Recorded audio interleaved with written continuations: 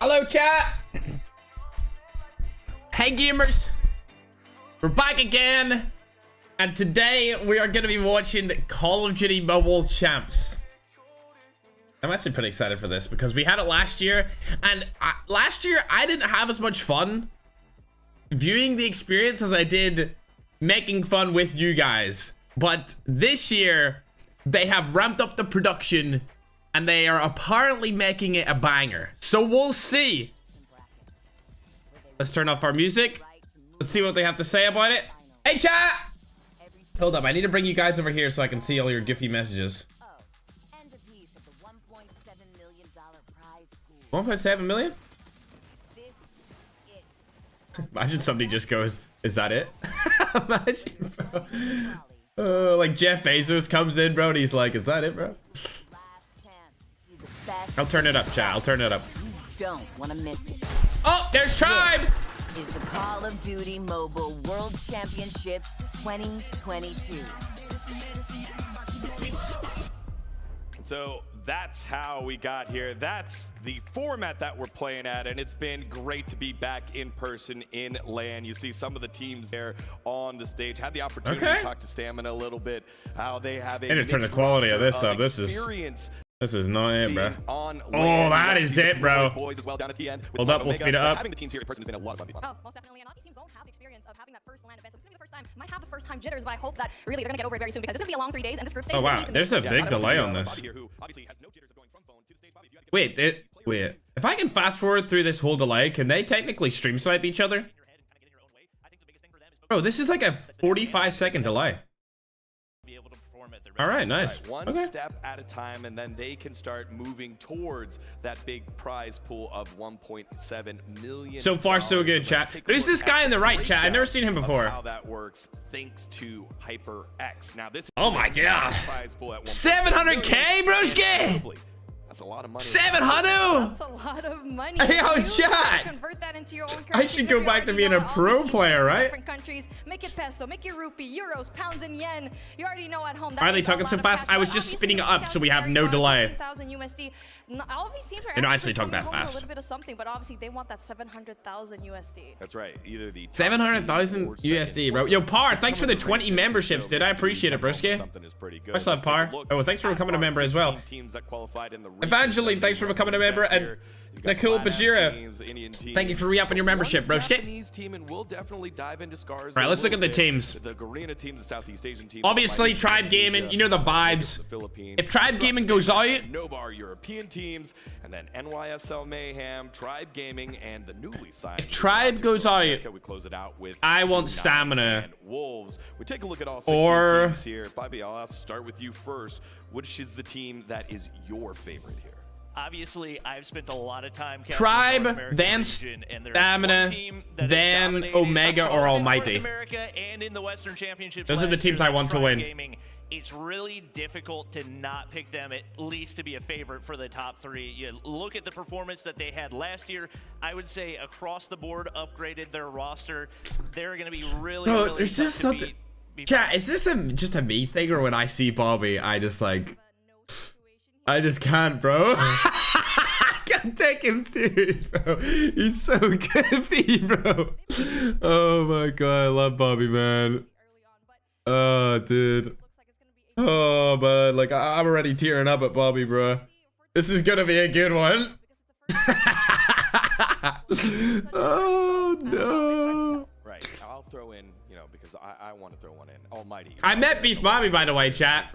I met her in London. She was great. I love Beef Mommy. Chinese teams as well. She was amazing. Let's take a look at the tournament schedule because we've got a whole weekend ahead of us here in Raleigh. Today's action is the group stage. Yes, sir. Lots of matches going on at all times, and we'll be here with you for the. I think Tribe plays in like an hour and a half, chat. A little bit of the quarters of the champs bracket. Then on Saturday after a short break, what did he say? And elimination. Let's go, India. Let's go, dude. Down are teams that have won. I do love Bobby. He's funny. Final two, which we will see on Sunday, where they compete for nice little cash change, but more importantly, the talent and the crown. Group A. So let's take a look at our group stages now. These are our groups. So our 4. Okay, they changed them around a little bit. And we have lots of groups that have different storylines throughout here. Bobby, pick one of them for me. I think Group A is going to be the most exciting overall. I think every single one of those teams matches up decently against one another. And I think, especially with that being our first match of the day, I'm really excited to see the Kings of India go up against NYSL Mayhem. These are both very experienced teams. They've been in Stage 4 every single year that they've participated for the majority of the players on those rosters. So it's going to be a great way to kick off the tournament.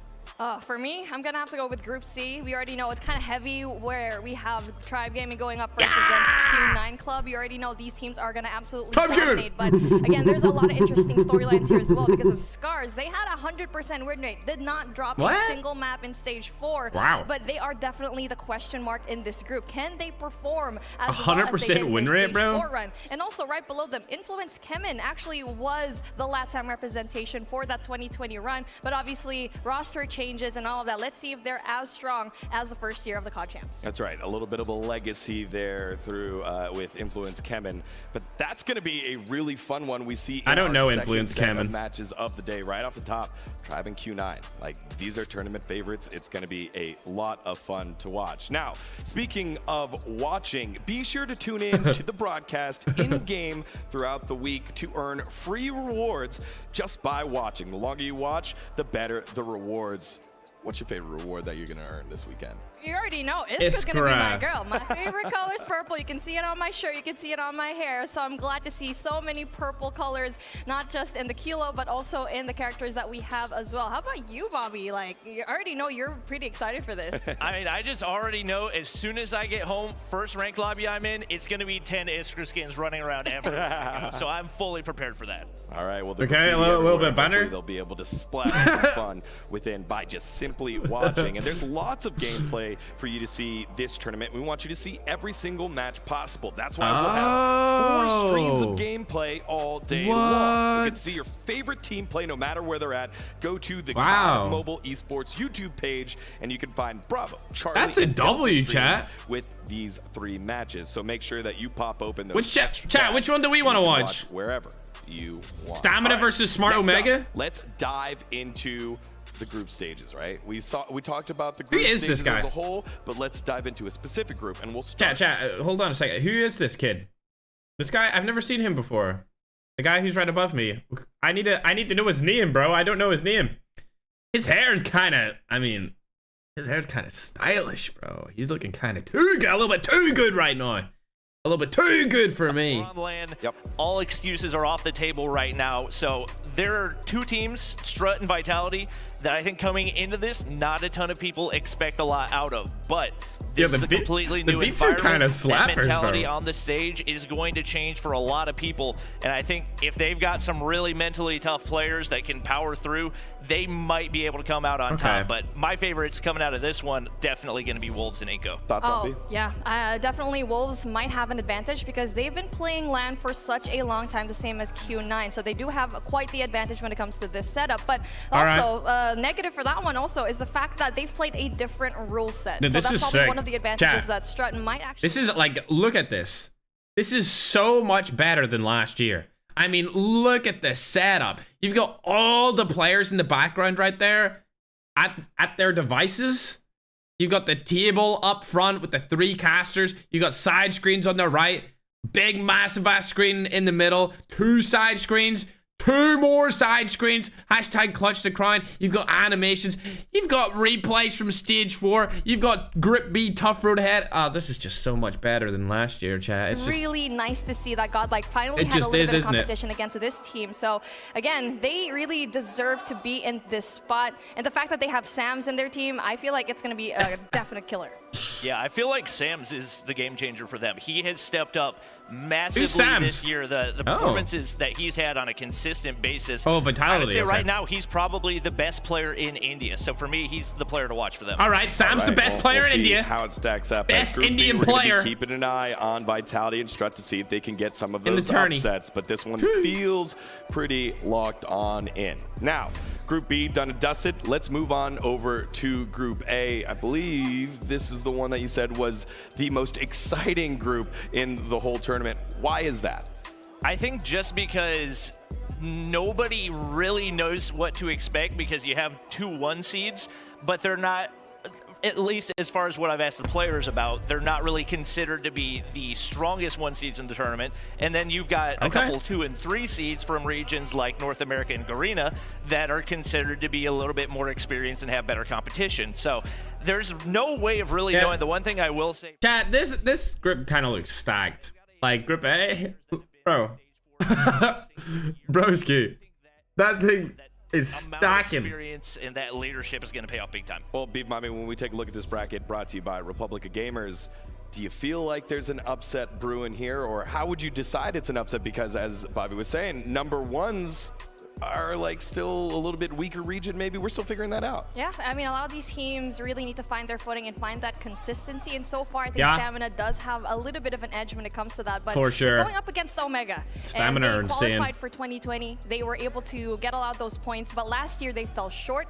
This year they started very strong in the first half, in the first 2 quarters of the year. But here at the very end, they absolutely had kind of a disappointing run in CDFI. But knowing Omega, they have a switch. If they're backed up in a corner, they can go and perform. So then I'm gonna put you guys on the spot. Who is the favorite in this Group A? Let's start with you, Beef Mommy. Oh, well, Bobby's really thinking about this, bro. He doesn't know, bro. Huge fan base in the Philippines. We already know that the viewership there is absolutely huge. So I'm just going here because I'm Filipino as well. So I'm gonna go with the boys of Omega. All right, Bobby. I think I've got to go with Stamina. Talking about that experience factor, and I think that's going to pay off big time. I agree. We've also got a rookie in Gothilia who has been phenomenal. Oh, he's so good. Great OBJ oh, chat, I forgot, broski. I forgot. Remember the tournament that I hosted the other day? Gothilla from it is in it. He's in this tournament, bro. Like Stamina, there were so many Stamina pros in that tournament that we hosted a couple days back. And they're going to be playing like right now, dude. All right. Let's go, Gothilla, bro. Possible without some of our friends making things happen. And so one of those friends is Republic of Gamers. ROG Phone 6 is equipped with the Qualcomm Snapdragon 8 Plus Gen 1 CPU that boosts performance and speed to take your mobile gaming experience to a new level. Its unrivaled performance puts it in a class of its own. Thank you so much, ROG. And look at that. Both hand models as well. Beef Mommy showing the love, and Bobby giving a little finger dance there. But thank you very much. Beef Mommy, ROG Phone supporting Call of Duty Mobile. Guys, I'm feeling very excited here because we're right on the cusp of the World Championship. It's been such a long road here. And, you know, I'm thinking of a team even like Wolves, right? Yes, they're the favorite, but the travel. Are Wolves the favorite? It definitely. Chat, are Wolves the favorite? The favorite? The favorite? Because we waited 3 years. What is like a few hours of flight by that 3 years that we've been Bobby's married? Yeah, he is. Time. He is, yeah. Yeah, I definitely feel like jet lag could play in. I think especially if you look at that Group A Omega, 2 of their players just arrived yesterday. So they haven't gotten quite as much scrim time. Hopefully they got rested up and hopefully they're feeling ready to go. There's a few players from a couple of different squads that flights got delayed, whatever it is. I think you look at Godlike as well. It took them a while to get their visas, so they were a little bit delayed. Hopefully those guys have been rested up because it is a long day of Call of Duty Mobile ahead. Yeah, well, we are going to get into it. While we are setting up our alpha match, we're jumping into Group B. It's that top match right there, the number 1 Oh, are we going there, in? Wolves versus are we Strut watching? here. This will be on Stream Charlie over at our esports here. Wow. Okay, That's so not as Wolves well as versus we Strut. expected. After setting things up, we were saying that See? Wolves was going to be the number 1. Oh. Didn't expect too much out of Strut. Strut looking pretty good here. So this is the favorite, chat. You guys, Strut, Wolves. knowing very well tell that they got a key player on their team, and that's going to be April for them. But again, it's going to be really big points. 151 and 69. Wolves seems to be like they're struggling a little bit, but looks like they're gaining. But they're already like halfway through this game. Oh my god. All the predictions out there. I love the Krieg. It's so good. This is the #1 seed coming out of China, who I feel like a lot of these players expect to be up. That's why I don't know this team. I will say about Wolves, they are a streaky team. So they beat Q9 4-0 in their finals. So these guys are the best Chinese team. Hop over to CDFI, they pretty much got I haven't watched like any of the Chinese esports. We'll see if they can pick things So I don't up, even but know definitely if off to a these guys slow are insane start or going not. Up against the #3 seed from Europe right here. Slowly but surely, though, Wolves trying to gain The a little #3 bit more seed of an from advantage Europe, here, bro. but it's going to be a great setup so far. There's from no Inco way they're getting Strut. dominated by the #3 seed, bro. Catch up when it comes to the entering point. Gas No station, way. Players already occupying that power position that you really want to get a hold of, and now so far looks like a good cleanup coming in from the side of Wolves.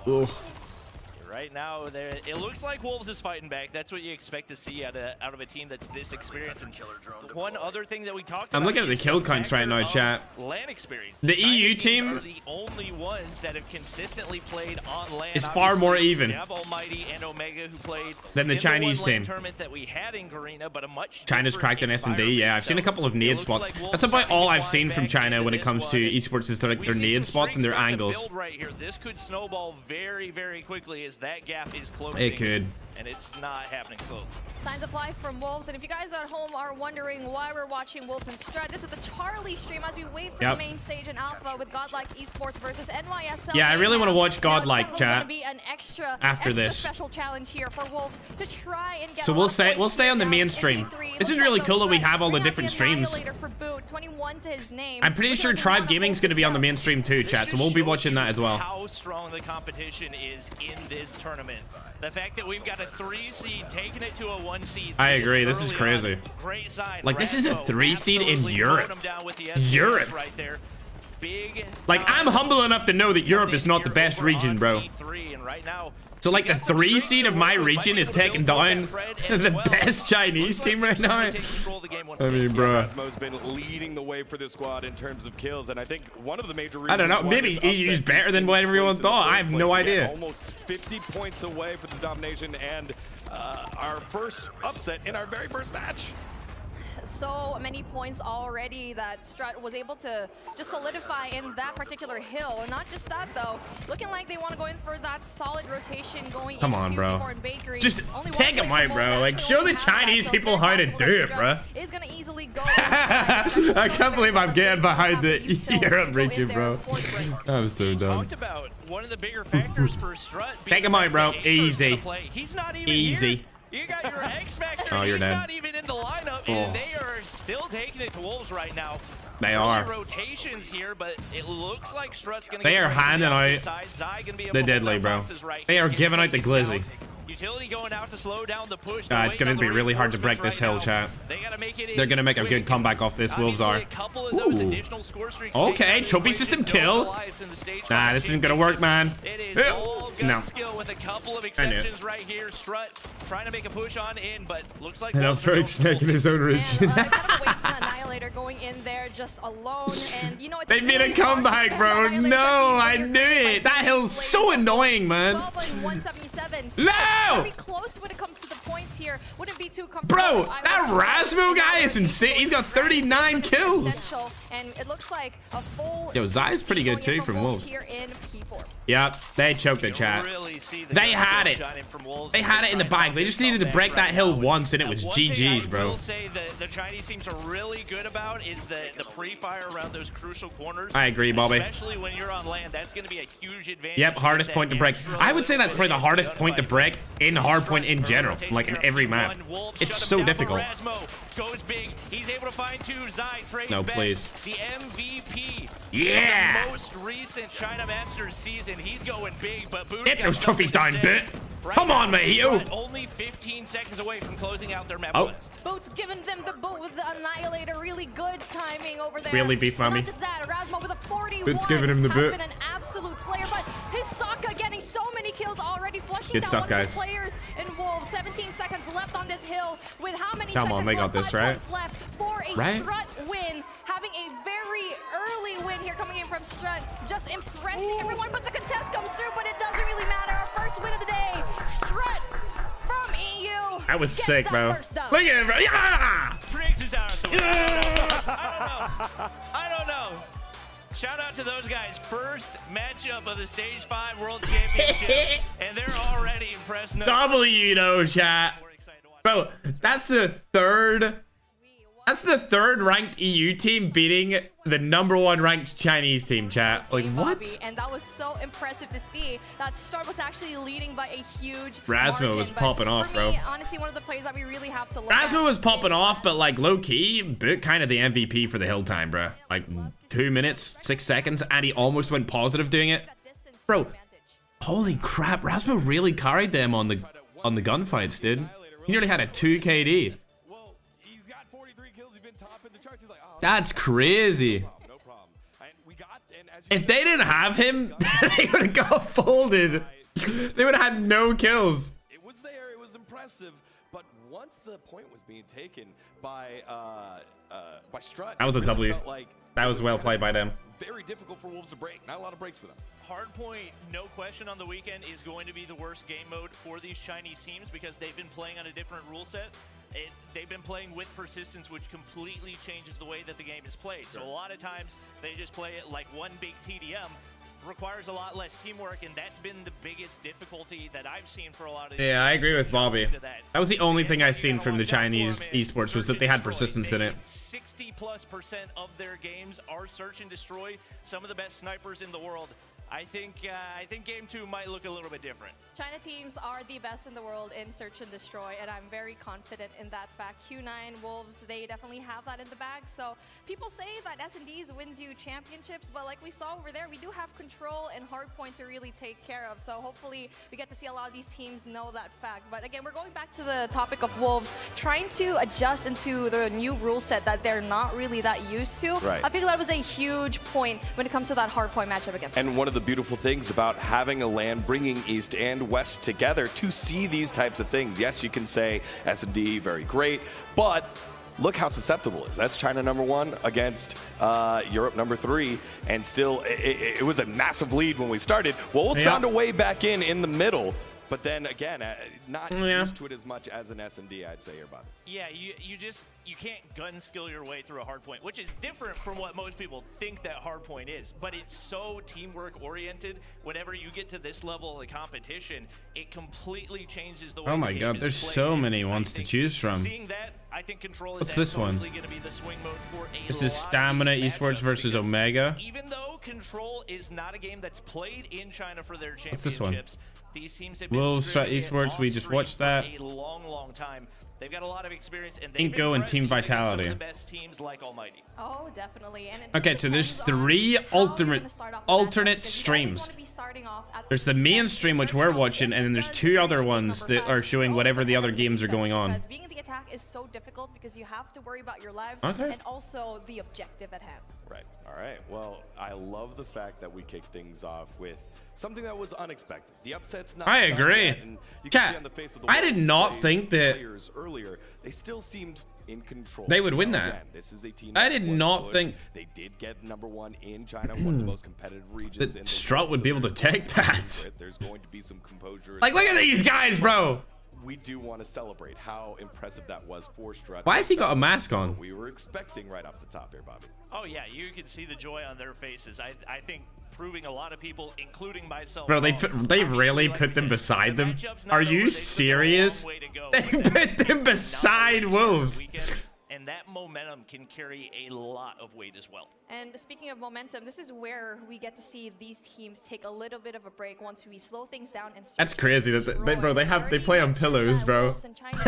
They play on pillows. Because how much they actually play in their region. That's But let's see crazy. what Strut actually has to offer when it comes to that breakdown. Right, and how much the carryover of just being up 1-0. There's something to be said about punching up and playing pretty. Bro, if they're allowed to bring pillows, let me bring a tablet in, chat. Okay, we can trade games. Let me bring a tablet and play on my tablet. Fine here. Huh? Yep, no question about it. I think Showing the amount Do you of not ever skill miss that playing they comp have ferg? combined with the Sometimes. teamwork. I think the teamwork is going to be the biggest factor for a lot of these teams when it comes to the hard point. Not much. Because I think one thing we saw a lot from the Chinese teams, especially in Wolves, I just like making content so much. So I don't really think about it often, unless it's a thing like this. I'm like, this is cool, but this only happens maybe once a year. So, and with COD Mobile, something like this has never happened. So, is the fact that they know their lineup so well, because they do have the trophy system banned back in their area. But hey, they know lineups so well. They can stop a plan. They know hey, yo, chat, if they have headphones, why can't I not bring a tablet? The tacticals of the Chat. teams. Last thing I wanted to bring up. Where the tablets at? Last match was the SKS, and compared to stage 4, it felt like everyone's using the same gun. Here, SKS popping off like early on, and then okay, cool. Like, how do we feel about the meta, the gun meta that we're gonna have here in stage number 5? I personally like the SKS. I was talking to a lot of the players. I love the last night, SKS. and especially the North American region, they don't love it quite as much. I love it. Not looking forward to it. I love the SKS. Oh my god, it's so good. The Q9 guys were talking to the Tribe guys, and they were trying to agree on a GA where they just didn't use the SKS at all. But it's no question the best long-range gun in the game by a mile, and especially for the regions that have really... I've been saying this, chat. See, all the years ago when they released that gun, I was like, this is undoubtedly the best gun. Create a lot of issues for some of the more aggressive teams. But then I got people coming into my DMs and they're like, dude, don't talk about this gun, man. Don't talk about this gun. But to get into our alpha stream, let's send it on over to our casters. Shift and all right. Oh wow! Oh, feels like we're just out here watching. Oh, this is a banger song, chat. We want to have some fun too. Yes, I'm Shift. This is proper. How you doing, brother? I'm great, man. It feels fantastic to be back on LAN COD Mobile. 3 years in the making. We are here in Raleigh. I am so excited for this weekend, man. And hey, if that first map is any indication of what we're going to get maybe in this entire first slot, or maybe the entire tournament at large, we're in for 3 incredible days for the COD Mobile. I'm pumped about this opening matchup, though, because like the desk had already framed up so wonderfully. This Godlike team, that is really cool. It has a lot kind of riding on their shoulders. India, I like how that looks, region. chat. And to be fair, the stage 4 championships for the region were really tight. Oh, I know that guy. Who knows? Maybe these guys do have the opportunity to provide a little bit of upset, because as we kind of see in the I other met side the of the person stage, in the middle at London, but I can't remember his name. Anyone from India? What's his name?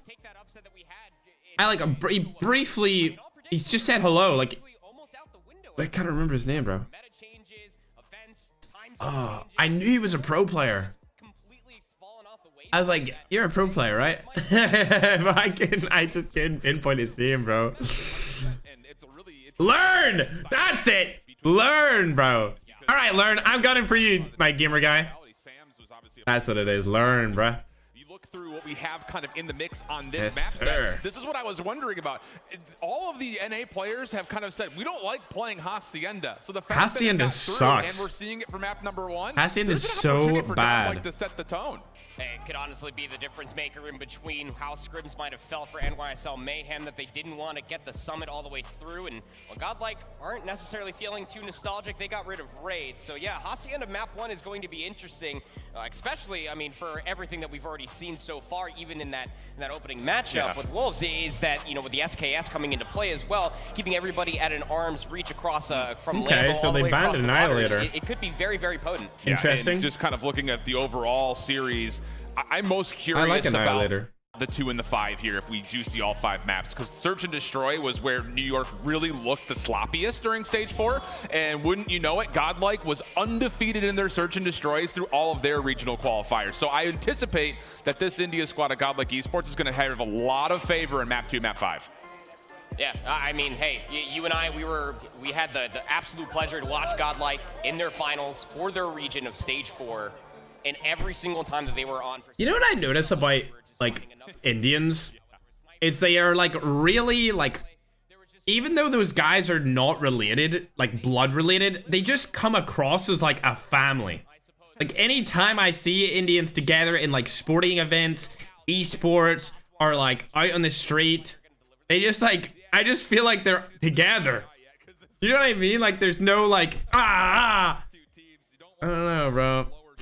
It might be to do with how like they do like yoga and they meditate, you know, they're like one with themselves, so they like to be one with others. You know what I mean? I feel like they're much more peaceful than other countries. cut bottom. So yeah, peaceful. This is one of those that you come out with a dub, and you're going to feel pretty solid about your chances of maybe getting out early in these groups and just setting yourself up for Saturday. So Hasagen will be map number 1, and both teams are still kind of getting themselves into it. I would say players to watch, though, for this series. We have to start with the guy that's still on screen. Little B, top left side. Mohit said it's called bro code.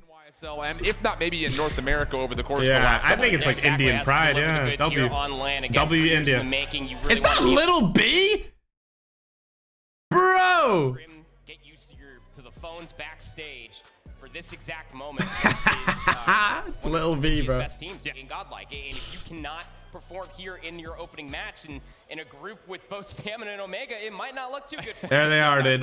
And I think the other thing about this, you know, we talk about NYSLM, you know, they've gone through so many roster changes now, it feels like, from last year to this year. Chat, is Learn, the guy in the middle, Learn, is he like the captain? I feel like, I don't know, dude. I feel like he's the most vocal out of all of them. He's talking the most. This guy seems quite quiet in the right. Lil B, I can tell by looking at his face, he is freaking out right now, bro. He is freaking. Oh, he's trying to play a kill. He knows the camera's on him. He knows the camera's on him, bro. Oh my god, look at him, bro. He's like, bro, he was trying to play it off, bro. In reality, he was freaking out. Look, the camera comes on him. Every time the camera comes on him, bro, he tries to go full Sigma. He tries to go full Sigma, bro. Look at him, bro. Oh my god, Lil B is such a dummy. Lil B is such a dummy, bro. Very quickly by the Chinese and Garena teams. Yeah, 8th place 2021 finals for Godlike, and like when you're thinking about it, even just coming to the event as a whole of 2 teams, even talking to some of the players, the coaches, India is not exactly taken seriously. Sure. And so for Godlike to really come out and show out here in their opening match, I think would just be a statement on so many different levels. And I think just, you know, again, talking players to watch on the Godlike side, Burns was... The seats that they're sitting on look like supercar seats. You know what I mean? They look like they look like seats that you would see in like a really high-class supercar. I'm gonna just say a Ford GT simply because I'm partnered with Ford.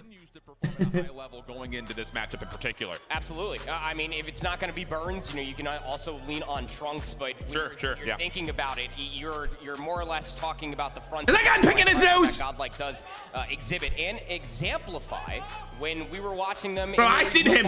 Dad, we seen him pick his nose, bro.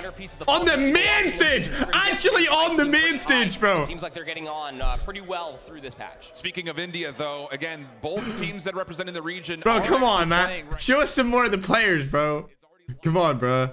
Show us some more, bro. Inco Stalwart, who has a lot of high expectation when it comes down to what Latin America will bring to the mix, Brazil in particular. That was a lot of the team from last year that was the biggest kind of Cinderella. Oh, wow, we're watching Inco. Kind of giver. Inco mentality. And we jump right into the mix. Map number 1. We do find ourselves on slums. Pretty tight affair for now, but there is a little bit of an advantage for Inco, not just in the overall scoreboard, but even on the Vitality or Indian. I think Inco is Latin American, right? Yeah, I mean, just slightly pulling ahead. I want to see the overall nature for slums. Right? I want to see Sam's pop off this game because apparently he's the best. Which actually does start to happen. I mean, apparently Sam's the best Indian player. See the guy Argon in the Indian team chat? Argon has been playing this game since like the first beta. Like I used to play against him on the Indian server all the way back in like May 2019. That's about to be like 4 years ago. Streak at the moment as well. I've known that guy, like, I've known of him for so long. We jumped into it, but that significant advantage we saw coming through for Inco on the last. How many flashbangs are coming through? To the first about 30 seconds here on Statue. Good break. Bro, how many flashbangs? Oh my god! Yeah, every single time we see a new person, they were flashed. Desperately continuously trade Lucas, considering the fact that you just saw their scoreline, just somewhere near about 5 times positive, just things you absolutely don't like to see if you are a fan of Vice. Chat, Lucas has 25 kills. 26 kills. They're going to get themselves pretty comfortably set up for new. Rafa holding over towards the barrel. The rest of Inco just kind of bottled up. Broski is going to drop a 50 bomb. Sakura, well done to the Predator missile. Just as soon as the break was about to come through, gets called in. Wells able to take down 2 with it, and all of a sudden Inco set up perfectly with a chance to read where this next hit from Vitality is coming from. Trades back and forth, but largely is it good enough? The spawns are still in for Inco. Oh, Bolt will be that out was in the really mix, bad. Clear That out was the so rest bad. Of this Oh, at least he got 1 kill. Vitality team on What the is he break doing? attempt, but hey, how about this? Vitality all right, 2 kills, 2 kills. Decently considering the break. I mean, easier said than done trying to. All right, I mean, he saved that. From the front, Alan, especially. I thought he was going to get. What am I watching? Into effect that Vitality spent so much time just trying to get Noel out of that. The last one looked worse than what it was. I would have done the last one, but the first 2 where he was pre-firing with the claw and the Holger, I wouldn't have done that. But this smoke one, I would have done that just in case. Scrap time going the way of Inco as they will get their lead to right around 90 points as we rotate over towards the trash hard point B3. Vitality is the weakest team, really? The requirement is you have to be able to hold this, and Croza nearly just breaks open the cemetery as an opportunity to try to get a setup going for an early break attempt. Hardpoint will open in the next 5 seconds, and then we'll likely see Inco try to make this play through garage that they're setting up for. They're looking for spawns here, not necessarily the hardpoint. Yeah, I don't think that they were fully aware that random did spawn behind. They actually get a couple shots, was right past their head, and yet some immediate garage control coming through for Inco. That was a good shot, even though it didn't hit. Now coming it was a good You have to hold inside the hardpoint. They know prediction they're all place. essentially in the Yeah, backside. I like how he's doing right this. now, but you just have to stay alive in the hill. He's like blocking people off from entering for a very long time. But now that they have expired it, the hit is on the way. And Sam's has got his purifier here as well. Yeah. Oh, he screwed that up. He shouldn't have peeked like that. Though, and the purifier will be the next thing popped out. Dad able to kind of take Why down would he peek like that if he has the purifier? Not able to get in himself. Still he just let them walk in. Kills, and how about that for some patience? Back and forth, the kill feed goes. Spawns will flip once again, but it's Inco who find the successful break. Yeah. Chat, I feel like this is a messy game. Lucas is slowed down now towards the second half of this. His teammates are trying to pick up the slack, but as far as like, I feel like their comms must not be on of discussing what they want to achieve when they're trying to pick somebody off with the purifier and the void gun. Yeah, this is looking really solid for Inco. Nearly 100 points to the good. Kill's still looking okay for Vitality, but it's one of those moments that you start to talk about. You have to have it now, or you're not going to have it at all. And, well, hey, how about it? Opportunity to get in with numbers, but, of course, naturally, we call it in, and Crozen's able to single-handedly break back through into garage. Yes, Inco Gaming can win here, and I think they're starting to feel that. A couple operators pulled, trying to put this one over the finish line for a comfortable map 1 win, but the shutdowns are still pretty solid. Vitality, one last try to get in, and, of course, it's Lucas in with the SKS. An early double for him, really establishing some long-range dominance. And Jogos was holding that back garage area for such a long time that they didn't end up reading where the spawns were coming from initially, coming across that north lane. So Inco will have reinforcements here, but it is currently Vitality with at least 1 player inside the hard point. Just no reinforcements, no help. Do not pass go. Do not collect $200. Inco break again. I don't know if they can get $2 right now out of the banks. Looking good. Inco very clean. And this is what we're, really looking forward to. I know that Beef Mommy in particular is very excited to see this Latin American region. In fact, I think she's even gone as far to say like this could be where a dark horse lies for the entire tournament. Yeah, and I agree. I'll say that is a very clean map number 1 for Inco. Just need to put some piggy toes on this statue for the final second. You expect it to be pretty clean, pretty comfortable. But Vitality just trying to extend as long as possible. Just, get the fingers warmed up here. Not the greatest first map overall. And Inco's gonna let them know about it. Goodness, getting loud on stage already. Yeah. Hey, gotta show up. Match number 1 on stream, on land. You gotta strike fear in the heart of your enemies, and comfortable, to say the least. Yeah. I mean, the way that I agree. were just completely manipulating every They pretty much dominated that game. I can't lie. Like, unfortunately, Vitality just did not hold up at all. And they were really playing Vitality like a fiddle. Well played. It almost felt like that Vitality had no idea where 41 and 13? Bro's hopping around like it's a goddamn ranked match. Welcome to land, brother. Are you kidding? Broski did not care. Slums. Someone put a leash on this guy. He has the opportunity, I would say, to possibly be tourney MVP. Like, just flat out. I know it's like, that's way too early to call, but when we see this Inco team throughout the rest of today. Oh my god, 41 and 13. Right now, that they would have the best chance to get in towards Saturday in the playoff bracket. That is definitely my player to watch from Latin America, if not maybe in the entirety of the world at the moment. Yeah, I mean, hey, look, in Group B, obviously you're seeing them do quite well versus Vitality. Now, you still have Strut and Wolves, obviously, to be worried about. But, I mean, at the end of the day, we were talking about this in the green room. We were talking about this when we were just talking overall narratives for our 16 teams. You know, specifically 33 question mark. Chloe, we used to play against Argon in like the beta, bro. He used to scrim and like play ranked and do all of that way back in the beta. He'd been playing for 4 years. He did. He pieced him up. Lucas pieced up that team. For sure. That was ridiculous. Like, well played to Inco. Godlike Esports and NYSL matchup. That's a Group A opener. And like we just kind of framed up, if you're joining us here late, this Group A, it really feels like it's anyone's to take. And we're going to learn a lot about what this group's overall power is going to look like based on what these two teams bring out here in their first matchup. Yeah, again, you know, for Group A as a whole, I want to say that it's a toss-up, you know, who's going to be able to really walk away with second place. This very much so could be the difference maker for either what the heck? NYSL Mayhem on their redemption run from the end of the previous stage, or the same could be said for Godlike to really show the okay, Strut and Wolves. Wolves absolutely dominated them in Search and Destroy 7-2. It wasn't even close. I would say the least, but still nonetheless. So they're 1-1 right now. Beat NYSL Mayhem, your chances of making it interesting. Out on the stage become that much better. Yeah, I'll say just because it needs. And all the other games are over. You know, the Eastern teams and the extreme travel that they've gone through here in the last couple of hours, but. Dude, Godlike looks comfortable. They got pillows. Thanks, Bodie. Fans up there. Big boat face. Like they're still playing at home as they are about to. Tribe not playing today? They are. They are. Tribe are playing today. Yeah, honestly, I mean. They are indeed. Oh, are they going back into another game? When I get back home, if I don't have at least like 2 fans just blowing on my hands while I'm playing Call of Duty Mobile, then it might just be chalk. I love it. You got to feel whatever sort of comfort you possibly can, right? Because I mean, look, first time on LAN, 3 years in the making. You want to feel as comfortable as possible. 100%. Here we go.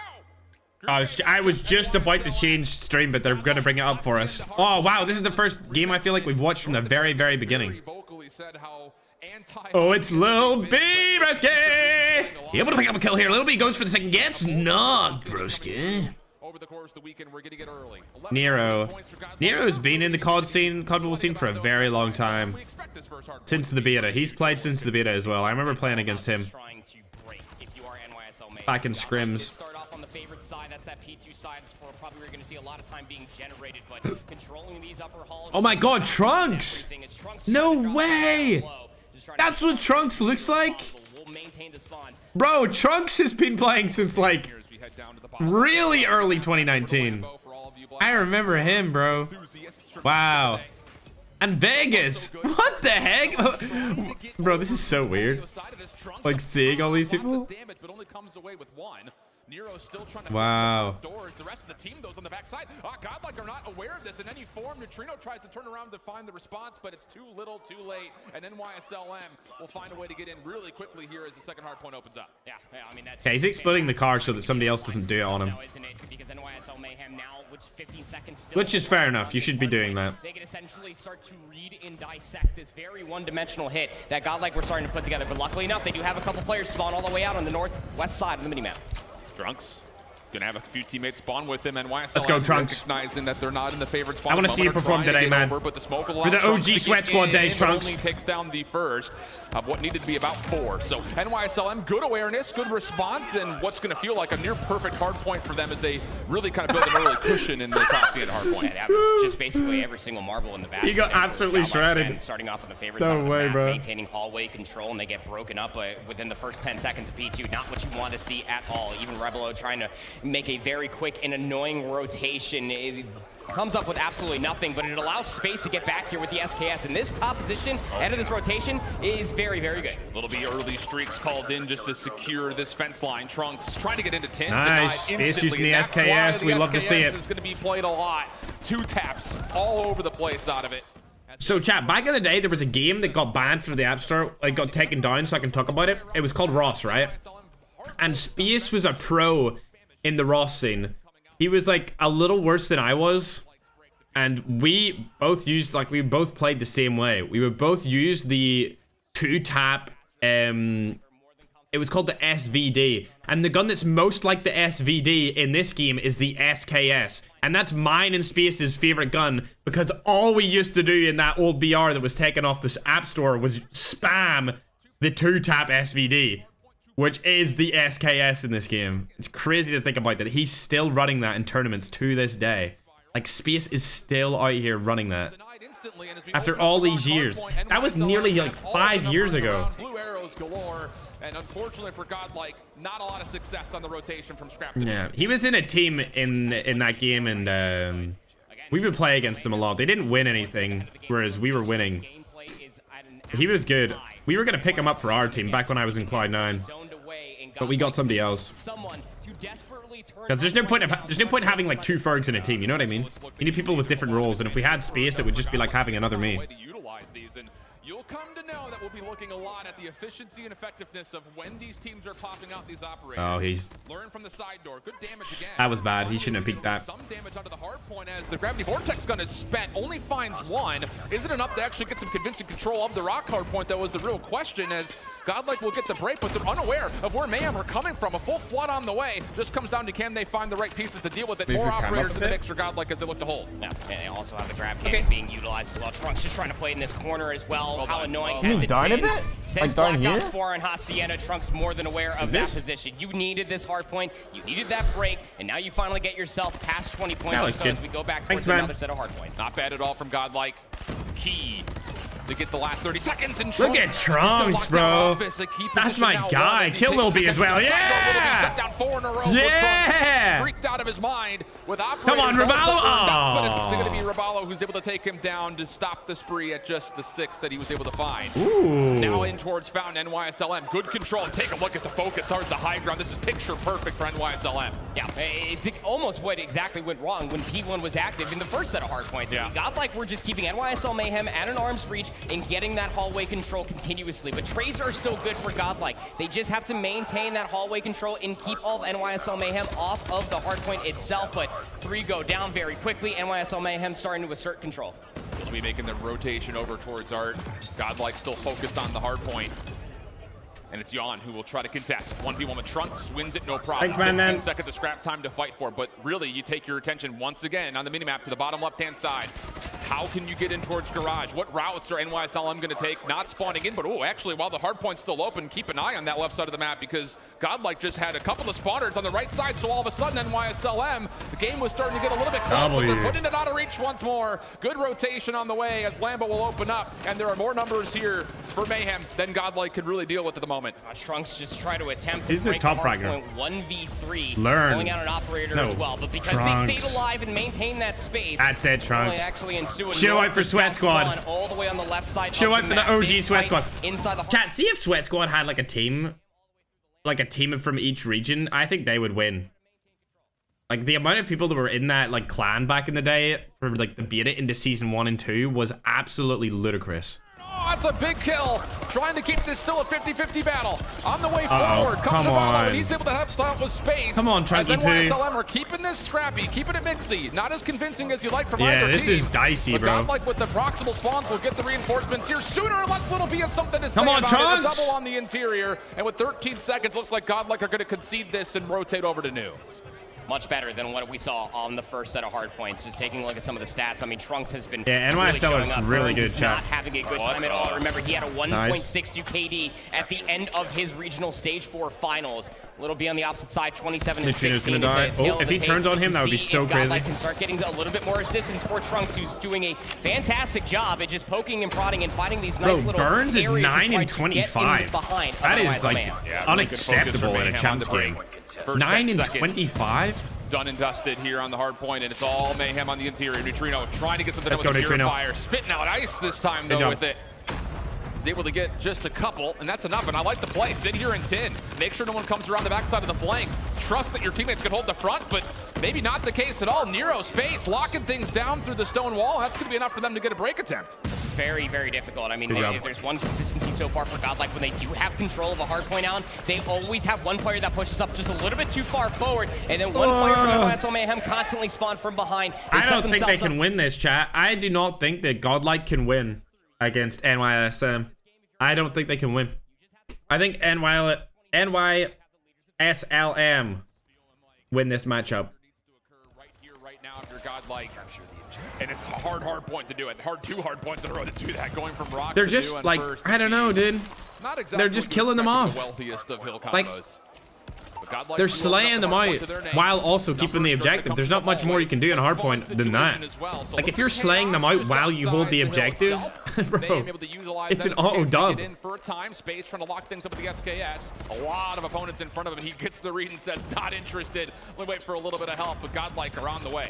Learn was pushed all the way up. Oh my god, he choked that so badly. Good job, Trunks. Behind enemy lines, but found themselves in a very, very tough corner. Gravity Vortex gun also being burned here for Burns, just trying to get themselves some space. Will be successful. Now you just have to be able to hold. Burns needs to step it up if they want any chance of winning this. Yeah, we need to see Burns pop up right here, right now.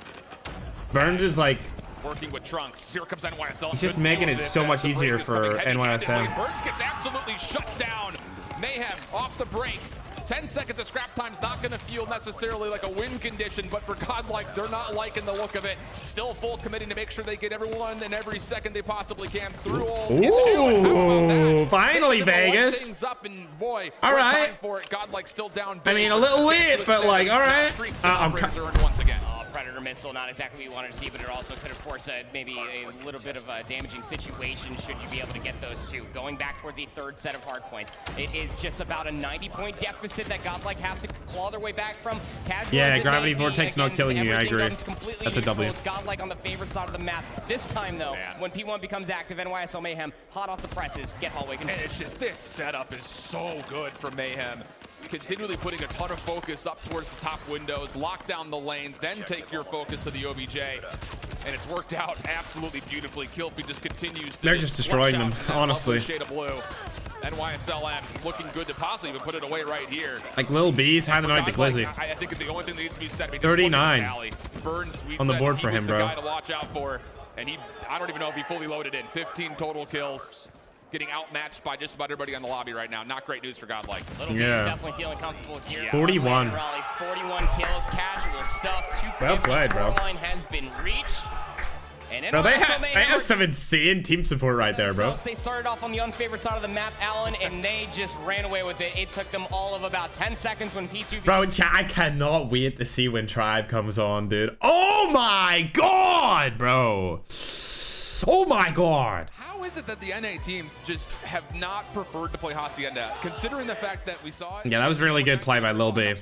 By far the MVP of the match. Nobody was even close. Like, more hill time, more kills, least deaths. Nero had... Whatever, Nero. Whatever.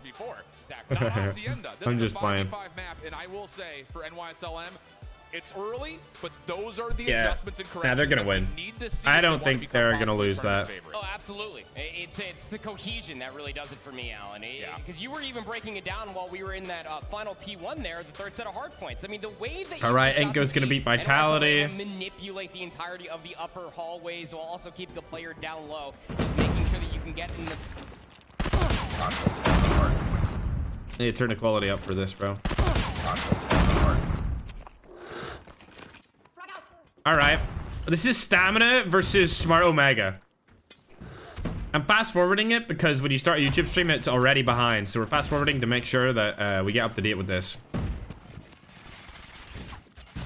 So you guys may have known that Drari, Ithilia, and Marvel were playing in the tournament that we hosted recently. It was like one of the last Creator Cups where there was creators, pro players, and community members in it on the esports channel.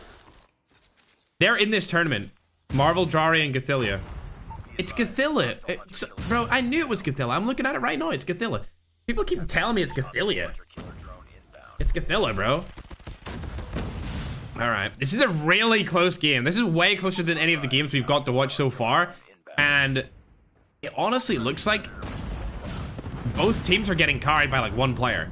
So Candy is doing it for Omega. And then obviously it's Gothilla for freaking Stamina. That guy is so insane. I've never seen a player that good, bro. Like, and people said this kid was hacking, bro. Nah, he's just cracked. He's just absolutely cracked uncontrollably. 38 kills already. Going into the latter half of this match.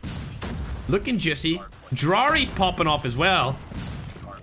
Let it be known. Ooh, well played by Rage right there. Finally, he's getting some good kills on the board. 25.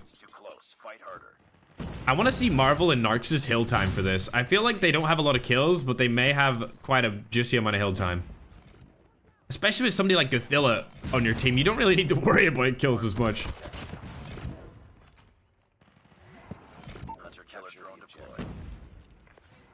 Ooh, Grizz took over Gothilla in kills. 41?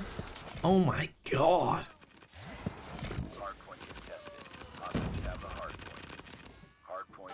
This is such a close game.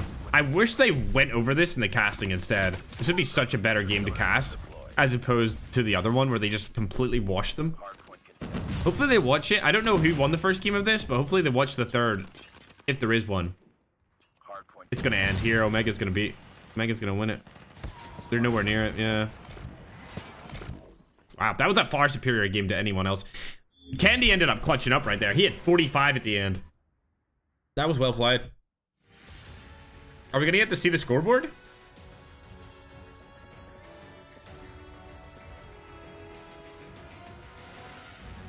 Surely they'll let us see the scoreboard of this, right?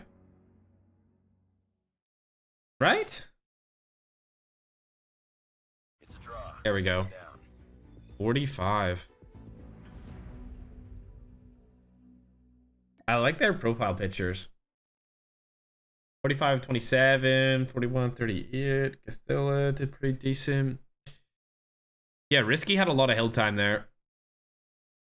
Oh, hell, a lot. 2 minutes on the hill. That's really good. I didn't get to see Marvel and Narx. He went off it too quick. I was trying to see that, bro. Okay, Marvel had a really bad game, chat. In my opinion. Narx, he performed pretty well. Nearly 2 minutes in the hill. And he didn't have the KD ratio and the kills that he probably wanted, but 2 minutes in the hill is still decent. Yeah, Omega were just a better team. They just were.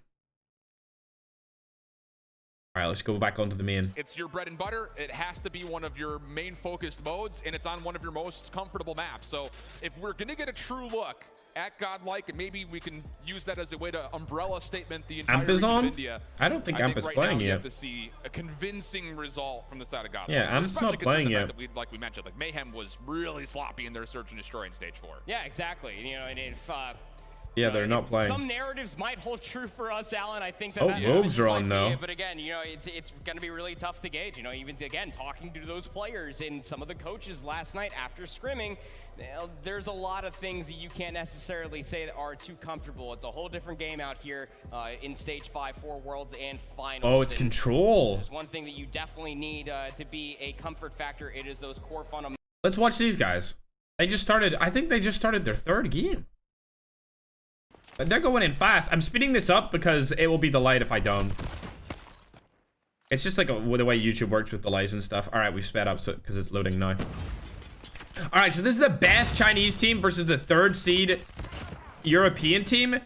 The European team won the first game, the respawn, and Chinese team Wolves won the search and destroy, and they destroyed them in search and destroy. It was like 7-2 in round count. So there wasn't even a competition in search and destroy. Similarly, there wasn't even a competition in hardpoint. Like, both teams are really strong at their own independent modes. And it also is their weakest mode of the anime, which is pretty interesting. So this is game 3. You can see control. You have like 30 lives per round. And you need to capture points, capture objectives.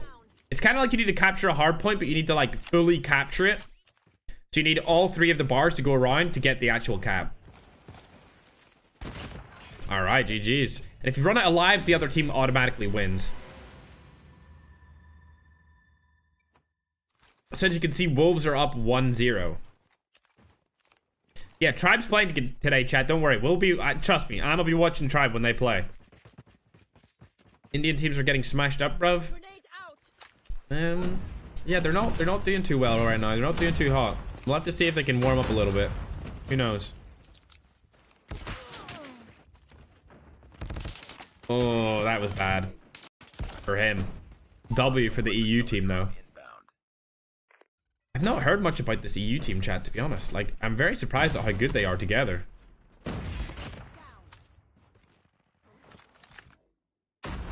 It's a breath of fresh air to be honest, bro. I don't even know if, like, I've nuked any of these guys before. I don't even know if I have. Usually I would know. I'd be like, yeah, I nicked that guy. I remember him, but I feel like they don't play ranked at all. They just play scrims. I've never heard of Boot. Ooh, collateral. Oh, we love that. That was really good Annihilator used by Peg. He needed that, though. Why did it... Bro, there's... Broski had... kill delay off spawn.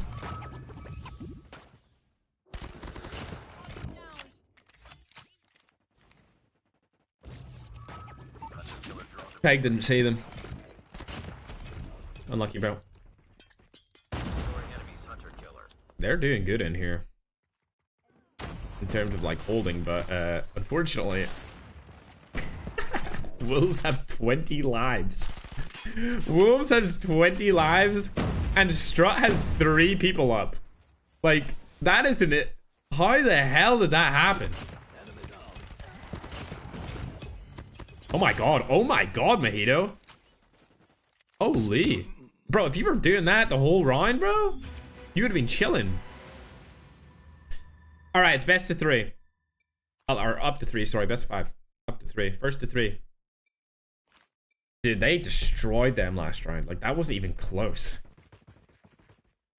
That was not even close, bro. 20-3. Unbelievable. I don't know how they did that. Actually, I do. Because Peg killed like 6 people with the Annihilator. It's not looking good. Wolves are going to win this. Oh, really bad Annihilator. This map's so good for Annihilator, bro. Oh my god. You can just hold angles. Oh. This guy's missing a lot of shots, man.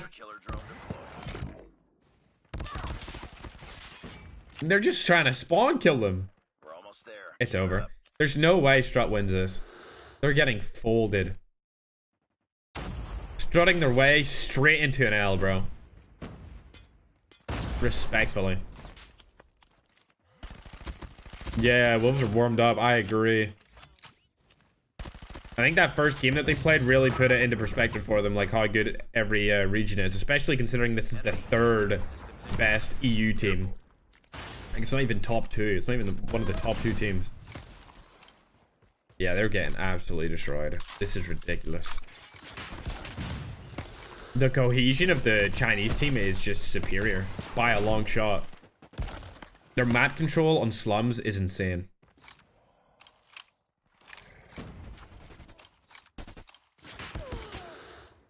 Yeah. Well played. They absolutely folded them. Absolutely destroyed those guys. That was ridiculous. Alright, nobody's up on screen.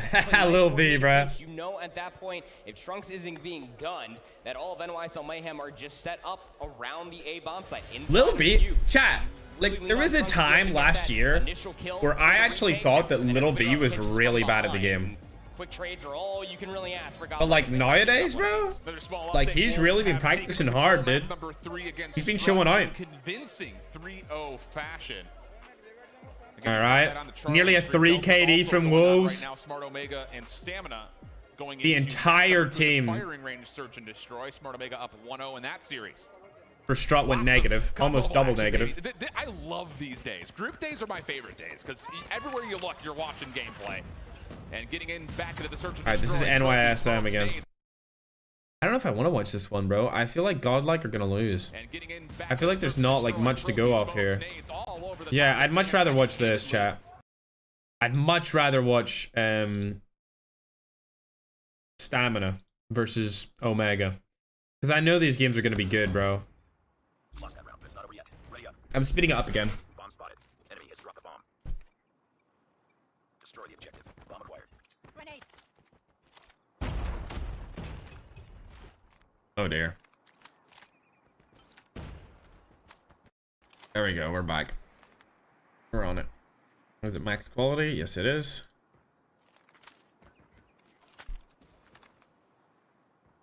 All right.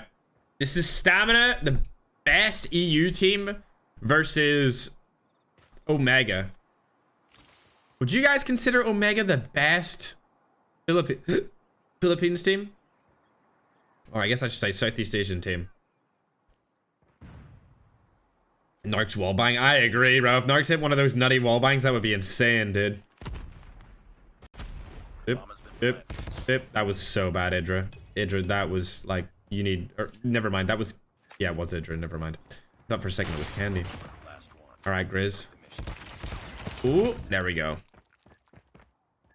See what I mean? Like, these games are going to be so much closer. They're going to be so much more entertaining. Bomb defused. AMT's better. Nice work. Get ready for the next round. But why is AMT better? I feel like Candy... Was Candy not one of, like, the best players for, like, 2 years? And then Whippy had, like, this big phase where everyone knew him as, like, the sniper god from Southeast Asia. Right? AMT has, they have one of my favorite players, Heaven, though, right? The bomb has been planted. I like Heaven. What a need, holy... Stella is insane, bro. And people call him a hacker. Like, it's so crazy. He's sitting at LAN doing this stuff, bro.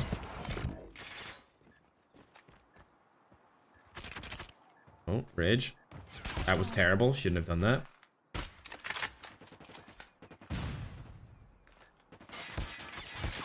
Oh! Yeah, it's not looking good for them, bruv. To be honest. What is Drari doing? I think Drari's disconnected. I feel like he's disconnected. Oh my god. Lost that round, but it's not over yet. Ready up. Oh my god.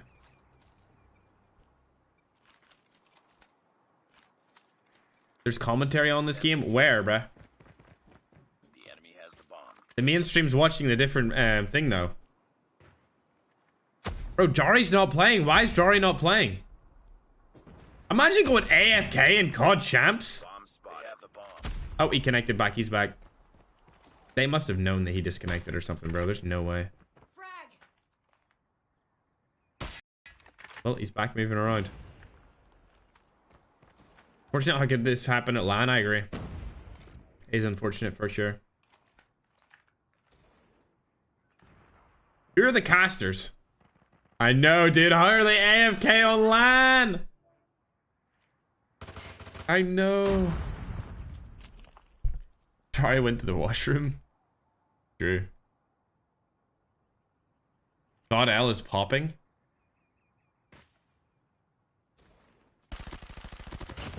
No, they're not. It's 3-2 right now. I wouldn't say popping.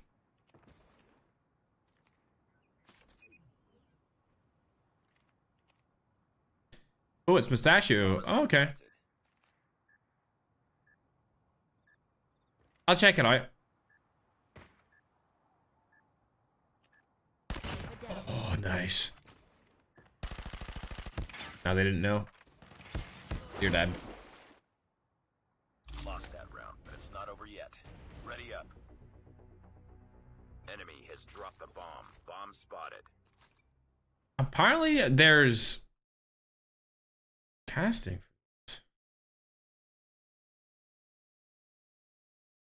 Not on the official stream, that's for sure. The bomb. Bomb spotted. Omega really handed it to them, to be honest.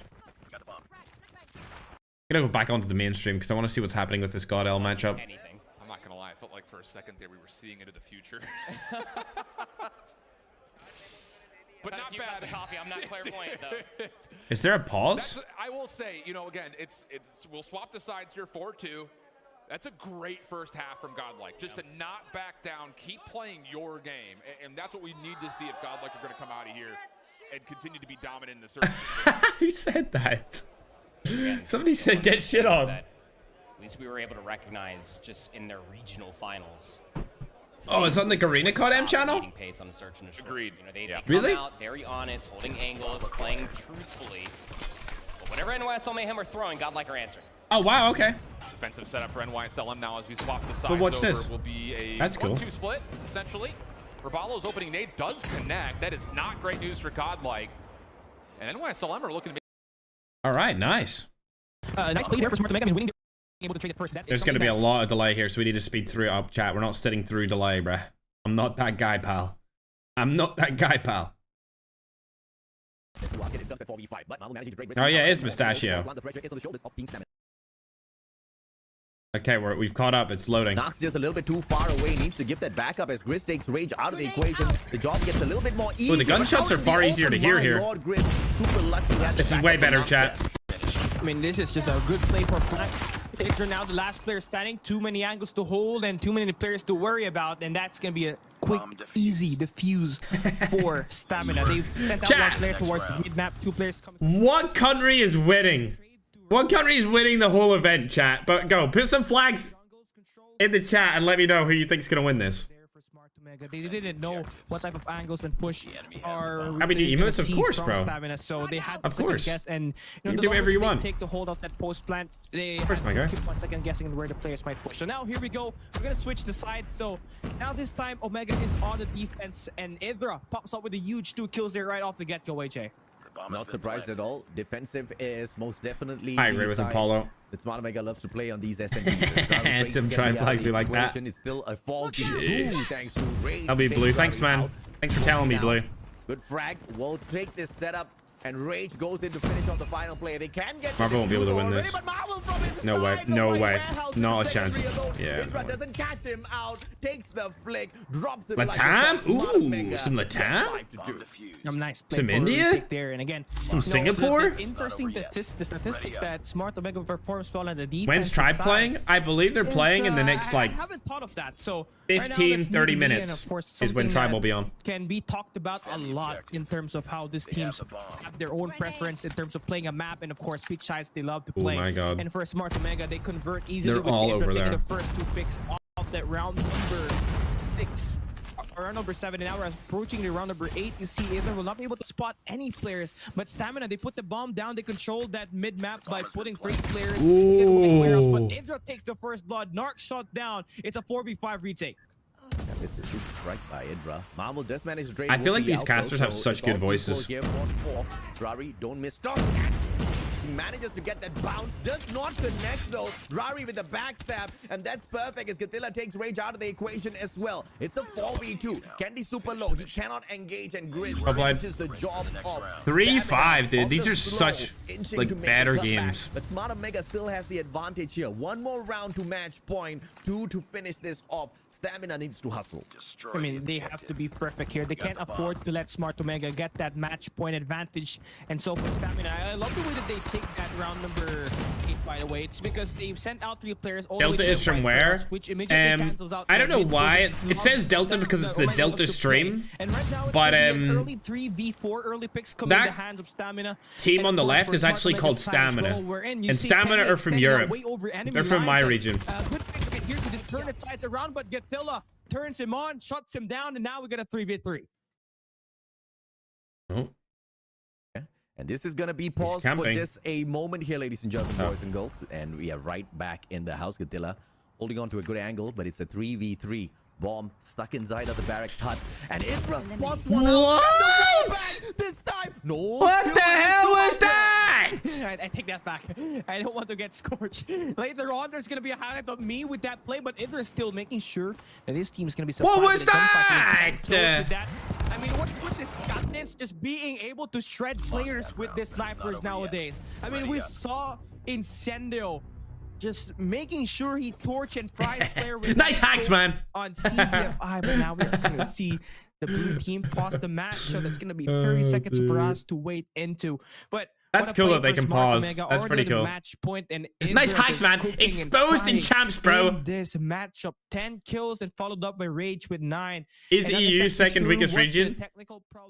If you ask North America, if you ask the North American players, the EU is the weakest region. If you ask North America. But North American region just hates Europe in general. They just always shit on Europe 24/7. So to be honest, I have no idea where Europe stands in this, and I guess we'll find out. We will find out where Europe stands. Maybe regroup themselves in here. So now we're starting off this round number 10, and Omega only needing 1 more to end this game, AJ. In my opinion, there's really no way to know like where each region stands until after this event. Like, this is the first one where all the teams have been here just needs to hold playing against each other. And a retake is possible, but Drari manages to get the first frag. Risky out of the equation already. This has been cleared off by Smart Mega, and they're going straight up for the access. Oh no, Godzilla. That's a big kill coming through. Hydra gets a god nade as well, but Chris and Marvel, Oh, that Hydra's pretty good with the sniper. Other than the start where he choked loads of shots, he's been pretty decent. This is the first shot, and Marvel will be able all right, to punish. All right, good job, Marvel. But with the gun, that's an auto. 4-6 now. Stamina. That timeout was badly needed, and they're gonna take one more. The pause strat being used here. That's famously known for Blacklist. Chat, there is no way that somebody actually thought I was being serious when I called him a hacker. There's no way. Somebody in the chat says that skill's no hacks, bro. Bro, I was joking. It might not even be obviously a technical issue. Sometimes you want to throw your opponents off their gameplay, kind of just slow down the pace a little bit so that you can take back some of that control in the matchup. And at the end of the day, these are legal pauses that a team can pull off. So it's absolutely fine. Delta's playing this right. Hopefully that's going to be enough to throw Smart Mega off of their gameplay here though. But let's remember, they love playing on defense. So Stamina's kind of climbing up a very steep hill here. They make a beeline for this B bomb site, and nobody's there to say hello to them except for Idra, who gets the information and quickly repositions, but no flank coming through from the rest of the players. He's gonna get sniped. Idra. Oh my god, how is he not dead? He knows that the players are there already, and nades should be lined up. How is he not dead, chat?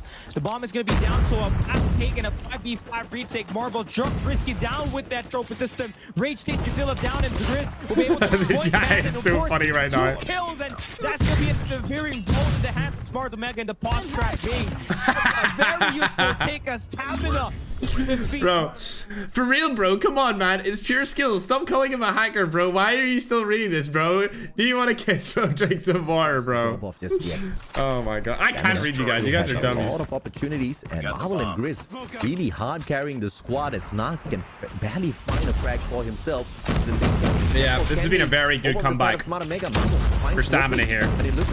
They can really clutch this up right now. The tables around. Drowry finds him instead. 5-6, and the numbers don't look good for the defending side. I mean, Smart Mega is just coming down here back and forth, and then for Stamina, Grizz will be sent out here. This White Perils, this guy plays off tempo, and he knows how to play through your mind. And oh my god, Marvel will be able to pick down Idra. So oh my god, I wish we seen that POV. Push made by Smart Mega a lot harder with Marvel finding two players, and I mean the consistency with the guy. And now Drari sent up to hunt Risky, and that's all right, we're going to overtime. We are going to see overtime. Yes, we are. Risky for the first time at the World Change. I knew it, chat. I knew this was the best matchup to watch. Qualifiers between Stamina and Smart Mega. Now you see, guys. It's gonna be a pause here this time for Smart Mega, AJ.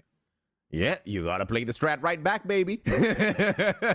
So let's see if another Smart Mega now can break. Unfortunately, every single wallbang that has ever happened in the entire history of the game is hacking. That's just the way it is, bro. Super so far to fight back against a very strong Smart Mega who usually finishes these. Marvel has 17 kills, bro. 17 kills. Holy, bro. Like, if they're not getting carried by Marvel and Grizz, I don't know what a carry is, bro. That's like me playing with Hawks and Bobby and trying to win with them right now. Like, that's what Marvel and Grizz are doing right here. It's ridiculous. Of course, initiate that switch or that swift, because you know the control. That was terrible by Risky, to be honest. He should have killed one of them. And they know how to play that K mode to the back of their head. But now you see Stamina falls down one at a time. That's gonna be 3 dead at the moment in the first 25 seconds, and it's over for them. Gonna be at the A side. They'll lose this try for sure. Unless Marvel has something to say about it. I doubt it though. He's gonna die from behind. Narks just really having a lot of trouble with this gunfight. As you can see, either shuts him down, and Marvel off the back will be kind of just laid down upon by Idra. So it's all down to Narks here with that scope, and Whoopi just kind of waiting for him. 20 seconds left, and I don't think there's a lot of room to work anymore just by looking at the time. Yeah, you can't do anything. The numbers of players you have to worry about, and Candy there for the cleanup, and Smart Omega goes up by 1. A quick update for you guys for the matchup in Group B. Strut Esports did manage to pick up the victory over Wolves 250 to 189. All right, it's 2-2 then. Wolves has hit back 7-2 on S&D, so we are 1-1 at the moment for that matchup, Callie. Oh, that's such I thought they were talking about like Wolves losing hard point. We already knew that, Chad. Just ignore that. We already knew that Strut and Wolves were even. I thought he was talking about like an actual update, but we've already watched that. 2% hard point. But I mean, it's kind of also normal for them to win at S&D because, you know, Nian is there. Nian boy always comes to town, and of course, it's Christmas. It's almost Christmas, and the guy just hits with crazy snipes. And there you go. Anyway, we're gonna move into this game, and of course, a chance for Smart Omega to put this away here at round number 13. Let's see if the defending side of Smart Omega can finish this off. It is a good setup. It's a 2-1-2 defensive push by Smart Omega. And it looks like it's an A-side attack for Stamina. Oh my god. Yeah, we're gonna go into overtime by the looks of it, Callie. Oh well, here we go. Here's the problem for Stamina though. They have one player, an opponent that's controlling the white warehouse. So this guy immediately gains control of this A side and of course that mid map. And Narcs is just kind of waiting around for him to spot up and overextend and Gatilla there to clean it up. 2v2 situation. Omega still has the chance to Gatilla? Oh my god, 1v1 chat. Good, but Kendi now 1v1. A 1v1 here, AJ. It's the worst player versus the worst player. And the onus is upon Stamina's Narcs, who wants to play the sniper. He's not doing great in this matchup at all. So maybe no overtime. Kendi with the super clutch. It's not something that's going to be impossible, but it's all about the timing here. He knows where that bomb is. All he needs to do is just hold on to his angle. Narcs, look at him, man. Inching. He wants to take this pixel peep. Spots Kendi flying through. Repositions. Smart move by Kendi. Why did he not? I mean, that actually basically boils down the attack from the long range from Narcs. That angle. Why did he not hold the bomb? I don't understand. That angle if you're Kendi, you don't know where he is actually striking at. So right now, Narcs picks up the bomb at the white warehouse where Kendi actually backs away. And I think that's a very smart move for him. Wait for the offense to initiate where that bomb will go, and it seems like it's gonna be here at the B side. So Narcs is actually a smart play for him. This B side has a lot of distance that he can put to good use. Maybe the attack coming through from that mid map right through the back of the firing range, or maybe at the wall bangable spot right behind the tires. And Kendi are now playing a ring around the rosy, playing a game called Cat and Mouse. I'm betting on Kendi here because I don't know how comfortable Narcs is on the CBR4. He picked it up because he was forced. Kendi, though, gives away the information of this position, and Narcs uses it against him, takes a headshot. We go into overtime, and Stamina stays alive. Oh, he have to win by 2 points here this overtime. For those you all that may not know, and for this squad, this is important. This is the epitome of the World Championship. This is the two best teams just refusing to lose from one another. God, bro. And good play for Stamina that round, the recent round that we have. Right now, you see Omega just trying to change things up. They love to push here this A side. They control that white warehouse as well. So number 4 in yellow is risky. Chat's all like, no, Let's wait over the B side. And you just hear me, and I'm like, yes. That gunfight at the moment. They are looking to set up this A side first. And that's going to be Kendi putting the trophy system down. The bomb needs to be planted, and they have to watch out for Marble because I believe he is still out there. He has 18 kills at the moment, AJ. Yep, 18. Such an unfortunate mistake by Idra earlier, though. Could have finished it off, but now they need to do it all over again. Dance this tango. 2 rounds back to back. But I do get you, man. What the fuck? 18. Make that was such like an kills. energy drop when Mustachio started talking. Chat, was that just me? Mega players. Can he? Who's the other caster? He's really good too. Wow! A trophy kill, bruh. He needs to join the Mustachio grenade. Oh dear. I played there, you know. It's really, I played there, and it's really hard to actually play there. But I like these casters. I was bottom frag. I wanted to play. These guys are good. An objective, of course, because I want to be a team player, but I just got rained down upon by Molotovs. I just started playing out. GG Cali Gaming. I wanted to try more. I wanted to play try to offensive, but it was kind of too late. You'll have many more opportunities. I open up my grenade mayhem very often now. Okay, I like this guy, man. Call of Duty Mobile. You guys can try it out as well. Win some CPs for yourselves. But you know, trophy system kills, man. I'd actually say that like these two casters, I feel like the chemistry they have is probably the best out of like any. Look at them, bro. They're just having a good time. It's a good match, man. I mean, like this is good shit right here. Chat. Like these guys are great casters. Not supposed to be over. That's not how overtime works. Like when they laugh, you can tell that they're genuinely like laughing at each other, like they're goofing around, having a good time. Like that's the way it should be, bro. But they just limited the number of rounds. Someone made a boo-boo, baby. Yeah, I mean, maybe there's a recent update that or change in the robot that we didn't know. So instead of overtime, we will have the map or the rounds forced into 8. But I don't know. Maybe we're gonna have a reset of this match. And well, it seems like they won't. So it's an 8-7 victory for Smart Omega. So well played. A potential.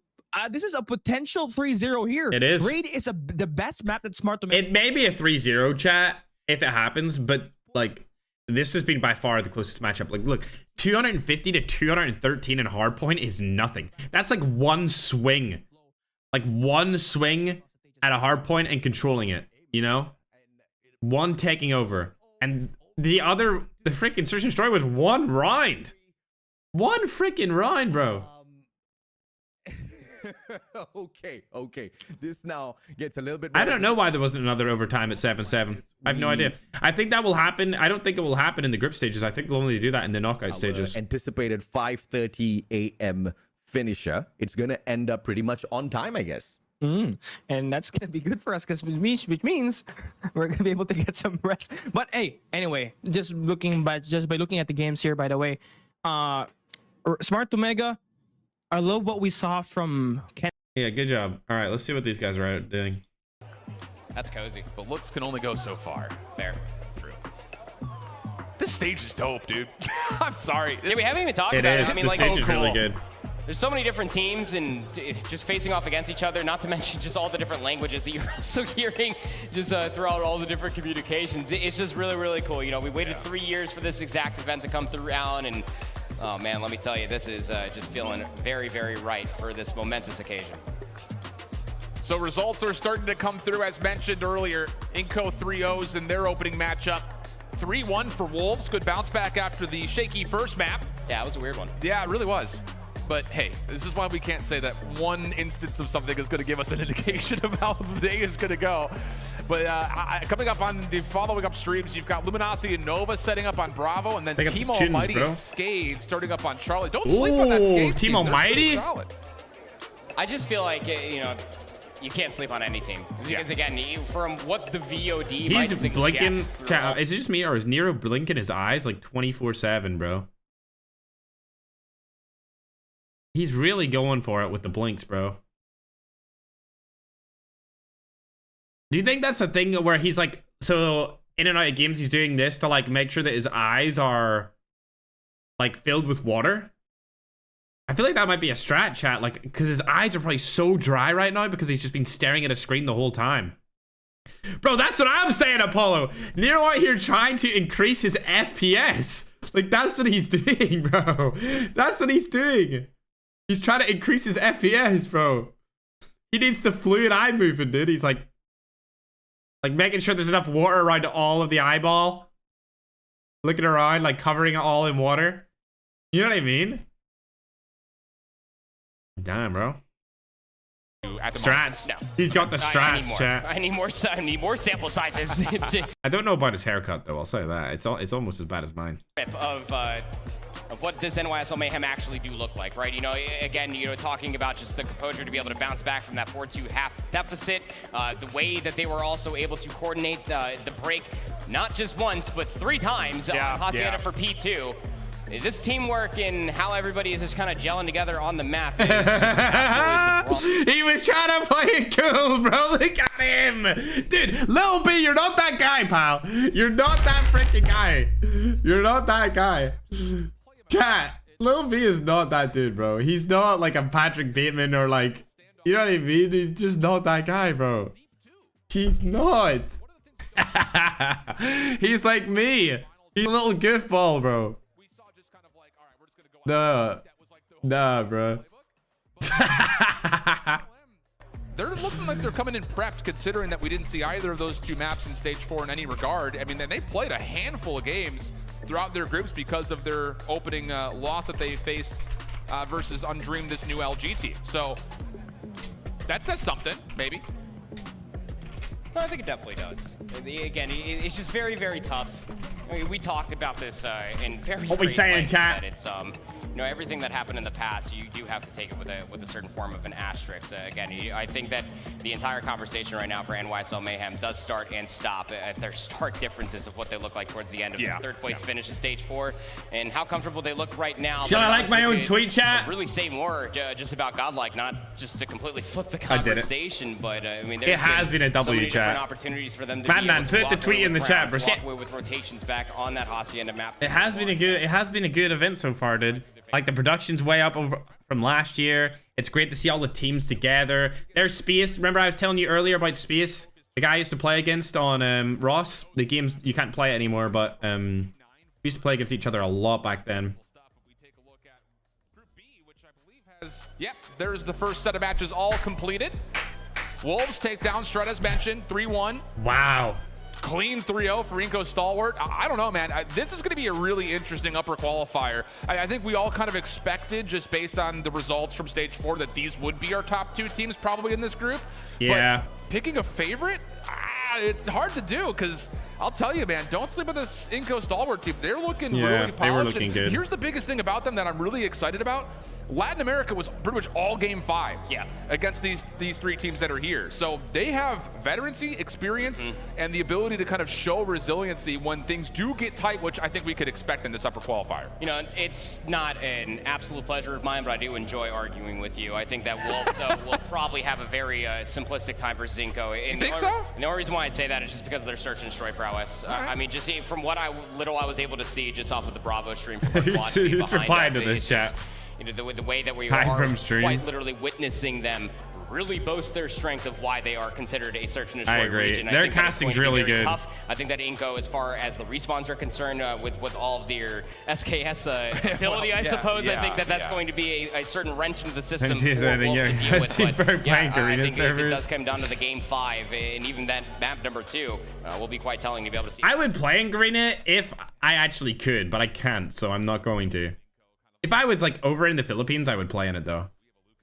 This guy looks like cute, chat, doesn't he? He looks like a little cutie, bro. He looks scared, bro. Oh, dude. It's always funny seeing how like differently everyone reacts to the situation. I feel like I just sit here when I'm in a tense situation. I just sit here like this. That's how I sit. I just heard somebody in my house break a bunch of glass. All right. Omega versus Stamina. Game 3. Bro. Watching this in the window. SMG yeah, a little kitty, bro. He got that unspoken ridge. This timing might be quite favorable. And he stands there. The cross is being watched though as well. Unfazed. Yep, he sees it. Marvel not going to peek immediately. Wait, hold on. This is isolate turns. Chat, this is like a they're replaying this. They're replaying it. Why? What are they doing? Why are they replaying it? Hey, man, put the link to the tweet in chat. Bro, you only put it once, bro. Spam that. Wait, never mind. You put it a couple times, but still, do it. Do it, bro. Lol, you paid for the Twitter checkmark. Looking to come back through trailer. It's double stacked. He will fall. Narc's able to find 1 on the initial take, but again, how do you retake this with 3? This is a legacy verified account. Well, you don't. I'm just gonna get in your back line. Force you to have Narcs provides by I didn't pay for nothing, little bro. Why a rematch? I don't know, chat. I don't know. They didn't say. They did not say. I think they're counting the rounds from last game. So it's currently 8-8. So now it's 9-8 because Omega just won. So it's 9-8. So if Omega wins the next round, I think they win. I'm pretty sure that's what's going on. they replayed it because it was so good. Left, you really do have to force that engagement to be able to get all right, that chat. elimination. I'm gonna speed it up real quick. Back over towards the bomb in time and get that defuse, but hey, triple sniper is the setup. Retaking with that, it becomes an absolute head scratcher. You need to be able to win a gunfight. All right, there's the entire roster. Dude, Whippy's mad cute as well, bro. No. Look at him, dude. He's so small. I respect it though. He's a little small guy. Oh. Is it gonna be the same again? Drari's already taken some spam shots. Marvel's. What's Ferg's Twitter? It's just at Ferg. Over the top of Banana. Just FERG at Ferg. Marvel stock. He's gotten very limited amounts of health. It's actually just the pistol. Drari actually works out for 2. Hello? Drari's able to get a double. That will put a little bit of a pause on what looked to be a free B site. Nah, it's 98. Now all of a sudden, Stamina are kind of here to watch the cross. You don't know what's going to be looking through the middle of the map. Nice hold there. Thanks, Batman. Be able to at least marginalize the numbers. That's the link in the chat for the tweet chat. And if you're Stamina, again, you just have to really poke your way through the majority of this B site, not knowing what angle is going to be immediately looked at. Car explodes. Whoopi gets credit for the kill on Denarts. And now the bomb gets planted with the last one left. This 1v3, no chance. Kendi holding the bomb site. Works out well. And I will say, I don't know about this triple sniper setup, man. I mean, I'm here for it, but am I? Well, you are physically here. I do see you. You are here in the venue shift. I can see you clearly. Yeah, again on firing range, especially, it's just you lose that first blood. You start to. I'm pretty sure they won out of that. They won that game now. Somehow piece things together with a pistol, which hey, you can probably get away with doing, but when it comes down to overall control, the spamability of. So I'm pretty sure once these 2 groups are done, which is like 1 more match for each team. So NYSL need to win 1 match, and then Stamina and Omega need to play another match. If Omega win, they're through. And Stamina goes to the losers. And then after that, we get to watch to watch Tribe play. You look like Mr. Beast's brother. Shush. I don't know if we like that, bruh. Yeah, it was never. Yeah, I agree. Again, S&D, they just needed to play out their overtime matches. It's over now, though. It's over now. Omega won. Omega won. All right, Godlike versus NYSL Mayhem in Slums Control, bruh. We've seen this not too long ago with Wolves and Strut, I believe, right? No, it was Inco. That was the Inco matchup. It was Lucas. Because Lucas had like 35 kills in the first half. Yeah.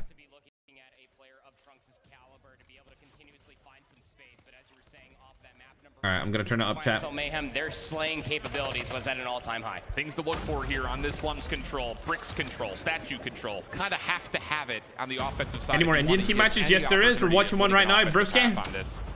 This is NYSL Mayhem versus Godlike, which is an Indian roster, man. Completely. That's very well done. Thanks for becoming a member again, man. Here at Cemetery, asking, I'm sure, for help as he spams through the doorway.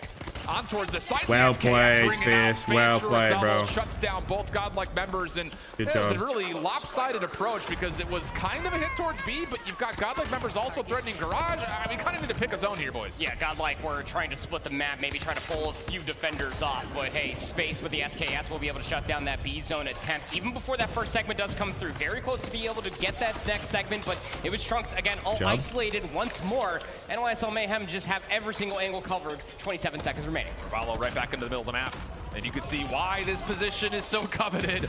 Yep. A double as he goes from right to left. Now reinforcements for Mayhem. 17 seconds on the clock. You have to watch make a middle, bro. Your for teammates are Godlike, watching and that way, your best Raval. chance you would have to feel is B.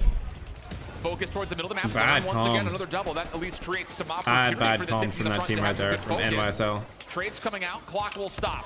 But it's a 17v9 with 8 seconds on the clock. Even if you were able to secure this B zone, your ability to win this offense is going to be pretty hard pressed. Yeah. Enemy taking B.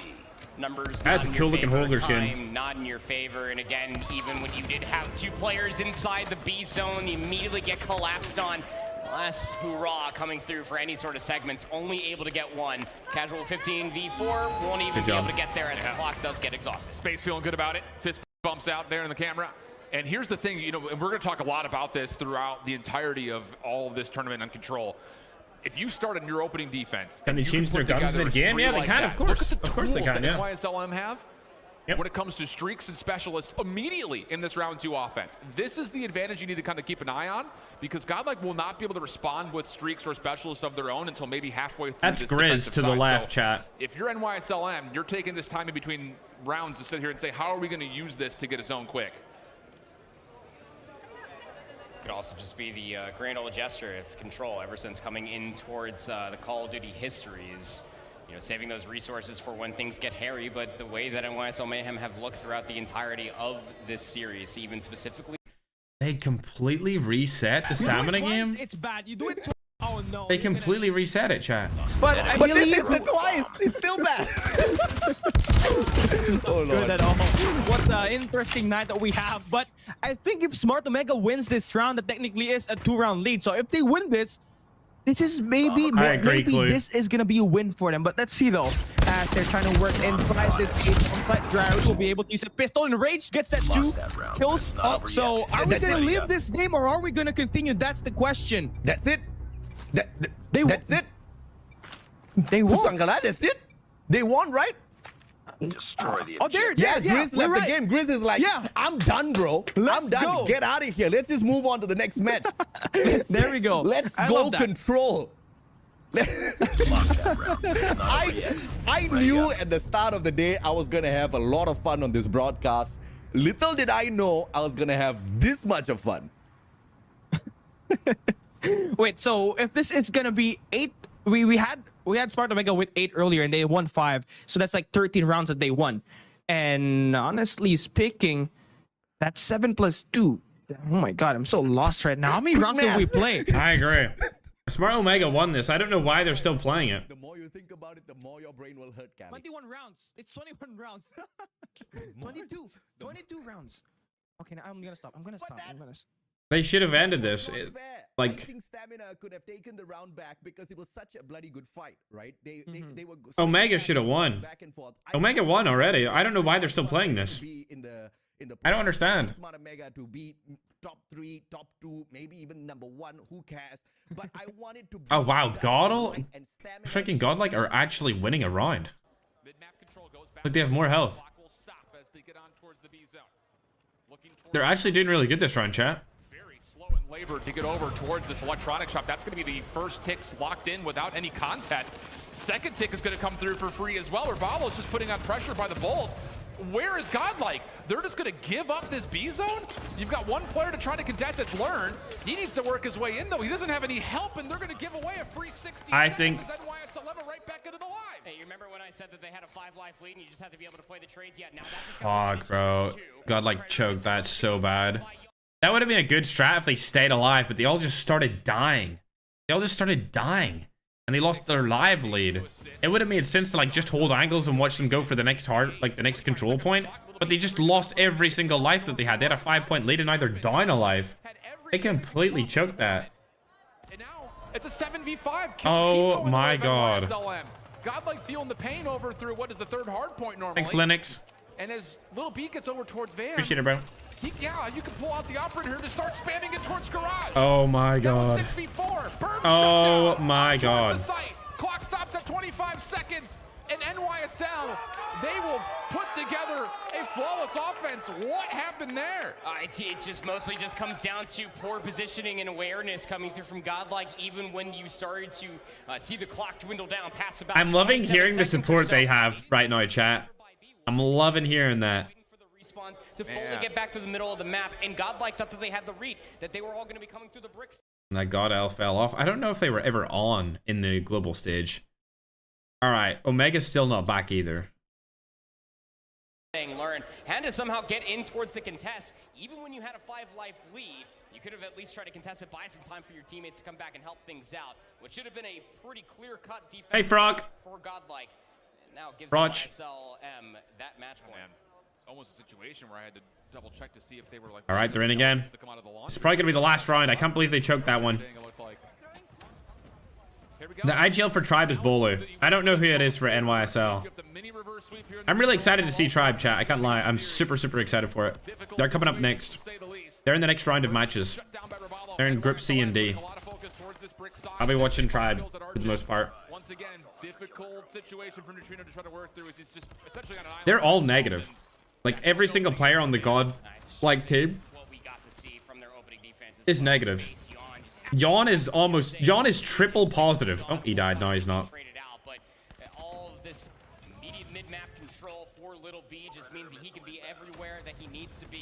Uh-oh.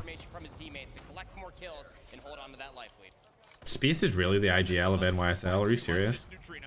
Space does not strike me as an IGL, bro. Oh my god. Hoping for some counter spam, but it's all positioning favor towards NYSL. God L getting a literal god like L. Okay. The Salander, chat. The Salander. And it's looking pretty clean, pretty comfortable. Not any space at all to work with for Godlike, and you can feel it. Space gonna pull out the bolt, saying, "Let's do it. Let's put this one to bed. Let's get on to our winner's qualifier match, please." Yeah. Behind it as well. Moment, right? Yeah, not a chance. Not a chance. Like NYSL are way better than this team. Like it's really a ranked match at this point. They're just so dominant. So dominant. Well done, NYSL. Look at Space Bro over in the right-hand side, bro. He's a little goofball. Is he small? I don't know what height he is. How good was India going to be this year? Especially considering not only the fact that Godlike Vitality in Stage 4 was a Game 7 affair, but also the bounce came through. He's the only one playing in a hoodie. Where Vitality was able to beat Godlike. So does that mean that India was going to be a region to deal with? It'd be kind of a threat? Or were we going to see NYSLM fix Legend, thanks for the membership, bro. The remedies they need. And I'll say that they sure showed us at least some form of that. Hard to say for sure. This winner's qualifier matchup is going to be the real look, I think, to see if they've really come together. But that's a good start for NYSL. Thank you, Jay. Thank you, man. I mean, hey, that's the first. All right, the stats. Yep. Vegas 13-13, 13-20, 12-18, 7-15, 5-13. There's only one of their team that went like neutral or positive, and it was Vegas with neutral KD. Space nearly had a 2. Yawn had over a 2. Spacing out the map. Yeah, they dominated them. Absolutely dominated them completely, start to finish. This matchup still hasn't started. I'm not sure why. I'm not really sure why they haven't started, to be honest. I don't think they're trash, but they have been punished for their little mistakes here. Something that the fans kind of see as well. I just think they're not on the same level as NYSL. It's pretty obvious. I really don't mind, but this is so much more like for competing. We just want to have. Bruh. I think that is exactly what's going on in the background. Sangala. I think that's exactly what's going on in the background, because if we were just going to be moving on with the matches, I'm sure Control would have started on by now already. So, I mean, fingers crossed, bro. Fingers crossed. I mean, if you're a Sparta Mega, you're happy to get that win. But if you're a Stamina fan, you're going to be angry about what just happened here. You know, it's just totally unfair. You have to look at the other side of things, because if you're rooting for Stamina and your team go down like that and it costed them the I agree. throughout this day and they got eliminated later on, I agree. it's gonna be a problem. I think they're talking about the fact that Drari disconnected in the middle of the game, chat. He just like randomly froze when it was even in scoring. He couldn't move. Remember? We need to see. Stamina Drari. It's an organization skill issue here at this point. Esports in India don't get enough support, plus don't get enough support as a career as well. I mean, that's everywhere in the world. Like, everywhere in the world, especially mobile esports in general, it's just not supported yet. It's just a very new thing. You'll find that in anything that is new and upcoming, it will just not be supported. It's similar to like how crypto was back in the day in like 2017. Like, nobody really supported crypto the way crypto is kind of supported now. Like, everyone knows crypto. What crypto is. Anything that's new that comes into the world, people will not support it at the start until it's proven itself. Be a fair and square win. If it's a loss when we do that reset, everyone is waiting for Tribe. I agree. If it's a win for Omega, then it's a win. But what matters is it happens in the. That was only one round. I agree, but like, I mean, you've broken it down. Like, dude, I'm not in. The noobs of Call of Duty Mobile who don't understand exactly where we're. I'm not like on Stamina's side per se. Like, I like both of the teams, but if one of my teammates can't move even for a second in a game, like, I'm gonna bring that up. Bomb goes from one team to the other team, right? That's how SND works. But when you go into, I'm gonna bring it up, bro. Go into overtime. every single Spectre round. Scars next. It's gonna be a sweat match. I'm spectating Tribe. Whoever Tribe is playing next, I'll spectate them. When you only have Smart Omega now on the attack, which means Smart Omega now needs to gets to dominate with the bomb every single round. And the shot callers of the match are usually the ones carrying the bomb. So Smart Omega had an unfair advantage. Now, I'm the same guy who said that Smart Omega prefers playing on the defensive. So use brain, think why Smart Omega should be calling for a rematch as well. I would feel so bad. All right, they're moving forward. Finally, chat. Finally. Yeah, I agree. Nox needs to step it up. I agree, Roderick. 100%, bro. Marvel was carrying the hell out of the team last game. For Stamina, you just have to root for them at this point in time, because that map number 2 was just kind of did dirty there. But again, you just have to move on, and focusing on the next one is gonna be key. And I don't like watch esports award stuff. It's very like, I don't know, man. I'm not a big fan of esports or of award ceremonies. But I've never went to one that I've been nominated for. Down for Stamina, as we see either in Rage combined, but there's no control yet at the kitchen. But they sent up 2 players on the laundry side, and Smart Omega fall down one at a time. So great defense so far by Stamina here, preventing the players from trapping them in the spawns.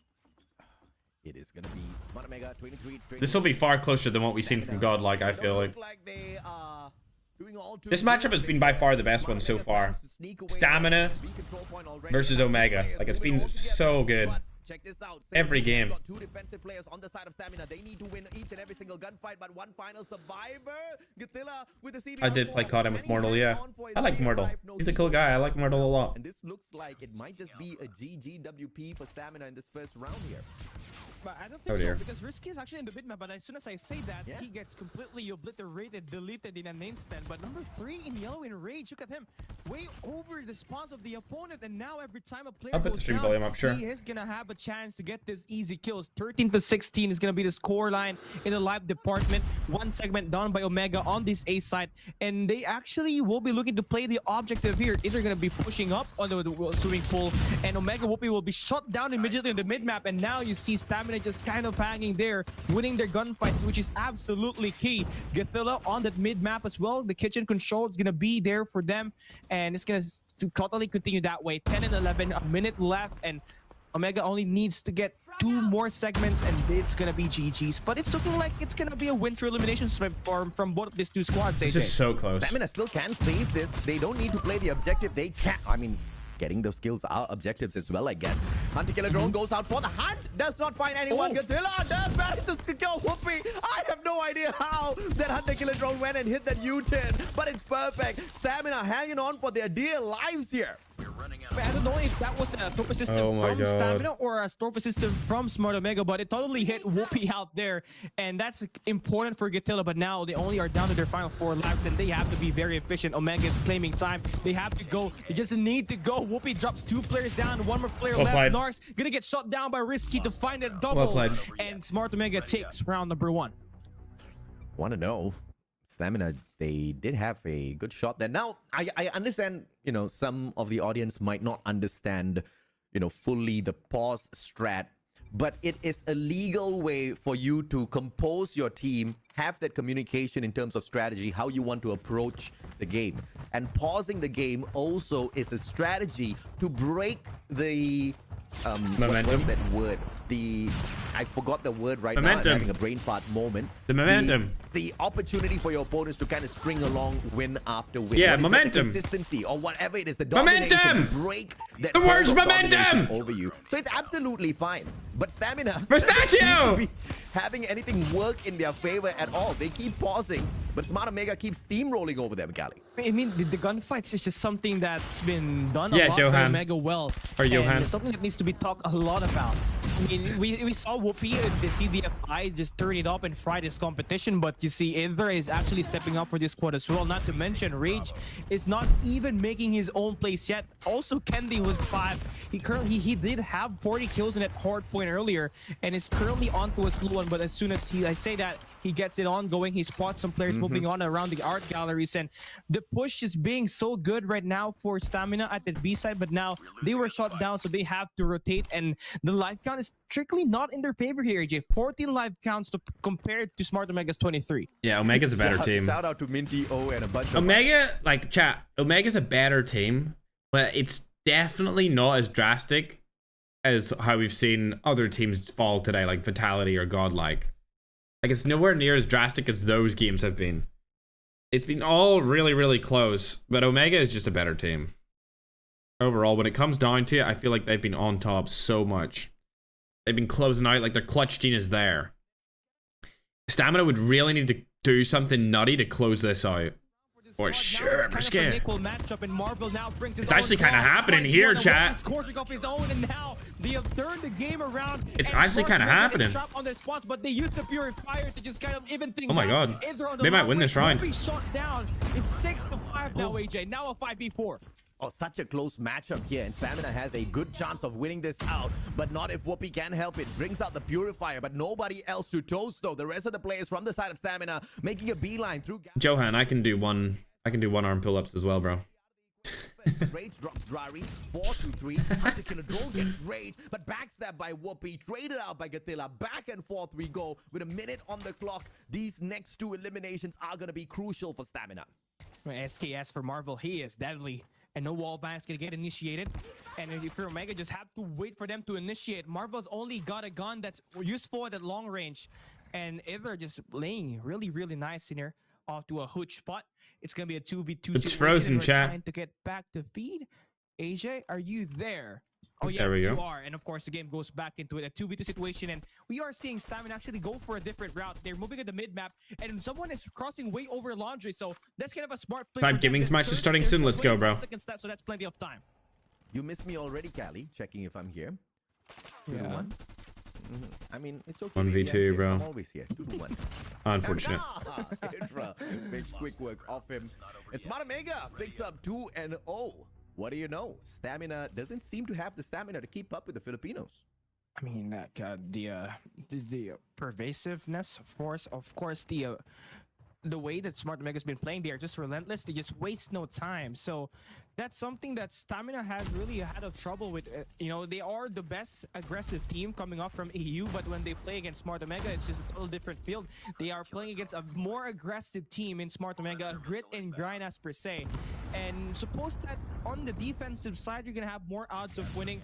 Well, that's not exactly the case for Stamina. They dropped one defensive and one offensive round, and it's not looking good here at all. You see, the A control point, which is the easiest to control, it's just being dominated. They're going on, bro. Let's see if or not they Stamina's not winning this. Run away with this one. Smart Omega making a beeline for that A control. Drink water. Thanks. It's all through just one player here. CBR4 in the hands of Risky. Finally shut down by Narcs.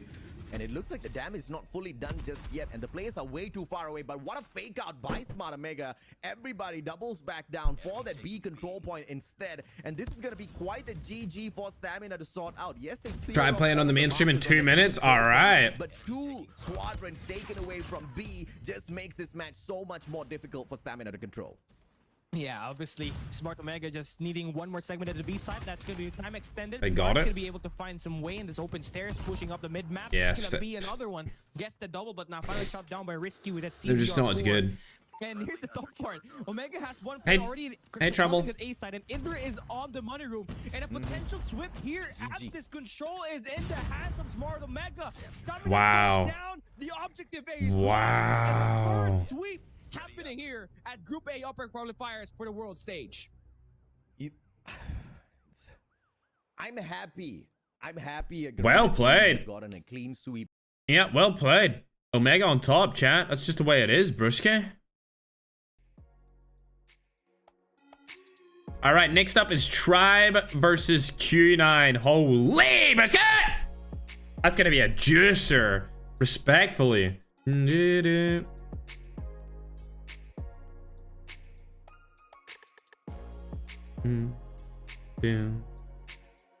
Well played. They did. They smoked him. That last game smoked. That was crazy. I'm gonna see if my friend has brought back any energy drinks. Be right back.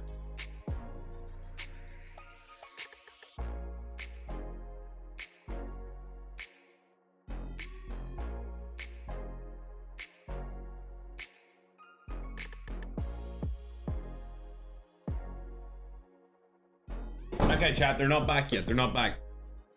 But I am. All right, smart. They might redo that.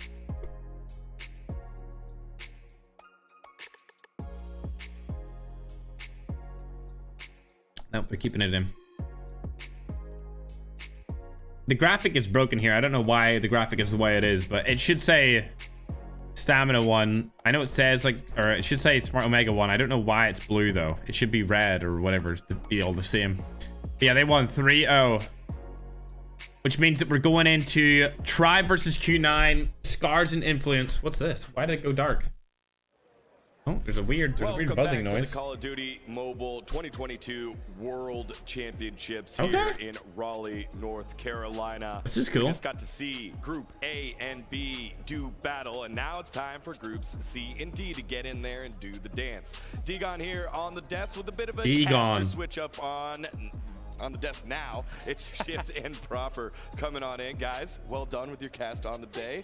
How's it feel to get like the dust off at a world championship, man? It kind of feels like all the players are getting the dust off right now too. I'm not gonna lie. I mean, we've done this in a studio before, but first time with an audience. I mean, hey, NYSL's got. See what I mean, chat? Like, these guys are great casters, but like he just laughed at him for no reason. You know what I mean? Like, I don't like that. Whereas when I watch Mustachio and Cali, when I watch these two guys cast and they're like bantering back and forth, I can tell that like they're buddies, like they're friends, you know?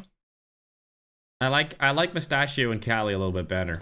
The group stages one more time as we take a look at Group A and B. Smart Omega and Stamina still doing battling it out there for supremacy in Group A. But I must say, I do like his hair. What are your thoughts here, Groups A and B results? Heard to criticize her?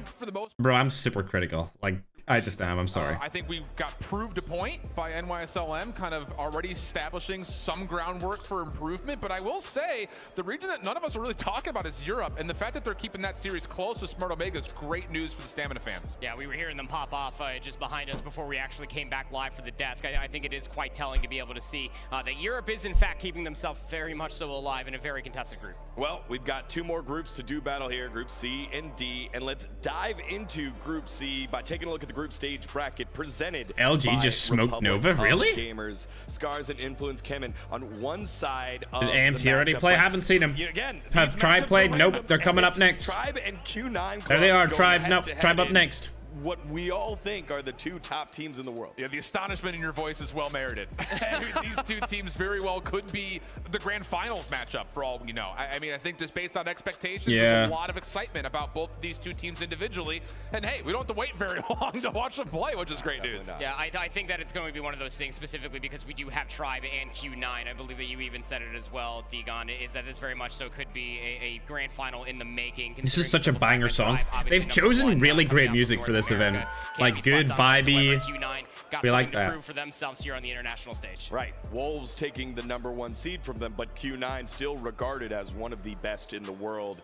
And also I like my own tweet chat. Draw sometimes. Scars and Influence coming. See what people are saying. Pretty good. Now, of course, none of this would be possible without our friends over at ROG, and so we wanted to thank them. Oh, come on. The phone.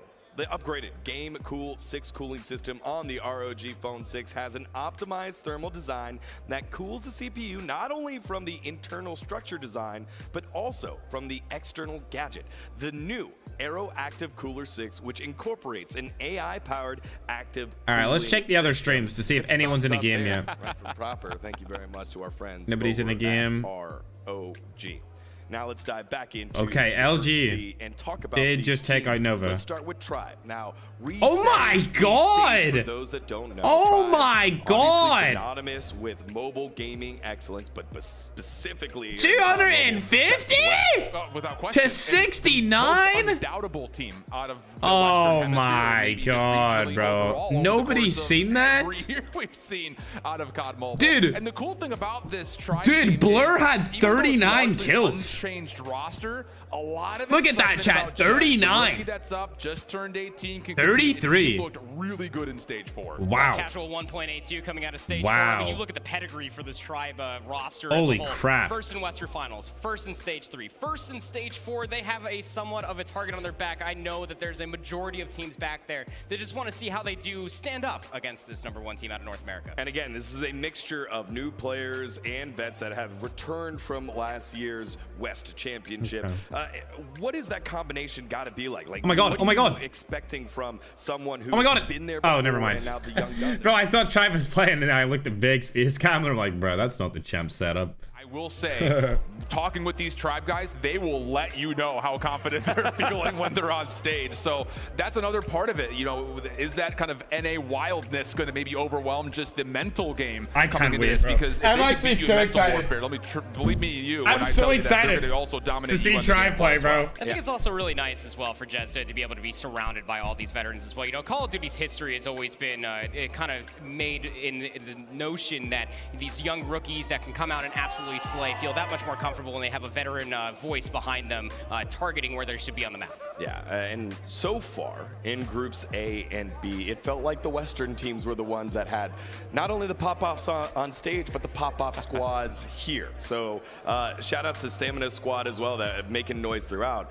Asian teams haven't quite done that as much yet. Now, let's take a look at the flip side, their opponent and Q9 Club from the East, from China. Again, one of the biggest, strongest regions in COD Mobile, in gaming in general. But what should we expect from them as we look at this matchup head-to-head? I think the biggest thing is, you know, they came up short. Okay, we get to see all the players. Which feels bad. But at the same point, even during the Fall Invitational just a couple of weeks ago, it wasn't as convincing as I think a lot of people would have expected from this Q9 team. And maybe some of that, like Bobby and Aliana were saying, is because of the difference in maps, the difference in mode. This dude in the middle looks like he could be in a K-pop band. Doesn't he, chat? Like, broski looking fine.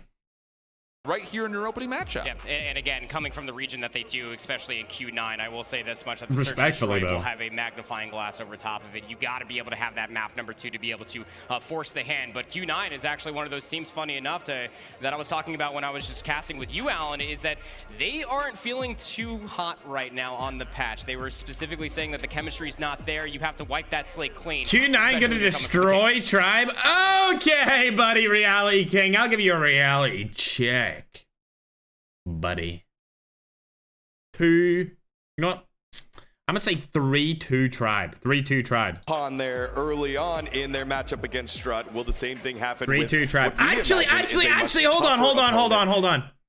3-1 Tribe. To assume that 3-1. There's going to be a little bit of that kind of wake-up period, just because of the fact that the travel was so extraneous on how long they were going. I mean, even the fact that there was, I'm sure, plenty of stress leading up to the event, like, were they even going to be able to get the visas to be here? So the fact that now you're here, I think the biggest thing is you have to settle in, and you cannot allow this Tribe team to take things over from the word go. You have to come out, play your game, trust that your prep is good, and even though you have fallen... Chat, do we have any girls in the chat right now?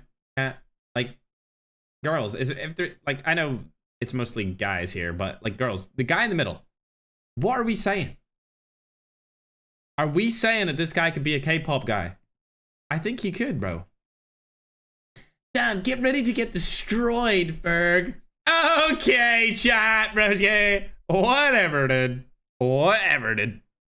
Yeah, right. Show that they are #1, and they've got to do it. You know what? I need a freaking drink. In the West, Tribe still has a lot to prove. Again, big legacy to stand up to across all mobile games, and also their own bar that they've set over the last year, 2 years of COD Mobile. So here we go. This is going to be their first step to do it. Now, we're still waiting for some of the players on the stage to get ready for our alpha, so we'll be hopping into one of the other games very shortly. So in the meantime, I wanted to get your thoughts in terms of this stage and in terms of the stage nerves for everyone. Not only are you playing right now, but you know that you're being surrounded by other matches that are happening. You got to be able to block that out. Yes, you do. Because let's be honest, it's going to get pretty noisy up there as we get deeper through these groups. I mean, these opening rounds may be a little bit more tame. But I got some snacks.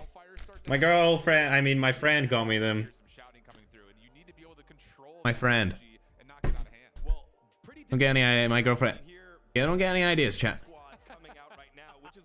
Game right now, I believe it's Luminosity from North America. No, don't put... Against Nova. I want to watch Tribe.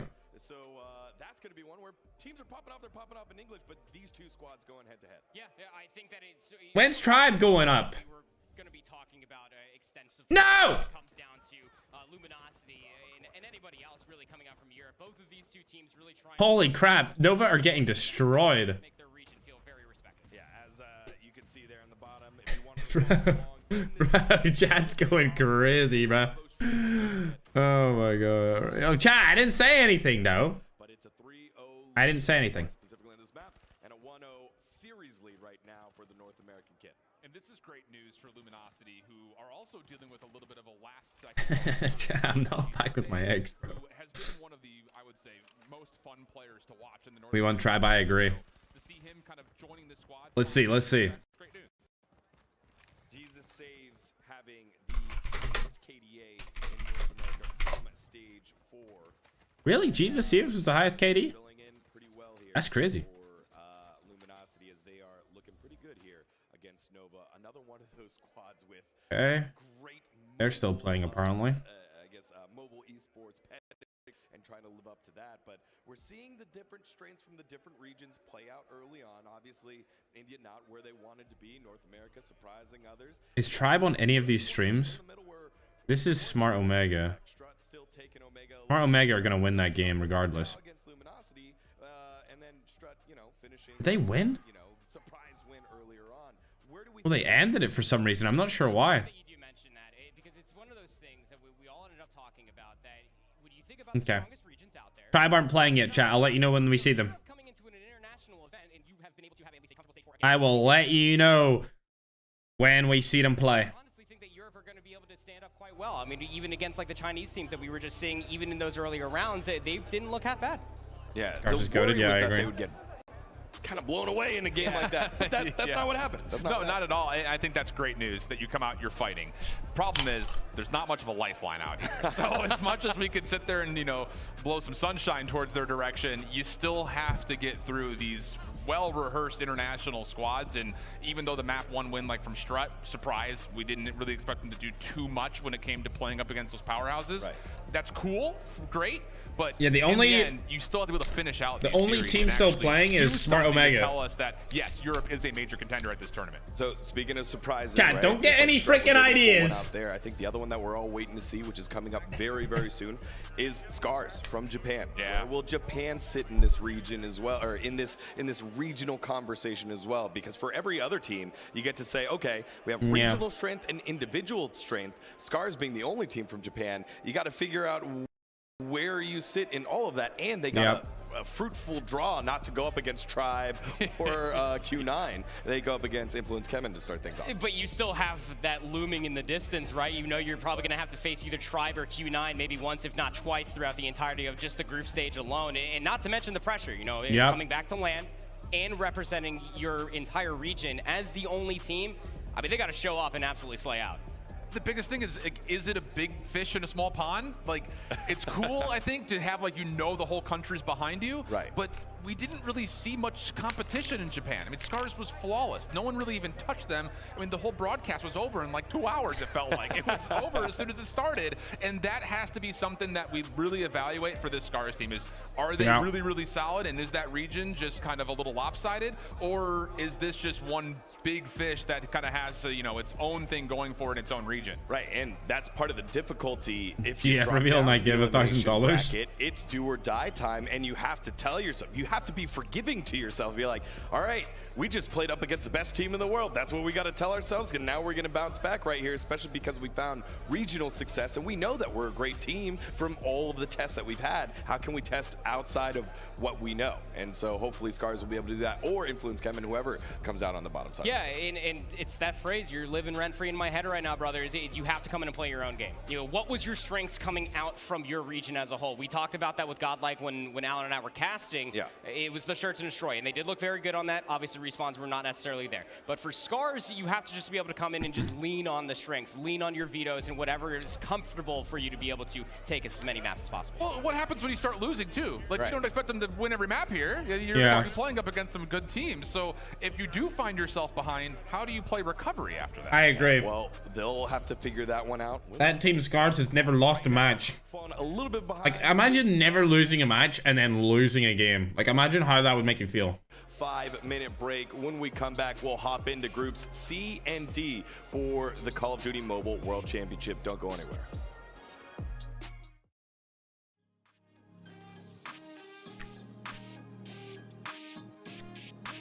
Five-minute break, chat?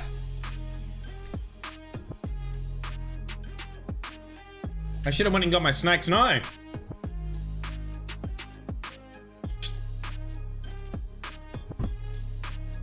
All right, chat, let's have a couple votes. Can I have a vote? I don't think I can even put votes. Engage with your audience. Start Q&A. Start a poll. There we go. All right, chat, let's have a vote. Who is going to win? Tribe. Q9. Who's gonna win?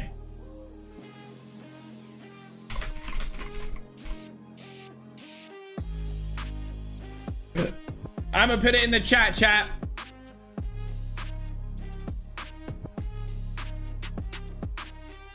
15-minute yap and then 5-minute break. I agree, Stefan. I agree. Oh shit, try giving on top. Yeah.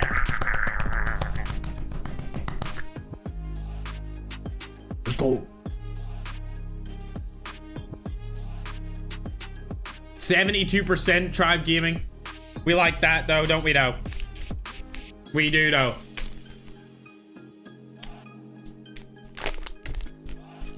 That's what we like.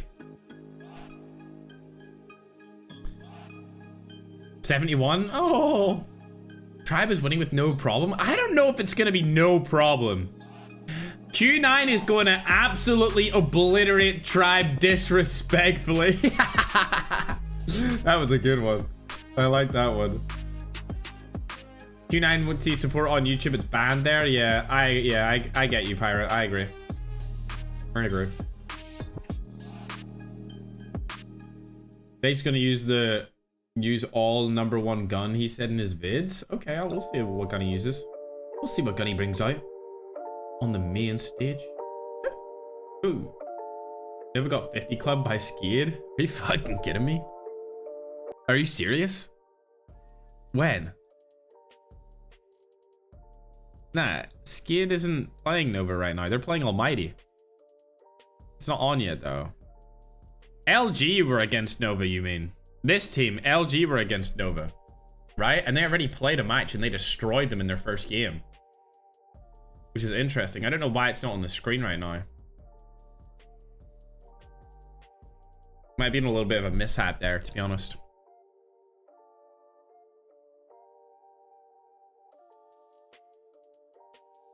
Tribe is our Indian pride. Okay, Ackman Brisket. I don't know about that, dude. Thanks for the 5 though, gamer. Ackman, I haven't seen you on Warzone yet. Or I can't say that actually because this is a COD Mobile partner stream, but I accidentally said it anyway. But I haven't seen you. You guys know what happened with LG? I'm pretty sure LG destroyed like Nova really quickly. Didn't Bobby Hawks etc. qualify? No, of course they didn't. I just can't accept they lost against Omega. Yeah, it's unfortunate. It's what it is, bro.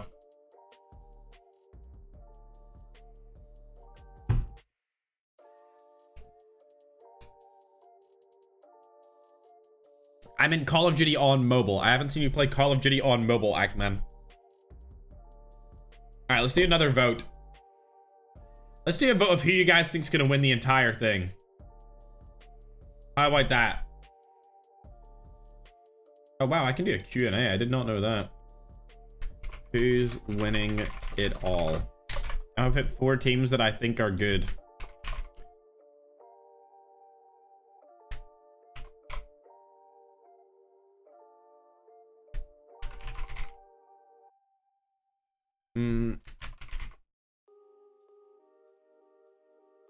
Okay. Out of these 4 teams, chat, who do you think is going to win? Q9 easily. They gotta play it like a pub match, says Kilo, with the $10. I don't know, bro.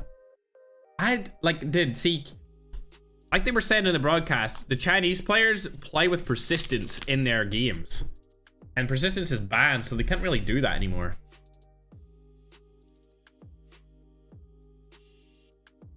Okay, Almighty is definitely by far second. The tribe. We got a lot of votes.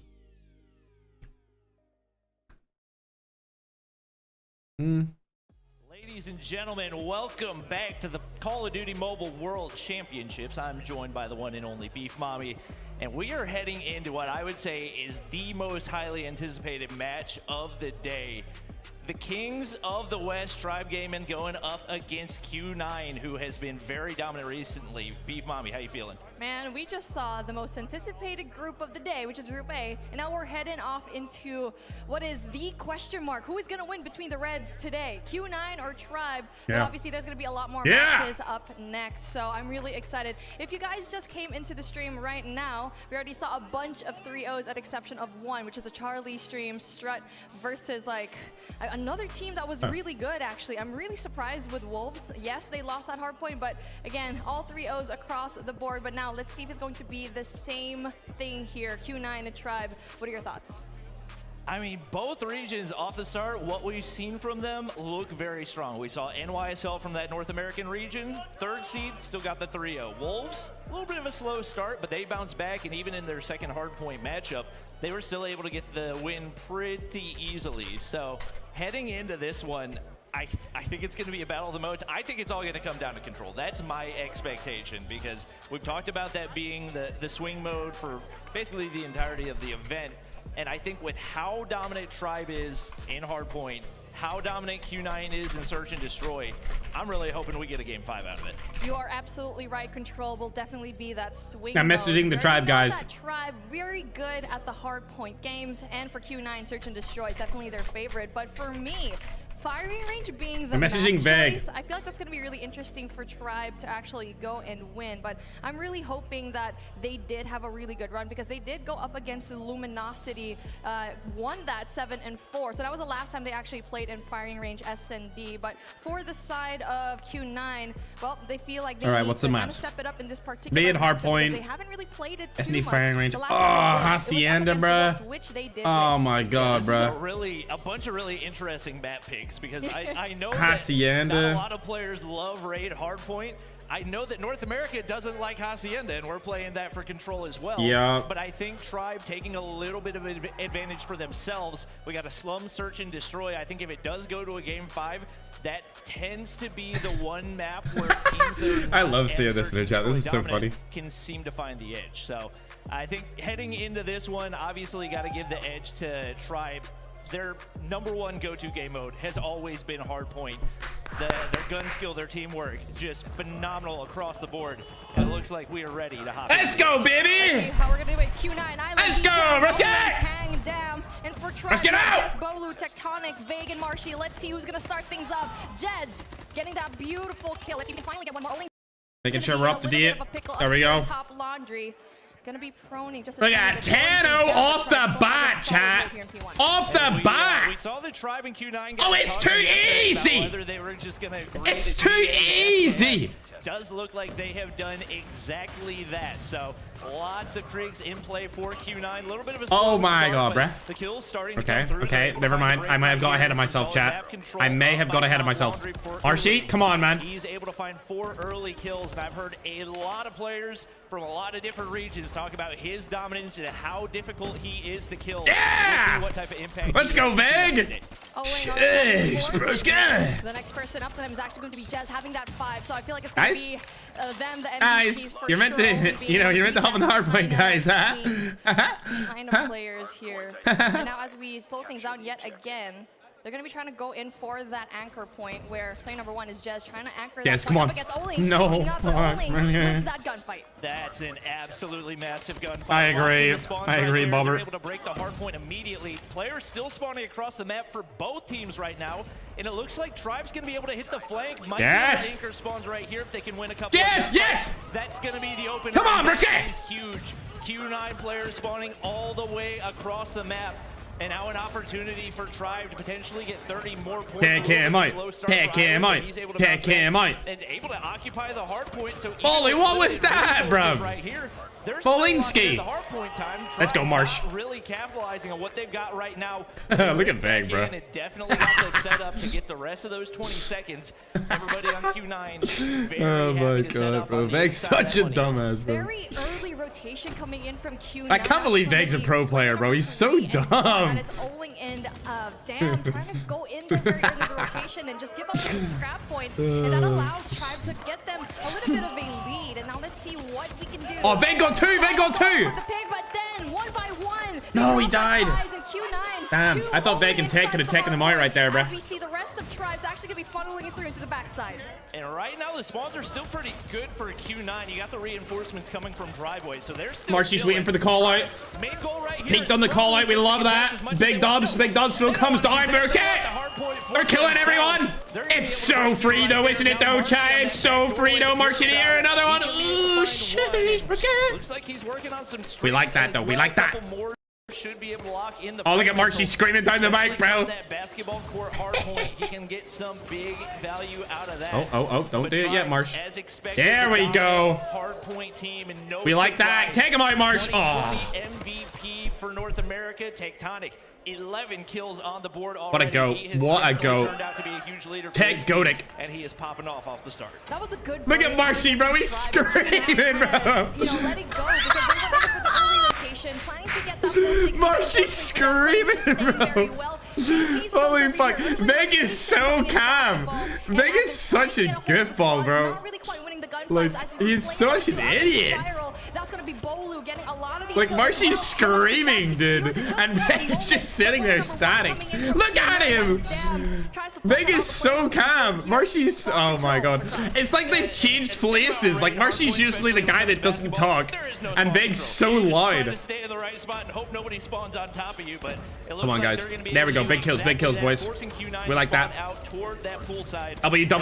Another one. Ooh, come on, Bully. Where's the aim down sight, bro? Just continue flooding on in. They're going to spawn a little bit higher up. Player spawns directly in front. D-Chen.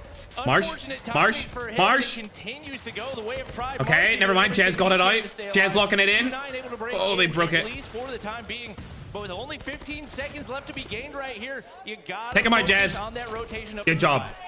Scrap points not being taken right now by Q9, but as I said that, player number 3, that's going to be Oling. Tectonic waiting for whatever scraps they have because it's somebody to come through the window. I think he might get it here. Didn't get to see it. Oh, Tech died to him. Wow. Finding the rotation also very early from Q9. Oh my god, Veg, you're looking hella manly right now. Jazz having the pred stops the push. He's looking so manly. So much gun skill on this Tribe Gaming. There is, bro. Veg's cracked. The only player not above 10's Marshy, and he's the OBJ man. He does the dirty work for the squad. Yes, he does. Doing everything he can to snake his way in. Jed is finally going to get dropped right there, but yeah. having his way in. Where's Veg? Where's Veg, bro? Marshy got 2. Show me Veg. Come on. Oh, he died. Never mind. Don't show me him. He's dead. Like the team works there. A lot of individual shells, and they're getting absolutely picked apart. Q9 are getting fucked here as well. And it may very well be a full 60 for Tribe. I think that's an instant break for Q9. But they've got a lot of work to do if they're going to have a chance to get Tribe gives away the next setup very quickly as they take out all the players all around P1. They have control of top laundry. I mean, that is a really big setup, especially player number 1. Who the fuck are these guys? It's going to be really big. But good for him that Tag actually let's go, a really important kill. But 9 to his name, it seems like gun skills. Q9 struggling up against Tribe. Yeah, struggling is damn straight. This is not Tribe for champs win, bro. Team that has been known for their gun skill basically as long as they've existed. Tectonic, an absolute beam right there. Opposition has 0 chance. Dueling from the top side, going to be able to find a kill. But as long as Tribe has those top laundry spawns, there's not a whole lot Q9 can do. We got 1 player on the flank, and just like that, the spawns are going to go ahead and flip. an opportunity, and if you're Q9, you can go 40-20 Come on. here, but you don't have enough time to continue. It's just so free for Tectonic. You've got to get some full 60s, and it's going to take some big sprees. Tang's on a 4 right now. He's trying to get 5. He does exactly that. Wow, he's actually popping off. Staying alive, and he's you got to give it to him, chat. Tang's popping. They're going to close that gap a little bit, cross the 100-point line, and it seems like the momentum's starting to swing a little bit. We'll see what Tribe. Oh my god, don't do this, bro. It's okay because Q9's gonna get in. What is he shooting at? How can it? What the frick? Oh, what the hell? That was weird. Still not having a solid hold here in Kitchen so far. And now we actually saw 100 points in between them, but now the gap slowly closes. The gap is closing. The gap is closing pretty significantly here, chat. I'm not liking this. Right now, Tang's just hoping nobody comes through that doorway. Purifier still in hand, got a little bit more to use, and he's going to find one to the backside, but Tribe still controlling those spawns, and as long as that's happening, there is no real hope for Q9 finding a break right here. They've got to find a flank. Marsh, he's right there, bro. Marsh, bro. Gosh, does he get obliterated by the claw right there? Jez, come on, Jez. He can to defend on the inside. Let's go, Jez. He is tearing them apart. Come on, that gets him the leeway. Come on, everyone in there, bro. That's that teamwork. Hang him up. Cohesion on point. The communication is there. They're still on the inside of the hard point. Yo, Jazz low-key carrying though. 30-15 though? 2 KD against the best Chinese team though? Where we saw a very early rotation coming in from Q9 here in Garage, and now no contest whatsoever. Scrap points going to the favor of Tribe, where you should not be doing that in the first place. And now for Tribe, they did such an amazing job at the break a while ago. And now let's oh my god. Oh my god, Tectonic. Maybe Tang gets 2. That's gonna be really big for them. And now for Tribe, they only have one operator to try and go and fill it.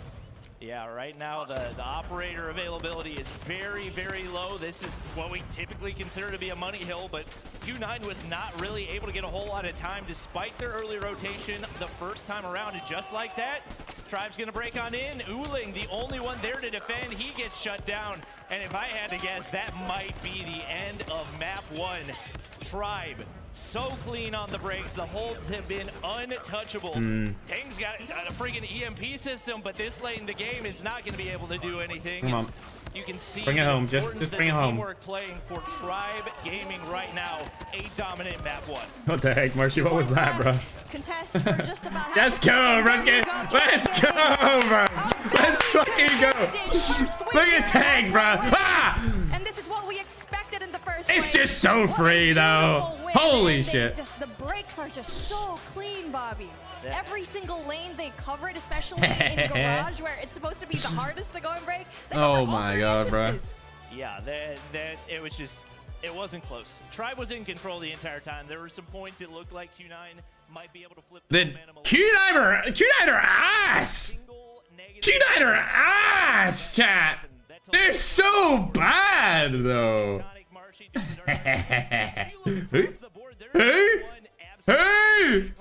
Who, chat? Who the fuck asked? Let's go, dude. Oh my god. I did not expect him to dominate like that. That was crazy, bro. That was so out of pocket. I did not think that was like, bro, I thought it was gonna be 250 to like 245. You know what I mean? Oh my god, bro. Tribe too strong, bro. Oh my god. That's a W. That's such a W, bro. That's such a W. Now, coming into this, I did expect Tribe to win map 1. We talked about they're a hard point team. Q9's an S&D team. Now, if we see Tribe take the S&D... Let's see, did anyone post anything, bro? Come on, somebody's gotta say something, bro. Really? But if Tribe's got the ability... Good old raid spawns. Bro, he's talking trash! I'm not expecting Q9 bro. to lay down right Whatever, now. dude. I think they're definitely gonna step their Hey guys, the Club Mobile World Championship has been a W so far, by the way. Are we going straight into match number 2? The question is it going to be as close as we think it is, or is it going All this cockiness for try better win this shit. Oh no, bro. Oh no. Because as we keep hyping up, Q9 really good at S&D. Oh shit. I know, disciplined when it comes to the gameplay, and for sure. Oh chat. Okay, we're going to be losing that hard point. But we already saw that a while ago from Wolves, where they did lose that up against Strut. Now let's see if it's going to be the same story here, where the Chinese team struggling at the hard point, but great at the Chat, I don't know, bro. One thing that I would say characterizes the Chinese like destroy is Q9 is like the best search and destroy team in the world, bro. Interesting to see the clash of the play styles, because North America has definitely been known to have a much more passive play style, and obviously that helped them to excel on that map 1. But when it comes to the search and destroy, especially if you're confident heading into it, that can play a huge role. And if you can, bro, Jazz is so good. Guard, get you out to a big lead early on. Let's see. Offensive, defensive side. We already saw some of the Why is ferg wearing a cap, bro? He's such a dummy. A while ago in Godlike versus Mayhem, where they just struggled for the offense. But coming in for Q9, though, especially in their last tournament, that's going to be CDFI, where they had a flawless run in search and destroy, almost at least. They had one little mashup against Almighty. But taking a look at what we have for a team like Tribe, where they're definitely a little bit up and down when it comes to their S&D matches, but a very well-balanced team. I mean, I cannot complain at all when it comes to this team, because they deliver every single time on every single game mode. Okay. Absolutely. Looking at some of our other matchups right now, we've got other Are they in a game? What are they doing? In action, Luminosity, the number 2 team coming out of North America. Bro, it's so weird seeing ferg on like a stream, bro. He's such a dummy, bro. He's such. Oh, they're going. You guys can check chat, they're going. On the other streams, we also have Scars and Influence Kemin going at. Look at that team. Look at that roster, bro. The roster of gods. Had a very big question mark coming into this, because nobody really knows what to expect out of them. I know ferg's bold. I know. If Q9 can do just that heading into this second map. Definitely a big. All right, chat. This is where Tribe gets tested for real, though. Confidence pays off, but forgetting to pick up the. This is where they really get tested, though, chat. You know what? We're not going to talk about that. We didn't see that Come one on. at all. But again, very passive. This is very surprising to me, because like what we said before is that Q9, they're usually very aggressive off the rip, and now. Come on, Big, take him out. Gun carry. That's Let's go. Really hard as Big gets that first blood. As Dam goes down. Not just that, the bomb is going to be going down as well. Ooh, let's go, Marcy. All across the board, and Marcy is one of them. That's Marcy, take him out. Trade right there. Ooh. Well, Bolu pulling out this. We like that, though. I mean, off the start, Tribe not losing any confidence. Don't we know, chat? Don't we know? Number 1. We did see a fairly aggressive push into some unusual angles. That hit. To be honest, from what I've seen of the Chinese teams, they don't play a ton of firing range. Oh my God. Oh my God. Holy broski. Round looking a little bit lopsided. Me broski, though. God nades all across the board. Across the map. Cooking out that Vic threw that, bro. He winged that from like the other bomb site. On his end, really good confidence for this team, but Q9 still not over. It's only round number 1, so there's still. Hey, yo, Q9, stick on your trophy system. As we slow things down yet again, you're gonna need it, bro. Characteristic of Q9. Look at him, bro. So passive off of the really good start. Yeah, I mean, they had solid map control, and we had Island push all the way up into trailer. And to be honest, the weirdest thing is that Tribe didn't have anybody in trailer, but they were able to bait them into that aggression and catching them off guard, because naturally Tribe, somebody to be there. Jez is going to do exactly that. He finds one before getting traded out, and that's where you see that aggression come to play. But Bolu counters once again. Sniper in hand. If he hit that, oh my God. Already. If he hit that shot, bro. And we haven't really seen the snipes have much of an impact for Q9 so far. Obviously, Uling going to be another one of those players that got to watch. Tang going to play the backside of the bomb. I don't like that. Bolu not able to find the timing over top of the bomb head glitch, and now it's a little bit of a waiting game. Let's go, Tang. Uling going to get dropped right there. It's all down to Tang.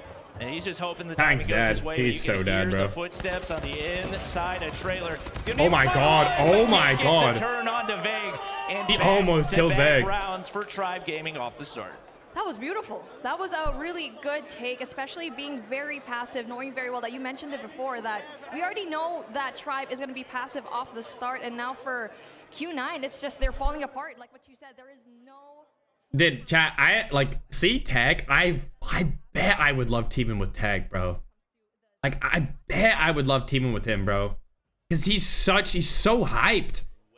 He's always so energetic about it, dude. Like I would love to be in his team. If I was planning this, I would want him as my teammate. He said, "I'm gonna push all the way over to Bag with a 2-piece though. Q9 is no way he gets 3, right? No way, right? Right here, trying to stay alive. Oh, but they only W. have 1 player left in Tang. They are Oh my god! They're actually destroying these kids. And Tang right now with an impossible. They're making them look like babies. Especially with the on the main stage, though. So far, you feel like the odds of a 1v4 pretty astronomically low. This is a lopsided 3 rounds so far, and we did not expect this at all. But Tang is going to be bunched up in the corner. He's going to be pinched right now. 2 players on each side.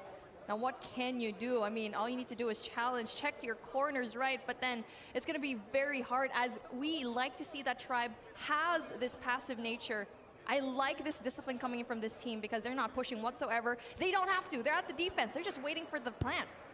Yeah, they don't even move. Now, he's just playing the waiting game. There's 2 players waiting for him on this bomb site. Vague probably heard the slide right here. He's going to see the feet.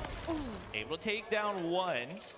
Smoke gonna go down. I don't think he realizes that Tectonic's on the backside. He definitely does not, and he's gonna get pinched right here. There's no real chance. I don't know. That was really bad timing for Tang. But he probably could have taken out Bolu right there. He had better timing. Yep. Tech's gonna pick up the kill right there. And now 3-0. I was hoping for a 5-game series, but with the way this one's gone so far, it doesn't feel like the odds are super high. The timing of that, when he barely saw Marshy, didn't see him, unfortunately. He could have won that gunfight easily, rated down to a 2v1. But again, it's just really hard in the high pressure situation that Q9 is really put in right now. 3-0 here at round number 4. Let's see what difference they can go and do. Again, forgetting to get the bomb. It looks like they don't want to pick it up at all. We've seen this already before, where they just let's go, Jazz. Oh. Yeah, I just don't know what's happening. I mean, and they're come on, take them out, take them out. SMG's cross map when they've got snipers. It looks like they're not agreeing to the GA anymore because D-Chen's gonna pull out the SKS as well. They're pulling out everything. Oh my god, bro! They're picking out the SKS, bro. I'm weak. What's with the stream, bro? A lot about their aggression in S&D. Tribe is matching them, if not bro brought out a G8 weapon. Right now. Tribe and Q9 like both agreed to each other to not use the SKS in their games, and that kid's just brought it out because they're losing so bad. 0 kills, and we're already here at round number 4, just struggling to get that, and only with the 2, very unlike him. And now if you look at the other side, Vic having that 6, that was just great. Jazz gets 1 more. Plan is gonna be going down, but damn, signs of life for him and his team. 2v1 situation where he's in a really good spot to try and spot 2 of those players. He's dead. Information gets 1. Knows very well. Archie, take him out. Oh my god, he's gonna get 1v2. There you go. Oh, let's go, Jazz. Jazz wins those. And now another round. Let's go, baby. For Tribe Gaming. Huge opportunity to swing the momentum right there, and once again, Tribe shuts it down. Jazz clutches. Look at Marshy, bro. Marshy can't believe it. Man, oh man. He's like, what the fuck? We're the best team in the game, bro. I guess we're the best. One of the most shocking things that we see this weekend. So Biscuit. I anticipate at some point, maybe it'll be when we flip sides, whatever it is. At some point, Q9's got to bounce back, surely, right? Oh. That's not a took it over to not bounce back. I feel like there's some issues when it comes to the connection. Oh my god, Bully, holy. Punches him out, knocks him out, and Bolu goes down. Come on, Veg, stay alive, stay alive, stay alive, stay alive. Unlucky. It's going to be a 1v1 situation for all across the box. Then here we go. It's going to be a 3v2 favoring Q9. It looks like maybe Q9 is flipping. They might win this round. I think they will. Over on the A site, D-Chen looking to pinch right here. He's going to have a Jez to deal with. That's big information. That's unlucky. A free kill, and now who's last? Down to Tag. We've seen him do some crazy I don't think he's got it, chat. Oh my god. No. Doesn't seem super so he's going to be able to find one onto D-Chen right He might be able to do this if he pushes it. He's got time to work with, but that's too nah, it's too hard. It's too hard of an angle. Yeah. Right there. Damn, shuts well played, well played. 7-0 no longer in play, in some signs of life out of Q9. That was a good round from Q9. What they did was they isolated the players of Tribe and did multiple 1v1s all across the map, and maybe that's something that they need to utilize because so far they've been met with such great force, brute force coming in from Tribe Gaming. And not just that, it's the matter of fact that the snipers of Tribe is just a little bit too overwhelming, and the nades, the god nades, the amount of nades that we saw today from Tribe, definitely really impressive to shut down Q9. Well, Q9 gonna switch things up, go for a B push and right saved them, I agree. Tectonic in the back side they got to deal with. with, but that's just a trophy. Tech's gonna drop right there, and now the aggression's starting to pay off. Tribe not sure how to counter right here. We see the Q9-man advantage go through, but D-Chen's gonna drop, and it's gonna be a 3v3 with the bomb down right here. Uling finally finds a big snipe on the Marshy right there, but just like that, Bolu fires back. 2v2, 30 seconds remaining. That trophy gonna disappear. Jez trying to get some information with the name, but he doesn't read Uling. Come on, Bolu, 1v1, 1v1, 1v1. I've never seen you lose these. Versus Uling. I've never seen you lose these, bro. Swing round potentially right there. Bolu hoping to bait him in, but time. Not quite yet. Uling time. Playing the waiting game. Let's go! It definitely does. Let's fucking go. Goes big for Tribe Gaming. Holy, brisket. Back in their court. 5-1 is the lead. Bolu was such a key player in that matchup. Oh, hey, bro. With one more kill a while ago. But hey, Tang actually almost got that kill off of him as well. But the timing, obviously, with COD timing, he was right in the back. And then when they went in there for the take, he had the boxing gloves out, but then obviously wasn't able to pull out his gun on time. And now we get to see it. Another take coming in from Tribe as we see finally the switcheroo. Bolu is no stranger to these big moments. The winningest player in probably in COD Mobile history. If you look at overall tournament titles, he goes big for his team. And off the start, Q9 going to find the advantage again. Uling's able to drop Bolu. Imagine they win a 2v4. Huge factor to take out of the Imagine they win a now 2v4. And Tectonic left all alone right here. And they're kind of isolated in the back of the map. They have no information right now. Oh, Techie, that's the wrong way. Techie poo. You'd have to guess. Island's probably going to be able to sniff him out right here. He's going to find one on Demarshi. No, it's not looking good for Tech. Like that, 1v4 once again. Tectonic, he's a great player, but to try to 1v4 in this situation, not going to seem super doable. And Tang unlucky. Drops things down right there. Q9 still alive, but once again, a lot of work to do. Looks like the defense is working out for them just a little bit. Looking like they're more of a defensive They got this, chat. They got this in the bag, bro. And now for Tribe. Needs to find a way. 5-2, 5-2. It looks like aggression going into Alpha as well. Come on, Tech. Step it up. For Q9, Step it up in the kill department, Tech. You got it. Mid, all the way into trailer. We know your little kitty ass is cracked at the game. Tribe sends everybody A. Oh, Q9 sends nobody. Multiple players flood through mid right there. Oh, Veg with a bomb planting. If we can take a look at the minimap, it might give us a little bit of a better idea. A couple players set up for the flank. Couple making their way. Oh my God, he wallbanged Marshy. Uling finds the opener on No way, bro. Set up on the inside, gonna be able to. No way, bro. Uling finds Vague right there. The angles are too clean, and right now, no map control. Dam's gonna find another one right there. Tribe struggling to find these Q9 players. D-Chen and that was Dam so bad. Down, and definitely looking like the defensive side is the one to be favored in this matchup. What a round for both of these teams. No, Tribe went in there very aggressively going into Alpha, not clearing out any other space but that site. And now for Q9, was able to spread all of their players out, having sites in American, mid, and also in Bathroom where they won a lot of their gunfights. And now looking like it's going to be a similar situation here. You can start to hear the confidence building for those Q9 players. They're very content to send nobody on over to A. Not only does that mean they don't have to give up lives, but it baits out so much. Oh my God, they're doing the same thing again. Tribe as well. Yes, they have trailer control. They're gonna win it. They're gonna win it. They're gonna win it. They're gonna win it. They're gonna win it. They're gonna win it. They're gonna win it. They have trailer control, bruh. But Q9's ready for it. They're just content to go for the 5-man retake every single time. They feel that good about their map control, and right now, get Tribe pushed a little bit further back. They got Listen, Tang, you're not winning that fight, bro. Bathrooms, and Marshy's gonna they got it. They won it this time. They took trailer control. There's no way they lose it. There's no way they lose these.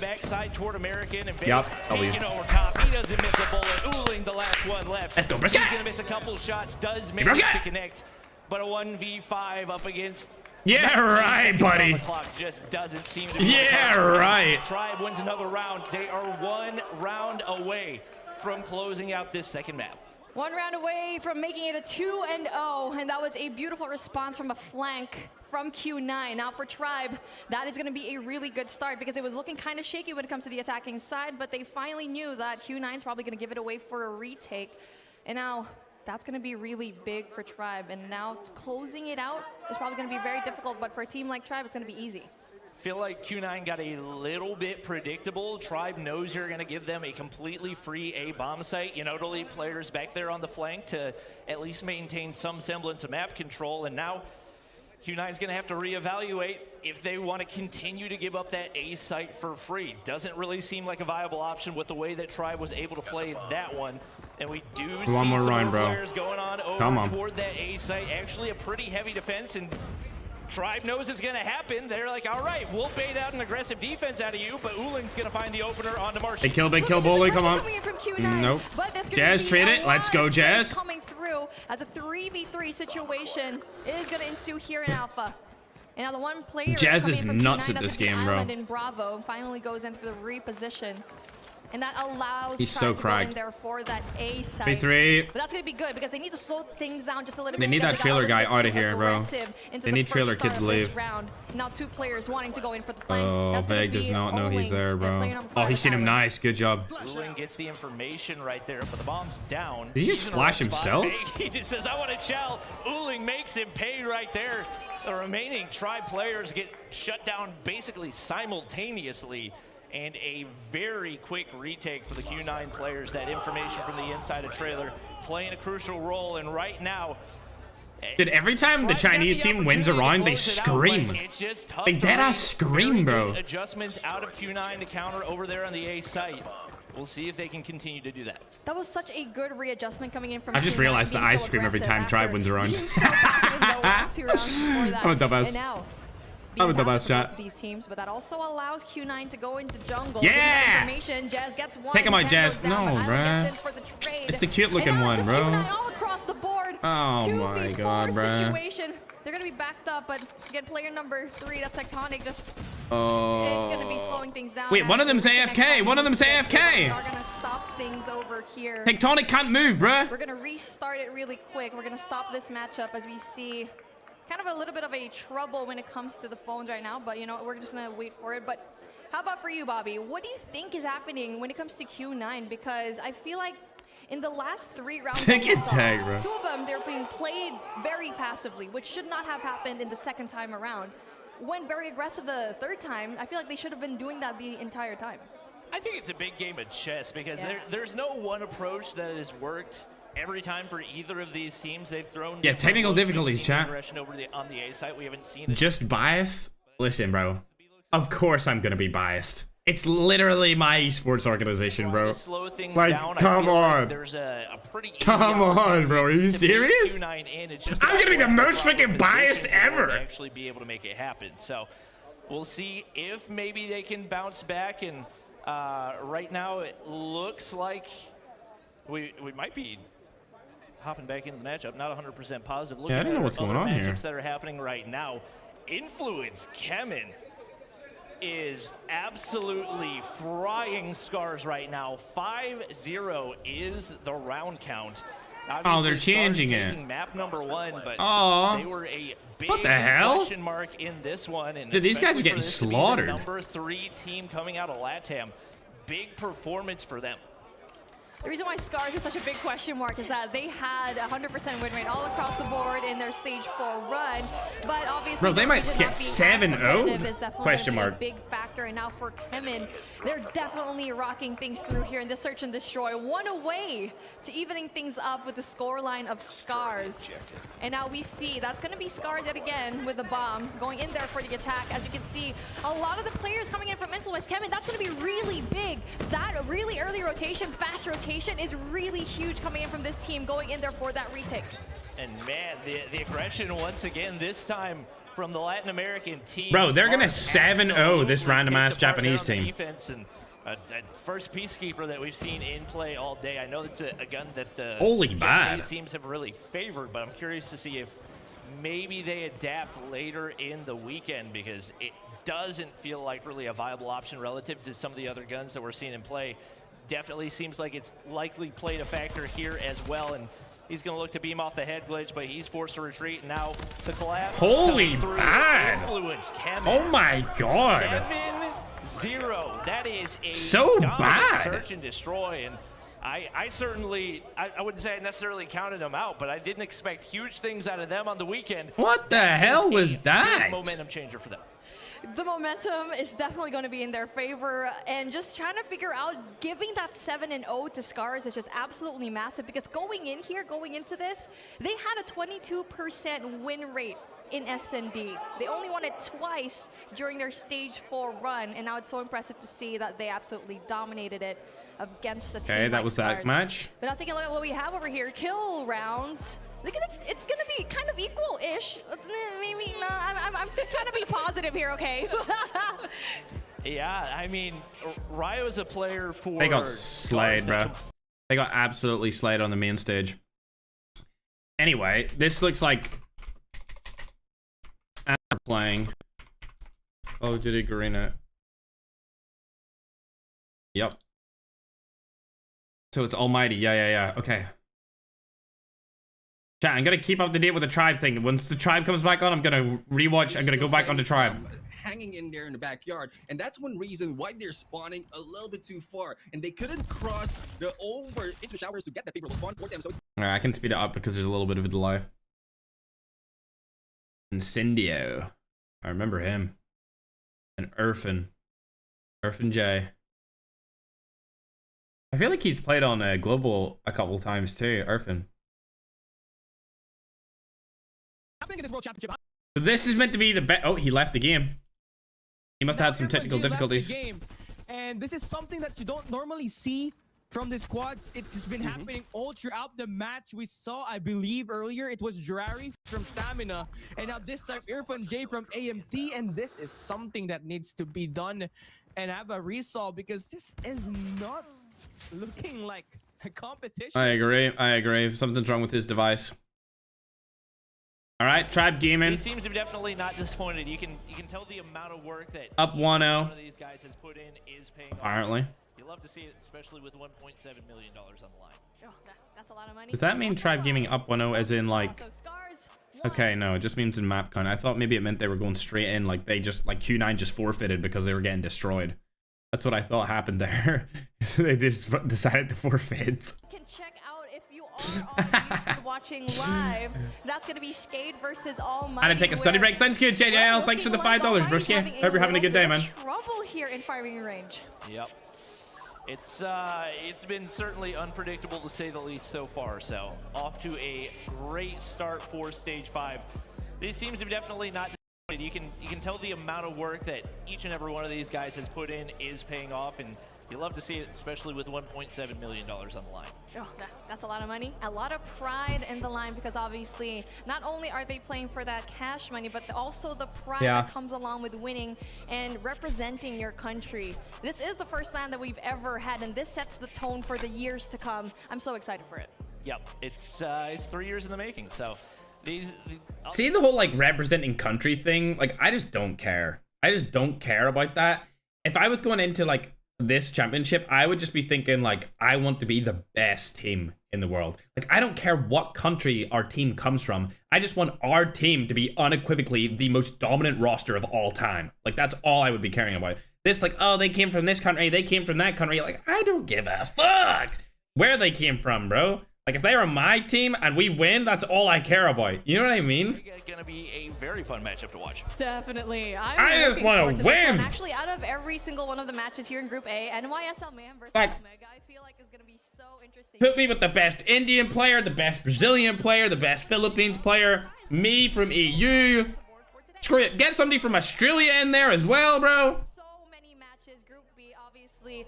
Inco, Stalwart, and Wolves getting that upper hand, where Wolves won it 3-1 up against Strut, and Team Vitality has a donut for today. And now for Group C, no one yet so far having a definite win, but for Group D, look at that. Luminosity and Nova Esports. I did not expect that to end so fast. They got absolutely smoked. I mean, based on how quickly that ended, I feel like that has got to be a 3-0.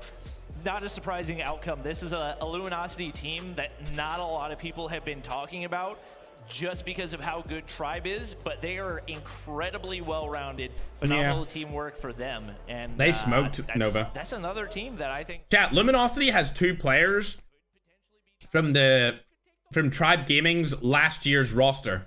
So they got banned in Envy from Tribe Gaming last year, and now they're in Luminosity. And they won last year with Tribe. So they've got 2 of the winners from last year on Loom. I don't know all the players on that team though. 4, they had so many game 5, so many close calls. The points were really close. So the Band and Envy are really good. Out just yet. And now for Luminosity, like you keep saying, it's like people always count them out because of the fact that Tribe is just so strong, and they've always been under the shadow of Tribe in these past few years. But looking like they're making their mark here today in day number 1. Is no joke to actually pull off that 3-0 up against Nova Esports. But if you are wondering what is happening right now, Tribe Gaming in Q9, we're going to be having that reset. The scoreline is going to be 6-3 once we do come back fair enough. in just a tiny bit as we fix. All right, 6-3, 6-3, chat, 6-3. Look at Vague, man. What a cutie, bro. Give him a little kiss, chat. You know what I'm saying? Shoosh. Yeah, it's definitely been developing quickly. I'm excited to see all the stat lines once we... We're getting to see Bully. Bully's like spitting up some bars. The rookies have come to play. That's one thing that I have definitely noticed. You look especially at Tribe Gaming, and you've got, what, Vague and Jez, both rookies, both stepping their game up in their first ever World Championships. There's a reason that even coming off of a World Championship, you decide to drop 2 players and pick up these guys instead. Obviously, you got Tectonic, who is very well respected. Yeah, Tectonic's insane, bro. Tectonic was the MVP of the first season of COD-M. In Marshy and Bolu, it's just tough to beat. So if we're going back to 6-3, if there's connectivity issues, maybe we don't feel quite as good about Q9's ability to close that gap. If you got Tribe players disconnecting, that changes the equation pretty significantly. Yeah, that's always the thing in our minds, is that we're finally here in LAN, and let's see how well put together these Marcy's teams such a good ball, bro. And now, speaking of adversity, before we actually hop into the matchup, I just want to say that Skade and Almighty that game, Skade won that hardpoint matchup, but let's take our attention to our Here we go, chat. 6-3, 6-3, 6-3, 6-3, chat. One more round for them, and they win this, bringing them into a 2-0. Yep, the score is 6-3 right now, but yes, sir, Brisket. The defense right here. You got 3 Tribe players trapped on the inside of bathrooms. I don't see any way they pull this off. Obviously, Jez finds the kill right there, but Tank is pushed up. It's still a 1v2, but trying to do the impossible right here. Biggie Pay. Counter, and hit him with it, not in a position to trade at all. He's all the way over in the inside of trailer. He's going to back up and play A. Vague reads it properly, and he's going to make his way all the way over to the B site. So now an opportunity for him, maybe to get the bomb down. I don't think Uling's going to have time to make that read. And oh my he gosh, can plant it. Cheeky plant. That's what I'm saying, Bobby. Holy! He's going to go ahead and reposition. Bro might have well planted it on the other bomb site. Uling has the IQ to make the read. I love that plant. It's such an open plan, and now he's going to be so far away. He knows that Oling's going to be a little bit more of a long and passive player, but Oling gets that information. Come on, here it is, chat. He's going to take him out. As Vague spots him, but then Oling spots him as well. No! Oling gets that 1 kill, has enough time to go in there for the defuse as well. That was a valiant effort coming in from Babe. I understood what he was trying to do, right? Because you wouldn't expect a player to be so far away, wrapping around all the way through mid, but I feel like it was the gun. He was trying to go in for the shots. Didn't quite close it out. Updated score is now 6-4. As Vague's not going to be able to clutch up. Maybe a little bit overconfident right there. He was just stomping around the map, and Uling makes him pay. The Deagle basically a little mini SKS. So they're going to be able to capitalize. Jez finds the opener onto Dam. Vantage goes to Tribe Gaming once again. All right, 6-4, 6-4, 6-4. Round to close this one out. And it looks like the aggressive A push is going to be the move for them once again. Uling on the inside of American. Not going to be able to get any information. Oh my god. Oh my god. And all of a sudden, Q9 in the driver's What seat. the hell was that? Has been taken down. Jez on the backside is not going to be able to connect. Tectonic trying to find a kill right here, but it is the lone man, and Uling finds the kill. Who the hell is Tang? 6-5 territory, and we might have overtime on our hands. Oh my goodness. Oh my god. Dropping the spaghetti. Please don't do that. Now we're trying to go in there for a question. Q9. Ain't no way, boy. I feel like that restarted their minds just a tiny bit. They had such an amazing run here so far. But then obviously, Tribe still has the advantage. And now again, very aggressive going in their Tribe, but then gonna be going down 1 by 1 as a 3v3 situation ensues. Number 1 coming in from Q9. That's gonna be Dam going in there for 1 player. Really good with the flank. Dam doesn't know how to go anywhere but forward. He is just non-stop running ahead every opportunity that he has. He's going to back up. He knows there's a couple players, but he hits the beam anyway. Marsh is going to be there for the trade, but Island knows his location right here. A 2v2 as the Tribe players going to be backed up into their spawn once again, and the bomb is down. That is a must retrieve, and looks like Tech's going to be in a position to pick that up. So now the decision, do you want to make the wrap back toward B or just kind of sit here and try to bait an aggressive push? But Tech's going to get spotted. I thought he saw Ulan, but apparently not. It's now down to a 1v2 for Marshy. We'll see if he can do Marshy things. It's not meant to be, and just like that, we're heading to OT. 3 straight rounds coming in from Q9, and that really reset their minds. That's going to be really impressive for them, and now as Tribe kind of struggles to go in there for the attack. Let's see for Q9, being aggressive, that's what they're good at, and now it seems like they're finally getting their footing. And now, speaking of aggression, going there very aggressively, that's going to be Tribe Gaming, but then stops the push, trade after trade. Tech gets one, but Dam getting that beautiful double. It's going to be a 4v3 situation where the bomb carrier is going to be right in mid. It's just a battle of the wall bangs. Who can land the most shots through the wall? It's going to be Q9 coming out on top in that one.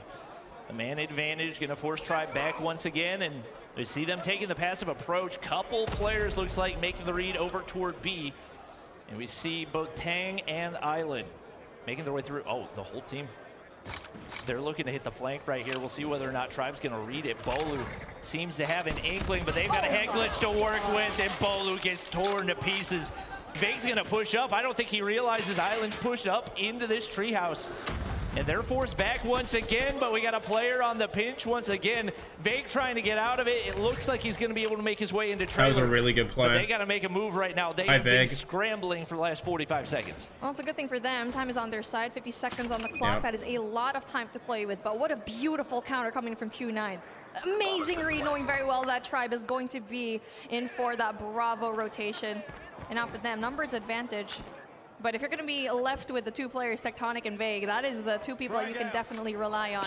And now 1v1 is going to ensue here in mid. That's going to be 1 player. Tectonic wins those. Come on, Tech, come on. 2v1 though, as Tan finishes through. And may I remind you, it is going to be OT 6-6, but now going to be a 7-6, where Tribe had the upper hand the entire time.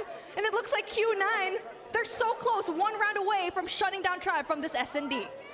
Just the look that Ulan gave the camera, you can tell there is ice in his veins right now. Trying to pull off the comeback over Tribe Gaming to equalize the series, and that's 4 rounds in a row. Q9 making the right reads everywhere they go, and what do you know, it's D-Chen with the first blood onto Vague once again. Tribe scrambling, they're just trying to find some information somewhere, have not been able to get a read on this Q9 team ever since the reset, and right now, they're going to make the wrap back toward A, but there's not really been much sniper presence. No snipers in play for them. And you got to think that allows for Q9 to take a huge amount of map control, because you can dominate those long lanes as much as you want to. 3-1-2 split, 2 players from Q9. Somebody in chat said Q9 who? An absolutely key place where Q9 keeps shutting people down. And now for Tectonic goes in for the pre-fire off the smoke. Doesn't quite get any information whatsoever. Oling's going to be right there, especially with the snipe. They're taking their sweet time because obviously number is not in their advantage. And as Oling tries to go in there, that is the information that they need. Tectonic you need to help him out, man. Gets 1, 2v2, no, 2v4 rather, as the bomb goes down. It's going to be troublesome for Bo to go in there, especially with 1 down. And there you go, Q9 tries to go in there for the comeback, and Tribe drops the spaghetti and loses this search and destroy, where they could have had a comfortable win. All they needed was a reset. I mean, that tactical usage was unreal, perfectly calculated by every player on Q9. Seemed to know every angle where a Tribe player was going to be, and that's how you bounce back. You look very, very slow off the start of the S&D, but once they moved on over to the defensive side, it's not looking good, bruv. It's not looking good, bruv. One for the books. I mean, bro! Man! Oh my god, bro. That kind of went in their favor. And now for Tribe, what are you going to do in this control. This is a swing around that we keep on saying that they need to go and perform. A 1-1 is the scoreline for today in this matchup in our alpha. Oh my god, bro. We're going in for different streams as well. If you're taking Try who? Quad feed, we have 4 different streams right for you. So if this one ends, you can definitely go and hop onto it. I can't believe it, chat. Yeah, right now, I can't believe it.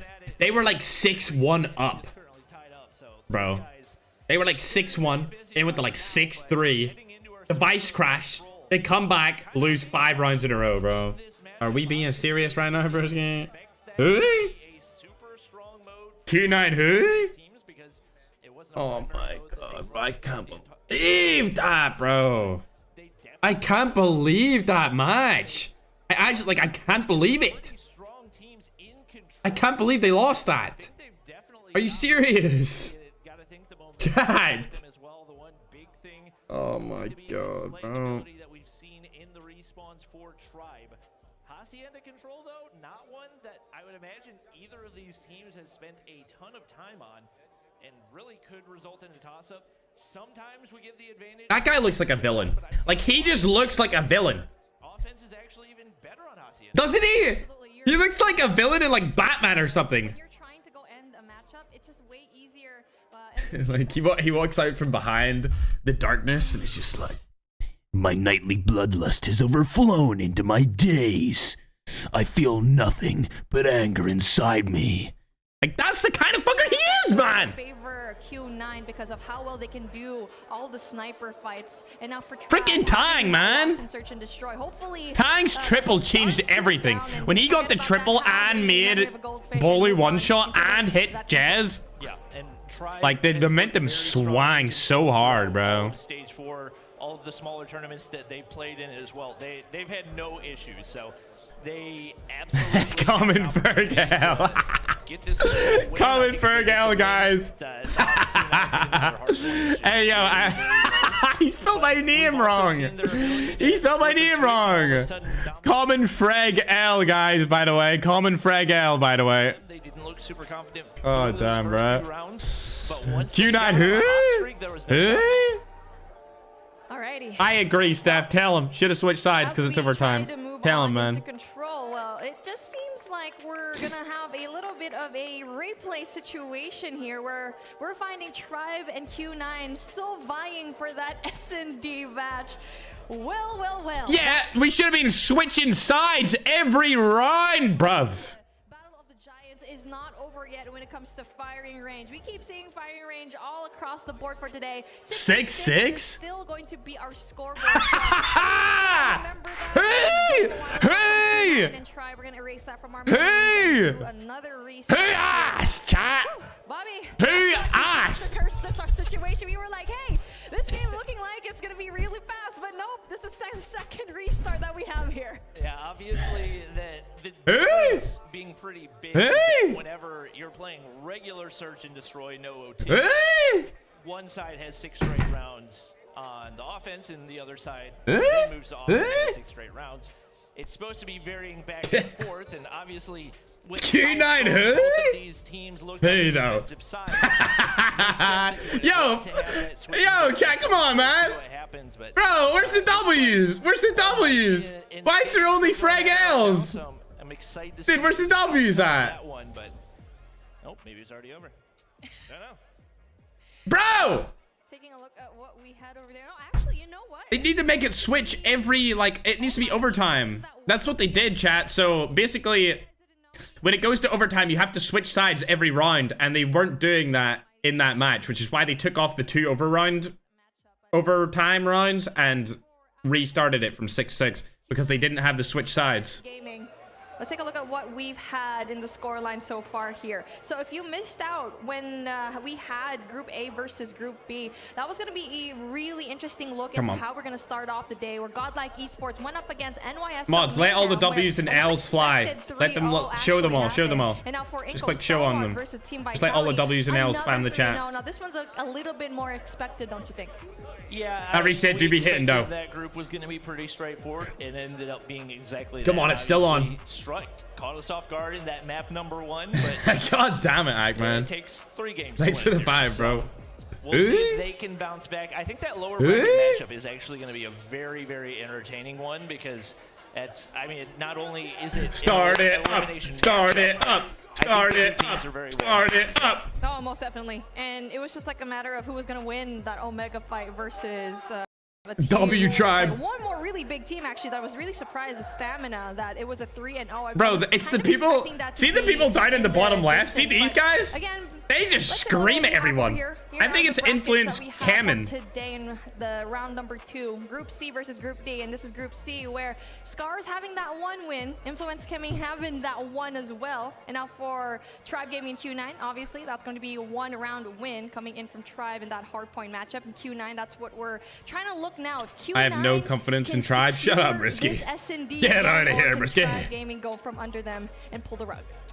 Yep, it's definitely going to be a spicy overtime. I feel like both of these teams are like, oh, we should have had it, we should have had it. And this will be the ultimate deciding factor because there's no momentum, and it all comes down to the search and destroy. Looks like Scars and Influence Kemen going back at it as well.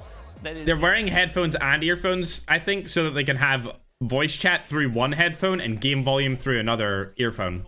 Pretty sure. Dominating the S&D, Scars looking pretty strong in the hard point. And it looks like we are going to be replaying that S&D as well, so potentially a different outcome. Here we go, restarts all across That's the not board, them. but hey, another chance Scars. of winning this again. So Tribe.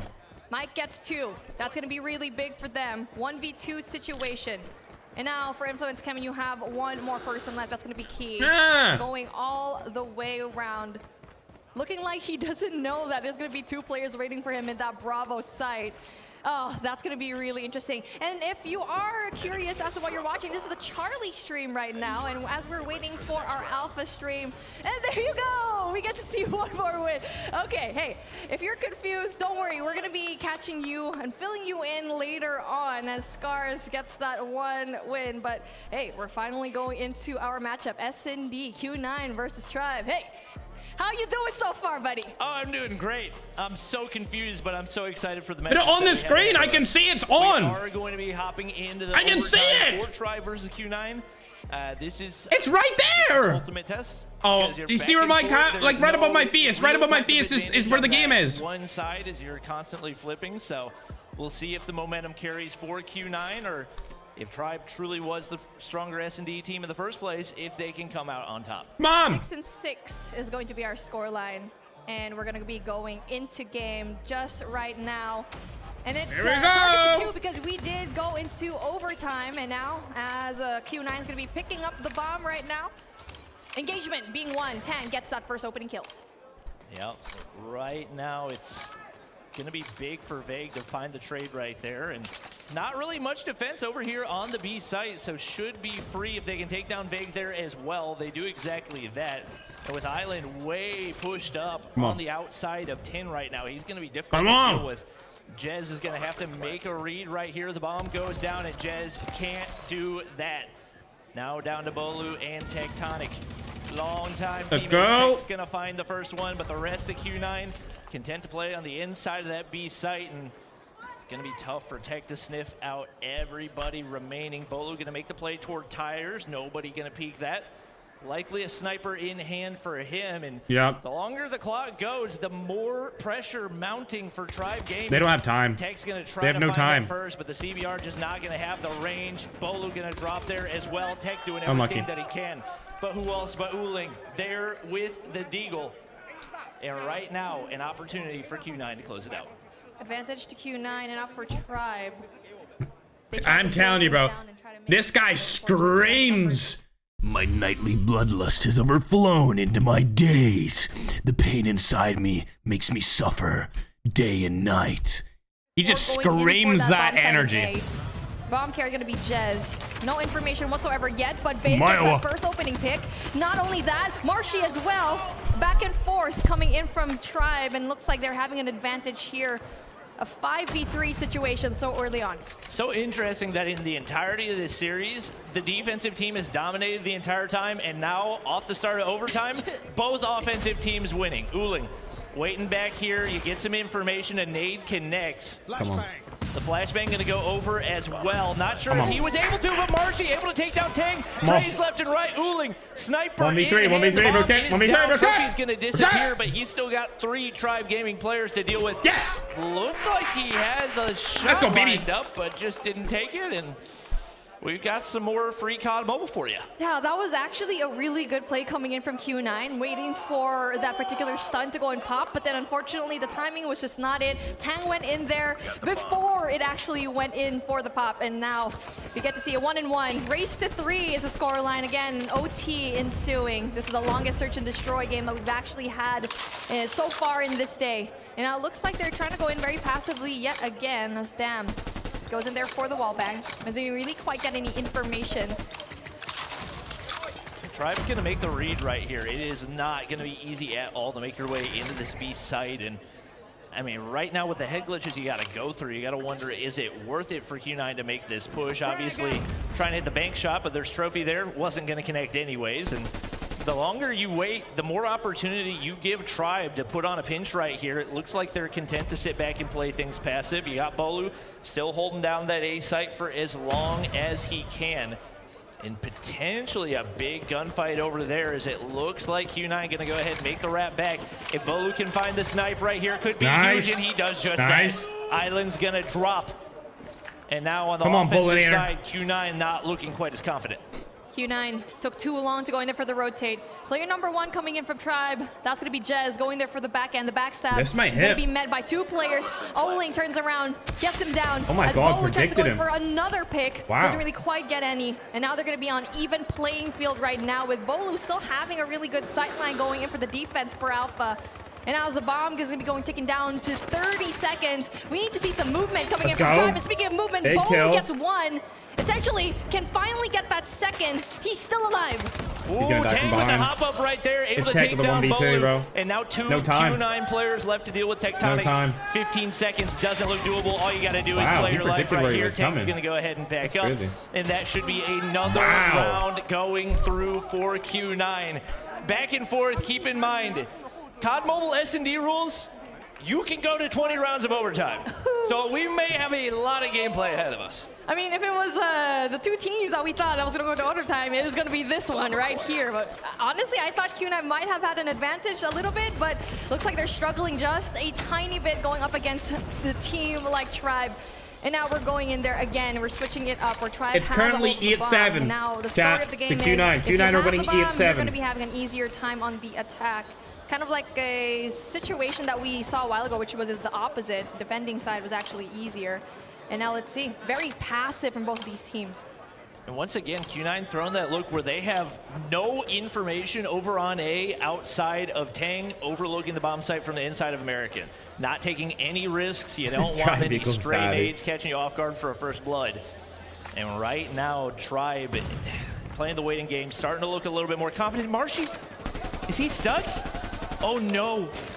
Oh no, that's not good. Marshy trying to get out of that spot right now, and that makes the push a little bit more difficult. He finds himself free from the wood in the top side. And I'm surprised that guy didn't wallbang him right there. Tang, I thought Tang would wallbang him. I think him getting stuck might force them to second guess themselves a little bit. Oh my God, they're dead. Oh my God! Oh my God! Q9 tears them apart. Tectonic trying to do something to stop the push, but D-Chen gonna be able to push on through, and it looks like the defuse going through for Q9. Nobody there to cover the bomb, and they finally take the win in Search and Destroy. Q9 woke up in those last few rounds, and yes, we had like restarts, multiple restarts, but even in the second restart that we had, they were still killing it, and now they just proved how well they can defend. And also, chat, they're just a better S&D team, bruv. I mean, like, off the bat, like, you know, Veg's giving me the heart, by the way, guys. Just saying.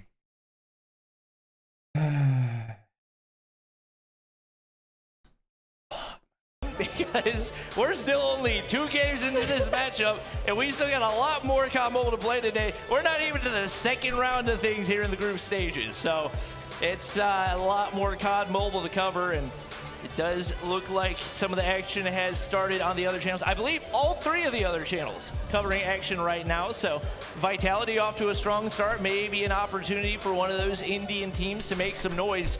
And the reset seeming to go in favor of Scars as the 7-0 has quickly turned around and they are now up 5-1. Yeah, the resets, man. It's just changing the tides of the games of these teams as 5-1.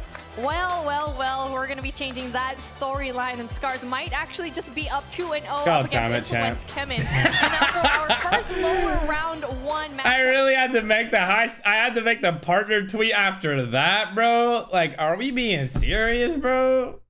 Do I look like I'm very excited right now, guys? Do I look very excited to you guys? Oh, yeah, I will always love you. God damn it, man. We're at home. This is a Bravo stream in YouTube right now. Ooh. As you can see, a very comfortable lead coming from Vitality. Not just having the gravity board. Listen, chat. I did say 3-1 Tribe win. I did say 3-1 at the start. So they can't still win 3-1. All right, that's what I said at the start. That's what I said at the start. Now, everyone go like my tweet. Man, put it in the chat, bro. Put it in the chat.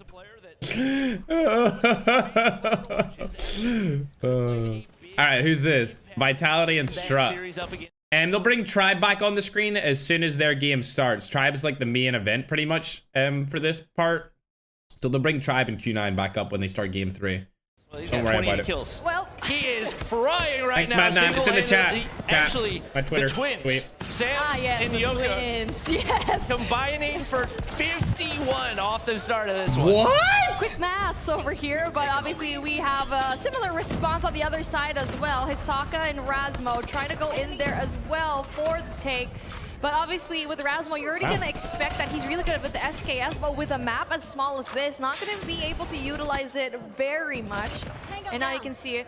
And now for Sam's getting that 29, almost getting that 30. Annihilator up in hand. The retake finally comes through from Vitality, widening the gap even more. 193 and 111, 26 seconds, no contest whatsoever coming in from side of Strut. And now one player. Oh my God, bro! Beautiful kill. What the? And he's still going, bro. Gosh, he's dumpstering everybody right now. Holy! Buzzer gets shut down, but he's got a pocket full of streaks. And that's going to work wonders for Vitality. To be honest, you kind of want to be right here. That gives you the early rotations off the late break, and that probably hurt Strut more than it helped them. Not a whole lot of time to be gained. Sam's playing a cheeky position. He's going to be able to find another double kill. 35 kills on the board. This dude is an absolute madman. Well, you can say that he has a pocket full of sunshine. That man is just. I was singing that. Insane. I was singing that. We actually saw. I got a pocket full of sunshine. Oh my gosh, I can't. It's just yellows all across the board, and Strut just having a difficult time with the gunfights right now. A different Vitality is actually going to be seen right now compared to their first matchup a while ago. Very impressive stuff, and not just that, the rotation was just absolutely key. Scrap points coming in from Strut. Yep, this is a huge break for them. Sam's doing everything he can, but he gets shut down. Still got that streak to work with, but a big feed. I believe that's 5 in a row now for Strut. They got a lot of gap to close, but they seem to be confident. And I don't really think they're getting outslayed by that much, but they've just not been able to get any of these holds to stick. And Afer's just gonna kind of let the Hunter Killer go to waste right there. Slides on out, finds a big kill to lock in the rest of that scrap time, but Random able to shut it down. And it looks like Vitality with the early rotations here once again. They're gonna hop on down into the point, and only 20 points needed for them to close this one out. Vitality should win this. Missile does not find anyone at all, and for me, it's actually Vitality, when it comes to the gun skills, kind of equal, but they're winning more on the anchoring. And when it comes to the anchoring, it's so important because you're basically dictating where your teammates are going to be spawning, and Vitality did that to perfection. All right, chat, they win. Vitality wins this. At the mid game is where I want to watch AMT. And it's starting to look like until the Tribe game comes back. If you are scared, you would want to see your players actually go and initiate. And the play here is to push up this side, send Mihawk down to the rocks, and maybe spot Jet Throw and take him out. And now here you go. He's trying to check the corners. That guy doesn't know he's right there, right? Just yet. 40 seconds left here. AMT task for a 5v5 retake.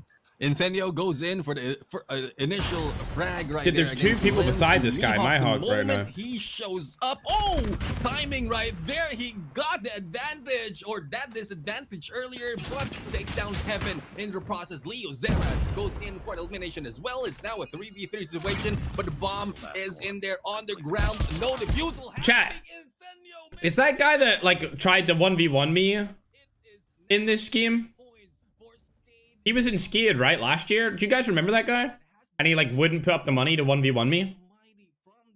Is he in this? Is he still with Skied, or is he not in the team anymore? I don't recognize the name for him. I can't remember what his name was.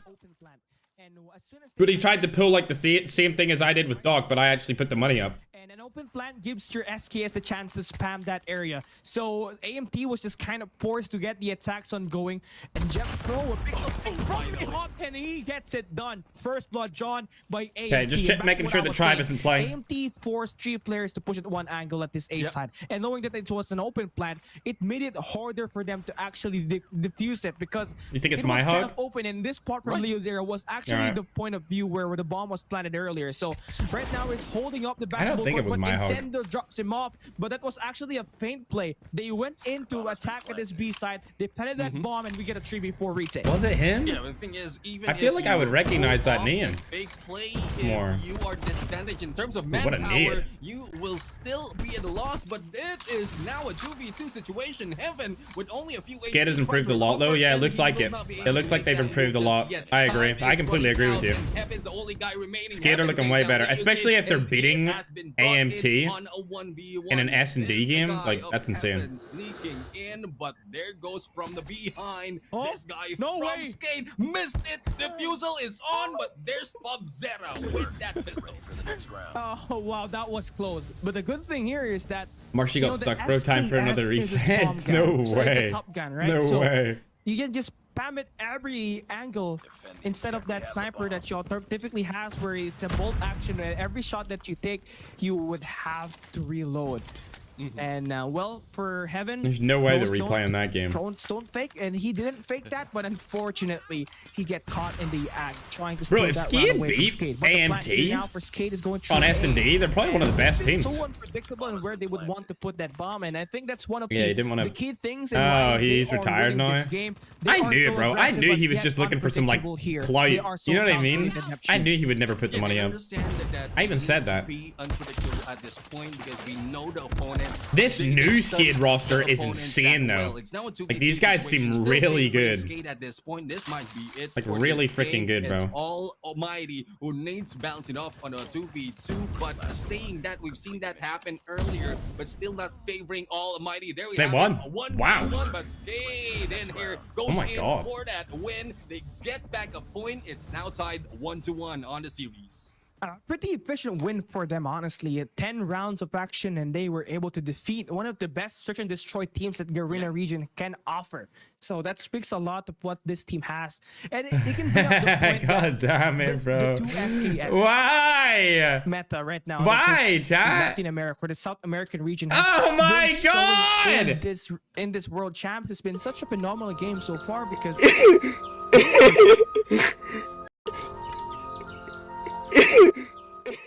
Bro, ain't no freaking way y'all are memeing me right now, bro. He is this. He is this, bro. Hey, yo. Oh, this. Oh, bro. Might have to step up again, broski. I have to step up again, though. Bro, y'all are memeing, bro. You don't look very excited, right? This is actually just terrible, guys. Come on. Overall, he can get the distance. Tribe's back on. Tribe's back on. Tribe's back on. Tribe's back on. Q9 versus Tribe. Let's go, baby. This top side control, and there is nobody here to counter for Q9. But they're going to be able to find 2 opening kills, and Tectonic, about as straight as they shoot, he's going to be able to take down 1 Bravo. Let's go, baby. Now let's see what happens here as we can. Oh yeah. Q9. Take him down. Take time down. Yeah. What you said here is actually going to be really big, because when you're on the attack here, it's a little bit easier compared to other maps. And Upper Dam gets a beautiful kill, 26 and 25, with B having almost 2 ticks of progress. Come on, chat. Finally going through, but the cleanup pushes through, coming in from Tribe. Wow, a cheeky spot for Yeah, Vitality won their match, Arjun. She sniffs him out right there. 23 lives apiece.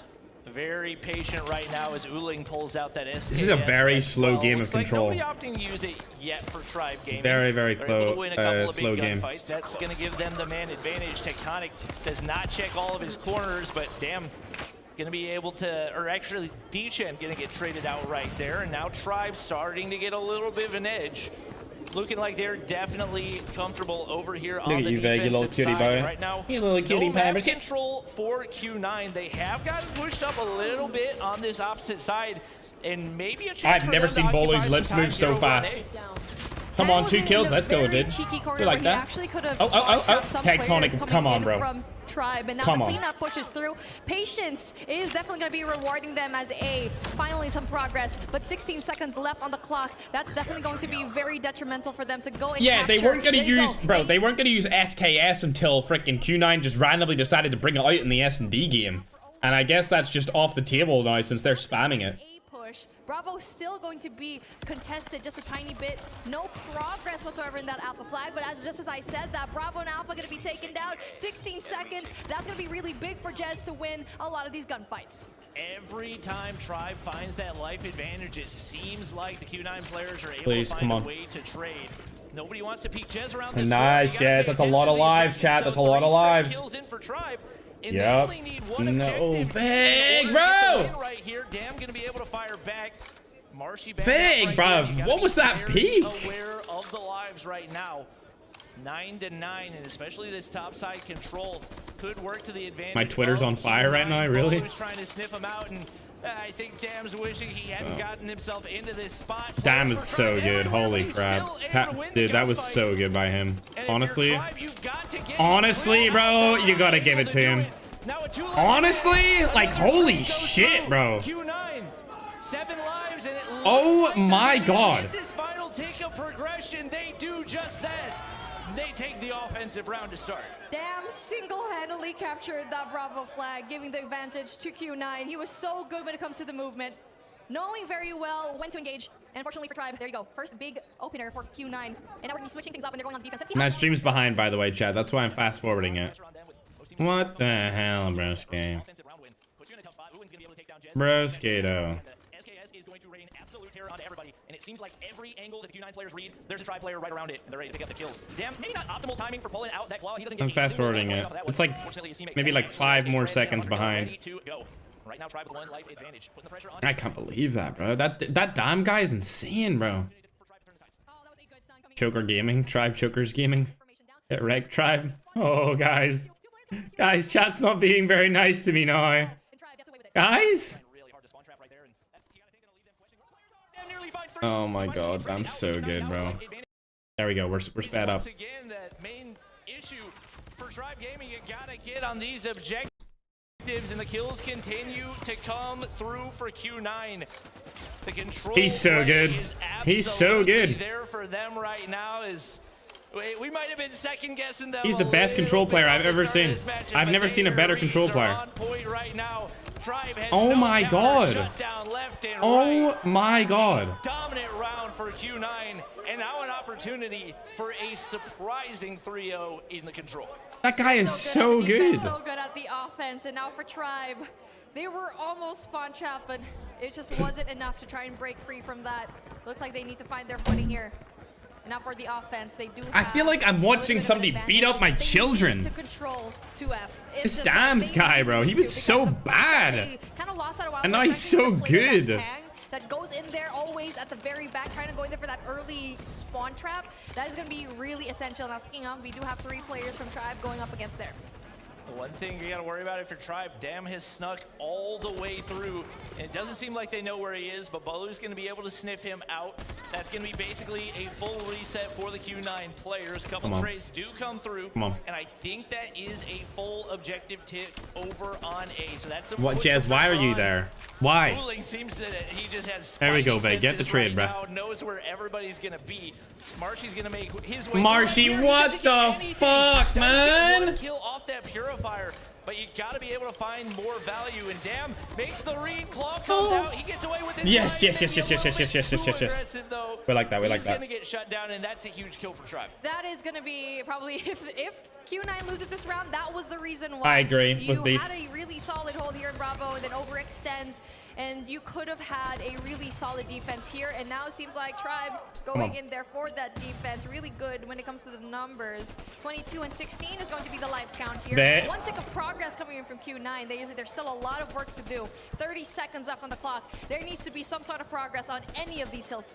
Vig, you got to finish your food right there. Agree, Bobby, agree. Waiting for him, but allows the teammate to get into position to trade, and Vig on the bottom side. Overchell's there as well, and now top side reigns dominant for Island as his teammates going to be able to make their way on in. Now the claws coming out once again is Q9. They don't want to play another round. We want to go ahead and end it right here if we can. Two teams of progression over onto A, which is typically the more difficult one to find. All right, boys. To find a big kill to clear things off, and Tribe still. We're clutching it up right here, gamers. All you really have to do right here is keep A clear, and there shouldn't be much of a chance for Q9 to clutch this one up. Let's go, Vig. Come on, big kills, big kills. The kill right there. Still a 6 life advantage, and seeming like the ball is now in their court. Oh my gosh! 0 seconds. Okay. Good job.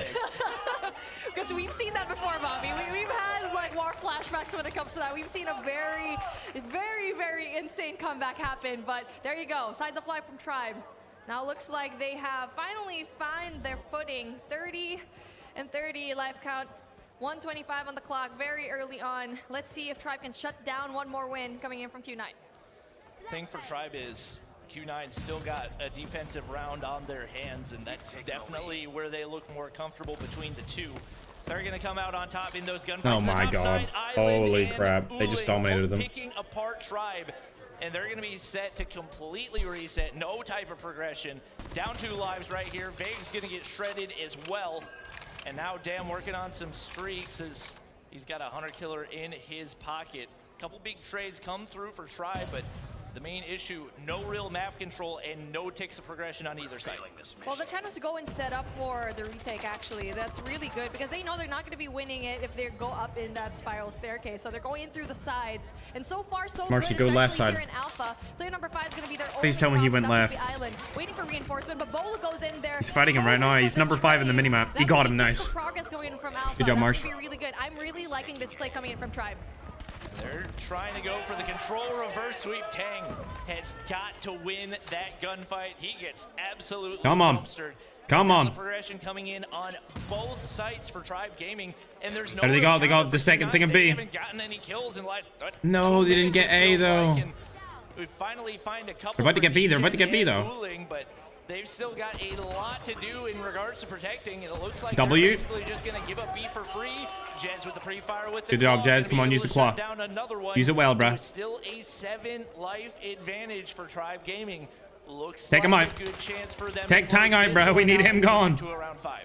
Damn goes in there good job for the spawn trap. Gets a few lives, but not really anything to change the game up. Bolu spams that call, doesn't really quite get anyone there, but knows very well that Island's going to be right up, but then obviously having the upper hand of the second floor, he does win it. Alpha almost going to be captured. 1 minute, a lot of time to play with, and now so many members coming in from they're losing too many lives. Giving Tribe a hard time, but they're going to clean things up, but 1 tick of progress, that's going to be good. So 1 big push coming in. This would be a huge kill. Good job, Marshy. Good job. Marshy. We like that. Big jump shot from the water side right there. A 9 life advantage should afford Tribe the opportunity to just play TDM right here. You don't really need to get that ticket progression, but if you want to apply some pressure, you absolutely can. Come on, Jez, you're behind him. Get at least 1. W1, 2, piece, love it. 3 piece to your right. He's going to be able to find 2. Oh, baby, now we're talking. Can he make it 4 right here? We'll take that. We'll take that. That's what we needed. He's got full streak, which is going to be massive. Heading into that final round, only 1 life right here for Q9. No real hope through the smoke. Veg connects, and now Tribe looking for the reverse sweep in the control. 2 rounds in a row. And come on, when we thought that Q9 had a very huge lead, similar. Come on, chat. From SNB, be Briscays. That, you know, feel like Q9 just dropped the ball, and now for Tribe. They do have the advantage of being on that defense, but let's see what kind of response Q9 can give us on the attack. That's one thing about Tribe. They're incredibly resilient and showing that right here. Oh, he's pushing it. Easy kill, Broski. Light work, Broski. Gets the information with the Hunter Killer as we like well. that. That's 2 kills on the board. Look at that. Nobody in Tribe has died yet. Oh, Marshy, come on. Okay. Okay, Marshy, come on, man. Right there, but there's Hunter Killers up in the sky. They've got to make this push quick, and if they can maybe stack this B point, might be able to give themselves a little bit more time, but it is costing them a lot of lives in the process. I feel like that B push could have been so good, but unfortunately for them, did not win the gunfight so far. Bull Arena looking good right now, though. Opening kills, just providing that first tick of progress in B, and that's going to be for one player for Island to go and take it out for Jez. Spots one. That's a really big kill because that gives him the claw. The claw. That's going to be really big for him if he actually saves it later on. Now Tribe looking to set up the spawn trap right here. Bolu gets pushed all the way up into garage. The Tribe player is going to go ahead and flood through, and they're trying to spawn trap from both sides if they can. Island trying to force his way through. Ulin going to find one. They can't kill Bolu. He's working on streaks. D-Chen finally going to be able to find the shutdown. But the lives are the bigger issue at hand for Q9. Have not been able to win the bulk of the gunfights. And now an opportunity for Tribe to find 3 rounds in a row. We'll see if they can make it happen as another big gunfight goes down. Q9, they got to get that last tick of objective time over on B, but with a 12 life disadvantage, how much are you willing to afford to Tribe? Dam's gonna hop on, but the pure comes out for Marshy. Only 7 seconds remaining. Not a whole lot to work with if you're Q9. They hop on B. How long will it last? 22 seconds Can't cry about it. Have some kind of progress, but no, it is just not enough. As Tribe goes in secures 1 more round for them.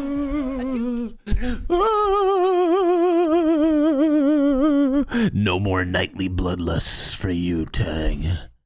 No more nightly bloodlusts ever again. Marshy having that crossfire and Bravo. Let's go, break it! Good defense. Yeah. Stand off hard point. It felt like a confidence swing more it's than already in the bag, Broski. They're pre-firing everything. It's already in the bag. They seem to have everything on lock. I don't know if it was a lapse in communication, whatever it is, but last 3 rounds. 36 and 15? All negative, bruv. Oh my god. Who are these ranked randoms? Are they master rank? And he's bringing that are they master rank? Level of talent and gameplay here in stage 5 as he goes 36. What a goat. 15. What a Gleisenberg. Really big scores. Bolu as well. 31. Minus social credit. He has been absolutely Holy fuck. but he is going to be the only one that tries to do that most of the time, and so it kind of slows down Tribe just a little bit, kind of gives them just a tiny bit of a delay going into the site, but obviously it didn't work out too well at the very end because for Tribe, they flipped the switch. They changed up and they adapted very well when it comes to going in there, because there was one point actually in the matchup, I think it was their second win, where it was they couldn't fight mid. So they were like, okay, we can't fight mid. It was too strong. So they went into the outside. Chat, I was actually in China in like 2019. I was in Shanghai and a city called Guangzhou. And see, to be honest, bro, like China doesn't have that good of a rep, but I loved Guangzhou. Like Guangzhou was so good, bro. I loved that city in China. It just felt so like full of life, like full of energy, like everyone was getting up and getting at him, like going for it, grinding. It was a good atmosphere to be around. I liked Guangzhou. Shanghai, it was okay. It was all right. And as we saw, it's very back and forth when it comes to search and destroy and control, but the only lopsided game that we actually saw was hardpoint. And guess what's next? It's going to be hardpoint standoff. Now, do or die for Q9. You do not want to be in that situation where you're at the lower round 1. And standoff hardpoint is Tribe's home. That's where it's W's. I told you. Where their SMGs. I told you. 3-1. 3-1. I don't see Zeke in the chat anymore. I'm just saying.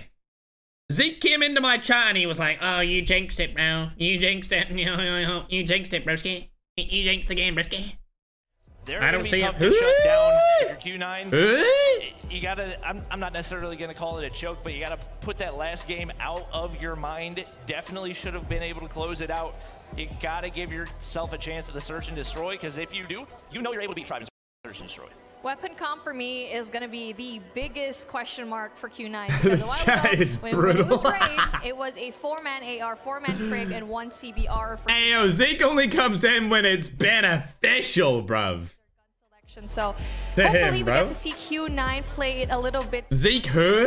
Obviously, it didn't work out. Hey! Lopsided game in this particular matchup in the series, and so we need to see adaptability coming in from Q9, because so far struggles for that control matchup, and obviously signs of life rather coming in from that search and destroy where they were able to pull it up, and now this is do or die. If not, Q9 goes into the lower round 1. Yep, it's a tough spot to be. I think the other big question, we talked earlier about how it seemed like the two teams have agreed on a GA for the SKS, but then Q9 starts losing a little bit, and they're like, you know what, maybe we'll use the SKS. Could potentially be something that we see come out, and actually, for the first time, at least from the games we've seen, the R9 coming into play. I agree, guys. Try better, baby. Shot shotgun, and it definitely has lethal ability in smaller maps like Standoff and He got a fucking triple! Oh my god! Oh shit! He's still going! Flying! Oh! Flying across the map. Holy What a start for him. I wish I saw where that nade was at. I was too busy looking at what was happening right in front of me, but oh my goodness, I want to see that in my highlights later on. On Glizzy Gleisenberg. Early points coming in from Tribe. Very solid hold a while ago, but now Q9 gets the 25 seconds. But 2 players coming in from Tribe. Now all 4 actually goes in there for the defense, but Tang and Island get essential kills, and they still get the scrap points. Baby, a triple! Yeah, pretty even off the start, which is not really what it seemed like for that first hard point, so good signs for Q9. Tang frying off the start once again. He's been huge for them so an far. R9 shotgun, okay. Right now they're pretty early over towards P2 as well, and that is the power of the R9 right there. Crazy. I'm interested to see how this works out for Dan right here. Solid early setup for Q9. Dam's gonna be the biggest issue if you're trying, to try to get to that opposite side and shut him down. Marshy smoke him up! Just doing Marshy smoke him up, bro. For the R9 and the oh my god, damn! Oh my god! He's going crazy. That was disgusting. With it, he's got full streaks off in the face, bro. Tribe has Marshy, Q9 has Dam. Oh, Marshy in the air, bro. He's playing his angles really That is going to be close range engagements are what he's going to be winning. But scrap points going in Holy fuck. Contestation not really quite pulling through. As a rotation really early coming in from Q9. This match is we've seen this already in their first hard point. They're not actually going in. They're giving them 22 seconds? All the free points going to Tribe. Wow, 22 seconds of scrap? That's a lot of scrap. Put a big emphasis on those early rotations. I will say this is a very early rotation. I agree. Early rotations are a good thing, but when you're giving terrible predator missile. Time, oh, so bad. Marcy capitalizing on it. You're not contesting it all, and you're also opening a door for them to be able to rotate early as well. So the question is it worth it? So Tang on the bottom side, trying to make something happen. He's able to break through. Shots coming, I believe, through the wall right there. He's going to be able to make the one-man break. D-Chen finds one on the bottom side as well.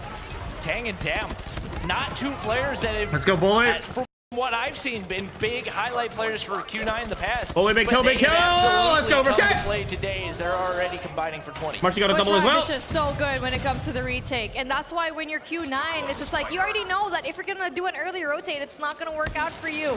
So now, they got with 30 seconds. 30 seconds, 23 on the clock right now, and still no contest whatsoever, no anchoring, no spawn control. Oh my god! And now it looks like slowly but surely Tribe is actually gaining that momentum that they need. Early rotate coming in. Marcy's disgusting right now, bro. I mean, it's one thing if you're getting like rock solid defenses and you're basically untouchable on the inside of the hard point, but Tribe is able to get the majority of their breaks within the first 10 to 20 seconds of each of these hard points, and the fact that Q9 is rotating so early is making it easier and easier for Tribe to do that. Obviously, Q9 still in this, absolutely. It's pretty much a tie game right here as Jez looking to get pushed out. And 3-piece on that board, Risky! He's frying with the switchblade in hand. Do we like that though, chat? 20 seconds in. Do we like that though? Already finds the break. If you're Q9, you got to find a way to contest a little bit more. They're all spawning at the other side. Come on, Jez. Actually in boxes and just waiting for that one last player coming in from Hay. That is so good. That's the reason why that they always do so well in the break. Big almost gets another one, but information does gather for them. And now final contest finally comes through from Q9 as well, but not enough as only one player is actually going to be there. They're funneling in there one by one. That is the biggest difference between 19 on the board for Marshy and Tech right now, dude. Who's going in there for the early respawn as well, the early rotate rather into Grannies. That's going to be Q9. 109 and 86 is the score line. Yeah, if you're Q9, I think early rotations are good. Lucky loves their pillows. That's what I was saying. I was like, Rosie's have the pillows on deck. Oh, the straightest shooter in. Bro, Tank's 20 and 7. He only has a 3 KD. Maybe gonna hit the reload. Tank, don't stand there. Don't stand there. And see what he can do from the top side. Is he gonna get it? Once again, I knew it, bro. It's such a bad place to stay. And if that's happening, like, he is a kilo, bro. He doesn't need to be holding that. There's no need to rotate early. They're gonna give you what, 20, 30 seconds of free scrap time. You will take that every single time. Q9 finally finally gonna be able to break back in, but. They definitely seems like they need to make some adjustments. And I guess that to a certain degree, the rotation's paying off as they're getting outslayed pretty heavily and still at a tie game. Maybe oh my god, what is going on here? Think a little bit about not fighting as much for that scrap time. They finally got on the hard point again. That took so long. Now, speaking of timing of the rotation, now this is a better time when it comes to Q9. Take him out, yeah, pack him up. See you later. The gap is a little bit close as Q9 gets majority of the points in P1. 3 players from Tribe going into gas station, but then they are going to be losing it. Oh yeah, Jazz, we like that. Tries to go in there for we like that. Come on, get the 2-piece on Tang. You know you want to kill Tang. I know you do. I know you want to kill Tang. Yet again, the timing is going to be really good for Q9 this round. Purifier is going to absolutely stop. Let's go, Jazz. That's what we're talking about. Jazz, triple? Where did that person come from? Did he get it? That one essential player. Oh my god, he got him. To be Jez taking down one essential operator. Show us Jez! Maybe not the best position to pull out that Purifier. Obviously, you want to take gunfights on the inside, but if you're gonna peek, then don't pull out your operator. Let's go, baby. Absolutely floods into the hard. I'm frying them right now. I'm frying them up. The big question once again, does Q9 rotate already? LB. One of the players has this is such a close game, 30 seconds that you're giving away for free. Trying to make take him out. Lovely. We like that. Up against Tribe Gaming, it's just not going to happen. So lots you of want late to get time the map control. on that point. We like that. Rotation, but yeah, absolutely folded down. Oh, he shot his body! He shot his fucking body! What the fuck, Q9 is just trying to go into the break one by one, and they spawn so far away from the next hard point. They spawn over the way in Hay. And now there's only, 3 players that's going to try to go and defend that. It's so free. Turn the corner. Take him out. Come on, take Tonic. I know you want to. He takes out one. Patiently waiting for the rest of their teammates to go and break, and that absolutely pays off. Again, easy kill from Jez. Easy double kill. Tech gets the triple. And this it's so free. Oh, we've seen him. Right here. Oh, there's Jez's triple. That spawn. That's a free kill. We like that though, don't we though, chat? If we don't see Q9 break back in here, I don't know that they have much of a chance of closing out this one. Could be sent to the lower bracket early on. Right now, Tribe unrelenting in these pushes. They just go ahead and hop out of the hard point. I guess wanted to get some more kills just for the lulz, but they hop back in and should be pretty close. They're rotating so early. Heading out of this. Once again, you see the Q9 team? 25 seconds of uncontested scrap time for Tribe. I understand what Q9's trying to do. I'm just not sure about the timing of it. That timing was really off. I feel like the only really good rotation they had was Q2 in this particular restart. You think you're top G or something? Tribe is just too strong when it comes to the retake. As 4-man push coming in from the back end from Blue. And now we get to see, Warehouse rather, where they're still waiting very patiently for the rest of their teammates to go and gather up as player number 2 from Q9 not gonna happen. is going to be outside in Statue. Loses that gunfight, but finally a solid hold coming in from this is a good hold. This is a good hold from them. I'll give them that. Another big push coming in from Tribe. Going in there. 3-2 split is going to ensue. For sure, Ski. And the big question for Q9, can you actually get an early rotation to stick? The He's one shot. He is one shot. There we go. Oh my god. And even though it's not quite as early as it was previously, still 30 seconds in. Tribe Gaming able to find the break. Oh, big Purifier for D-Gen though. This is an opportunity for close to a full 60. I think probably at minimum 50 points for Q9. Yeah, they've done them really well here. This has been their best hold. Tribe just so clean on the gunny. My God. It's been a back and forth hard point right here. Holy crap, if he had killed Marshy as well. Q9, you've got the gun skill to break back in. You're just not really trusting your ability to do it. They don't rotate early off of this one, but they're in control of the hard point, and now they have an opportunity to close the gap even more.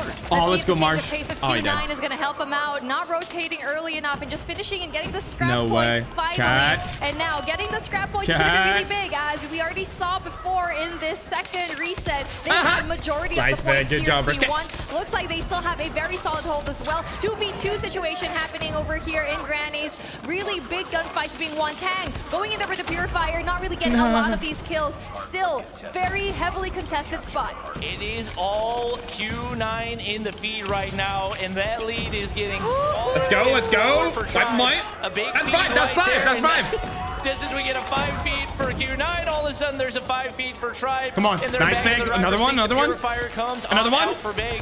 He's got 3 players he can shut down. Let's go, Marsh. He's able to get either of them. Fortunately for him, Marshy is there, and they're going to be able to get it all the way down to, if I had to guess, 243 heading into the next one. And now, I think for the first time all game, it's Tribe with the early rotation. They do. They have spawns. They've got the setup right here.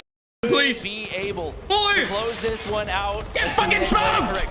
Yeah, they gave it up because they know they can finish things here in P2, and they're doing such an amazing job by clearing out every single one of the players from Q9 over here in gas station. That is There's it, bruh. There's just no way that they can go in here. 250 is the scoreline, and finally, it's so free! Grueling 4 rounds. It's so free! We get to see a Tribe finally comes we out like on that top. for sure. Q9 bumps down into lower round 1.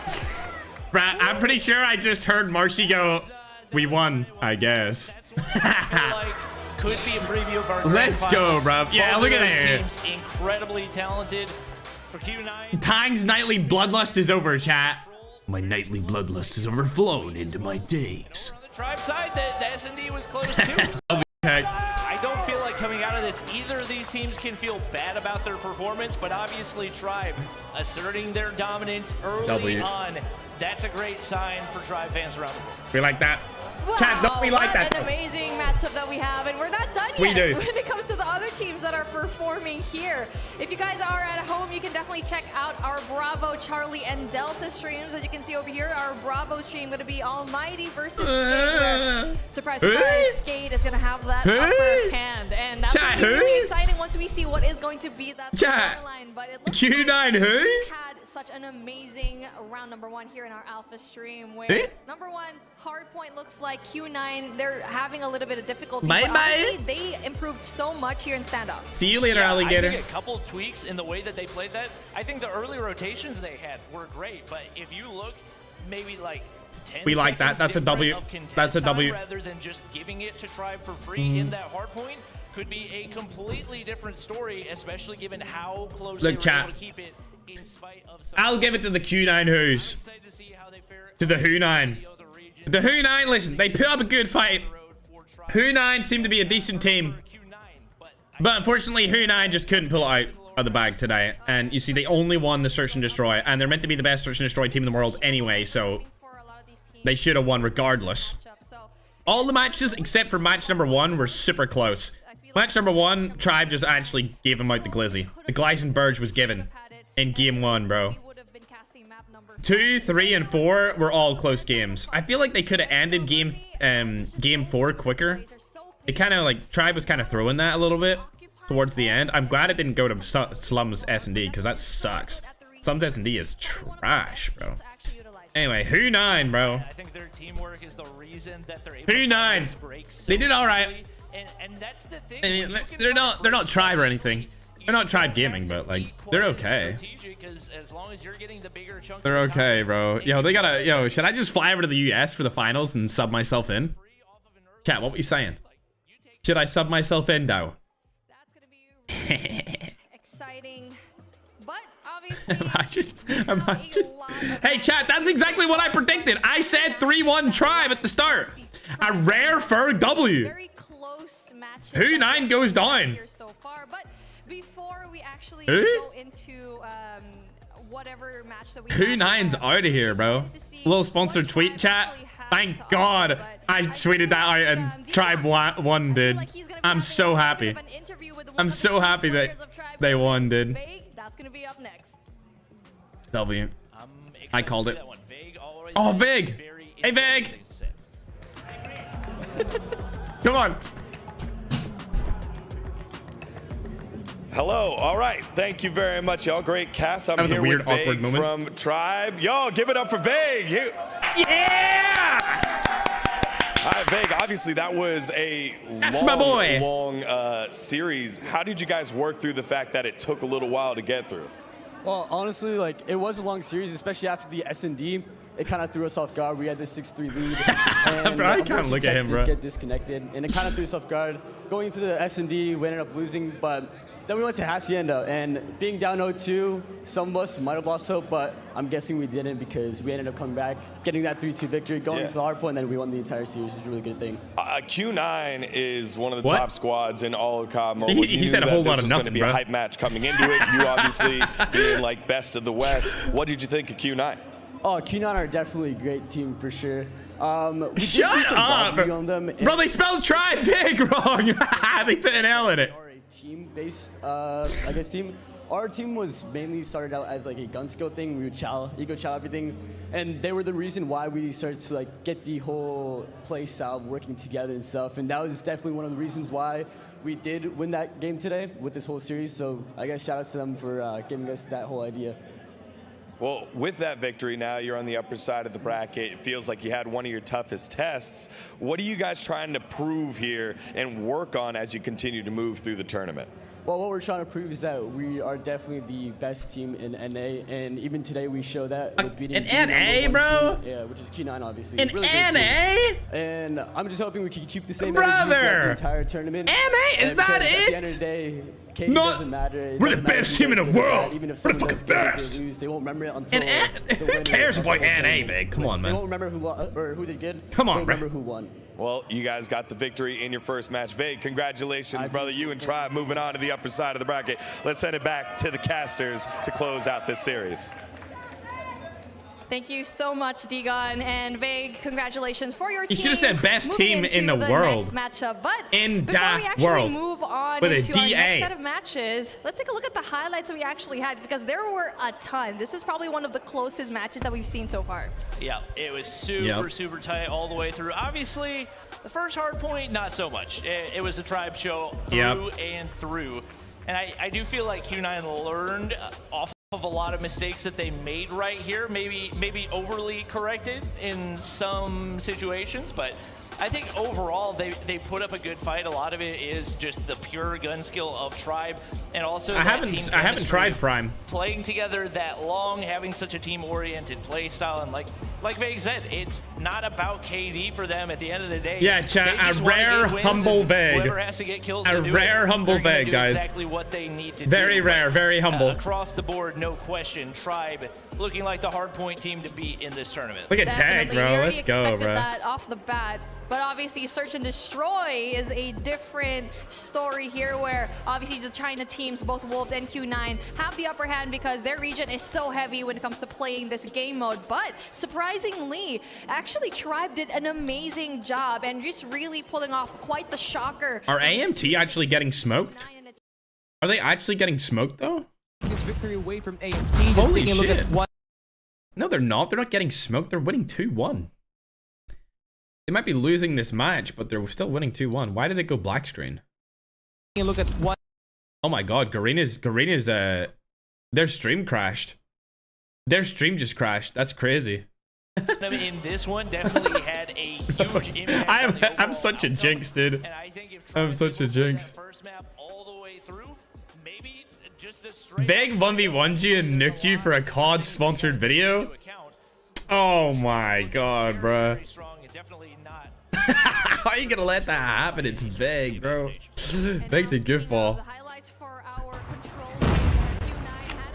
Come on, Lucky, you gotta be better than that, bro. Bro shot Dam's body. That was a W. When he shot Dam's body, I knew it was over. Oh. Oh yeah, exactly. So now we're gonna get back. Okay, they're back. They're back. P3 is gonna open up, and I don't know why their stream just crashed like that. That was weird. One at a time is something that they really had trouble. All right, let's fast forward it up because it's delayed and stuff. You know the vibes, chat. We'll put it up to 1080p as well. Skirt. That brand new CBR skin's sick, by the way. This skin right here is actually fire. It's such a good skin, bro. Hey, Spark. What's up, Brisky? AMT are losing? They are not really. They're drawing right now. It's 2-1. I wouldn't say they're losing. They're going to lose this game. That's for sure. All right, we caught up. I can put the sign back on. Terrible shot. Terrible double shot. All right, we caught up. I agree, Lucky. Do better. Be better, bro. You can't be letting Veg take you out like that.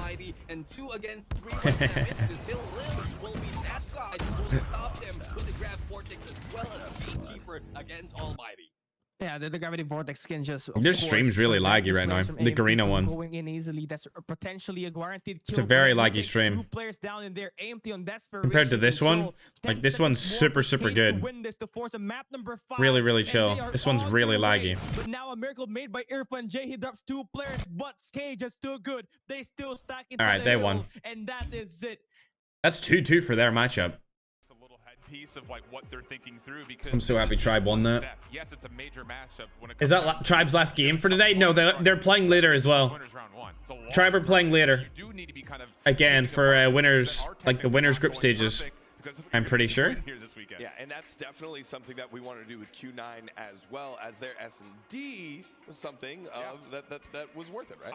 I think it's the top 2 from each group goes through. And there were some really great moments defensively. Obviously, they won that huge. I'm not sure like what advantage a person or a team that wins the entire group stage with no losses gets. I have no idea what the advantage is looking like. I don't want to watch this, bro. This Q9 Who9 defeat the Tribe got in this was terrible. Drink sparkling water. That is just not gonna happen. It's great awareness a number of different times because it's the same setup once again for Tribe. Get on, get the quick plant, but look how Q9 are stacked. They're taking away the mid lane. They have the ability to get players in towards trailer, and then the retake is so darn swift. That's something that Tribe never faced at all during stage 4, and 100% was a catalyst for why Q9 was. Any upcoming Indian match? I don't think so right now. So there's the lower bracket as well. Yeah, for events for the groups. If you lose your first match, you're still in the tournament. Like, so even though Q9 lost against Tribe right there, they're still in the tournament. If they lose twice, they're out today. So if you see any team lose against 2 teams, they're gone. It's GG's. Like, they're out completely. Teams that are like very likely for that to happen to would be Stamina, Strut. I don't know if Vitality won theirs. I don't know. I need to check. They're gonna bring it up here, I think, in a second because Tribe just won. They'll bring up like the overall scores so far.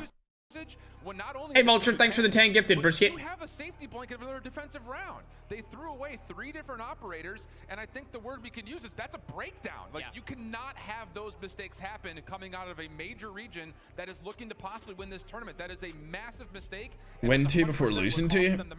I think it's just more so like, it's kind of like how the World Cup for football goes, where it's like you're given points per win, loss, or, well, technically you kind of get a draw.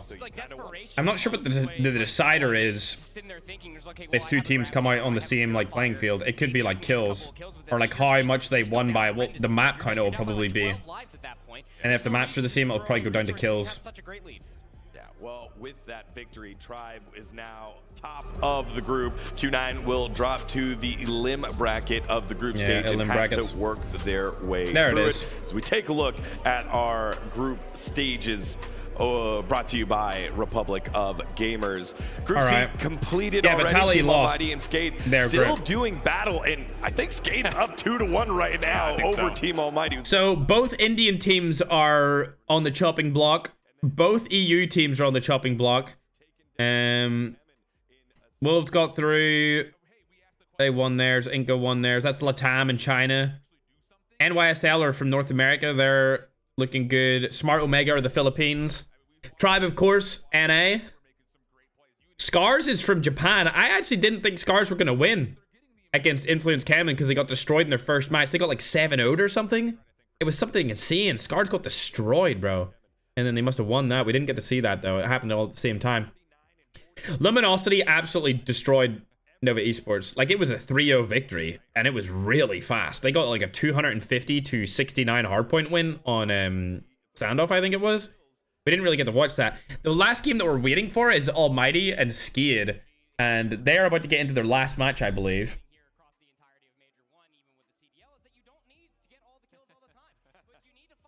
And every single time that we were looking back up at Scars and Influence, they were always in the right place. They were winning those rotational battles, and they were making sure that they were locking down 40 points at a time. You could drop 50 kills, it doesn't matter if you're not generating time. Yeah, shout outs to Chaotic for those, like, that 49 kill performance in the loss, but still a loss, and it showed as Scars moves on, and they are 1-0. They will take on Tribe in the winner's side of the bracket. That is very, very exciting stuff. All right, y'all, that is all the matches from Group A, B, C, and D, that first round. But now we've got ourselves the elim brackets. It's the put up or shut up time for all the teams that dropped their first series. We're going to have that after we take a short break. Don't go anywhere. The Glycine Verge was given, bruh. World Championship.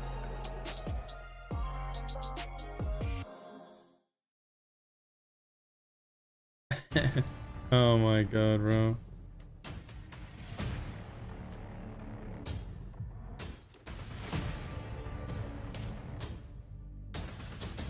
What is this? Oh, Warzone Mobile. Oh, so I can talk about it. Oh, I can talk about Warzone Mobile then. Because they just put an ad for it. They just put an ad for Warzone Mobile. All right, chat. I've got to be honest with you. Since this is the first time I've been able to talk to you guys. And they've put Warzone Mobile on the screen. I've been playing Warzone Mobile like 10 hours a day. Yeah, like that's all I've been doing all day, like every day. It's really hard for me to get into games because I need somebody to queue in with me. So I'm not going to say who I've been playing with, but I've been playing with people from North America because they can find games and stuff. But I've been playing all day. And let's just say I've got like 70 clips against streamers of me killing streamers. And a lot of them, because they don't know it's me, I have a weird name. Like I have a couple of accounts. I made multiple accounts, bro. Like I have multiple Warzone Mobile accounts with like skins and shit on them. But because they don't know it's me, they can't be like, oh, it's Ferg. So they automatically think because I have a weird name that's kind of sus, they're like, oh, this is weird.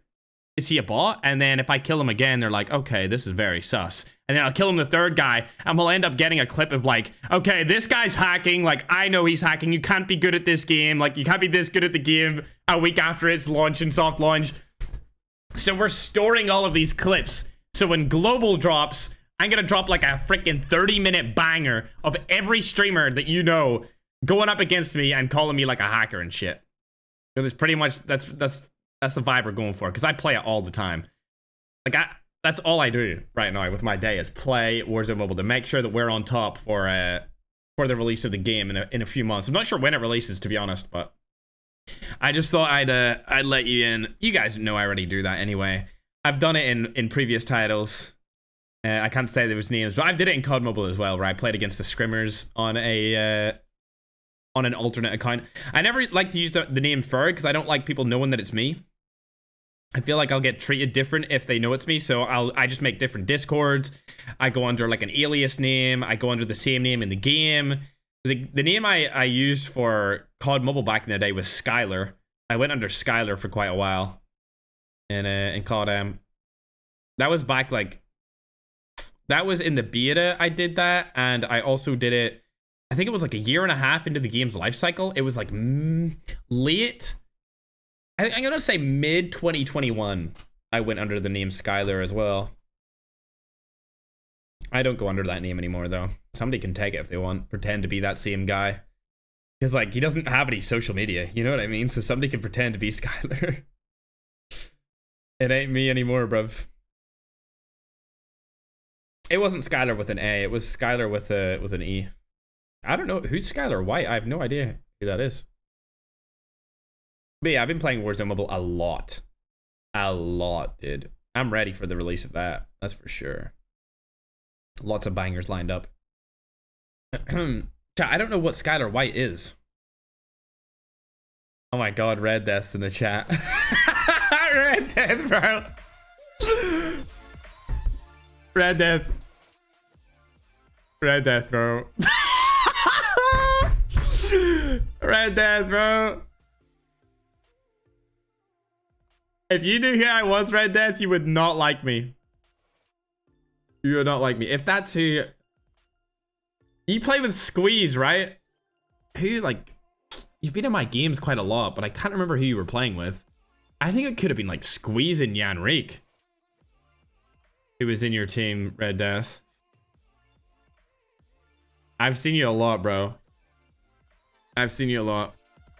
I'm not going to say anything else. Oh, well, Splinter's here too. I can't talk any more than I can't speak about it. I can't say anything, bro. If I say anything else, like, people are gonna know, dude. All you need to know is I have, like, multiple accounts, and I change the name to all of them very regularly. And then if I don't have any more name changes, I make a new account.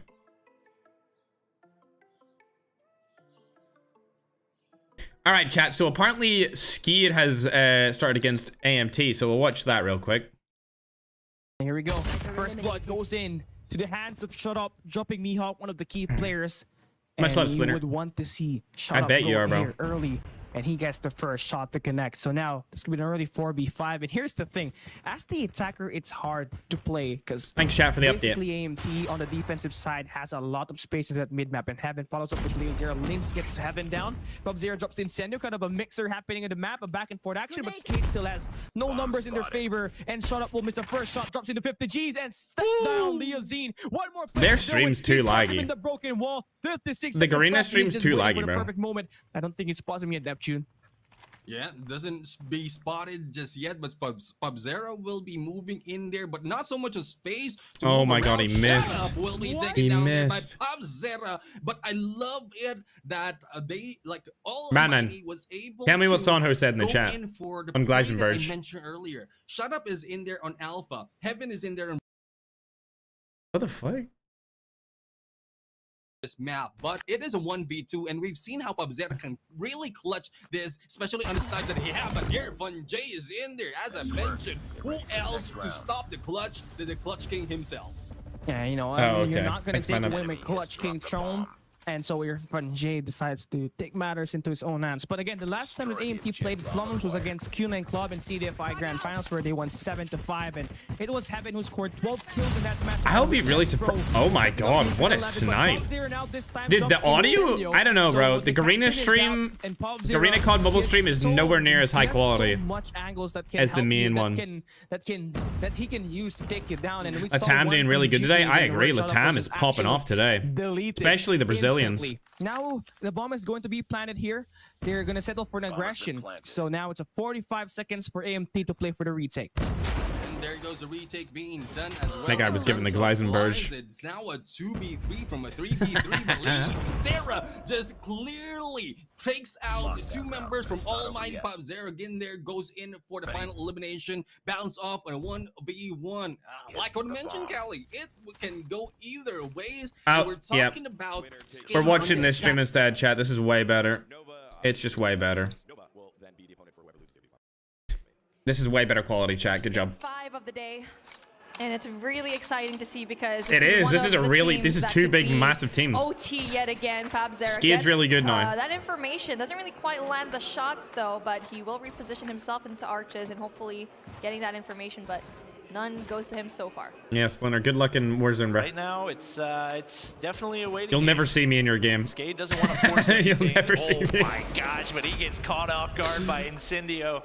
Only needed a sliver in that line of sight, and he absolutely shuts it down. That likely going to round out the round for Skade right here. The bomb is down in a really tough spot to retrieve. Leo's in trying his best to get pushed up right here, but he's going to get spotted out. Does get the kill onto Jeff Pro, but there's Heaven. Trade at hand, and Mihawk left all alone. Going to be able to find Irfan J, but he's still got two Almighty players he's got to deal with. But he drops Incendio right there, and now into a 1v1. Heaven and Mihawk, it's a 1v3. We didn't even get to see it. We didn't even get to see it. I'm sorry, let's go. But hopefully in the highlights smokes later on. We do get to see that beautiful 1v3. Bro. But oh my gosh, what a shift in momentum. And that is definitely needed by Skade. And now for Almighty, you had the upper hand there, and you just lost that 1v3. What can you do? Full rush comes through from Skade here into it was really far behind. Site. Bomb goes down very early. It's just got to be confidence shaking for Almighty right there. That seemed like the most clutch Raheem. And you've got the bomb sitting right in front of you. They haven't even picked up the bomb. You don't need to challenge. Just sit back on a head glitch.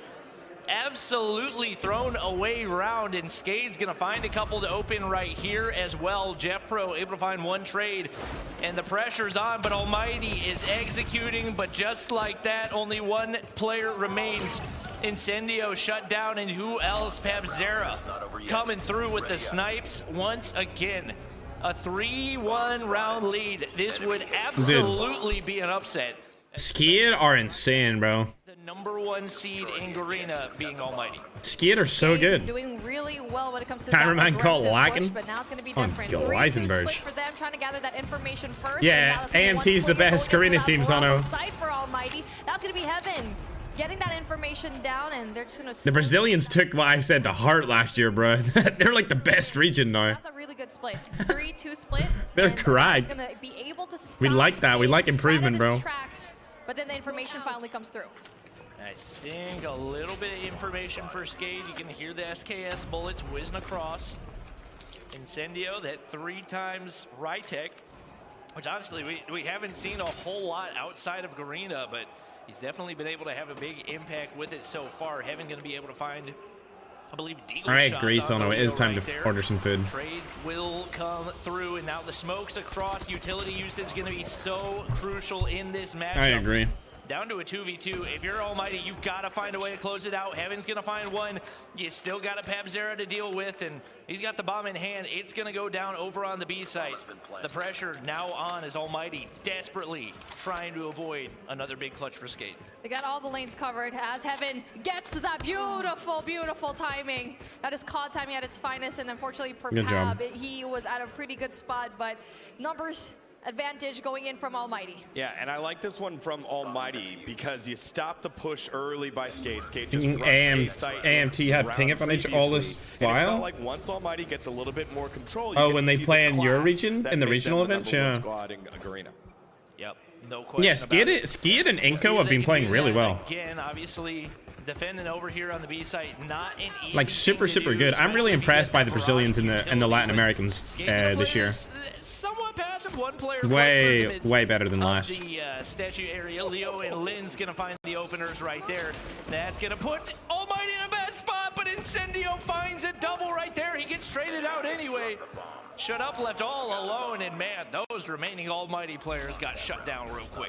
Leo's in, responded with a 2-piece of their own, and now for Almighty in a very tricky spot as Skade is slowly but surely gaining that momentum for their end, and now it really is going to be very difficult because Almighty getting that bomb carry down. It really looks like they're better when it comes to being passive, and it looks like for Skade, they're so good at being aggressive. And speaking of aggressively pushing in through that alpha, going through I'm getting chicken stir fry for W. Gets that beautiful 2 as Shut Up goes in there for the backup as well. They push back. Yeah, Splinter, I've killed you twice. That's going to be really big kills coming in from J. The one thing is going for Skade, they've got a lot of players in a lot of different spots. Shut Up reads that perfectly. He's able to find the trade onto Limbs, and now maybe more than twice. It was twice in one day, but I've seen you more than that. I don't know. Looking to make the cross right here. Got players on each bomb site. Jeff just kind of waiting. Been a few times though, yeah. Snipers do the majority of the work right now, and Pabzera not getting any angles to work with. Shut Up's going to be able to shut down Leo. And now a 1v4. We've seen the 1v3, 1v4, maybe not as feasible. Irfan J shuts it down. Now Almighty most certainly still in this one. 3K for Irfan J. That's going to be huge kills for his team and slowly closing the gap against Skade. And now, like what I said, that Skade really does well when it comes to the aggression. Can't believe you're playing a bit without me. You're bad, and bro. Now we're going in for a full defense going in for Bravo and a very aggressive push coming in from Almighty. Looks like they want to rush. Yeah, you shot me outside the zone before, Splinter. We were both like trying to run into it. But then Almighty gets 2, gets 3. Oh my God. Gets that 4K, and now all alone. That's going to be you. You have so much time, Leosin, but not the numbers to back yourself up. And the mom's going to go ahead and go down. So Leosin's going to find the opener onto Irfan J, make it a 2-piece. And if you're Almighty, you're thinking back to that 1v3. You don't want it to happen again. This I agree. 1v4. You do not want that to happen, bro. With the bomb down, it just hold hands. You know he's got to make a push through. You know what side of the map he's on, but still very, very split up right now. One's going to get... Oh my God. Oh my God. Opportunity for the 1v4. Leo doesn't have the information on that last player on the inside of Garage. He's going to go ahead, peek around. But right now, shut up. All you got to do is play the bomb. You planted it. I don't play with Son Hostbinner. He sucks. But no time oh my God. to work with. Shut up's going to go ahead and peek through with the last shot. Does not connect in time. No way. Nearly another miracle for Skade, but just like that, Almighty ties things up. That was beautiful. That was really well played by him. The was planted was so good for Shadab in that post-plant situation, and he had all the time in the world to just stop the push, play with time, play with his food, and there was really nothing that Leo can actually do to stop that. And again, that was really clutch for him as well, getting that 1 kill off of Heaven. But yeah, really great post-plant situation coming in from Almighty. Now we're even things up with a 4-4.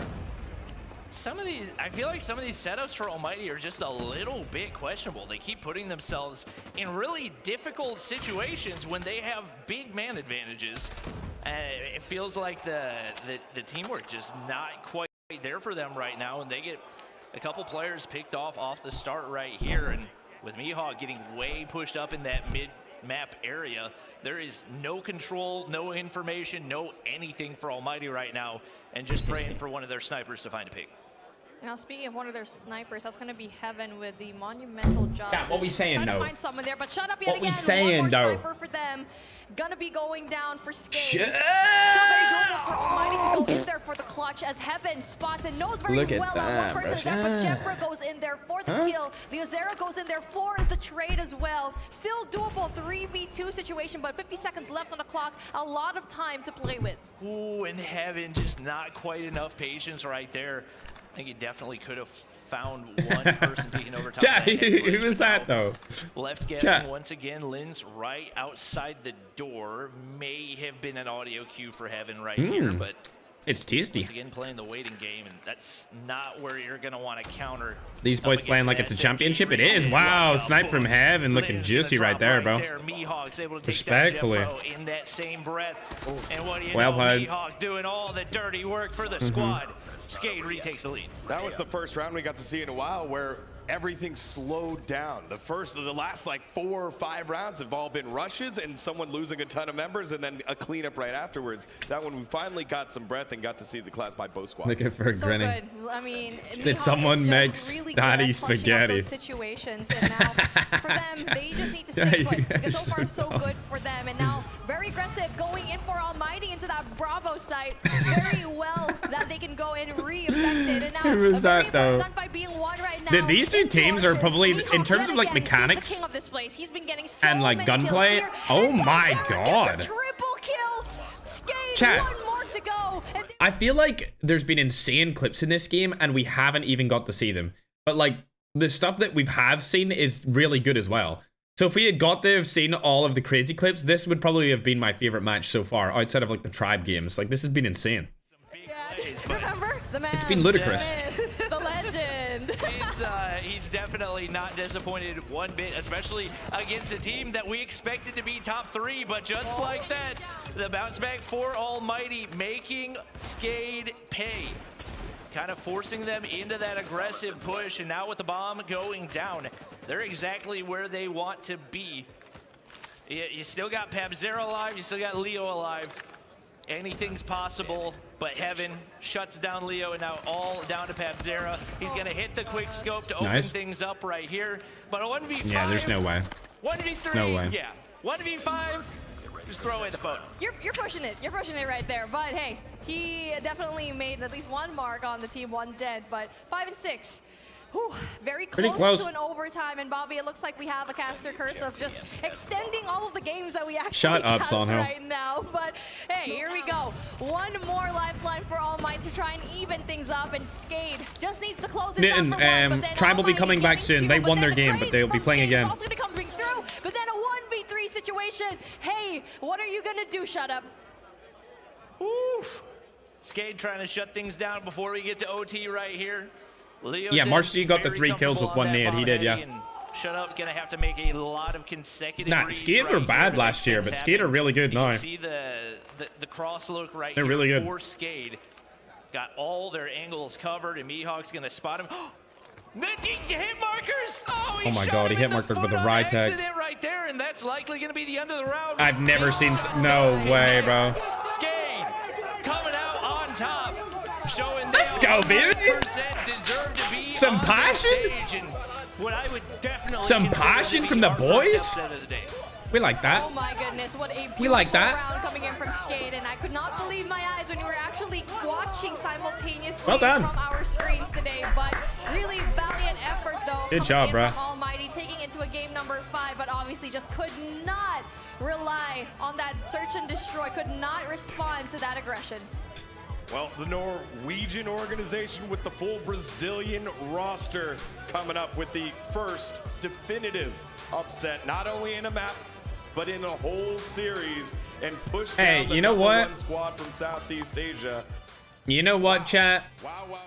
Shout out to AMT, man. Did you see how happy they were for their win? Like, they lost, but they were still smiling towards Skade. Like, they were still dapping them up, giving them hugs, smiling to them, congratulating them. I don't know if I would have the character to do that. I don't know if I could sit down and just take a loss on the main stage like that right now, bro. So yeah, good character from AMT. Shout out to them. But Skade's definitely one of the best teams in this, for sure. They're just dominant. They're just dominant players. I don't know what else to say about them. They got the juice.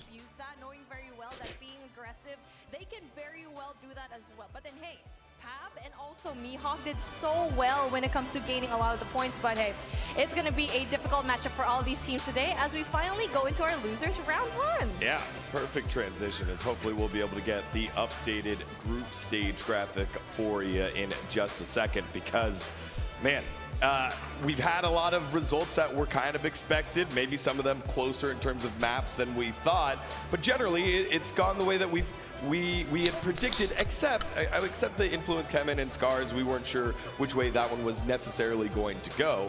But with this upset, I mean, again, it's showing that everyone belongs here, and based on the map, based on the game mode, you might be able to pull out an upset. Bobby gets on my nerves. He's such a prick.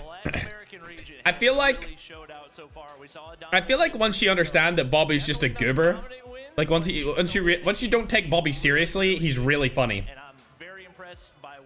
That's why I find him so hilarious. Like I love Bobby. I think he's so funny. Like, just looking at Bobby makes me laugh. Like, look at him, bro. Look at that guy, bro. Honestly, when it comes to Skade, I feel like the oh dear. 2 in LATAM is a little bit blurred, because during their stage 4 run, they had the most game 5s, very close calls when it comes to search and destroy, when it comes to control, and also hard points. So I'm not very surprised that this is going to be the scoreline that we actually had today in Skade, just bringing it on top against the #1 of Garena. That is something that I never knew that was going to happen. All right, well, we're going to take a short break so that Almighty have a little bit of time to prep for their lower bracket run, because when we come back, it's all on the line for the teams in the elimination side. They lose, they're out, they win, they continue on in their journey. Make sure you stick around. You're watching the Call of Duty Mobile 2022 World Championship. W brisket.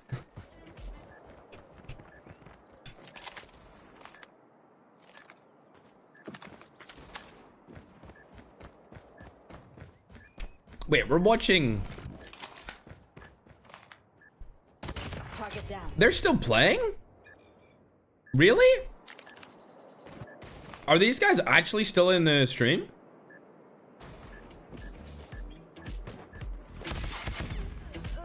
No? Lost that round, but it's not over yet. They are.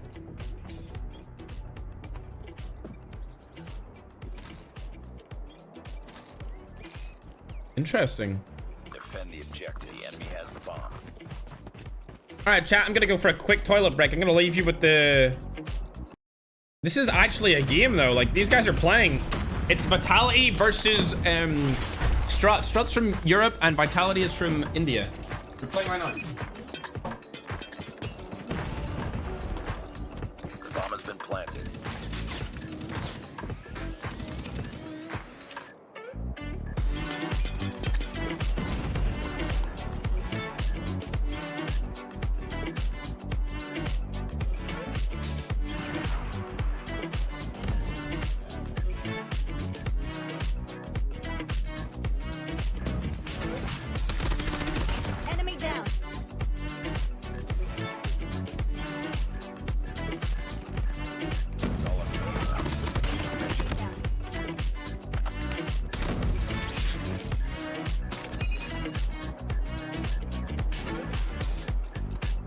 Bomb defused.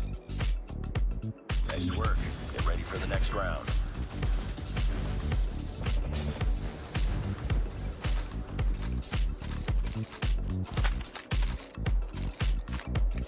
Defend the objective. They have the bomb. Hey guys, I'm back. Frag out.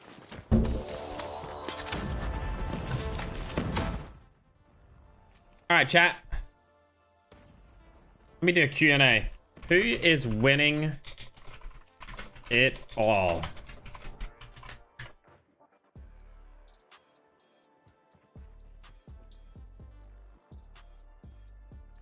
Oh, cool. I've never seen this. I've never seen the question thing. Okay, live chat, bringing it back.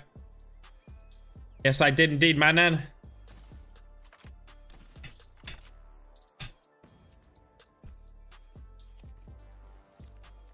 Okay. Wow, that guy got absolutely smoked. Sorry, Argon. Like, you're my boy and stuff from Season 1 in beta, but you got smoked.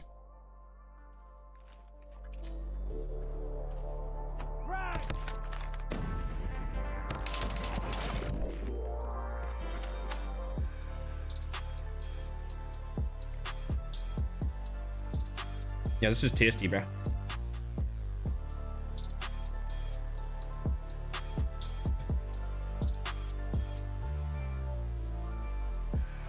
I think Tribe's winning. MVP so far? I don't know if we could pick one right now. Probably that guy Lucas.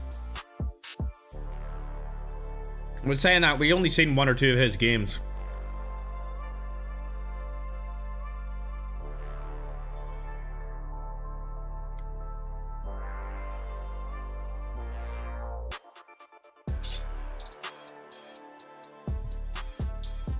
Who you're supporting? Tribe. The thing is, I don't know any of these teams. Yeah, they're pretty underwater. Underground teams. Outside of maybe Tribe and Luminosity. AMT is pretty big, along with Smart Omega in the Philippines and Singapore. Like Southeast Asia, they're pretty big there. I'm not really too sure about Inco. I haven't really heard of them from LATAM. And then the Chinese teams, I have no idea.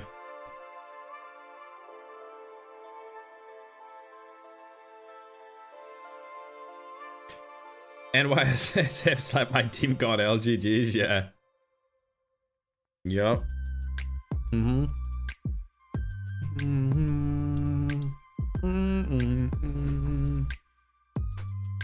I can't react to Flacker's old video because it's copyrighted.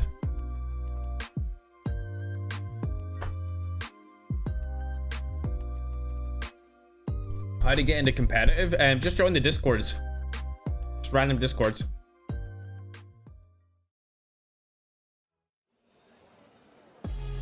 What's this POV? Everyone, welcome back to Raleigh, North Carolina for the Call of Duty Mobile 2022 World Championships. The first round of the group stage is done, y'all, and now it's pressure cooker time. Lose and go home, stay, and you still got one more shot to make it. A lot of teams are going home today, chat. Mommy and Bobby. Argentina versus France, who's winning France? We saw that final match. We saw how much it meant to him. Skade taking the victory over Almighty. But those aren't the only upsets we've had, or those aren't the only close matches we had and surprises that we had. All right, chat, are y'all still trolling me on so far, Bobby? just how talented all the different regions are. I think there was a question of, is East going to dominate? Is West going to dominate? It hasn't really been either. There have been crazy good Eastern teams and crazy good Western teams. And I think still a lot of question marks up in the air as to who's going to qualify tomorrow. Obviously, pretty big edge for the teams that have already made it through, but it's definitely not locked in by any means. I'll be, bro. No, definitely not. As we take a look at our lower bracket matches here, these are all the matches that you lose, you go home, and where you can watch them on the streams at the Call of Duty Mobile Esports YouTube channel. What's Tribe doing? On the Alpha stream here with us. Oh, yeah. Almighty and Nova Esports and Strut and Vitality, Q9 and Influence Kevin. And over at Delta. W chat. I appreciate all the tweets, chat. Yeah, earlier in that verse, it was like a, it felt like a couple days ago. Oh my God, not these guys, bro. Matches that we've had today. Definitely kidding, being sarcastic. That was an absolute banger of a matchup. Tribe and Q9. That was a battle of the giants that we really love to see. But obviously for me, I think it's going to be a really fast, chat compared to what we actually had in the group stage. Yeah. Oh my God, bro. One more time, that overall group stage scoreboard. So we've got our teams on the top, and teams on the bottom. The one that I didn't get your opinion on, I got the other guys, but you guys were still making your way over from the caster desk. It's an evil world we live in. Group C, getting the victory over Influence Kevin. They did it in unique ways in that first map. They were getting out fragged, but on a hard point. Y'all are actually W's. Actually W's, bro. Remakes, I think, in firing range. They got bodied. I think they lost 7-0. All right, let's see this. Let's see this chat. And then they won. And then back to the action. It was crazy to see how they've been swinging back and forth, but they end up with a 3-0 victory over Influence Kevin. Yeah, it's kind of tough to evaluate just with Influence Kevin being the 3 seed in the Latin American region. Obviously, the 1 and 2 seeds have been very, very dominant, but Scars, I feel like coming off of that one, still a bit of a dark horse, and they're going up against a Tribe Gaming team that's coming off a huge win against a debatable top 3 team in the entire region. So I think Tribe probably going to handle business in that. I don't know if. Oops. I don't know if Almighty is going to go through. I don't know if they're going to go through. Because you have to play every team in the group, right? And they lost to Skid. I'm pretty sure AMT could lose to Luminosity very easily. Like, if they do one thing wrong in a game, like, that map's over. You know what I mean? Like, it's done for. I don't know, man. I think they could potentially lose that pretty easily, if you ask me. Hold up, let me bring back my live chat again, Brisket. Glitched out. Hey, chat. Member for 0 months. Let's go, bro. I don't know, Red Death. I have no idea. Maybe like once? I don't know. I need to go through all my footage, to be honest. I haven't really went through it yet. I just have a ton of it. I have like 50 hours.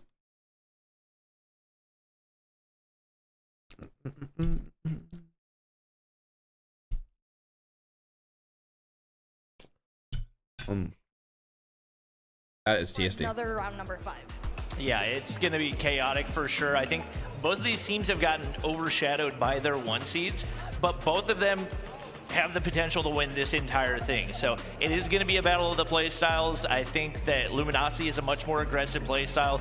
LATAM has talked a lot about how many different stationary players they have around the map, and that's part of the reason why their SKSs are able to have the impact that they're able to have. It's going to be a big question, I think, in regards to the utility in a lot of those matchups. Now to the bottom side of that same group, you got a team that had the longest series, go all 5 maps in Almighty. Tribe playing in 12 minutes, really? And I think probably one of the shortest series, as Luminosity took care of business against Nova Esports before they could even really settle in. These guys don't want. We didn't expect Almighty to be here in the first place, to be quite frank. But now they're here. I don't know, man. I just don't have like a. I don't have a drive for that right now. I drive for comp right now. You never want to go down 0-1 in this competition because it's too close for comfort. And now for Almighty, we expect. I have a big drive for Warzone Mobile. Like, I can feel it brewing inside me, waiting for the global launch to come. Like, oh my god, it's gonna be amazing. Have to go and match up Nova, where Bobby and I okay, were actually Tribe versus casting Scars in 11 minutes from we now. were just so surprised that hey, we'll be watching they're that. done already. Nova's gonna be in that lower bracket run, and now I feel like for now, Nova is gonna be in a very tricky spot. I think out of all of the teams that we have here so far, Nova really tricky spot because Almighty is just so good when it comes to all of that. Yeah, I think right now both India and Europe have a lot to prove. But I'm eating chicken stir fry. 5 of our 8 losing teams are from India and Europe. None of those teams from those regions got a win in that first round. So I think one of the teams that has the potential to do that is Nova. I think that they are going to struggle in that matchup because it's definitely an Almighty team that has a lot to prove. This is an Almighty team that beat Q9. They beat Q9 in CDFI, so we know that they're a good team. We've seen them bounce back in difficult scenarios as well. Nova are not winning this. They're not, like, let's be serious here. Nova's not beating Almighty. No way. No way. And bro, I like the players in Nova. Like, I get along with a lot of the players that are in that roster, bro. Omega was going to be winning up against the like, I know them. EU so I play against them. They're from my region. And that is going to be I just don't see them beating Almighty. I just don't see it. But obviously, we're taking a look at the players right now. Almighty versus Nova, where we were kind of expecting Nova to actually pull through in stage 4 and be that #1, and they were having such a good run up until where they were still Animus, actually. Did such an amazing run at the very end. Again, Almighty winning the CDFI, huge victory over invitation of some of the best teams in all of the East. That's why that loss quite. Tribe versus Scars, who wins? Tribe. We'll get to find out how they do against Tribe all day. Where's Almighty from? Really Singapore. The difference between losing a close series, pretty sure it's a mix. Like, man, that could have gone either way. It's like Southeast Asia. Performance, so you know, you do run into a team that's hot. You do run into a style that's different. Compared to Heaven's from Singapore. I'm 100% confident. You know what? That one doesn't even count, or you know, rarely are you like. That's AMT. That's Almighty right there. The best, the quote-unquote best Southeast Asian team. Yeah, I wonder how is this one right here. Reacts as we take a look at Team Almighty right there. I think the other thing is the fatigue factor. Like Nova finished a while ago, and it was a 3-0, so they've had plenty of time to rest. We literally just finished casting Almighty. Creed, Inferno, got to be exhausted. Saturns, a series like that where you Neil, multiple map resets Spy. As well. That's going to take something out of you. Could also mean you're a little bit more warmed up, but it's kind of the flip of a coin. You know these guys, chat. Like, I play, like, these guys stream side me and ranked back in the day, you know? I've known these people for years, bro. I also nicked Saturns.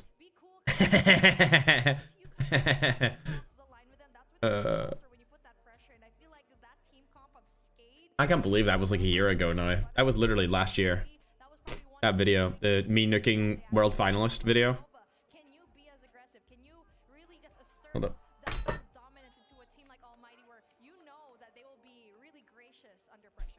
can see the phone's already on for Nova. They're starting to warm back up for the Almighty guys.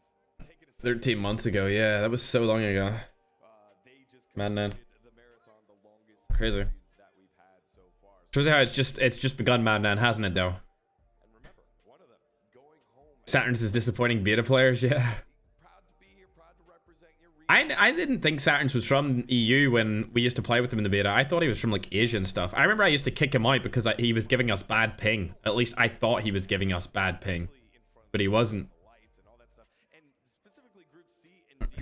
This Group C and D losers who've lost 2 in a row, you got to be on stage for like 2 hours and then you're out, right? You didn't even get that break in between to process. That's a tough thing to battle here. Yeah, you can see Irfan J trying to like lift the spirits of the team because it's just like it might not even be like disappointing, but it's just like, oh my gosh, like it takes so much out of you. Yeah, that's what from a viewer perspective, I think a lot of times we don't realize how exhausting it is playing at that level of competition. What's up, Swifty Mari? Constantly making split-second decisions that have a really big impact on the outcome of a really big tournament. So hopefully they'll be able to regain right here and drink lots. Awesome, Charmin. Oh yeah, absolutely, drinking a lot of water. So I mean, I feel like we just need to cut some slack when it comes to all of these teams because they've been playing for so long. And I feel like what you mentioned before, the jet lag that a lot of these players actually have to go through is really important. But hey, I feel like this is the time to really just step it up. Fergus Karma in a team. He is in Nova, but he's not here.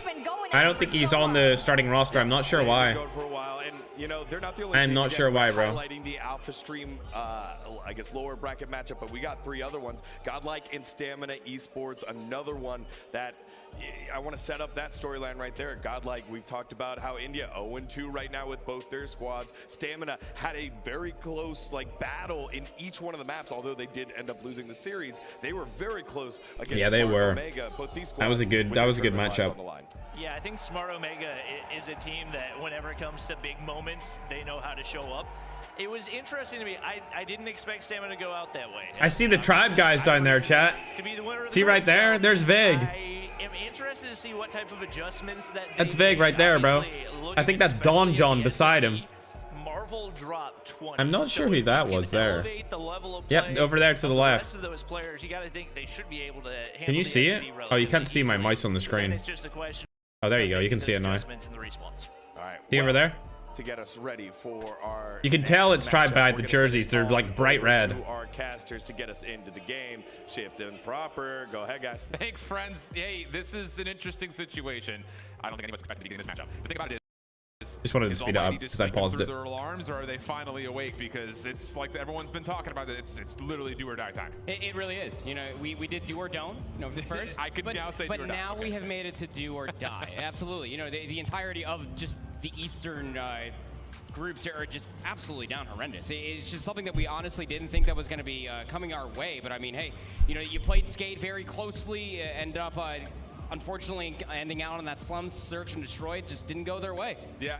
And here's the thing, it's like this happened last year in the Western Finals. Skate upset a ton of teams in the groups. Do you think that ignorance causes chaos? Maybe the same thing's going to be on hand for us for today. On the other side, ignorance is simply just not knowing something. I don't think not knowing something can inherently cause chaos, because if you're more of a stoic person, if you don't know something, you won't be sporadic and create the chaos to begin with. So no, I don't think ignorance causes chaos. I think somebody's character's reaction to something they're ignorant about can cause chaos, yes, but I don't think it should be the sole factor of what causes chaos. Deshant. That was a really, deep question. Especially for an esports event. That was so out of the blue, bro. With the pick, ban, and veto process, especially for both of these two teams. Great hard point for map 1. Takeoff, search, and destroy, and summit control are our guaranteed 3 maps. And what's even more interesting as well is that Nova actually opting in to get rid of the Hacienda, where Almighty doesn't want to go to firing range. Yeah, that's fair. And just kind of as far as Nova is concerned, the only map mode combo that's going to make its way back into the series is that map 4 Slums Hardpoint, where they got 250 to 69, bro. I mean, not even close. So I think if you're Nova, you have to be thinking, we got to get to map 4 up to 1, please, or just get out of this one 3-0, which, I mean, again, if you're a big avid follower of the COD Mobile scene, you don't necessarily expect that to happen versus Almighty, but if we've learned anything through our first set That's good vibes right there from Neil. Is to expect the unexpected. I like Neil, man. This is Neil right here on the left. Almost what is very unexpected. This right here is him. That's Neil. I'm pretty sure to the right is Inferno. Can't really see his face because my face cam is blocking it. Hey, yo, if Neil cleared up his skin a little bit, man, he'd be kind of cute though, chat, wouldn't he though? Yeah, maybe it was just a very slow start to the day. There was obviously a decent amount of time in between that match and now, but they're also going up against an Almighty roster that legitimately just got done playing against Skate. So you really do have to show up and absolutely play your heart out. I think the biggest thing though, kind of comparing these. Oh, this is so bad for Almighty because they just played. They just played, and they know if they lose this game, they're out. The team was playing fine. Yeah, Skate was just playing better.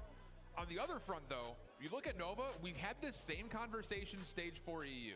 what is Spy going to do? Because he's kind of like the new guy in, and we kind of had this comparison between Spy and Jez. You know, that's so bad, bro. You can just see, like, that guy's so disheartened. I don't even know who that is.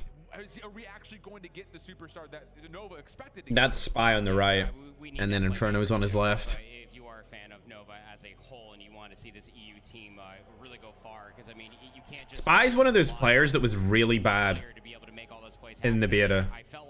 Like Season 1 era, like I just remember him being a shitter, dude. Like I remember him being so bad at the game.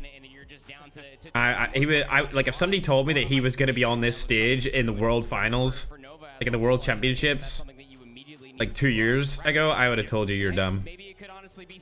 But obviously he's performed very well and he's way better. See, to be honest, it's the same with Veg. Like Veg used to be terrible.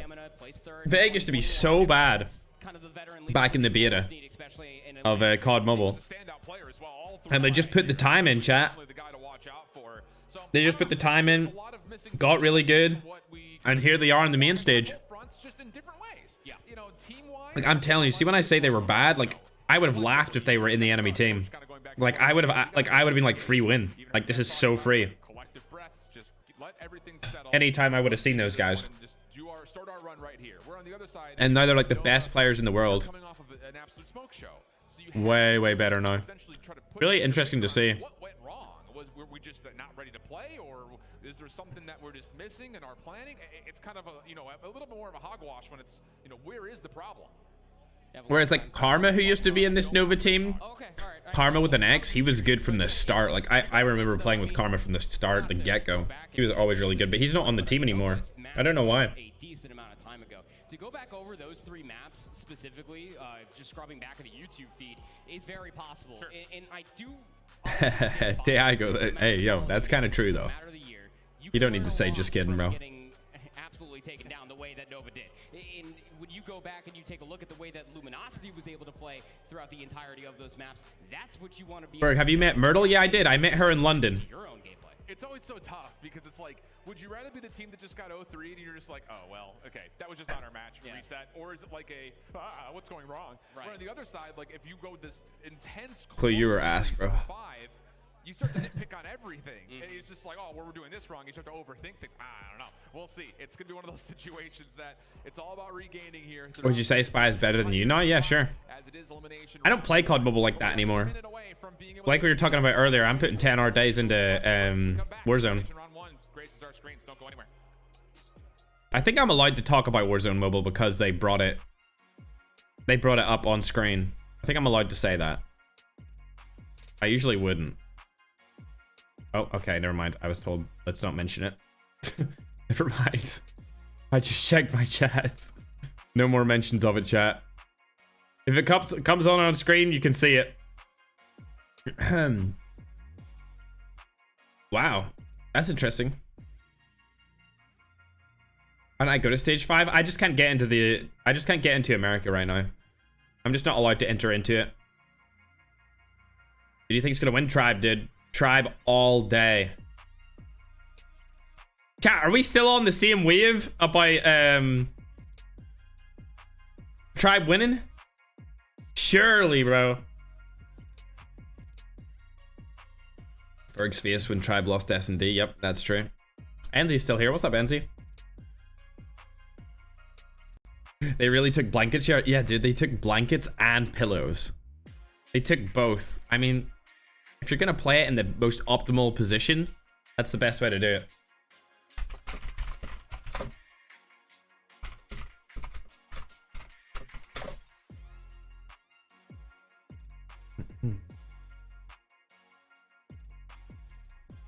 $500 bet. Tribe takes it all. I would probably take that bet, to be honest. The Tribe would take it all. Not gonna lie. What headphones I use? I have Razer headphones on. I don't actually know which ones these are called. They're like 40 bucks. For headphones, they're pretty cheap. I just like these ones the most out of the Razer lineup because they're breathable. Like some of the like leathery style headphones, they like make me sweat. Don't like that. I don't like sweating while I play. What team do you think will reach the finals apart from Tribe? Bro, I could see Skid in the finals, honestly. Skid, like, the best teams in my opinion are Tribe, Skid, Q9. Who else do I want to say? I mean, Luminosity did absolutely smoke Nova. It would be Luminosity or Inco. The Tribe, Q9, and Skid are the ones that I am most adamant have the biggest chance of going to the finals. Yeah, Miklo, yeah. They were just chilling, huh? I think they are the black charts. Ishan.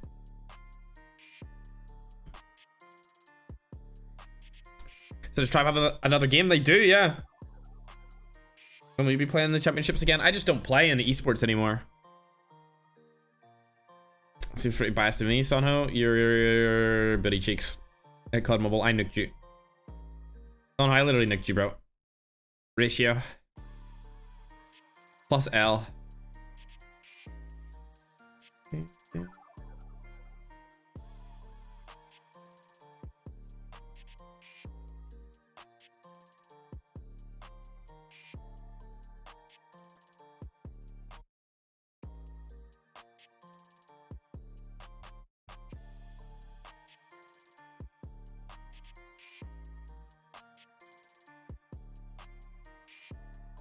Shave your head? No, I already did. I'm good.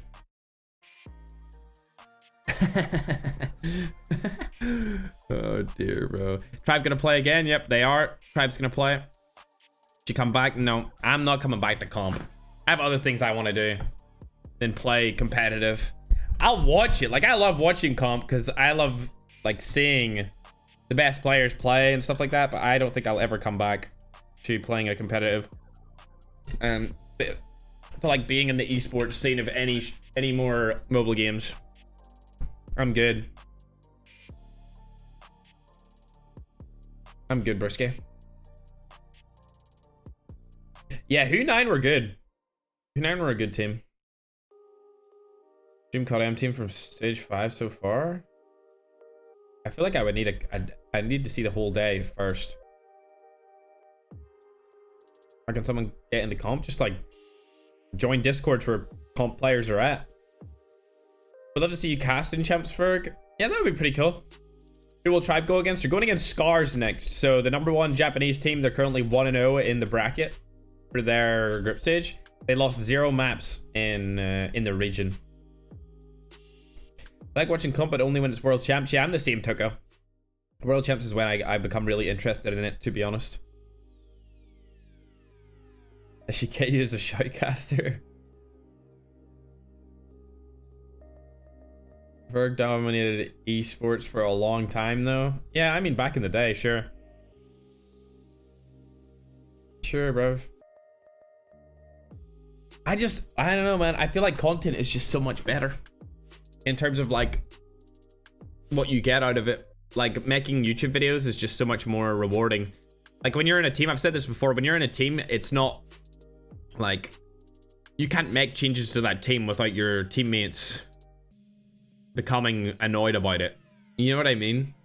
Like, I don't know, bro. A lot relies on your teammates, and I'd rather just like have full control over a team like I do with content.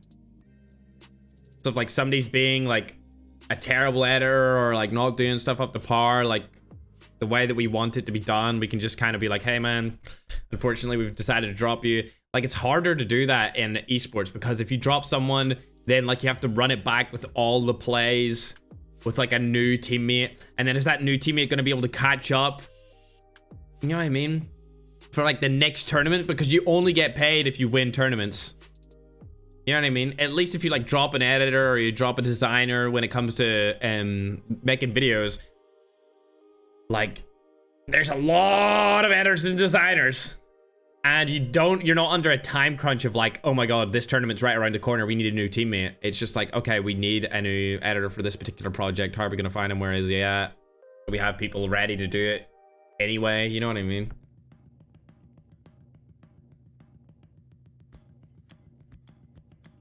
You're the KSI of esports. What? What? I want to see Veg choke for some reason. Yeah, okay. Need a server in Nigeria? I'm pretty sure there's a South Africa server. There's a server in Africa. I think it's centered in South Africa, though.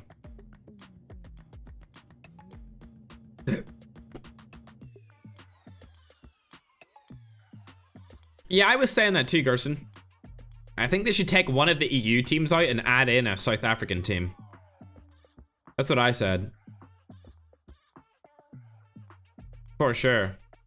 Where's Cisco? He didn't make it to champs. Pretty sure he didn't even play, to be honest. Beg really choked an S&D, but it's I honestly I didn't even see the scoreboard for it.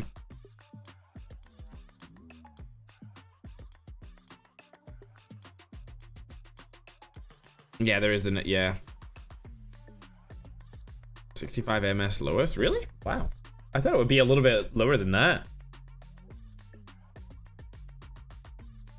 Yeah, I'm glad they added the South African server. We were saying that to them for a while.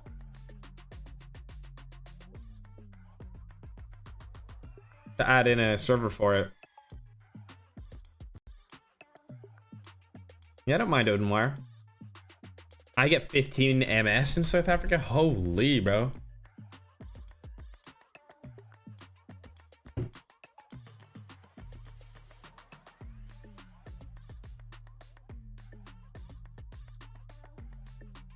Sounds good, Ashay. Thanks, bro. For the update. Yeah, Ashay, if you're listening to me like a podcast, it just like Warzone Mobile just like came up on the screen. And they put like a massive ad for the game up on the screen. And I was like, what? No way. But I guess I'll just keep it off. I guess we can find out towards tomorrow. Ashay. Thanks for the $2, Hazard. Give me some of the clickbait. Hazard, where, like, you literally sold your channel, bro. You literally sold your channel. What do you mean find something to clickbait? You don't have anywhere to post it. Having its 3 MS in Singapore? Oh my god.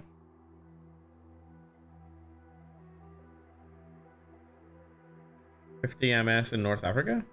That's not that bad. 8 to 20? That's insane. I think I get like 20 something.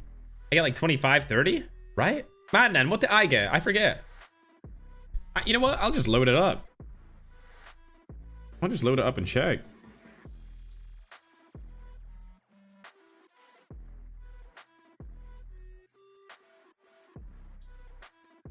There is token. There is. Yeah, 2030. I think I get 2030. EU is disappointing today, I agree.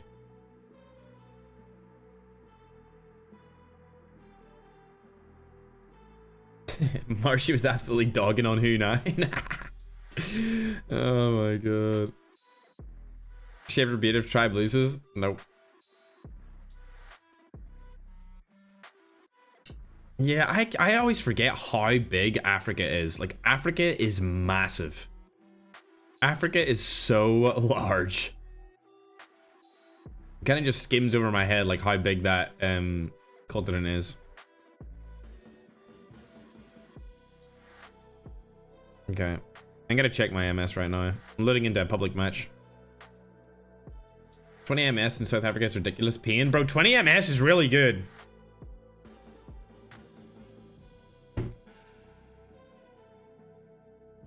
Okay, yeah, I get 32.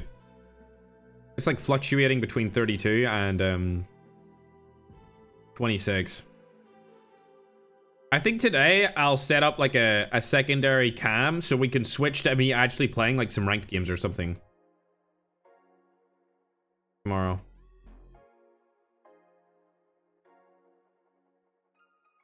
Okay, let me bunch. The lowest I got there was 27. And the highest was 35. What's going on here with the stream though? Oh, Mustachio's talking.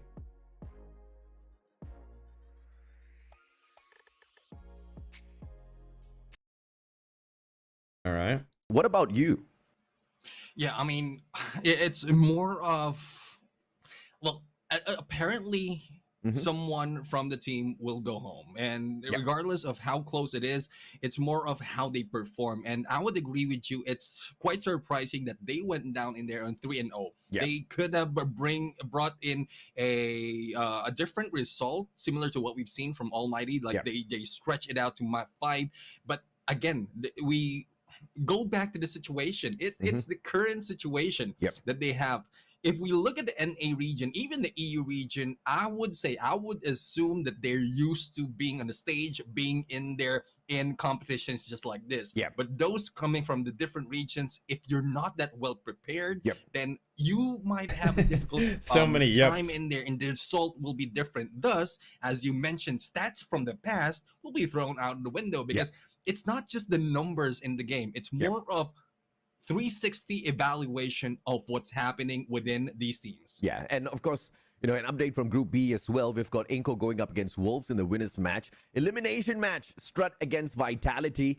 Vitality, yet another team that, you know, unfortunately disappointed me a tad bit, because once again, both these teams got beaten down 3-0, right? But here's the brighter side of the story. Vitality is currently 1-0 up against Strut, so there might still be hope here for an Indian team, right? Group C, on the other hand, we've got Scars going up against Stripe in the winners matchup. I didn't see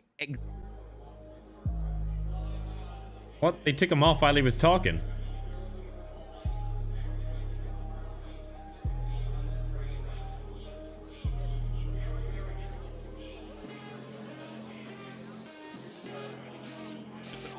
Round for them, or are there actual core mechanical problems that are going wrong?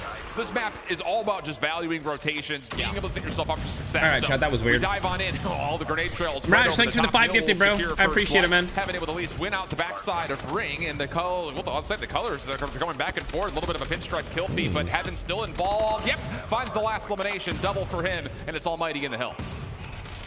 In the hill for now, but I gotta say, I really respect what I am seeing. This is Nova versus... That's just the simple fact that they're at least waiting for respawns and before they even think about taking laundry control. But thanks again, Mirage. 5, Saturn's able to get up close and personal, able to hold the line and space provided. This is very big moments coming forward for Nova, so that way they can hold the spawns ahead of the kitchen rotation. Kills coming out from Nova, all of it from laundry. They're able to take the rotation, start playing over towards P2. Creed flashed up, has a little bit of assistance though. They get to the money window just a touch late, and yeah, Shut Up able to find at least one elimination. The rotation coming out though from Nova, trying to scramble, get here, win this hard point, and more importantly, win the spawns in the back. But you take a look at the minimap, the flip is successful, and Nova all of a sudden in a chance to kind of have to fight back into this. So whoever loses this is all you. Whoever loses this particular like best of 5 is out of the competition completely. Try to work down towards the south side of the map, get past Tiki, and then flip out the spawn so that way they can inevitably get in here for 2.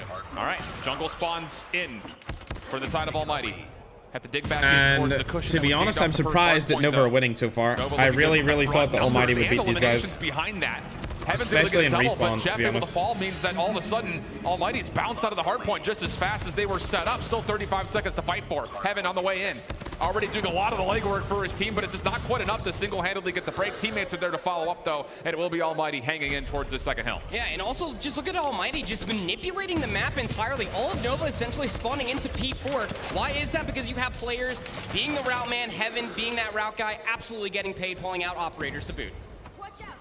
Heaven already in towards New, as you mentioned. Almighty looking to turn Scrap into initial here, but Nova's very quickly just going to concede the old time and try to focus on the front here. But this is all in shambles. I mean, this is just one by one, a little piecemeal on this break attempt, and Almighty's going to reap the reward. Okay, Creed's there the we only go. one to really get into the hard point. Spawns are still all over the place, but Creed is locking things down single-handedly. A little hero moment for him, but it gets cut down, and with that, Almighty will win the rotation over to Garage. Yeah, this string of Scrap into initial from 2 to 3 isn't exactly an easy one, but Heaven on 11 kills is still zoning players in and out of Art. The bait switch up through driveway inevitably gets traded, but reaping the benefits from all that work that has been put together. Now you still have to deal with Saturns and Creed trying to push in through AC. There's 40 seconds left to fight for over here in Garage, and I'm not gonna lie, I think that Nova desperately needs this break. Yeah, 50-50 fights happening in and around the hard point at the moment. Heaven still trying to play through Fountain. Yeah, that works, even though he's flashed. He's able to deal with the next opponents coming forward. Now the next hit for Nova has to come through he got Jim's side. destroyed. Not exactly what you want, because you got to go through this small doorway. Inferno not going to predict the right, and well, it's not quite a full-on lineup, so Nova will get a bit of a break. That gets us to about a dead-even game, but we take our attention back to the minimap, bottom right side, big battle for jungle spawns. There's actually a 3-for-1 that's actually going down over there as well, as Jeffro will end up getting traded, but that's all just good information. Who's Heaven is going to be Neil, right you're there going to die here. You're right in the open. 16 kills, by the way. You actually got him. No way you beat this guy, too. Yeah. For Nova to try to zone away the pool, can only come up with one. Surprised he could even get one of those guys right there, considering he was so exposed. From the window, SKS has Heaven around the outside. Oh, not able to get the shots to land, though, and the regen's good for Heaven, which means Almighty really now bad. have numbers. Nades starting to flood into the basketball hardpoint, but Almighty are pretty comfortable off this setup, and you can see it just off the kills alone. Purifier that was being held by Irfan, not really going to be used for much of anything, but still, I think you take a trend of the game right now, Almighty's on top when it comes to how proactive they're being on the map. And it's literally just that. It's like I was talking about at the beginning of the day, some better hardpoint teams will be able to exemplify really good core fundamentals in the respawns. He had Peeker's advantage and he still got destroyed. Every single time, and he's reaping the benefits continuously. Has a streak to be using. Already calls in a hunter-killer drone. He has 21 kills to his name, Alan. Spy going to pull out the gravity vortex, just look at the lockdown old time. Well, that's really well placed. That's going to provide at least a little bit of a cushion here. Maybe even a bit that of was a good cushion. I agree. Almighty just saying we don't want to deal with this hard point. Give them the old time. I don't know if they want to SKSs right now, chat. I don't know if that's the move. But Nova's scrap battles have been really efficient. It's legitimately just that, right? Just making sure that you're annoying, making sure that you have players like Creed being able to find two off of exit, and it kind of sets the rest of Almighty off kilter. So they don't have the setup that they're constantly looking for, because you always have flanking members of Nova to deal with. Heaven trying to lock things down from the bottom side of the double stairs. Nothing there, but his teammates pick him up. No worries. Hardpoint opens up towards Rocks, and it's all Almighty in the kill feed. We continue to see this trend of the first 30 favoring Almighty, the back 30. I don't know why, but that guy's side reminds me of Ben Shapiro. Convincingly, but that pretty much has been how it's gone. Neil shut down, but he's opened the door for his teammates to start to push through, but Almighty predict it. The shutdown Not is there this guy, again, right? The other one. Be the first convincing hold we've seen from Almighty yet. Still 30 seconds. This guy. Here in P5 before we go into the second set of rotations. Now, if you're Nova, He does. You don't want to give all He this does up, sound like but that. it's a double-edged sword, because you want to make sure that you maintain this side of the map ahead of the P1 and P2 rotation. But you can even just look at the Tribe 1, you're late. No, Tribe are playing again. Tribe are playing again today. Almighty. You said big win because Spy needs to go big here in P5 to be able to fight for the scrap time. SKS isn't good gunning comp. It actually is, James. I just don't think you want two players using it. Like, it's only, I don't know, man. You need to play a really certain way about it when you're using it, and I do not think that way is using two of them. You need to hold angles, and in hardpoint, you need to be in the hill. You know what I mean? Saturn's only has 7 kills, but they actually get gifted a spawn right behind Kitchen. Can't come up with anything at all. Almighty just existing around ring. It's so annoying. It's hard to go in the hardpoint with an SKS. In position to potentially do if you miss something, even but one shot, you're gonna die. Gunfights for the initial time. It's just all very disjointed. There's a couple of pushes here off of this one guy, and then there's somewhere else who was trying to do something different. It just doesn't feel super coordinated. Oh my God, Heaven. And even though Almighty have not necessarily been dominating this game in the first rotation of hills, they're starting to do that in a now. row? Things starting to fire up pretty quickly. Heaven oh my God, Heaven. And now we got a 180 to 95 game with Heaven leading the way. It's kind of the big difference maker, doesn't it? I mean, Heaven, yes, 31 and 17. 31 kills from Heaven? Almost has a minute of hardpoint time as well. You even look on the other side, the one person that we said is the superstar that we need to show up. 13 and 21 for Spy on a map like Raid, not going to be good enough. Have to have a huge hardpoint right here, right now in Kitchen if you're Nova. Numbers are decent, but they do not currently control this back jungle area, which is what you want for spawns. Well done for Inferno, able to take down one. Doesn't expect that Heaven's nearby, though, so he continues to lurk and persist into the back. Neil, the next one up, and he's the next one to fall. Goodness gracious, who else wants to come in one by one, I think, says Heaven, at now 33 total kills. First 15 seconds, though, are good for Nova. The thing is, you have to win a full 60, and you have to win rotation to new. And that's a very... I was going to say, bro. And you can see just with this leader's advantage, just that would have been so bad if he died. Points, Almighty can pick and choose how they want to be able to break this hard point. Wait for the respawns, work your way around the back, while you also have players trying to hit through the front. Heaven down the flank. Pinch is absolutely perfectly timed, and that's just not, we haven't seen anything like that from Nova. It's been, okay, you guys go, and then 20 seconds later, I'm gonna go. It just doesn't really feel like it's all happening at once. And Almighty are just overwhelming. We had the question of, was this gonna be a pretty evident map? in terms of what's been going wrong. And I think we could say, yeah, for Nova, but on the other side, Almighty's definitely stepped back up. But as we rotate to Garage, you hate to call it now because anything can happen still on this map, but Nova, now it's time. You have to have the full 60 if you want to have a chance to extend this map. It's so hard to be able to string so many different hard points together on a map like Raid, which is again why we're seeing the praise for Almighty through that first and half of this hard point rotation so far. They don't make this comeback. There's no way. They allowed Nova to spawn in towards Garage. They are all hunkered down. They have players spawning over towards Spring. So player number 5 with Rizarfin, and will end up being dealt a very swift hand. But the rest of the numbers for all of Almighty, they're coming from the Fountain side. Neil, next one in. Does well. Yep, Heaven played very, very well this game. For Spy. The lock is looking pretty darn solid. You gotta give it to him. The hit's not done yet. He played exceptional. Still trying to force their way in, possibly trying to win the game here. But as the last hit is shut down, you take a look at the minimap and turning tail and running back towards basketball goal Almighty. Nova have to pick every kill on rotation here is a massive kill for Nova if they can find him. The same could be said for Almighty. The more kills that you find in the middle of rotation is going to constantly keep Nova spawning out. But where player number 1, where Heaven's located at, yeah, you're slaying out, but you're actually opening up spawns over by Ring. Yeah. If you can find that trade, it would be massive. But even calling in the Predator missile from Spy, that could be the opening to potentially get in here early. Wait for some help here. This is a tough angle to chow by yourself. Inferno's not even here yet. He's pulled out the bow. Sparrow's going to work out for at least one. He gets the second, but he takes his own life. 1v1's in the back. It's down to Creed. Can he hold on? No, not quite. And spawns will stay good for the side of Almighty. 50-50 battle onto the interior. Saturn's looking to do something from inside the cubby. He's earned himself a straight. The Pred missile's called out desperately. It's going to find nothing at all, and that's going to be an Almighty will be able to reinforce, and they can put the game away here. Just need 20 more seconds. They have to close spawns. They're working down Spiral. Still more isolated gunfights. Money control through that window for Almighty could be the benefactor. Creed is the only player that's pushed up closest, and he's not getting any reinforcements because you still have Jeff and Money. Yeah, this is Nova's just getting put into a little bit of a chokehold. Neil, Sparrow works out for a couple. There's the pinch. Spy finally able to get back in. This game's not over yet. There are streaks to be used here for Nova as we rotate to the most open hard point that we could possibly see here on Raid. This comes down to, can you possibly use that in combination of your operators to actually make this comeback happen? Keep in mind, you can't let this last 5 seconds go either. No, you cannot. We'll be able to win that, though. Now you gotta have to no just chance. Look over towards rotation. They're set up, bro. Like, use the streaks early. You're gonna end up having a vortex gun inside of Kitchen. Yeah, he needs to get at least a kill with that. Needs to find value to provide space for their team. Yeah, it's not gonna happen. Not here, not now. It was a valiant effort for the side of Nova, but in the end, I guess. Man, it really does feel like there were just too many moments for Nova that you had the right setup, just didn't communicate and coordinate how we were going to say go together. Yeah, I got to highlight specifically in that second set of rotations, Alan. You know, one thing that we were ended up talking about, there were moments that looked really, really good. You know, when Spy was finding those 3 pieces, sometimes Inferno was also there as well, piecing together a handful of eliminations.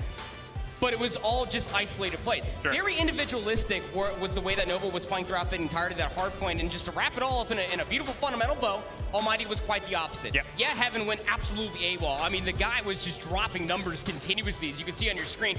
43 and 29, how casual is that for the kid? But regardless, it's what the rest of the team was able to do, benefiting off of all that space that was being provided. Yeah, and how, I mean, Irfan's the exact next person up. 2 minutes and 42 seconds. I feel like we knew AMT was going to win that. I mean, come on.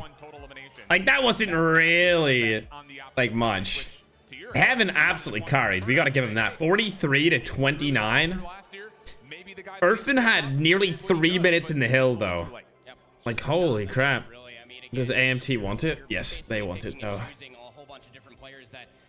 Just kind of struggle throughout the entirety of that. Again, it really did feel like Nova was missing that route man through the entirety of the first set of hard points. There was nobody trying to get rotations early. The only reason why they were in for the initial like 10 seconds before they got broken was because they got spawned out, because that's just how Almighty was playing. They were breaking them late. 5v5 on a 4v4 map. That 5th person should be going rogue and finding something to really benefit his squad. So well done by Team Almighty to come back after a very tough 5-map series in their opening round matchup. And now we take a look at the takeoff search. I feel like that score looks closer than what it was. Actually, I think it might be the first time that any of our teams have played it yet today. And I think the person that we have to continue to highlight, hate to keep singing the same song, but Inferno, if he's going to pop the SKS again, this would be a great map to have lockdown potential out of him. There is a lot of range potential on takeoff. I mean, obviously you can find opportunities in certain avenues, basically looking at Heaven that you have to deal with, but the name of the game here, from what we've... Nobody in a new roster, only Inferno is A tier. Probably going to want to play very, very fast. That is what they were able to examine. I just think that, I don't know, bro. Delta stream. Yeah. That Nova just need to be able to keep them at a sniper or SKS. Like when I see Inferno in my ranked matches, I don't get like Inferno does not strike fear into me. You know what I mean? But like I don't know, bro. Like you want a team that's like so good that they make you nervous when you play against them. And I just don't, like when I see the Nova lineup, they just don't make me nervous at all. Like if you put me in a team, like, if you put me in like a team with the 4 of the best players on the planet and it was me as the 5th player and I went against Tribe, like I would be nervous to go against Tribe. You know what I mean? Whereas like I wouldn't be nervous to go against Nova at all. Oh my god. Insta killing. This is a super fast start to game 2 here. Inferno's in Nova, yeah, he is. Did Tribe lose? They won. They won their game. So well, and what their potential was going to look like on a map like Takeoff, but you know what Almighty were able to do so well, even in a losing fashion, 7-5 on that Slums the Search and Destroy versus Skade, was the simple fact that they had snipers popping off. Okay, we need to have a conversation here, Nova. Continue to get aggressive, continue to get picked apart right off the rip. It's the 2nd kill right down mid, and this defense is not even coming close to get even set up. Almighty reaping the reward of some free first bloods at the moment. Still some difficulty, though, I will say, with the last 3 defenders holding on to angles that are pretty safe for the most part. But the thing is, you can't play 1-for-1 corners if you're Nova. You have to make something special happen. And as Heaven is able to pick up on Spy, looking like it could be a flawless round here for Almighty, pending they find the last 2 kills cleanly. Yeah, I was about to say, Neil has no idea what they were about to be walking into. The double sniper I'm messaging Veg. And as it is on a map like Takeoff, this is what you needed as Creed to be able to find a 2-piece, but it's just a moment, maybe just a little bit too late. Bomb being planted. Information has been traded, but trying to make an argument was Creed there. Messaging Veg from Tribe chat. Do you think we'll win? Tribe, bro. All day, every day. Setup looking pretty darn good. Yeah, not bad. Not bad at all. But look, okay, this 2 rounds in a row now. Nova's been essentially out of the round in the first 10 seconds. You cannot get picked off spawn here. Have to stay alive. Give your defense a chance. And this time they're going to avoid the middle of the map almost completely. Bomb carried by Jeff. Just kind of feeling things out over towards the A site. No real. When's Tribe playing again? I believe they're playing like very soon. I'm not sure exactly when, but they're playing again. We feel like we have to be the ones to make the first move. I thought they might have been playing in this round, but they're playing in the next round. Make a very aggressive hit past the AS. So I think it will be for them to make the mistake. There's no maybe like 20 minutes. I love the angles that are being held. But there will be like a break, so it might be 30, 35, 40. Shut up. Still alive through scaffold. How has he managed to stay alive there? Creed does. And besides Tribe, which team do you support? Probably Heaven's team, to be honest. On top of that, the fact that he had to back Almighty. away. But with 60 seconds left to play, there is I just like feel like Southeast Asians, they haven't shown themselves Singaporeans, Filipinos, like they're always so nice to me. So like whenever I see a Singaporean or a Filipino team in like any kind of event, I always like rip for them to do well. Outside of like Tribe. There you go. Of course. Speaking into existence, why don't you there, friend? Shut up. Like if Tribe doesn't win, I'd want one of those teams to win. You know what I mean? Response, but this has to be an 8 Obviously, I want Tribe to win the most. That's my team. Much better from Nova. Oh my God! Great play by Creed. Very well done, and that's just a split of focus. They needed that. That had to have been the they needed that, bro. I mean, hey, if you don't have to take an engagement within the first 10 seconds on Takeoff, why try to force it? You're both going to be running double snipers. You might as well just.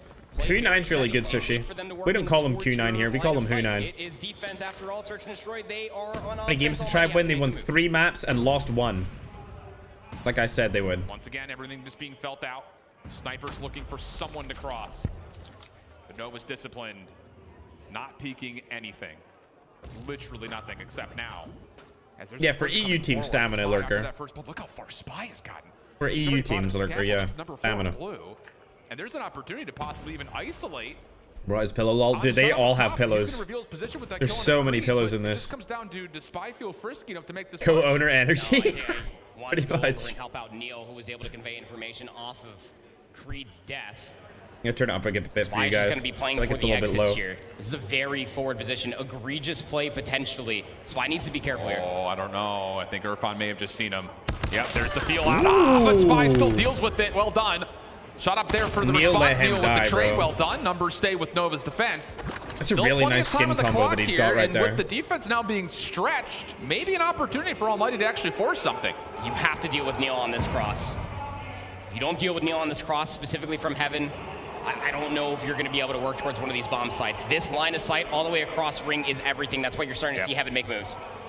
Now the defense just pulls back. They know they can play just for a retake if they want to. Heaven's starting to look over towards Jens, maybe to throw some pressure to B, but the defense is pretty much fully stacked here at the A site. Inferno up top is going to be the first point of contact if there really was anyone to hit through launch.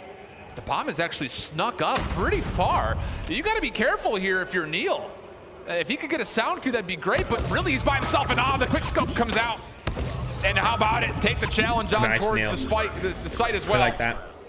And Nova's defense is looking much better. The patient approach is really good. I mean, that's what it comes to at the end of the day, right? I mean, you got to play your search and destroy if Almighty are going to be punishing you for trying to take such a forward approach. Ferg was so bad in beta quickness. Fundamentally showing that these crosses with the double snipers are at least being looked at. Big 2 rounds on the bounce here for Nova. Oh, here we go. Caught in pillow fight, I agree. Smoke push from Irfan. Oh, and he's been freed up, but tagged by a multitude of nades. I imagine that Tribe lose too. They haven't lost. Transmitted. Tribe have not lost. Able to find the first blood. Once again, back and forth. They have not lost the matchup yet. They've only played one matchup to Who9. Bomb is still in hand though for Jeff.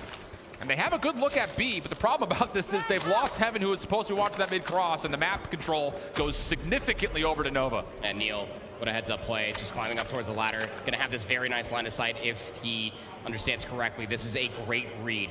Almost like a chess game is what these two teams are doing in the 2v3, just making sure that there's rotation available. The only big difference is for both Shut Up and Jeff, they have so many angles to clear, they have no idea where anybody from Nova is located at. Has Neil seen this? Yep, sure has. Shut Up will drop. Jeff, still at the moment, unknown, has not been seen by Neil. At least that would be our inference. Time to get a plant off, though, if he feels frisky enough. That it would be really the only play available to him, is to try to force in a plant and get out and try to play the 1v3 with the clock on your side. Spy looking to possibly check this. Sees the exit, but Jeff stays alive.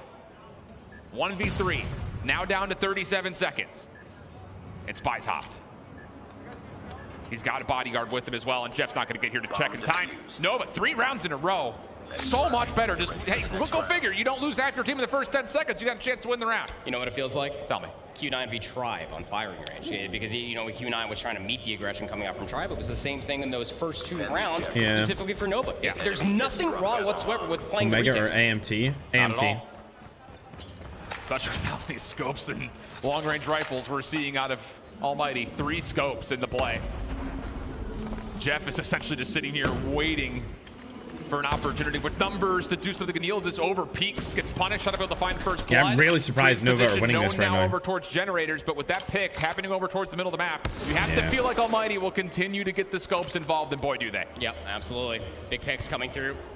Nobody dropping for Almighty so far. Spy needs to go big. Does find one, doesn't even really take a lick of damage, so they can reposition themselves and just try to force off the information. Good. Still 2v4 though. Well, the kills do come out, even though that was a free one for Jeff. Loses a teammate in the process. That is such a good CBR skin. In the 1v2. Bomb gonna commit. Will be planted over at A. Shut Up on the rotation up top. Don't know if you've seen him yet. Oh, sure has. Oh, okay. Almost clayed himself off the map with that shot. It's a brute force. Get over there, even half. 3-3 off the adaptations that Nova was able to showcase, but Almighty also showing life in their previous offensive round. Still double snipers on both sides, don't act surprised, but look at that A-rush that's starting to come through. Yeah, this is, again, I think Nova saying we want to play quickly. Spam is decent. Inferno actually held it first blood through the smoke. Creed just throws the frag at his feet, feeling that there was going to be pressure, which, to be fair, there is. Bomb does not commit for the plant, by the way. Spy pulls off of this, and the defense is going to be able to hear that this plant's still going to be committed. Long flank coming out. It's Jeff trying to hit onto Creed. Feels pretty confident in that challenge, you'd have to imagine. But trades allow Neil to stay safe. Only for a time. Yeah, the claws and seeing Mad Men. I don't know. Almighty's just got a really solid read on what Nova's trying to do. Oh, absolutely. And you've really got to tip it to Irfan. You know, you were sitting there saying they have the audio cue that the bomb did get canceled, and then it also started to get replanted. But because Irfan was never scouted, because he was never seen, he just pops up at the right time, gets the trade required, and it just completely keeps any post-plan epic. Crab will win it. End of story. That's what I'm hoping, dude.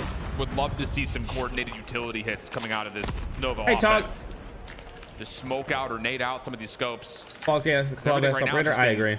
Sniper v sniper For battles. calm, yes, sir. And the trend continues to favor that of Team Almighty. I agree, American Stoner. Same situation. That time, though, that's your bomb carrier. That's one of your SMGs that's off the table now for your Nova. Have to somehow recollect that. Yeah. And recollect their thoughts, really, because Nova are just spread entirely across the map. They're essentially trying to take two separate 2v2s. Smoke through the middle. Shut up. I don't know. He's not going to know, but he was real close and doesn't make much of a difference. I mean, what do you say about it? I mean, the sniper rifles are just dominating the map for the side of Almighty. They're having this is a long-range map, chat, so it's going to be snipers. Right, apparently win the I really round don't like takeoff. Well, it was what was so I don't like it. for Almighty. I don't like playing it, and I don't like watching it. Because Nova was trying to make it's like a map. It doesn't invoke any emotion to me. Just a weird map. Try to come back over to their teammate of Neil, who tries to go for a quick scope versus Jeff, but misses wildly, and would have been insane if they ended up hitting that shot, but it's not going to be the case whatsoever. 5-3 goes the scoreline here, and again, Almighty just absolutely punishing Nova for trying just to move through the map. Yeah, go for it, man. They're just holding crosses. The double sniper is absolutely popping off right now for Almighty. It's just too much to juggle right now for Nova. You're telling me you want to play aggressive. I don't think it's called soccer. I think it's called football. You want to take the sniper 1v1s. That's not working out. It's football, bro. I mean, heck, Neil's finding hit markers just to kind of give you a sense of how this map is going. Shooter, I don't think so. Not on my main channel. First blood. Commitment towards B is still successful. Trade onto Jeff will mean that this bomb can be planted. No chance to contest it, and that means Almighty is not going to be forced to have to play off the retake. 4v4. Oh, shut up. I mean, his understanding and reads are just so good. But you need to take this building back entirely if you're Almighty. There's also a flank starting to be put together. And it's not a lot of time for this full flank to come all the way through, though, especially considering it's Heaven with a sniper rifle. Or maybe that's just enough and send you able to lock things in. These are your three snipers. Shut up's gonna hold. Spy needs to get there to try to stop this. Sure does. Down to 17 seconds. Is he gonna win? Spy for the 1v1. Reads in. Oh my god, bro. Stay alive, bring it back to within oh one. my god. Big round from Spy. That was a huge round from Spy. Fantastic to get the understanding and the communication to become. That was fantastic. Yo, shut it, Spy, bro. Inside control. You can plant the bomb at B. We are holding these snipers at bay with good damage. We'll keep this within one. And to be fair, I like that call out of Nova. Overwhelmed with smoke and utility, and then just get a quick football, yeah, for sure. It's not soccer. Stop trying to force these long-range 1v1s where it feels like you're just kind of flipping a coin to see who's going to come out on top. Bomb stuck mid-map. Spy maybe looking to make the same play happen, but look at the defense. Oh, they're starting to come on the bottom side of Fountain. I think Spy may have read one player, but maybe not, because Incendio is already on the backside of this play, and this is just full awareness from Almighty. They know exactly what's coming their way. Comes Incendio. Just casual stuff. Massive flank with a sniper. Misses the timing ever so slightly, but he's still behind the entire play. Now some shots will be thrown out, but it's going to make all of Nova just wrapped up. He's not up. He's watching over the backside of it. Wanted to speed up a little bit because it was a bit behind. Down, Nova have a very different problem at hand, which is how do we even get this bomb knowing that you're being scoped at from behind? Creed Saturns, the last two left. Looking to get us knotted up at 5. But Incendio and Irfan have no reason to move, and they are absolutely letting us know that, staying completely statuesque on the map. Bomb dropped. Needs to be recovered. 48 seconds remaining in the round. I agree, Unchained. The only people that call it soccer are just needs to hold this angle. Just any sort of information whatsoever, which comes through an audio cue of nades. You can throw some shots. Just got to stay alive, run. You know time is on your side. Yep. Full rotation out. Saturns has to clear out this high ground still. And here comes the play. Where are you going, Saturns? Where is Irfan gone? Is the current question. Checking every corner. Oh my god, he needs to turn around, bro. That's crazy. Okay. 20 seconds, but Incendio is in a masterful position. Sees the first, misses. Second also. Oh my god, bro. Okay, uncharacteristic, but finds the kill. 10 seconds on the clock for the 1v1. Creed, do you play for the kill? Do you play for the plant? He has to play for the kill. He has to run up. He has to run up. Just down to the timing. Can you find him? Oh my god, he's running away. A dance with the devil. Gets away. We'll use the clock as win condition, and it's Team Almighty on 6. See Incendio pop off at his camera as well. He knows damn well what he did. That's such a tough read when you're thinking about in the 2v1 after you found that first kill to be able to force out the numbers advantage. Because, I mean, Incendio never moved from that window, just watching the B site entirely. Got to get this to OT. And they lose Inferno right off the rip again. Sono, how long has it been up for? The story of this entire Search and Destroy could be really categorized by one word, and that's snipers. Flat out. Spies you missed Tribe earlier, Sono. The Tribe matches were insane, dude. Gens, you even got a long flank once again by Earthbound that's on the way. And the timing should be pretty much a free kill on Daniil. Sure is. Last hope in this second map comes down to Spy, and you can't get out from red. And maybe that face right there on the right side of your screen says it all. Frustration maybe has set in for Nova as they drop map 2, 7-4. It's got to be frustrating to a certain degree. 7-4 versus Almighty, 7-2 firing range Search and Destroy loss versus Evan is LG. not happy, they just can't really piece he doesn't it seem together. happy. I mean, they are in the losers bracket, so there's not much to be happy about. You know what I mean? Yeah, but they have one more map to go. If they win the next map, then they 3-0 Nova, and they'll progress to the next place. I am pretty sure. You're going to expect that double sniper to come all the way through. The biggest difference was that Almighty was hitting the trigger first. Well, yeah, and the fact that on top of that is it's not just the double snipes. Almighty's feeling frisky enough with the snipers to pull out 3 at times. So how do you deal with that if you're Nova? And I think the only real response, and you were to go back and kind of look at this, you sit there and say we have to do better with our utility. We have to get these guys out of position. To be honest, like everyone kind of performed on Almighty's team. There was no like slacker really. Like Jeff was planting and probably got killed a couple times trying to go for the bomb to plant. It's one of those things that when you're watching, it was really just Inferno that was slacking out of the entire offensive rounds that they were able to win. Both teams. The defensive slobber knocker that they just put together for us. It was that when they found those first Nova not winning a single map question mark honestly did. It's not looking likely. Then they started to take Almighty lost their first match. Yeah, Geek, they lost. And this is their second matchup against Nova, which I said they'll win. They'll probably win this 3-0. If they don't 3-0 them, then I mean, it is what it is. But Nova are not really that good right now. Stamina up 1-0 on Godlike. They're currently in the Search and Destroy. It's 4-2 to Stamina's direction. Map 1 has started on Influence versus Nova are just not consistent at all. They like have a really good day or a terrible day. What is Heaven doing on his phone, bro? Heaven's like antisocial as hell, dude, huh? Could we jump a gun with? Opportunity to possibly 3-0 and get India into the next round. It would send Strut home, but currently in this Slums control, we're tied up 1 apiece. How massive would that honestly be, especially for Vitality? All right, this is Vitality versus Strut. Both of these teams lost, so this is their like losers bracket run for Group B. Godlike, they were able to win, so you have that going for yourself. For AMT winning for sure. Yeah, AMT are going to beat Nova. Got to be feeling pretty good about yourself after the 250 to 185. All right, chat, I'm going to go to the toilet. I'll be right back, bro. Good back control here from Team Vitality. Still some more gunfights to find. It's Razmo and Ahsoka. That's going to work out nicely. 3 straight eliminations. The only player to find is Jokos, and well, they do get the trade on him. So this is an opportunity to stop the clock early, get on towards B, maybe find some significant progress because you're forcing out a couple of operators and some streaks that have already been earned up. This is looking good for Vitality at B. For now, but start losing some more lives and things are starting to get a little bit more hairy. So all of those streaks and operators will end up at least finding value. Not a whole lot of resources to speak of for Vitality to try to work their way back in. You can also see what's starting to be put together. A little bit of a spawn trap as well. The offensive team coming through from Strut, absolutely letting Vitality have it. Concession comes through, 2 minutes on the clock, and nearly a 10-life lead starting to amount. But Vitality can lock this in. This is a very difficult zone to break through, especially if you can regain some mid-map control. That's the next big obstacle here for Team Vitality.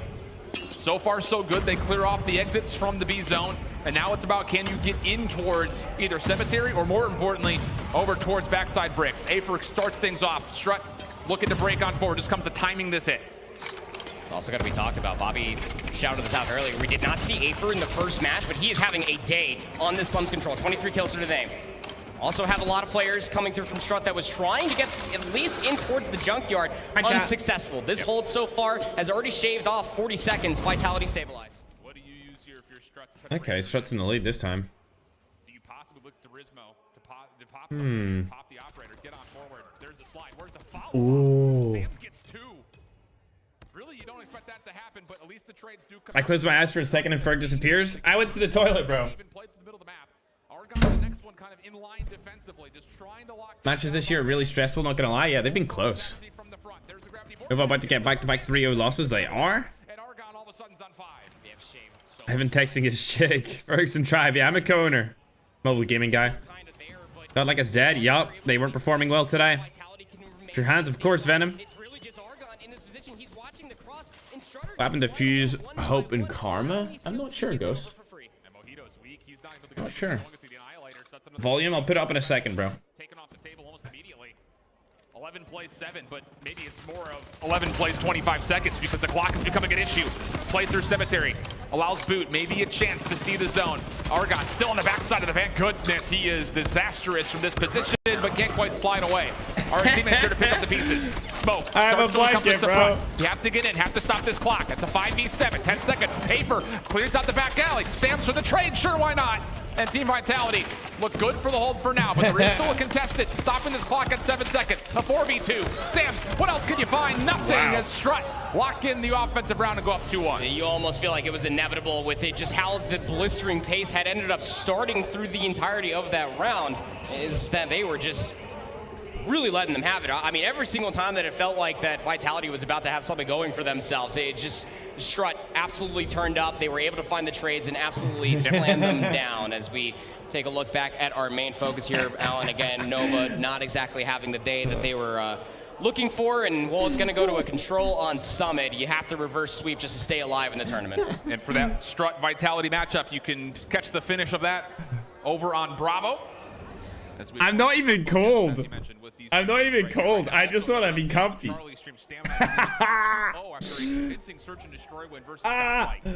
Action all across, and this is again the first 4 teams we have to say farewell to. Never happy to do that, considering this is a giant celebration of everyone being here for the first time. But the way the cookie crumbles. Hell yeah, bruh. Yeah, it's the way the news goes. Hell yeah. This is mad cozy night, chat, eh? It's the experience at the end of the day, I'd always like to say, and hey, representing your country. All right, who's up next? Something that you can always write home about here on the international stage in Raleigh, North Carolina. Hey, we're still watching the Almighty. What are the other matchups going on right now? From Nova. Keep in mind you that the last control that they played versus Nova, they got slammed 3-0. Good start here for Almighty, taking control of the second floor. That's exactly what you want to get this defense. Okay, I'm turning it back up again. Possibility of starting to maybe throw in a spawn trap. I hate to say that in the first 30 seconds of a map, but that's currently what we're looking at. I mean, you can see the group up of Nova. They can't get outside of snow at the moment. Saturn's trying to force a gunfight with Jeff, but there's no reason for him to take this challenge. We have 60 seconds left, and I mean, Nova can't get out of spawn. It's currently a 7-to-3 ratio as far as the opening engagements are concerned. And EU and Indian teams are asked WTF. Yeah, they've been performing pretty bad today, bro. But they understand they pushed too far forward. Yeah. They're going to lose so much map space. They're waiting for all of Nova to challenge into them. And again, it is another 3-for-1. Killer drone already earned. They're going to spend that. Why not? I mean, if you could convincingly and quickly take this opening defense, the advantages for you on the round 2 offense are astronomical. And that looks good. I mean, the only kills we've seen of are, you can count on one hand. That was a good duo by final attempt. Inferno and his teammate. I don't know who it was, but they played that well. 20 seconds left, but it looks like there will be a chance to stop the clock. It's going to be Creed stepping out towards the B zone, but it takes one step too far forward, and Almighty's going to punish that every day of the week and twice on Sunday. So now it's down to 13 seconds, and Nova, what do you say? They're all over the place. What are we thinking? Twice on Sunday, and that makes it even crazy because it's Thursday. 20v9, 5 seconds is where the clock will be stalled out, but again, it's AMC won't lose control of GG. I agree. Coming through for Almighty. It's a pick and choose battle. Again, Nova are able to stabilize, but at what cost? You have no respawns remaining. When we get into the second round, we're going to need to see what the operator charges. Oh my god. Almighty's probably close to a handful. Yeah. That is a 17-3 first round. No segments captured. Yeah. I mean, it was really that opening break, wasn't it? I mean, Almighty, they understood the assignment quite wonderfully. They got top class. This is what I wanted to see from them, chat. Like, they're happy, they're vibing. You know, good energy from Team Almighty. I wanted to see that, bro. Another very close to coming through. Actually, another 2 that are close to coming through. So if you can find a way to get on towards either of these zones, those purifiers could be massive. Incendio says, it's time to live up to my namesake. Create a little bit of a fire here, but no, Neil shutting it down. Great stuff from Nova. Big bounce back here in the opening of their defense. Yeah. Very interesting choice to try to work your way in initially with the Purifier rather than try to win the gunfights and then set yourself up inside with the Purifier. Evan only has 4 kills. But still, what the hell? finding trades across the board. 24 v Jeff only has 1 kill. One rogue player of Shut Up just Jeff has 1 kill. Skillet trying to be a little bit of a nuisance. 0. Nova will deal with him and they can try to restabilize the middle of the map, but you still have more almighty players to worry about. And I will say, this little play here from Heaven and Irfan is actually creating a bit of a bottleneck where Nova's trying to force in the same spawn trap that they were just put in, but they can't deal with the players individually in the back, and now all of a sudden the lives split. You've got a life lead for Team Almighty. Problem with the clock, though, is that it's down to 38 seconds. It's being stalled with this little play over towards PC.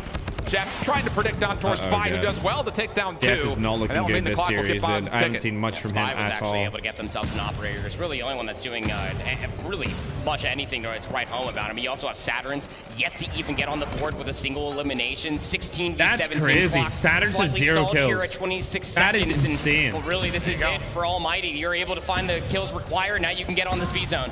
First pick's going to be good. Second, quickly, starting to come through as well. And you have to feel, if you're Almighty, all you have to do is just keep this clock stopped. Continue to try to outfrag the Saturn's finally got his first kill, bro. Creed able to take them off the B zone. Clock will keep on going up once more. Jeff with the gunfight window through A can once again hop on, stop the clock. 11 v 12. Those lives getting very, very low. But the problem is Jeff is the last one left, and he's not going to be able to do anything. Creed pops out the Purifier to clean things up for 2. That should be enough to get this defense to win. A significant margin, I would say, compared to the first round that we saw, but at least for Nova, you stabilized and you've earned up some streaks and operators of your own. Yeah, I think tenacity is definitely where you can use, considering the fact that Nova were able to work their way back in. No goddamn way. Quite often, but we're still talking, and that first segment comes through over at 8. My God. It's 2v5, and you would really think that the defense would be able to win this unless Heaven goes absolutely massive. Can you put on a performance like map 1? Well, you can't even get to the zone, but still, the conversation does have to start to come around. 2 segments worth of progression, that could be round 5 implications. Yep, absolutely could be. And now we have to kind of take the attention right back to Nova. With that in mind, you have to be able to match what we just saw in that last offense. In fact, you kind of have to do a little bit more than that. Gravity Vortex, because I nuked him. All earned. Hey, yo, chat, Saturn's hasn't been the same player since I nuked him, guys. All right. Shut up. Are you kidding? That is an unbelievable starting spree. Him right there, though. Neil still is able to operate onto his Purifier, but he's not really in a good position to do too much with it. He's number 2 in orange. He's just kind of between both Time zones. hasn't started no yet. one's in his way. This is going to expire without him really doing much with it. I'm expecting Time to start after this game. Creed, but Neil still is able to operate onto his Purifier, but what the hell is that? He's not really in a good position to do too much with it. He's number 2 in orange. He's just kind of between both zones, and no one's in his way. This is going to interesting. Put everyone back on the stream and didn't keep it weird. Weird, chat. What are we saying, though? Okay. Yeah. This isn't looking too good for AMT right here. 24 total surprisingly enough, dude. Yeah, the only one that's probably as close is actually Incendio, and really everybody else from Almighty that was trying to There we go. We're sped up put up again. their own effort, but Hey, this is what we wanted to see. World-class affair coming through from Spy. We've been waiting all day to watch this guy absolutely pop off, and that will be the entire B zone completely captured. Yes, the second segment at 24 not kills. too far away, Alan. This is looking good. Second tick of progress locked. Who can contest this? Jeff only for the first.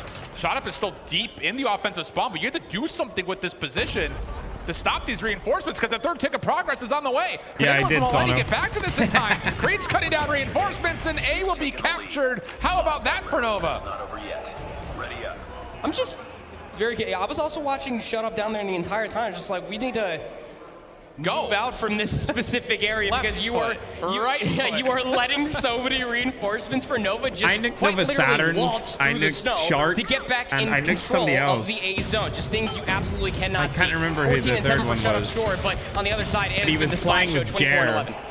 Monster Or game. was he? I can't remember. I can't remember what who the third guy was I nicked was.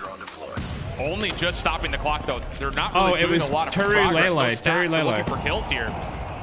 Front door still being locked down. him. Trades back and forth, but you have to get in, and that's the problem because Irfan's watching from the top side of the staircase. Jeff from the side door. Yeah, good help from Heaven as well. And that's going to be the first tick and likely the second quickly to follow. And Almighty is still dominating the kill feed. What a response this is. I mean, it's a 2 now 3-to-11 ratio as far as kills are concerned in this first 45 seconds. The clock's still stalled out at 1:15. The A zone, the more difficult of the two zones, looking to be captured. Almighty came into this offense and they want to make a statement. They sure have. B zone, last one left, 26 playing 14. And you have to have the conversation right here, right now, if you're Almighty. Don't spend too much, because who knows what's going to happen for round 5 at this point. Kind of the same conversation could happen for Nova, too. Just don't spend anything. Just send this maybe to a 5th round. Not to say that it's over as of yet. Nova's still in a pretty solid position to stop any progress towards the B zone, really, as Almighty is a little bit late to the punch here, trying to get on in. Irfan, the only one that could really step on and stall the clock. He's going to do just that. A little bit of help. Heaven just waiting to play bait and switch with him. Nova taking their time. First tick of progress. Works its way up. Here comes Saturn's. Just contested the nick of time, but he's by himself. There's really no one else to follow up on this. You're not going to win this. And as Heaven gets the trade, he's also going to lock the first tick of progress. Yep. There's no way. It's going to be really good. Minute and 38. Clock will start to tick all the way down. 17v9. You have so much time to be able to find these kills, to be able to keep all of Nova at bay, and we'll even up this control to pop off here if they wanted to win it. Out for Neil. Trying to stop them at the front doors. But Almighty are kind of hitting through mid here. SMG gunfights kind of echoing across. Neil's not really doing too much with this besides just controlling space, which is fine. But the problem is, here comes Almighty from the flank. They're on the high ground. They're coming from behind. Kills are looking pretty solid. 13v5. Still tons of time on the clock. I'm messaging back. I'm asking him how long until his game starts. And Nova, a little bit of pressure here. A couple of trades do come out, but it's a 10v2, and that's pretty much all she wrote on round number 4. This is an easy round for AMT. 9-2, and look again, coming into this off of the 2 segments that Almighty are only allowed to come all the way through is you're really looking at what was necessary. You only needed maybe just one extra segment over at B to guarantee the simple fact that you're going to get defense. But I think the statement still remains coming through for Almighty as a whole that, oh man, when they want to turn up the heat, they absolutely turn it up. They blistered all the way through the A zone and just completely got close towards the ski lift, and Nova just struggled just to get themselves out of their own spawn. Well, here we go. One round of control could be all that's left for Nova in this first ever Stage 5 International World Championship. Yeah, they're going Have to have it right here, right now. They're on first 2. Purifier good for the double. Nova stuck at the moment, not really able to do too much. And oh boy, oh my god. Light him up. Oh my 3 comes out for shut up with the Purifier. Irfan right behind him. Oh, it's just absolutely abusive. There's another one. Here comes Jeff now. God. Yeah, you just go ahead and just use everything. You got streaks, you got AMT resources. like know exactly where the spawns are for control. Reciprocated on the opposite side. If Creed can go big, just needs to be able to get into a position to pop said Purifier. But now we're going back towards that round 1 here. Allen, just all of Nova absolutely trapped. The setup for Almighty out of their spawn is very good. Yeah, I love that call. Just hit all the triggers, get the Purifiers out, put them in a spawn trap, force them to have to fight through this at a very significant life disadvantage. Let alone the fact that we only got 30 seconds on the clock. It has to be heroic right here, right now for Nova. Spy. They're not going to do it. Purifier ready to go. There's no way. Trying to find some created space. And how about Creed right behind him? Okay, this might lead to some catwalk control. Can you get on and actually make progress on towards the B zone and send you up top? Falls right back down, but Saturn's predicts it. The shutdown comes through, and the first tick of progress looks good. There's no way. Another Purifier earned. I just don't believe it. Finally starting to heat things up, but you're still down by 9 lives. You need to get this entire segment over. You need the B zone. You needed those 60 seconds, now just down to 18. SKS and somebody's a dumb decision. I agree. Locks everything up again. Just too much to deal with. A 15v6. 10 seconds on the clock. And it looks like that might just be the end of Nova. Not the showing that I think that anyone would have wanted to see out of one of Europe's strongest teams. I mean, you got to remember back to Stage 4. These guys put up a heck of a fight versus that Stamina team, but a convincing 3-0 win for LG. Maybe not as convincing here for Almighty, but the 3-0 will still stand. 13v1. Almighty, stay alive. Nova, unfortunately, time to pack it up. Unfortunate to say sayonara to Nova. First team will end up dropping, and EU will lose one of its... Chat, I did see that coming. I did say that, though. I did say Nova would get 3-0'd, or at least that they would lose dramatically to Almighty. Like, Almighty are really good. I don't know how they lost their first matchup. It was crazy. Green #1 on top, baby. Let's go, Brisket. All right, so It's Strut versus Vitality. That game's looking like it's going to go to a best of 5, which is interesting. Stamina are versing against Godlike right now. Stamina are up 2-0, which is really good. So if they win this particular thing right here, they win it all. We'll watch this really quickly. We'll watch the end of their game right here.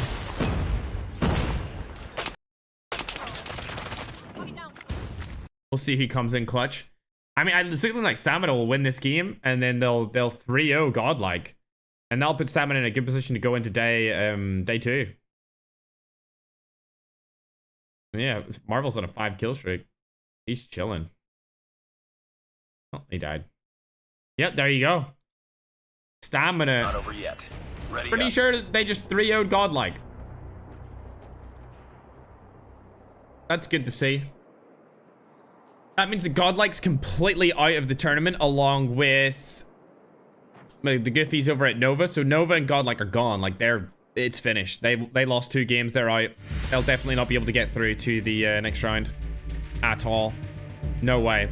Let me see the scoreboard real quick of this. It's a draw. Stand down. Yep, their entire team pretty much went negative except for Vegas. Grizz had a really good game that time. Yeah, they all did pretty well.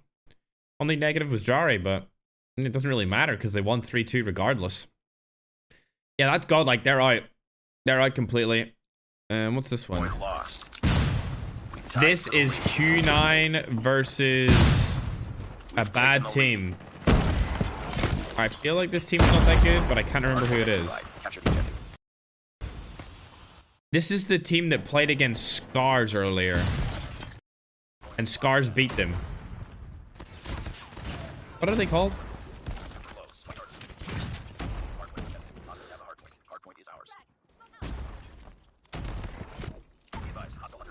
I'll be surprised if Q9 don't beat these guys. Yeah, Trunks is not bad. Trunks is a good player.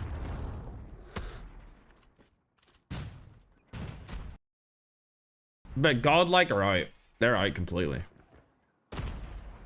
ANT's unbeaten control. I'm not surprised. Yes, that's it. Influence Cameron. Thanks. Thank you, Lurker. Appreciate it. The name was blocked in my mind. There we go, Briska.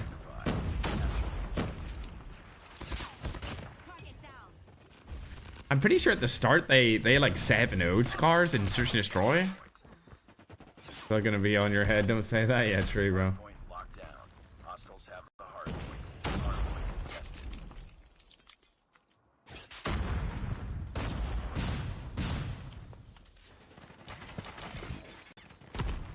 All right, they're still looking at that.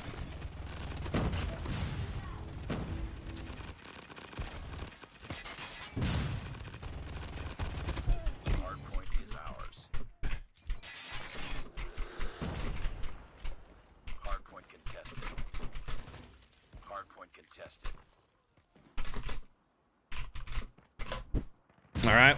Veg said 30 minutes. I don't even think it will take 30 minutes until they play, to be honest. I think it could be like 20. Because they play straight after these groups are done with their matches, and it looks like everyone's kind of wrapping up. Except for Q9. Q9, they just started. It's crazy that Influence are beating these guys right now.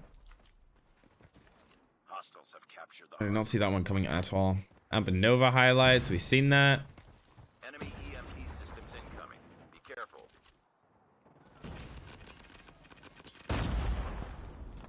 Tribe got in Q9's head bad. Yeah, Q9. I agree. Heaven's got to be top 5. Top 5 what?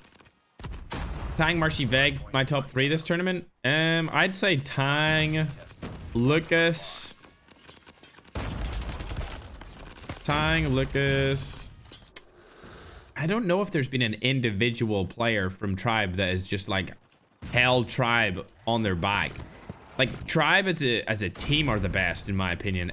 Individually, like I don't think there's a player on their team that I can be like, that's like he's the star player. You know what I mean? They're so gifted as a team. Like they play so well, and their structure is so concrete, and the chemistry is so high that there's not one player that really stands out to me in Tribe. They all have their moments. Whereas these other teams that are not as cohesive as Tribe really struggle, and that allows like their best player to shine way more. Tribe just doesn't have that. They don't have like a player that shines through because their team is so well rounded.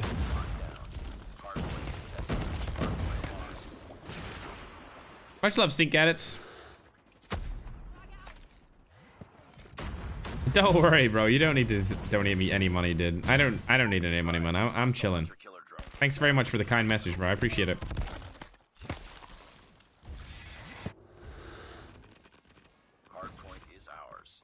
I agree, Sushi. That's what I was saying earlier. Like, if I was picking anyone to team with, probably the first person that I would want to pick up would be Tectonic. Just simply because of his attitude to, when they're in games and like hyping up the players and keeping a good atmosphere. Like, that's so, like, it's so useful. It's so beneficial to a team to have a person in the team that's like so hyped up. Like, when stuff goes bad, when I used to play esports, when stuff went bad for me, I would just sit in silence. You know what I mean? Like, I would just sit there and like not really talk much. And obviously when stuff goes great, I'm like screaming. Like, I am screaming my head off. You know, I feel like Tech might be a guy that is like, would sit there and be like, it's okay, it's all good. Like, that's a great person to have in your team to just like let everyone know that like you can still come back, stuff like that. Yeah, Tech's a great teammate. Probably Jazz as well. I could see myself teaming with Jazz. Oh, they backed out. Something must have happened in their game. Like somebody disconnected, I'm pretty sure. Yeah.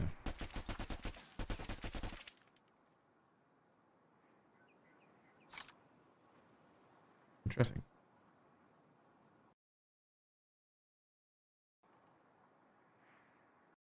Yeah, that's Delta, right? Luminosity versus Skid. That'll be a good matchup. Strut Esports versus Team Vitality.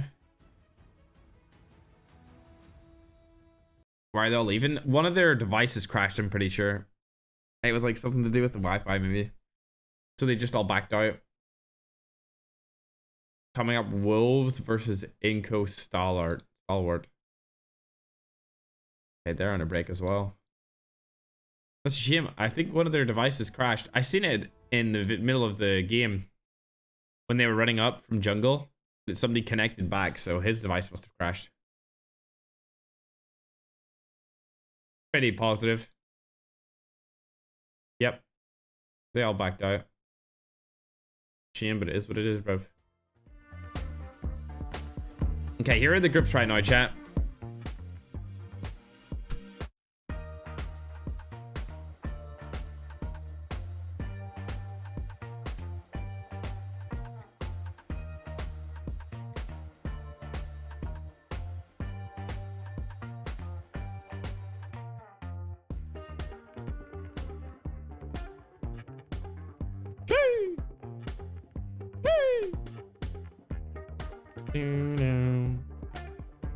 Where's Tribe, guys? They're coming on soon. I think she's more suited for Raj. I think she's more suited for COD and main line. If she knew everyone in COD mobile, it would be a lot better, if that makes sense.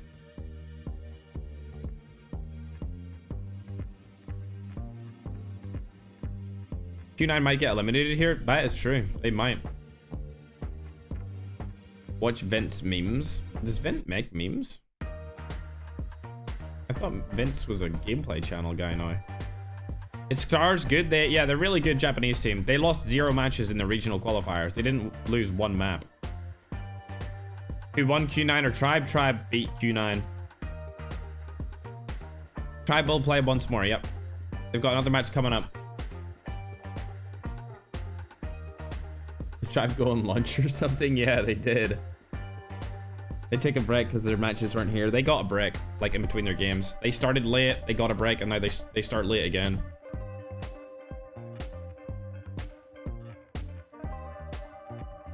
Tribe won, bro. Yeah, I will, Venom, if there's leaderboards on it. That play right there was insane. From Shut Up. That was a really good play. Irfan tried to do the same thing, but he was too quick on it. He should have waited a bit. That was a fun team to watch, I agree.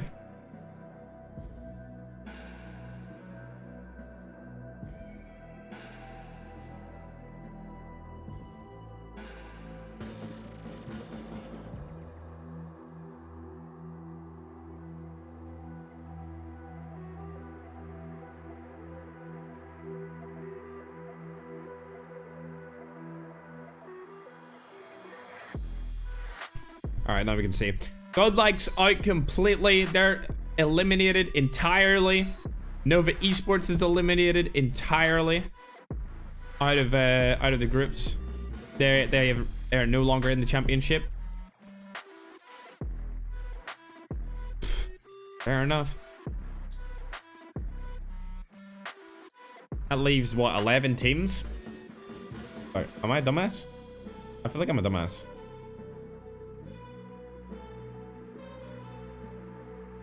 10 teams?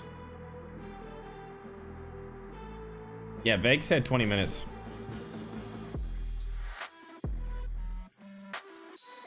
Oh, 14. I have no brain cells right now. I have no brain cells. It's 14, bro. I don't know where I got those numbers from, bro. Welcome back to the 2022 I'm so dumb. Mobile World Championship here in Raleigh, North Carolina at the Raleigh Yeah, Convention Center. I don't know why I didn't just do 16 minus 2. You know what I mean? After that one-sided affair in the elimination match, Nova Esports going home. More life for the green. Yeah, give me a break, bro.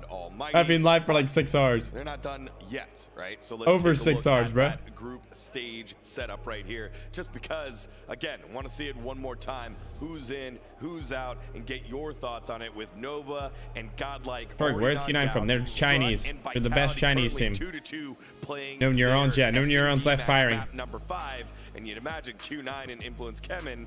Q9 probably the favorite. Get your thoughts so far here. Yeah, I think you nailed it perfectly. The curiosity point here, though, is Stamina, who put a really good fight in their opening winners round 1. For them to cleanly take down a pretty solid Godlike team, that's inspiring for the EU team in regions that just saw one of their other favorites get knocked out pretty swiftly. Where on the other side, if you were able to find a win from Strut out of Team Vitality, there's nothing to say that Strut gotta take a stretch, chat. Yeah, I honestly think that Vitality really need to continue to show their signs of life. Right? I mean, especially going into a map 5 versus Strut, that would just we like that, chat, don't we? Don't we like that? Especially as you just saw, we like that. Godlike are no longer in the tournament, will be fully eliminated, so it's India's last hope. Yeah, you know, and I love the fact that you bring up the Stamina Esports against Omega, because I think that one was. Chat, Riz God is back. What's up, Zero? There's cliche where you're like, it was a close 3-0. I agree, NZ. To be honest, I don't really care.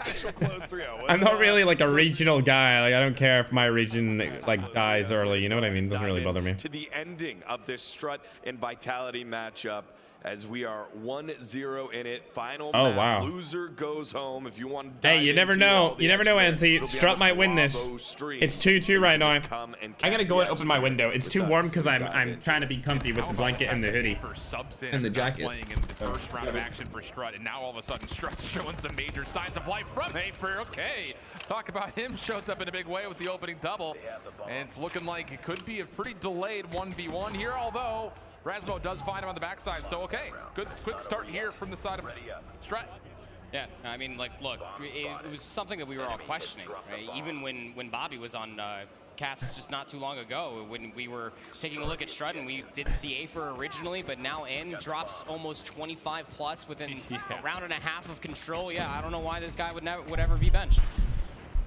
Sam's for first blood, follow up by Rasmo through the smoke. Well done. A little bit map battle starting to unfold just outside of Scaffold. Okay. Back and forth they go, and Rasmo had no idea how far pushed forward Team Vitality had been. Now it's about trying to recover and make sure you can isolate these players in the backside. Well done by Strut. They're up 2-0. Only one Strut more might stay in this.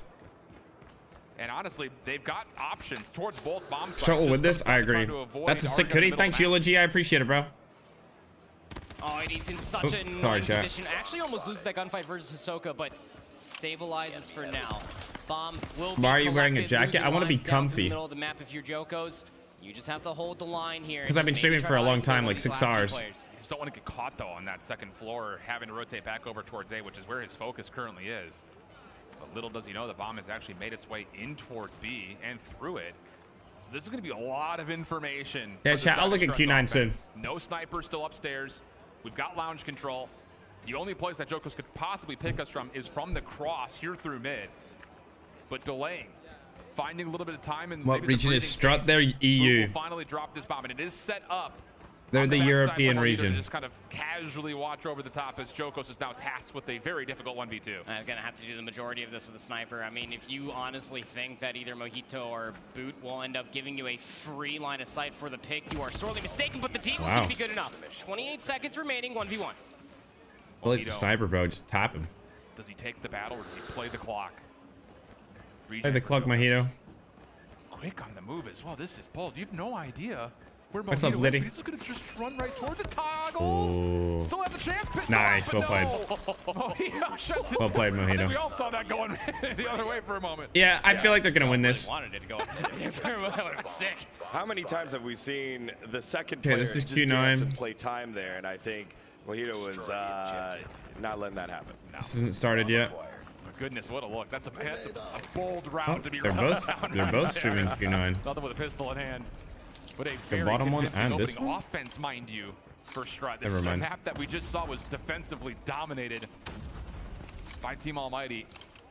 But the quick pressure starting. I think we'll stay on this one to see if somebody goes home. Single turn. Sam's able to at least deny the initial kill, but it's still traded in favor of the side of Strut. And with numbers and, again, control. This one's about to end. It's 2-2. This could set up for a really good. I'll stay with the 2-2 match. They can go back and get the bomb. No, Jokos locks things This down. is the last Indian team, I believe. If they lose, then India's out completely.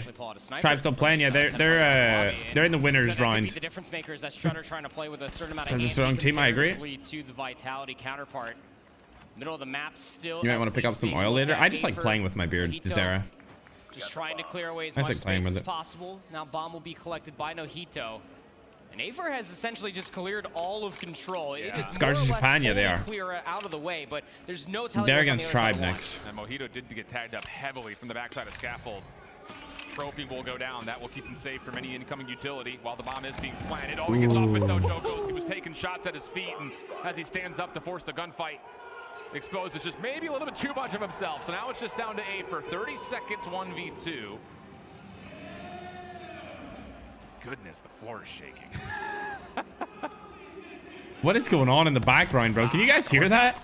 Okay, good response. Struts from Europe, Red Mist. Good point, though. If there's not going to be any scopes going, Jokos has got to be feeling real frisky about just taking aggressive. Strut or Vitality choked so bad from 2-0 series. I agree.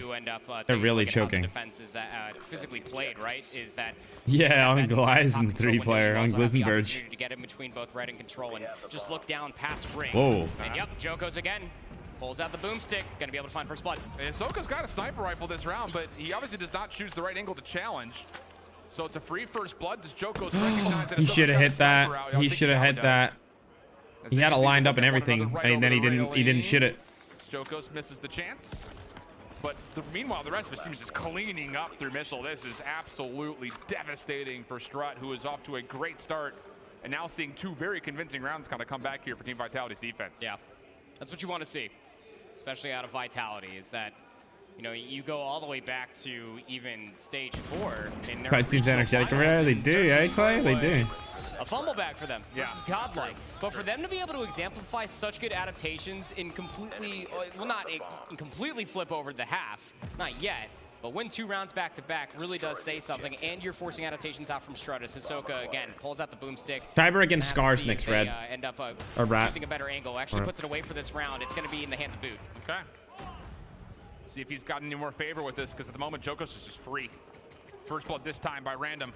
Responded to go to an early 4v4, but Strut, quick aggression coming out through Lounge. Jay-Z is actually able to deny this. That's the bomb that's down. He can make this calm happen, and all of a sudden, here comes the defense to rotate over. This is very, very defendable for the 2v3. Joko sniping through mid. Jay-Z just kind of putting his left foot on the bomb lid, making sure no one takes it from underneath him. It almost sounds more dangerous than a rug being ripped out from underneath you, but here comes the challenge around the corner. And Chieze will be taken down. So now it's all up to Jokos. Casual 1v3. Boot will scoop up the bomb. We'll go ahead and plant this over at B. And correct me if I'm wrong, I don't even think that Jokos has really thrown any shots. He has no idea where anybody else is. He might be able to get a free one on a Boot. Slides underneath the bullet. And now the help from the side. Well done. And that's just a good set of, okay, this is where he wants to set up. Let's just push right into him. You know, force him to have to hit the shot. It's risky, don't get me wrong, but hey, it works out nicely. And so a 4-2 half in favor of Strut. Again, this is a map 5, elimination round 1 matchup. Win and you continue on with your hopes to make it into the double elimination bracket. Lose and you're done. Yeah, good luck, bro. You gotta remember, it's 1.7 million. I mean, the difference between 15,000 for finishing in the top 16 versus 700,000 for winning, a little bit of a difference there. Yeah, one is a significantly bigger number. I agree. I will say that much. First blood trades Afer for 2. Finally will be dealt with. It's 2 pieces on 2 different sides. We'll have a 3v3 here momentarily. How does Afer even get 2 right there? It looked like he was barely gonna get the first. He has 11 kills, Alan. Yeah, he's good. So now 3v3. Still plenty of time in the clock. Bomb still in hand. It's on Argent. Forward though. I don't know, man. I don't think Vitality had that much potential, bro. No real exit, and that's going to be Sam's punishing the forward play. So now 3v2. I've just never seen anyone from that region perform super good. Like, they're really nice people over there, but I just think the North American region and South, this is going to cause like the Garena region, is just better. Do you double up together, or do you just at least try to defend 2 bomb sites simultaneously? Because you don't have numbers. That's why I really like what I'm seeing on Vitality. Just completely go back through launch, flip out the map, might be able to get behind enemy lines. I think the thing about this, though, the longer you don't see Tribe is still in it, Jeff. The more yeah, they are. You start to be suspicious about A. Absolutely. The problem about they're still here, bro. They won. They haven't lost yet. Enough to hear the sound cues for it. Does take down Argon on the exit. Do you get a read though? There's a player behind you. It might be a little bit too late. Finish it. Sam's able to get the elimination. It's all good, Ash. Just so am I. How do you deal with Sam? So am I, bro. In that position with the sniper rifle. I'm scared. Shot of your life, you think, unless he just tries to climb the ladder on him. Shows himself. How does Sam's not hear that slide? So now the 1v1. Sounds good, Octo Battle. No sniper at the moment. Has an SMG. Clock becoming a problem here for Boot. Shot! Oh! Whoa! That was really good. Well played to him. Some words being talked about on stage over there from Casual Strut. conversation. Very polite conversation. Hey, you know what? It's funny because we were sitting here talking about the duality of the sniper play on 2 different sides of the screen so far, and that time around on offense, Vitality completely don't bring a sniper. Yeah, Mike. Yeah, I agree, bro. It's one of those things that defensively, Boot is able to find more value with. That is yeah, it should be. It should be Tribe after this wholesome anime. From the defensive side, pressure on towards Vitality. Afer goes rogue once again for the opening double. Traded, but it comes with a significant advantage towards Strut's defense. 3v2 very early on, bomb down. And you have to look at either Sam's or Jokos with an AR sniper combo to do anything in this position. Oh. And now it's just down to Jokos. 1v1 with Ahsoka. 1v1, bro. Tons of time in the clock. But no bomb at the moment. And Jokos is going to be able to trade the pistol out for a Krig, rather. It's got a Bison versus a double weapon setup. Yeah, Carlo, it does, bro. Completely past each other. I mean, Hisoka is just. Are you serious right now? What's up, Steve? That Jokos just took, and this could be the difference maker. This specific window, you have a minute and a 1v1, Alan. Who has made their noble sacrifices to the cause. Kill him, Hisoka. Kill him. And Hisoka is feeling very comfortable up top. He's got a good look at B. Knows that he's got an advantage with the sub in this position. I think I need to get down and do some press-ups, chat. Pump some energy into my body. Got that key piece of intel. What do you think about NYSL? They're good. They're a good team. Re-wrapping back. And they very well may meet just inside this building. It's all about the noise. How much noise you're going to be making here. Hisoka didn't hear a peep. Here's the check. Did this one just sit here for 6 hours? Yeah, I did. It's sponsored. It's a sponsor. Down low. Oh, Jokos! Little special response out of him. Yeah, required response, I would say. I mean, the moment that you see Hisoka just dip out through the window, you have to be able to find that counter timing, right? To be able to find them in the rotation where they are going to be heading, keeping their heads above water. Still 2 rounds away. Our Strut from sending Vitality home. I feel like you have to have this one, though, too, if you're Team Vitality. You just don't want to have to run 3 in a row to force an OT from the offensive side. Quick hit, though, over towards B. Defensively, Aper not hitting aggression initially. He's waiting for the read, and him and Boot together. I believe so, Steve. The entirety of the play. Aper's a little spinorama, but he gets shut down. That's a quick snipe on a Jokos. And just like that, we go from a 5v3 to a 3v2.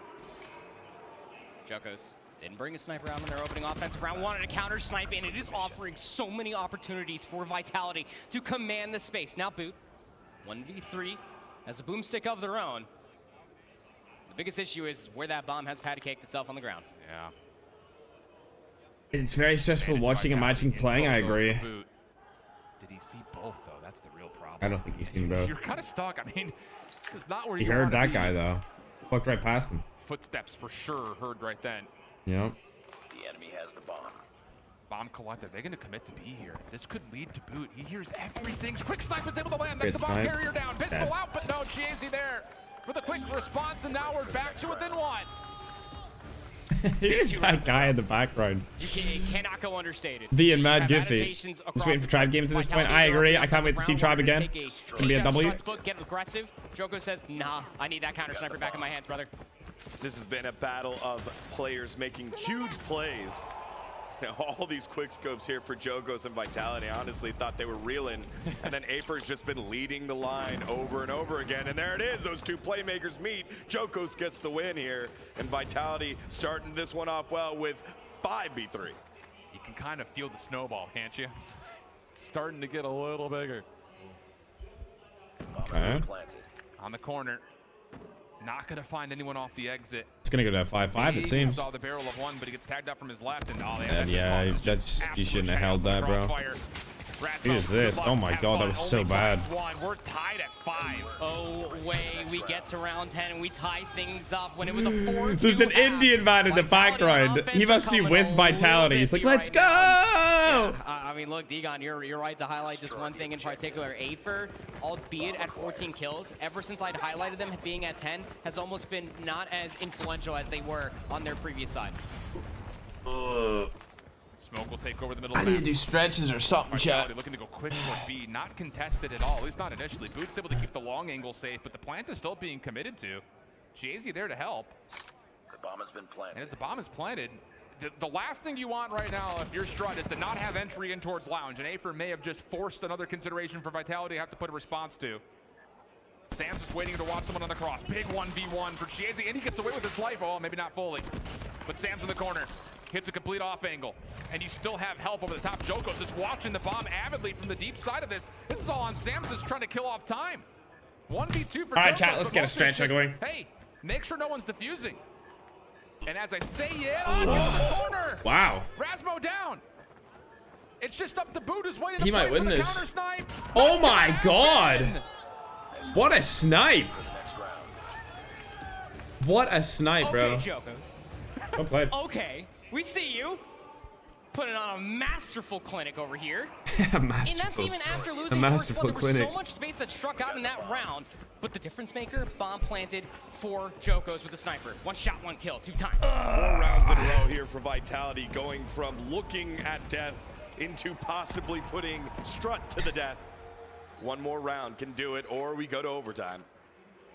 Random's the first one to fall here, though. This makes things a little bit more don't mind me, man.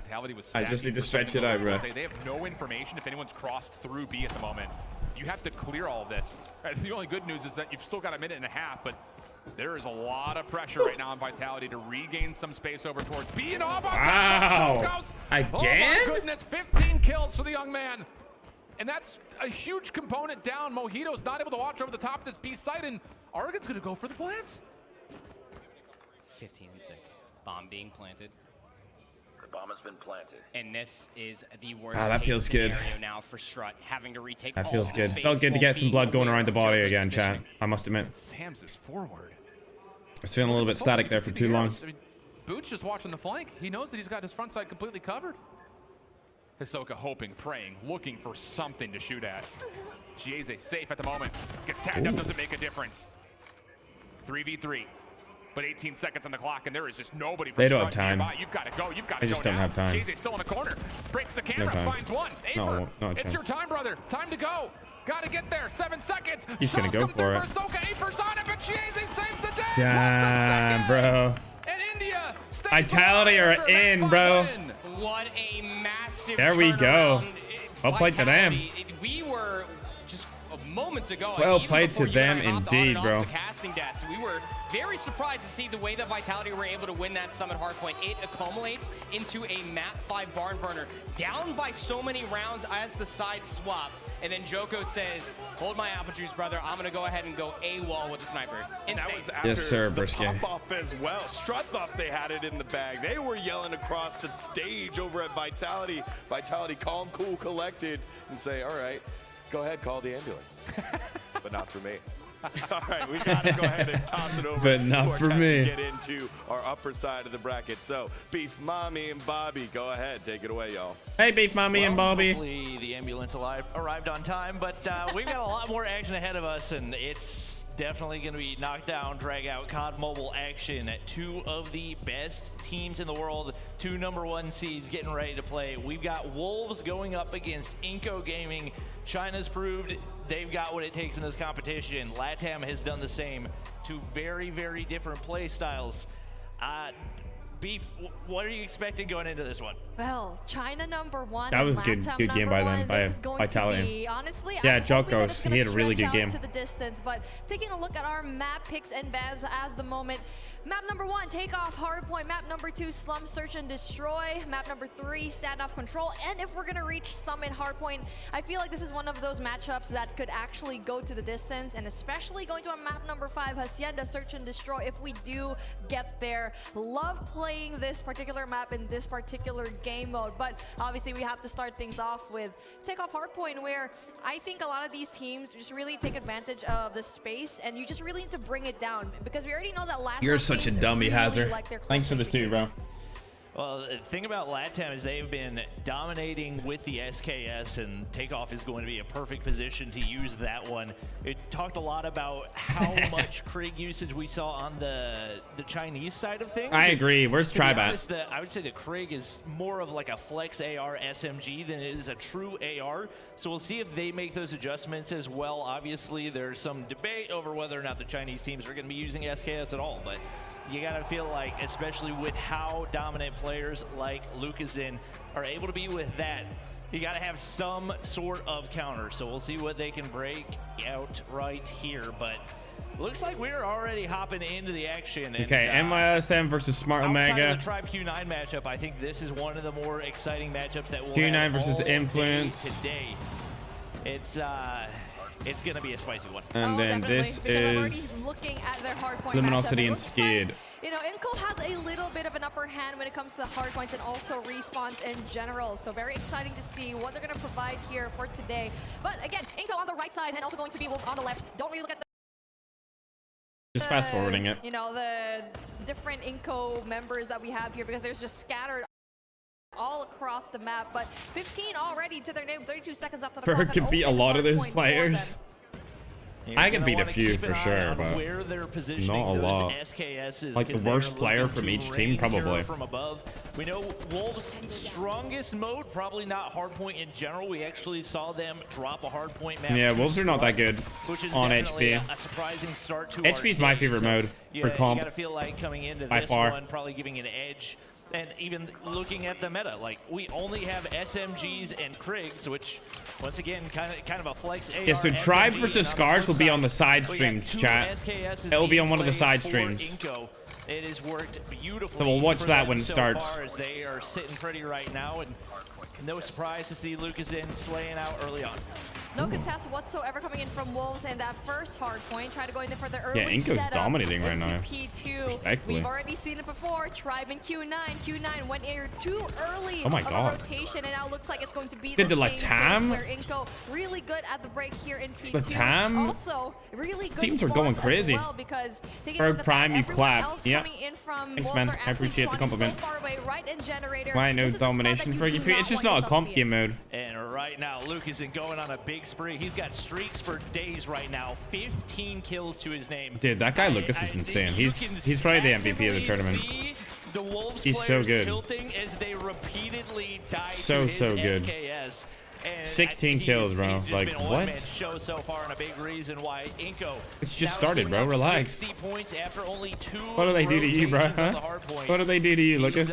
He's been an absolute menace on the map. I mean, I've had to play against him on when he's on bourbon is his ping, type of drink, man. So I can only imagine when he's on 0 ping what type of menace. Is there an American team? Yeah, there's loads. Tribe Gaming's an American team. Hello. Who is the best last time player? Lucasin's I don't think always going to be that one I'm good. in your mind when you ask the SKS skill issue, yeah. Skill issue for sure. And it really just proves how well of a player he is. 18 to his name. No one from Wolves even comes close to that. And right now, that top side control going to be crucial. Yeah, Lucas is absolutely. Oh my god.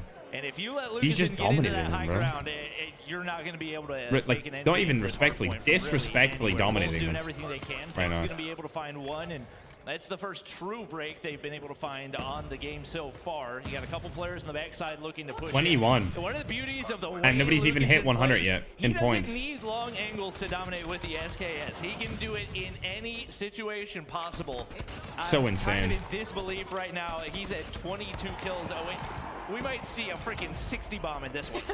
I mean, without a doubt, but let's see how Wolves can actually go and retaliate to that. But the one thing that I actually noticed from this matchup is like Wolves, they look like they're in shambles. They're going in there one by one into the hardpoint. That just allows Inco to just pick them off just like berries from a bush, and that just provides them so many kills already, provides a lot of score streaks and operator skills already down for them. But here we go. It's actually going to be a really good rotation for Wolves. Very oh my god. Let's see if we can try to sustain us. Oh my god! Beautiful 4K, and he's gonna keep on rampaging 5 Holy! times. Getting some more. Will he get another one? That's gonna be the 6th for him, and that's gonna be really big kills for Neon is insane. Really big operator investment coming in for Wolves as they're trying to close this gap right now, and it's paid off so far, locking in that control on the inside of the hard point. This is a tough one to break, and especially with them establishing that spawn control, definitely seems like it's worthwhile. Inco's going to be able to pick up the scrap time right here, but it looks like Wolves taking high ground above P1 as well, and they're going to be in a beautiful spot. Still rocking with the SMGs. I figured eventually maybe a little bit of a switch up, especially if you want to try to counter Lucas in. I would expect to see some more smokes come out as well, because you want to take away those lines of sights that he has. Dead. But yep. Wolves keeping themselves. Thanks very much, Nike 10. Appreciate the compliment, bro. So far. Why aren't there any kilo in play? There, a couple of people do use kilo. Like Tectonic uses the kilo.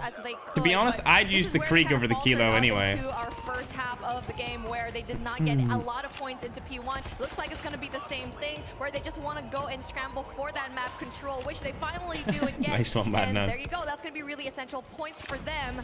Back and forth. This is going to be a contested. See you later, kill, depression. and this is what I kind of expected early on into the game, but it's a good thing we finally get to have that now. But for Inco, they're going to be spawning off all over the map as well. So Wolves is actually doing a great job at solo holding this.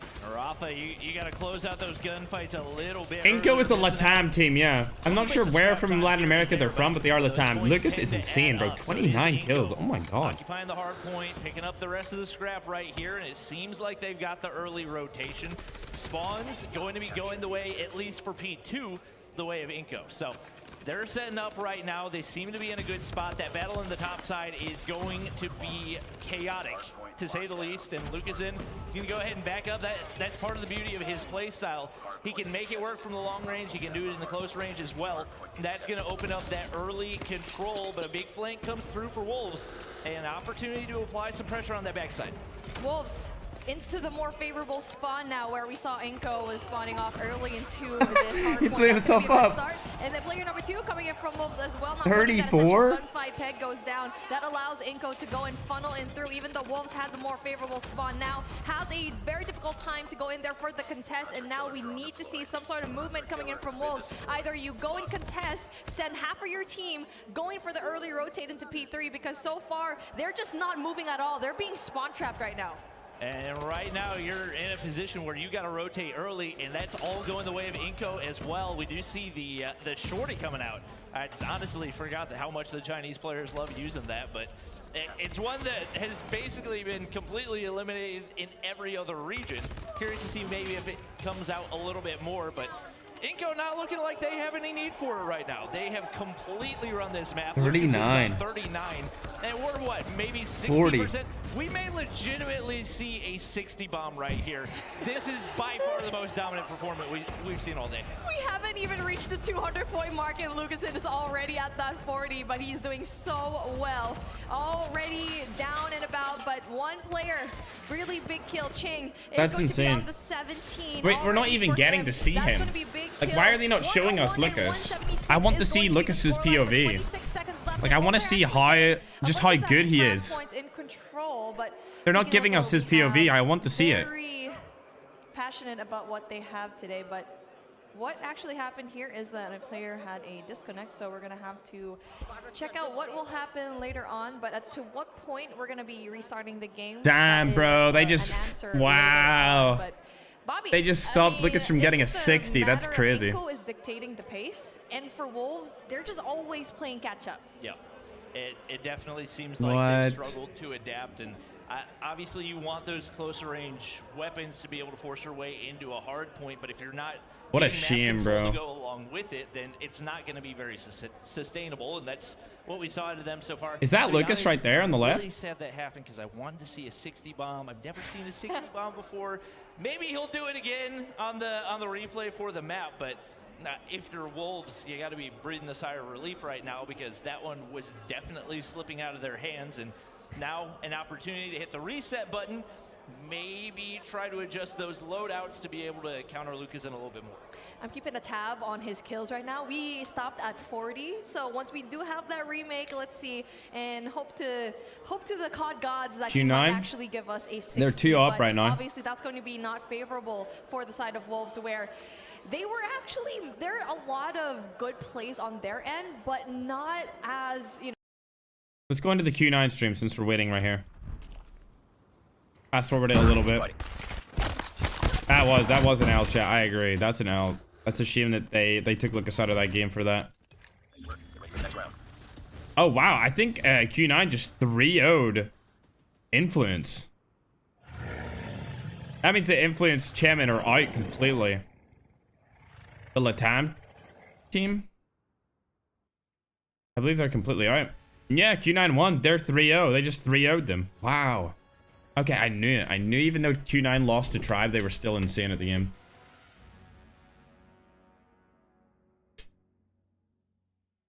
Yeah, I don't think they'll do a complete map replay. I think they'll judge it based off the points that each team had at the time. The one team might have to get a certain amount of points. Yeah, that was a good game by Tang. Tang's really good. He always seems to be putting MP in all the games that we've seen him play, but that's them. Influence Chairman are now out. They lost first game, they lost their second game, so they're gone. Goners. If that's Joker, I wonder if that's the same Joker that I play against on the Call of Duty on mobile game. See you later, Mina. Thanks for stopping by. Sus Chinese team gets saved. Super sus. What? I don't think that's sus at all. I feel like they just, like, something bad must have happened. To be honest, I don't see Wolves beating Inco on any respawn maps. So it would be a complete replay. Oh, God. If that's the case, that sucks. That sucks, because Lucas is having the game of his life right there, bro. All right, next up is apparently NYSL versus Smart Omega on this stream. That's it. Q9 won that. They won that entirely. So that's the Delta stream. The Charlie stream is Luminosity versus Skid. I don't think that's started at all yet. And this one, wait, they're both the same. The Bravo stream's the same as the Delta stream? Weird. One of these have got to be Tribe. Like, one of these are Tribe Gaming. They have to be, right? Okay. Because at this point, you don't want to be bumped down at a certain point, but we do have a bunch of other streams for you later on. We do have Wolves and Inco Gaming for our Alpha stream, 4-Hour Bravo, NYSL Mayhem, and Smart Omega. And obviously later on, we do have Luminosity versus Skade, but really excited to see how those matches actually pulled through. And we have a bunch of other games for you as well. And obviously Scars and Tribe I think Luminosity and Skid are about to start. Again, this could They be just fist bumped each other. For Tribe, but with how Scars is still a mystery, it's really appalling to me. I'm really excited for Luminosity versus Skate because I think these are potentially the two most underrated teams in the tournament. I agree. And I think this is going to be a real test of different play styles. Skid's insane, bro. Skid's like I think that one a top tier has the team. best chance of going to a game 5. I am interested. I don't know what to expect out of Tribe. All right. Godlike out, Strut out, Influence out, Nova out.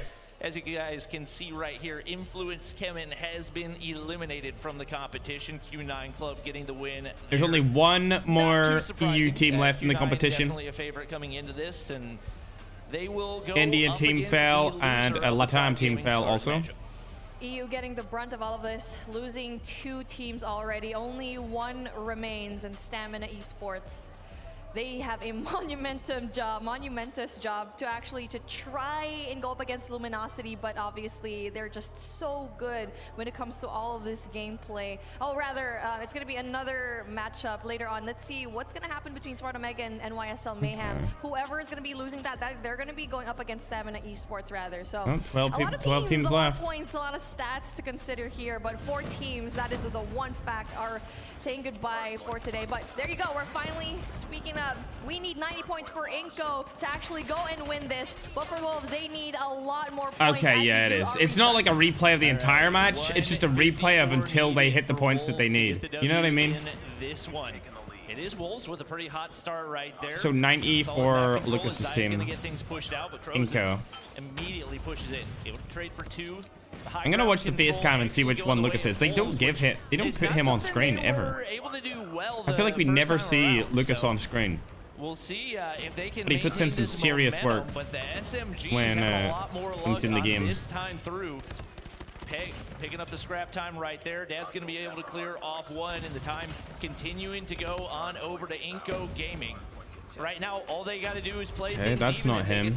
Oh, yeah, they're absolutely great gunfights for him, having a 5-kill streak, earning him a pred. That's going to be absolutely huge for Wolves, and right now they're looking like they're having a fresh start, a better start compared to a while ago, and now they're also it's just a continuation. Yeah, that mental reset. Yeah, let's get vitality. I know.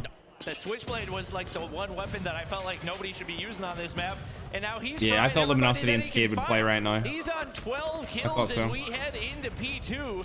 And I'm gonna watch this game, and then we'll switch. I want to know the end of this, like what's gonna happen here, because I feel like Lucas's team with Inco should have won that. Like if it was not, if they didn't have to replay it, they would have won, regardless. You know what I mean? They just would have beat them. It's so much momentum. Might be able to make something happen. Noel on the flank trying to flip those spawns. I like how Wolves is actually playing. I'm trying to watch Tribe play, no cap. And that's the fact that they were able what happened? The Tribe, were they eliminated? No, they're not eliminated yet. They're still spawning off there, still getting a lot more points. 30 seconds left on the clock. That is going I wonder how many people are behind the production of the event. Quite a lot, I would say. Rotation needs to come through, and guess who's there? Inco's all I'd say maybe like 20. And at this point, any death could potentially be a lethal spawn right here. We'll see. And it's actually going to be Wolves spawning behind the opposition. They're not going to get taken down. Oh, there we go. We're finally seeing Lucas. Finally seeing what he can do with that SKS. We like that. Still got some work to do if they're going to be able to close this one out. Peg on the inside, claw in hand, does get shut down. Lucasen doing everything he can right now. I'm pretty confident he's gonna. If they only needed 1 man, then if they had you man, then they'd only need 1. I agree. Tribe lost them. They're still alive. Tribe have not lost at all yet. I want to reiterate that it all needs 90 points for Inco and 154 for What team is Jesus CFU in? I believe he's in Luminosity. Again, Wolves is actually doing a really good job. They were able to go and bring. We'll switch and watch that matchup after this game. Yes, Lucas is actually doing a great job, but everyone else in his team needs to actually go and step in. That's play number 1. Rafa having a very hard time with just 5 kills. And now we're starting to get to the point where you got to consider the importance of the kills that you're getting, because it's nice to get kills, but if they're not helping your team get into the hard point, they're not doing a whole lot for you outside the streaks and the operators that you're building. You want to go for those impact kills. And Inco's picking up a lot, but it's not turning into hard point time for them. They just need, what, 94, 96 points in order to get up and get the win on this one. But they are getting absolutely fried on the inside of the hard point. Inco's got the better spawns for this as well, and should be able to make a push on in, but right now they're very content to let Wolves continue to stack the time. Yeah, Jesus Saves You is really good. Got to do something to make a I push agree. in. We need around He's a good player. 58 points left for Wolves to try and go and win this. And I mean, Lucas is still top of his team in terms of kills, but he's not performing the way he was. For any of these teams, it's time game, and that's really amazing for Wolves to make a comeback for it. Now Inco finally steps into our point, and no one else from Wolves are actually going to be really very near, close. and that's going to be essential points for them. Lucasen continues to fry. He actually picks up a switchblade to run with as well, and he said, all right, I'm done picking up my kills. I got my 60 bomb. It's time to play the objective and lock this one in. Only about 20 more points needed. They'll pick up the scrap. That's crazy. He got 60 kills in like technically one game. Take a look at the high ground control over in the top side of P2. It's all Inco players. They're going to be able to fly down from above. That's a big feat for them, and potentially opening an opportunity for them to close out this game.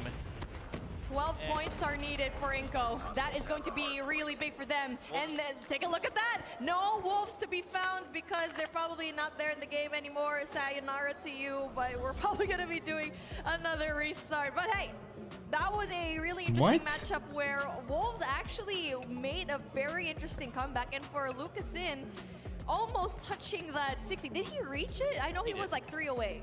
No, because he had 44 whenever. Right? Oh, yeah? Oh, and he had 17 when everybody left the lobby. I don't know. Maybe Wolves didn't know Wolves had another disconnect. So we're going to be playing to like 10. Yeah, they're going to be playing to like nothing, I feel like chat. Bobby and I definitely have this caster curse, and yes, it is now confirmed because every time we step on this stage, looks like we're going to there we go. Well, looks like I don't need to switch over to them. But we're going to be hopping off into another Now they're doing this on purpose. Honestly, I don't know at this point. 2 disconnects in one game is kind of crazy. That is just something that we actually predicted to be. LG are insane, but Skate are really, really good too. Across the board, obviously. 2 fantastic teams. Very different play styles. The way that I've heard a lot of the NA teams describe Luminosity is that they're actually, like, teamwork-wise, one of the best teams, one of the most cohesive teams, which I think is what makes them so dangerous. Swifty, he dropped 60 kills so far. 61, I believe, total. That'll make for a lethal combo. They take the lead right here, up about 20 points. This typically a money hill. They don't have spawns to make the push on in, but you don't want to just give away a free 20 points. At least that would be my recommendation. Now, with getting completely wiped off the board, we may see that early rotation. That is exactly what's going to happen. That P3, I would say, one of the hardest points to break from the front side in the entire game. So I don't hate that decision for them. This setup in the backside is going to be crucial, especially if you can get Blur back there to hold things down with the SKS in hand. You got solo reigning terror with the R9. He's just subbed out for Washi, yeah. Have some crazy interesting decision they made right there. Oh, Leo. He said, I only need one shot to the head to take you out just like that. Skate finds the break on in.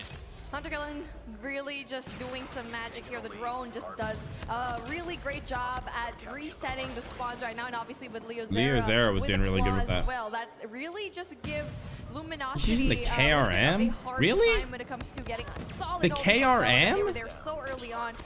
At least use the R9. Why the KRM? It's trash compared to the R9. R9 has so much more range. Skate all over again with the spawns. Yeah, Skate has spawns, gonna lose spawns right there, and that should lock in the rest of the scrap time for Luminosity. Right now, Skate actually still looking to contest, and wow, the one tap out of the KRM, that's gonna earn some more time for. All right, there we go, some KRM usage coming in clutch here. You don't want to challenge a KRM on the inside of P4. I just don't recommend it. That's gonna be tie game as we hit the rotation back to P1 right here.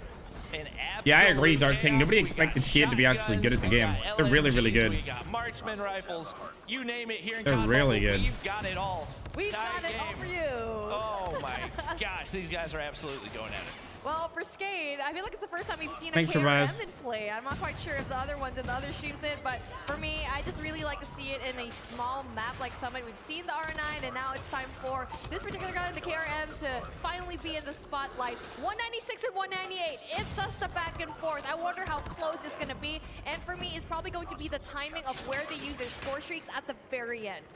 Mihawk picking up some big kills in the inside of the hard point. Blur, another one of those aggressive SKS players, and he's gonna help his team push on through to pick up some more scrap time right here.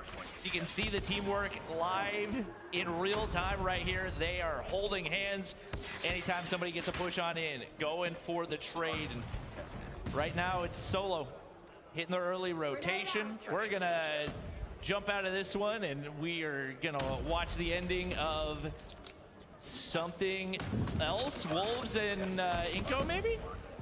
Wolves and Inco. So why did they not just let us watch that? Take a look at that scoreboard whenever they wrap up later, but obviously there's only like 10 seconds left in Wolves and Inco, so we got to see what happens. Okay, Wolves needs 50, Inco needs 32. Wolves, they need to enter God mode. They need to play. I don't know why they did that. For them to just keep themselves afloat in this. We should have just watched the end of that game. Whatever. Wolves needs 58 points to win. Inco Stalwart needs 32 points. Very doable for a comeback with Wolves, as you already know that they did an amazing job when we had that restart. But that is going to be really good. For me, really interesting game from Skate and Luminosity. Such a back and forth game. I'm really excited to see what happens later on. But for now, we're taking a look at Wolves and Inco yet again. As you can see, that is going to be a really fast push coming in from the side of Wolves, taking a lot of these points. And it looks like for Inco, they're very slow when it comes to that rotation.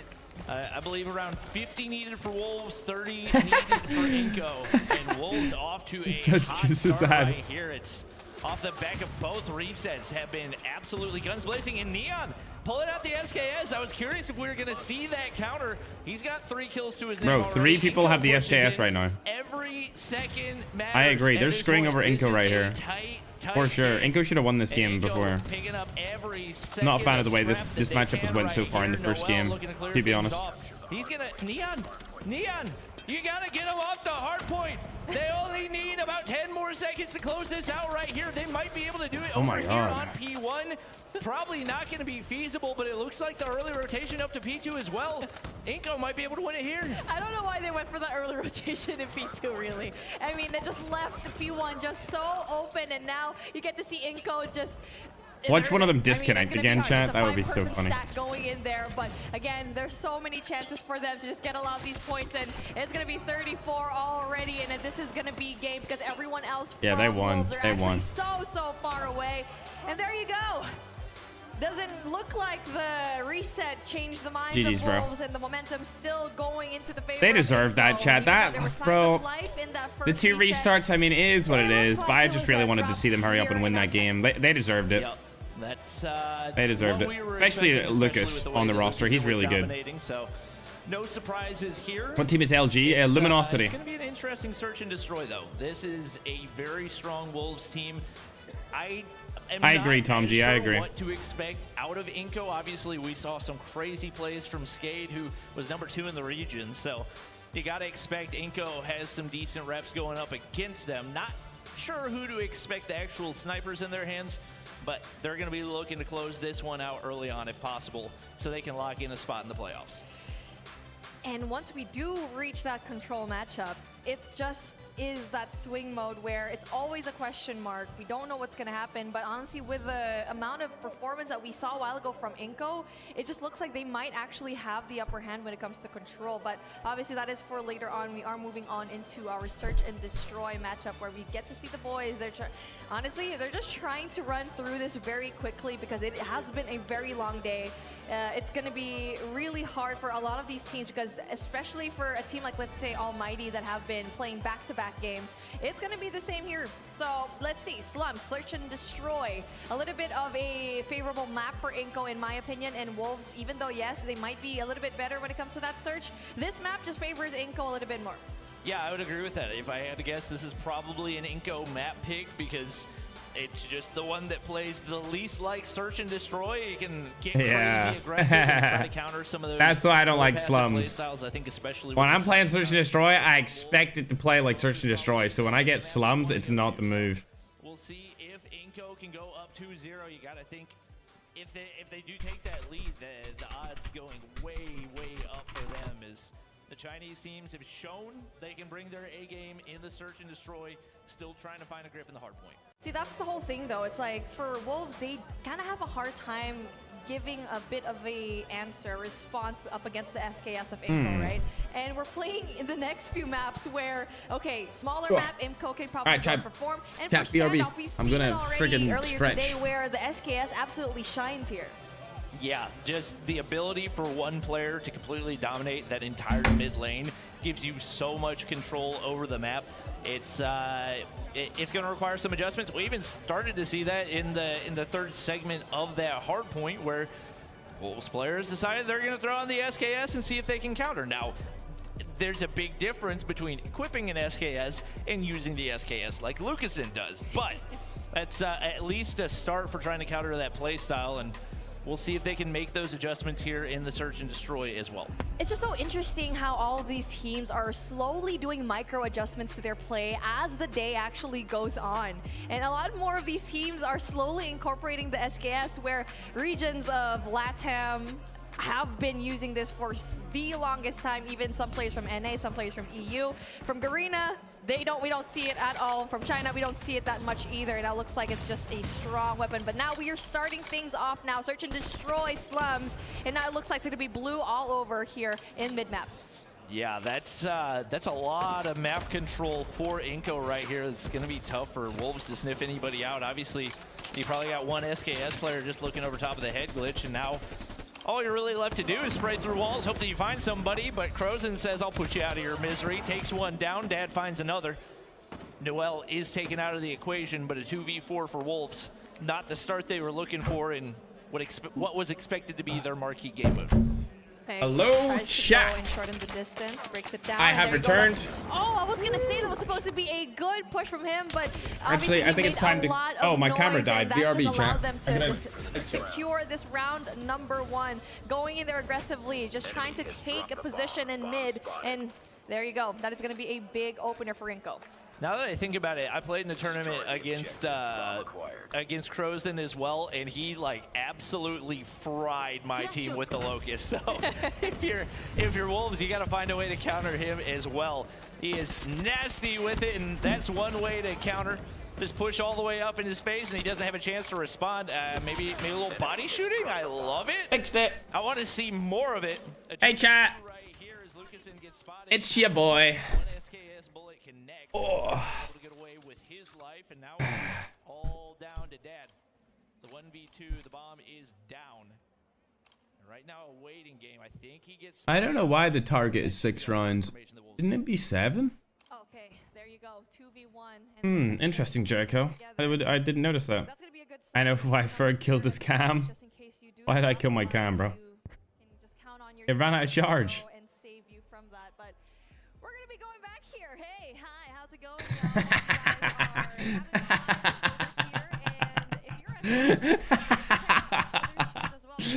Oh, so such a dummy, bro. Oh, dude. Bobby said I want to see more body shotting. Yeah, me too. I want to see more body shotting as well, bro. Respectfully. We're gonna be going back there later on. Yeah, that was a strong start for Inco. We knew they were gonna bring it, but they what happened? Looking strong in search and destroy. So once we get everything situated, like your sweater's busting. You like this, bro? Well, we like this though. Take a lot of adjustments for Wolves to really have a chance in this one.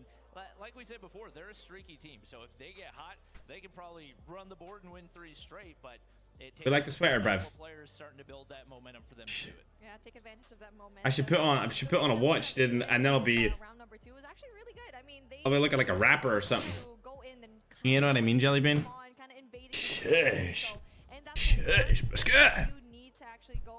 All right. Europe is nearly completely out. Godlike is gone. China are both still here. Arena are both still here. North America are all here. Europe's almost gone, bro. And to see some of the names just gonna be, I don't know. It's hard for me. Banksy hoodie, yes sir, bro. What region is Inco from? There you go. They're from Latam. On the screen right now, you can see all the regions. What everyone is from. Lil Ferg, yes sir, bro. It's Lil F, bro. Shoot. Am and Ferg. Ferg and Am. They're gonna have to face the loser of this one, and I mean, you look at it. They've already gone up against. Did they go against Inco in the first round? Yes. And where did you buy this hoodie? Well, I actually don't know. We know that they didn't have much of a chance against Inco. Seeding is I have no idea. Wolves is another team that has looked very, very solid, and I'll check. they've been able to run it close with Inco. So you got to think the odds of vitality it's from making Zara. it out, not super high, but they showed a lot from Zara, of resiliency, especially in their matchup against Strut. I think especially if you look at the this is something I would only usually wear out. I don't really wear good clothes on stream or in my YouTube videos. I rarely wear it if I leave my house, and I don't really leave my house, bruv. Unless I'm doing something important. Or driving my cars. I like driving. Driving people crazy. Shush. Broski got him. Broski got his chat. Didn't he, though? The hope for Europe, and, well, let's see how they're going to be faring up later on into their matchup, but... Yes, bro. Imagine it was from there. Up against Omega, they were able to get that 3-0 up against Godlike, but we're going to be waiting whoever is going to be winning, NYSL or Omega. Is it going to be a remake between Omega and Stamina again going into the lower qualifiers, or will NYSL... Yeah, somehow I ain't saying anything about that, Brisky. Respectfully. NYSL got disconnected too against Omega, such now online. I agree, Dark Knight. I don't know what's going on with that, to be honest. Delta stream is of Tribe versus Scars. Has it started? I want to watch that. Oh, yeah, it is. All right, we're going to fast forward this one. And then as soon as it starts, somebody in chat, you can let me know. I think a lot of people expected 2 Garena teams heading into day 2. And it looks like they are on schedule for that if they keep their momentum. Yeah, Almighty just had a shaky start, and obviously for Omega just doing an amazing run, giving Stamina a 3-0, and now just bringing them into a lower bracket round 1. But for Almighty though, still, they get another lifeline, and as they're waiting later on, they're definitely going to be giving us another I'll put Tribe on chat when it starts, don't worry. But that's going to be in Group D, so whoever wins Skate versus Luminosity, whoever loses that, never heard of that, Almighty into Jeff? the lower I've never heard of that card before. I still think is probably one of the hardest things to predict, honestly, in my end. That's gonna be Group D.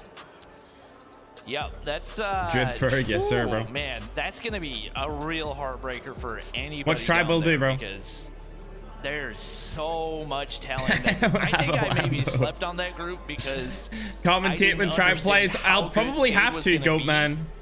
I'll commentate over Tribe's game because it won't be on the main. It won't be on the main stream. So yeah, I'll probably end up doing that for sure, because it will just be gunplay outside of, you know what I mean? There won't be any casters for that We do portion, have I like think. a little bit of a spicy game that we have here. But speaking of Skate and Luminosity, we're going to be hopping on into their matchup where we actually saw Luminosity and Skate just have a close hard point in Summit. And we didn't really get to see the end of that, but you can see over there on the screen, Luminosity having that 1 point. And now for Skate, you need to go and play catch up because you don't want to give Luminosity a 2-0. Yep. Right here, we got a 2v2. Bomb's going to go down the hands of Blur. Much love, Knack. Yes, sir, Brisket. You know the vibes, Knack. One of the best snipers in we North like, America, though, isn't it, though? No question about it. And all right, chat. Tribe is starting up in the next, like, 5 or so minutes. Nobody really in position. And that's the match we all want to see, right, chat? Lynn's sees him hopping. That's what we're all here for, right, chat? Hopping right there, but I guess not. Washi has been known to have some crazy sniper angles. Yes, sir. And it seems like they're both kind of clueless as to the other location, but Pabzera going to come through. Washi showing why he's one of the best snipers in all of North America. Lynn's going to be able to take down one, but Washi pulls out that shorty.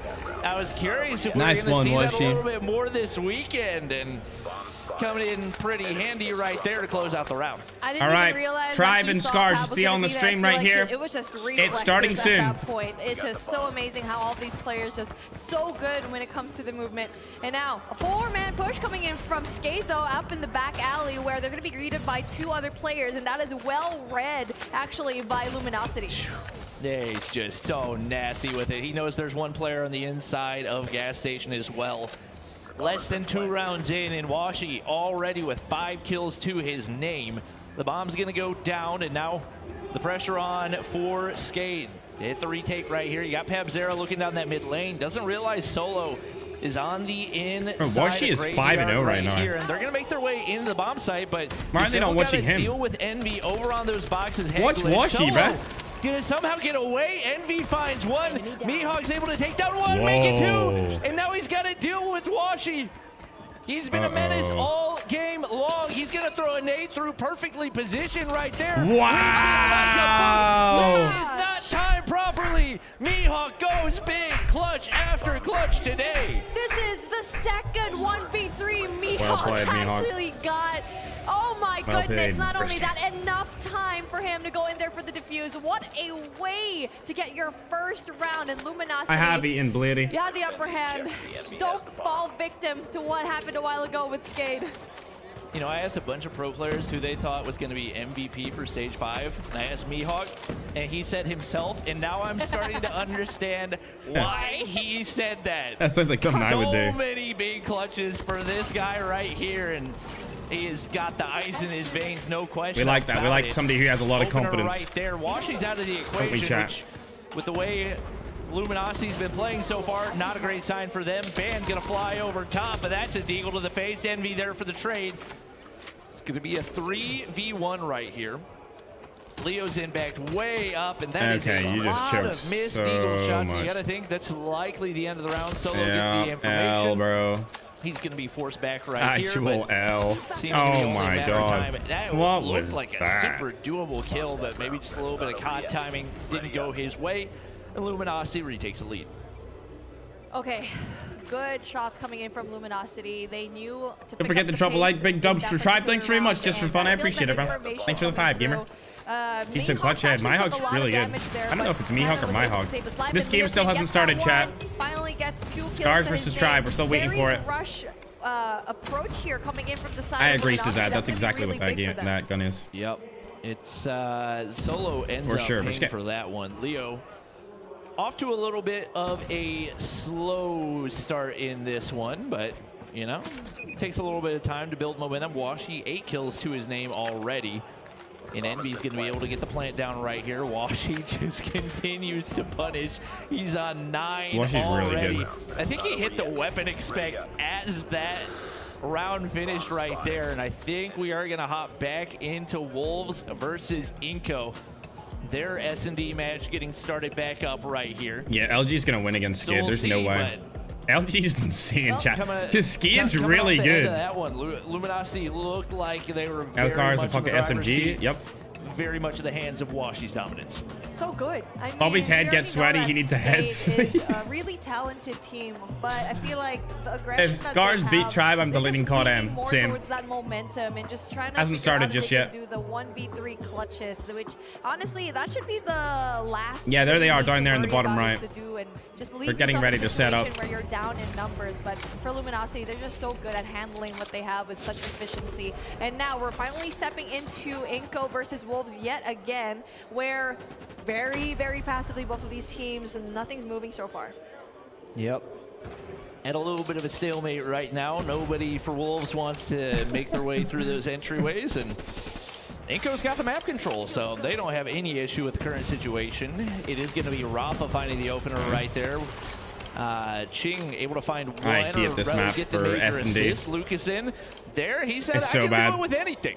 I'll pull out the Krieg and what, cook you as Sonyo? well. Gets the major assist you mean here. Broski? Now, all Broski down to what? King.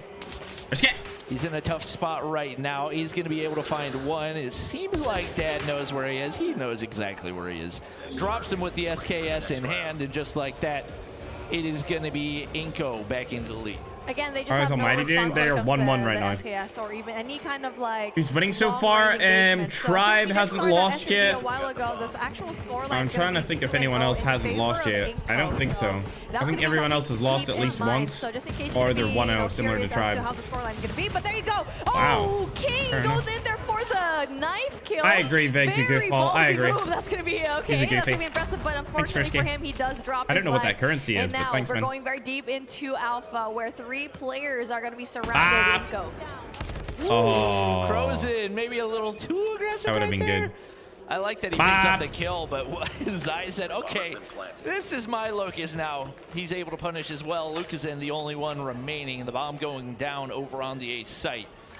Not a whole lot for him to work with. Going to try to find somebody out of position, but they're packed in there pretty tight. And Carson lost the game? I think they did. On his positioning as well. Before this, they hadn't. I believe it is Zai that pushes through, so should be a free kill. And yep, as soon as you don't get that kill, that should be round over. It's over. They get the information, they get the player alive as well, and with only 15 Lucas seconds, choked it. There's not going to be enough He time needed for to hit him one to more pick shot, up unfortunately. all of these kills. Yep. Neon shuts things down real quick, and now Wolves finds their first round of the game. 2-1 is Who was Tribe's second opponent? It's about to be Scars. They're about to play against each other. Again, they're both really 1-0 right now. They went in very aggressively into Alpha, and for Inco, they had no response whatsoever. It looks like playing fast. Luminosity hasn't lost any games. Tribe had lost an S&D against Q9. We're talking about overall match counts, not like not like map counts. As well. They're going to be slow when it comes to be fair, Luminosity did play against a bad team. It's working. It worked for Wolves. Whereas Tribe played against like the best team. Inco into a big push. The thing is, not really Inco's play style. So you got to try to make some pressure somewhere on the map. Yeah, that Lucas do be signing clean, huh? Right now they're waiting for the snipers to connect. Neon not going to be able to do that so far. Still got a minute and a half to work with, and now Wolves starting to get aggressive right there. The flashbang connects. Peg finds 2. That's the aggression that we're used to seeing out of the Chinese teams, and just like that, they're going to force their way on over toward that B bomb site. Lucasen's going to be able to retaliate. Zai, Neon trades left and right, and now all down to Lucasen. The bomb is down in the mid-map, but I'm not sure Lucas actually knows.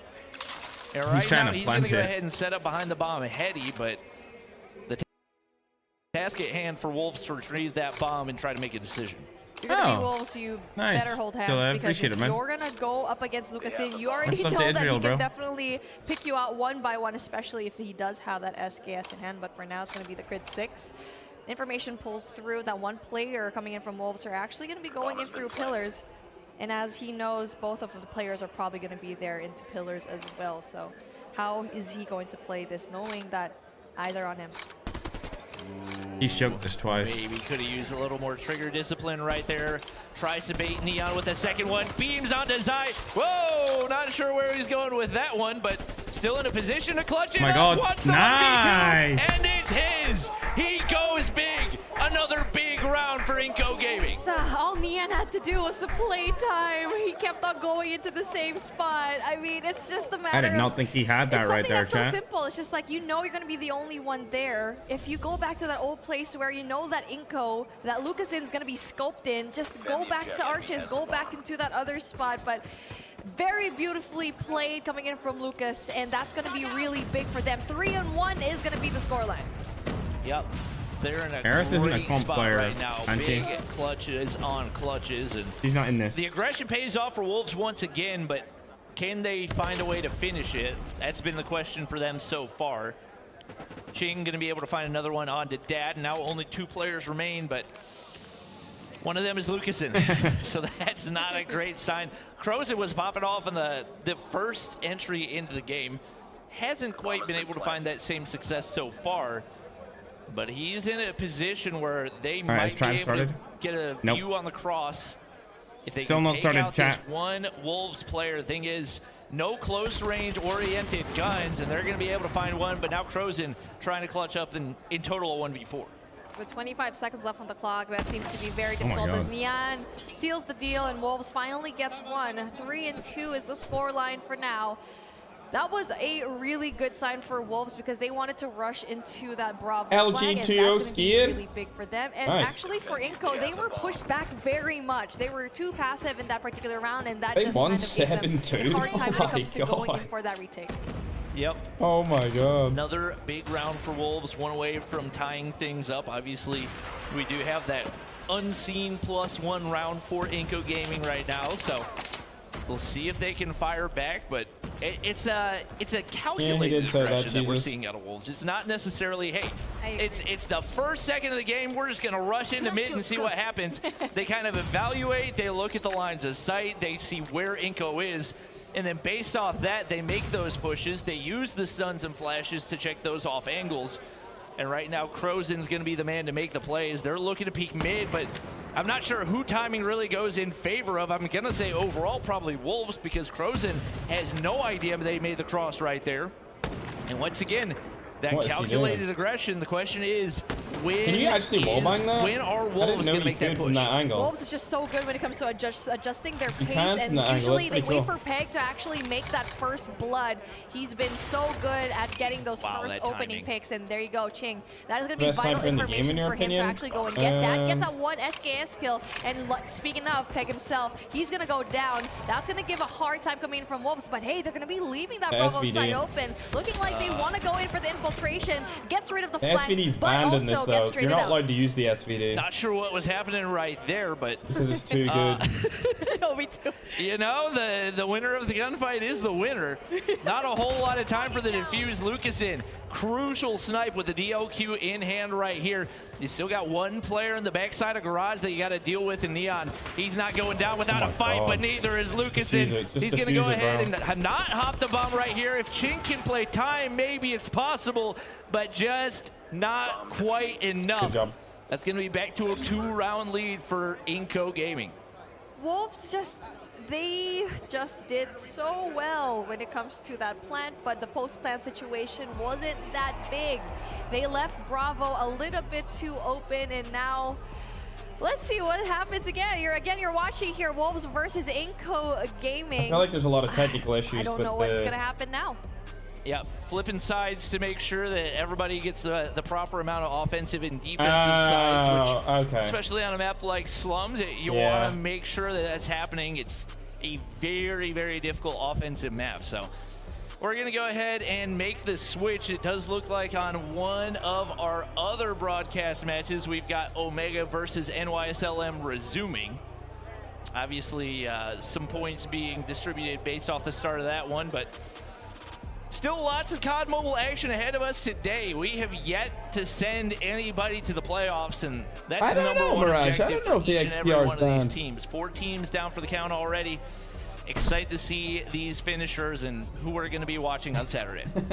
And here we go. Speaking of the 2 teams, Hardpoint in takeoff. 15-8 is going to be the scoreline versus NYSL Mayhem versus Smart Omega. There you go. 20 seconds left in this P1. Oh, you're watching the Bravo stream. Hi, welcome to the Bravo stream, where we get to see amazing action as well. And now for Omega, really big opening picks as well. Just stopping the push coming in from Mayhem. And the setup for P2, both of these teams already sending one person in. Yep, it's pretty even off the start. Not a great sign for Mayhem, as I believe overall points-wise they are at a deficit, and right now Nero needs to find this kill. That's going to be a crucial one right there. Leaving his teammates on the bottom side to win the gunfights on the outside. He knows his job as the OBJ man. Risky, gonna push up. Big kill right there. Last bullet to connect is all that he needs. Little B trying to win one. He does that. Kendi on the back side, able to get one for himself as well. And that's a huge break for Omega. Might be enough for them to close it out right here. Is, I believe, only about 50 points needed for them to get the W on this one. The slow starting NYSL team just having a difficult time adjusting as Ravala pushes up, is going to be able to find 2. Tough to say who's going to come out on top in this one. I think Whoopi was able to kill with a stun. That is just really good. And after that, followed up with a grenade, and Risky tries to go in there for that solo push. And now Whoopi's going to be the only one left, but is greeted by 3 other players. They're really trying so hard to close this out in this particular hill, but obviously they need to go in there for the respawn and also for the rotate, rather. Looks like players for both teams trying to hop in the hard point right here. It is NYSL winning the opener right there. Pretty close to a tie game between the two. The Purifier's going to come out for Whoopi.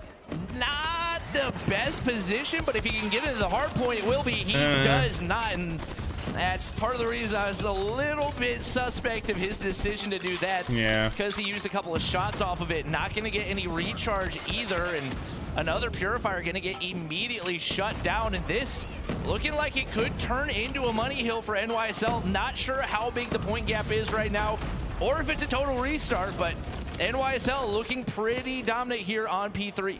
Well, I don't know about that, because player number 3 coming in from Omega, Rage, is not going to be moving. So that's definitely going to be a really big deal for how Omega's going to be moving. A really essential player is not going to be moving for them. So it's going to be a 4v5 situation right now, as you get to see some of the points already being gathered by Smart Omega here. And the restart going into that rotate is finally pushed through here in P4.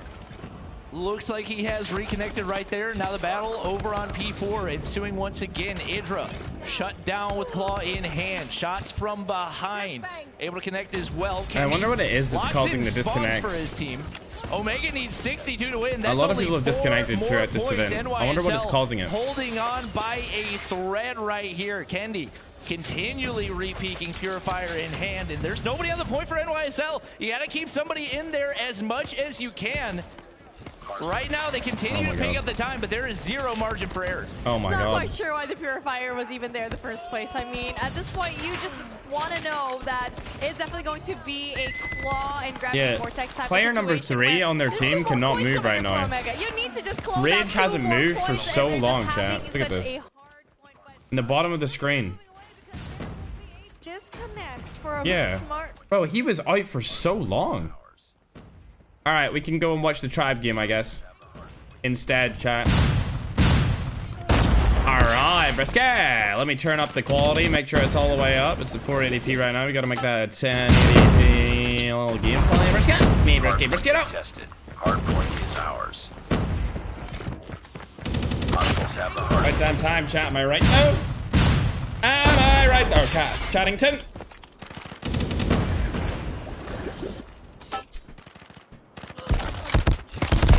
Bring my seat up, bro. I bet a monster. Actually, you know what? For this, I'm gonna get a new one, bro. A nice cool one.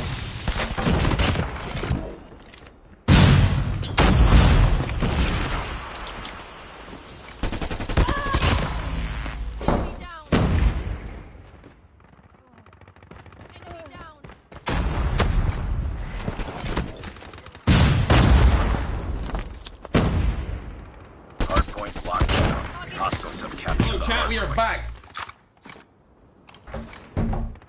I got a monster, and most importantly, I got Tribe Gaming to catch up on it. They're standing at 36-0 off the bat of the first hard point. Hey,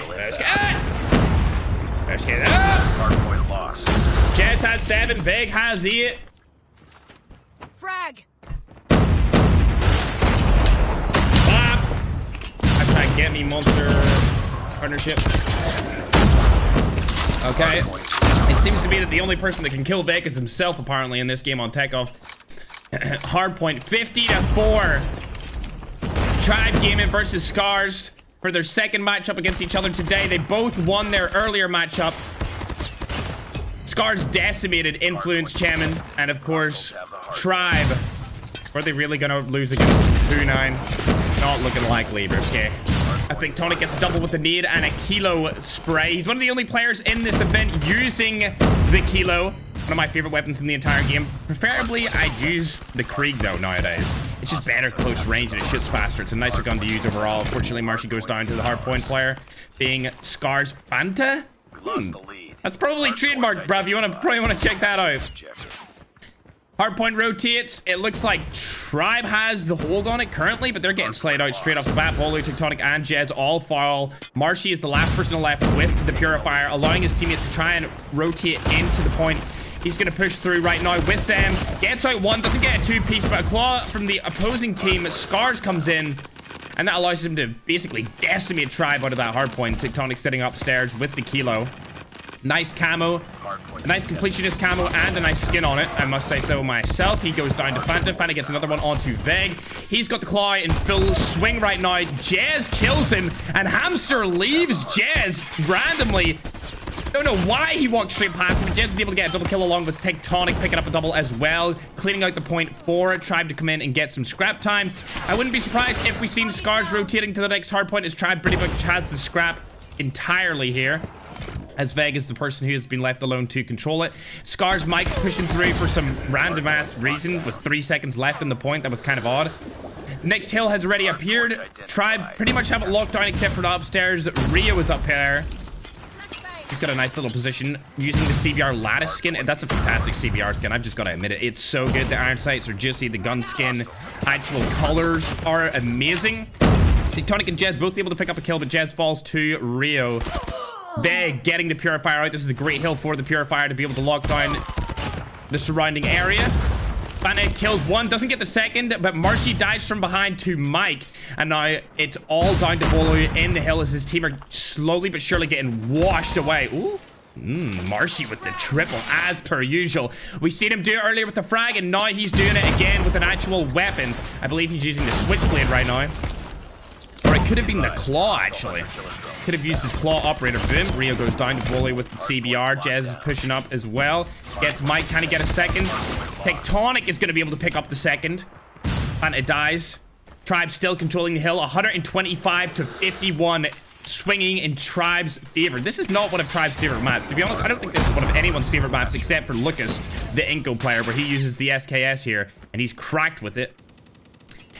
Looking at the scoreboard right now in terms of kills, you can see that Marshy has 19. He's the top fragger out of the entirety of both of the teams, along with Tectonic on 18, then followed by Jez with 16. Big, actually, I didn't see him there. He is 18 as well. All Tribe players performing pretty miraculously right now, with the exception of probably Bolu, but still performing super, super strong. They're very, very much so even Stevens currently. They going up to kill Mike. He's not going to be able to do it as Mike slays him out. Hardpoint over the middle of the map right now. Everyone's looking for a power position, a golden spot to hold the surrounding area. Bolu, Jez, and Tectonic all pick up kills, shredding out everyone. Tectonic gets a triple. This is going to at least guarantee 10-15 seconds of the hardpoint. And Veg's capitalizing on where they're spawning by spawn trapping them across the map. Ooh, weird device glitch, I think, there happened to Veg. Tectonic able to kill one of the players from behind and get onto a power position. He's going to slay out another player. Marshy gets Mike. It looks like Fanta is going to die to Veg, and Jez is going to pick up Fishbone. Tribe Gaming able to hold out the scrap time on the middle hardpoint. Now it's rotating onto P2. This is a bit of an iffy place to hold, especially if you don't have a trophy system, because it's just nades galore.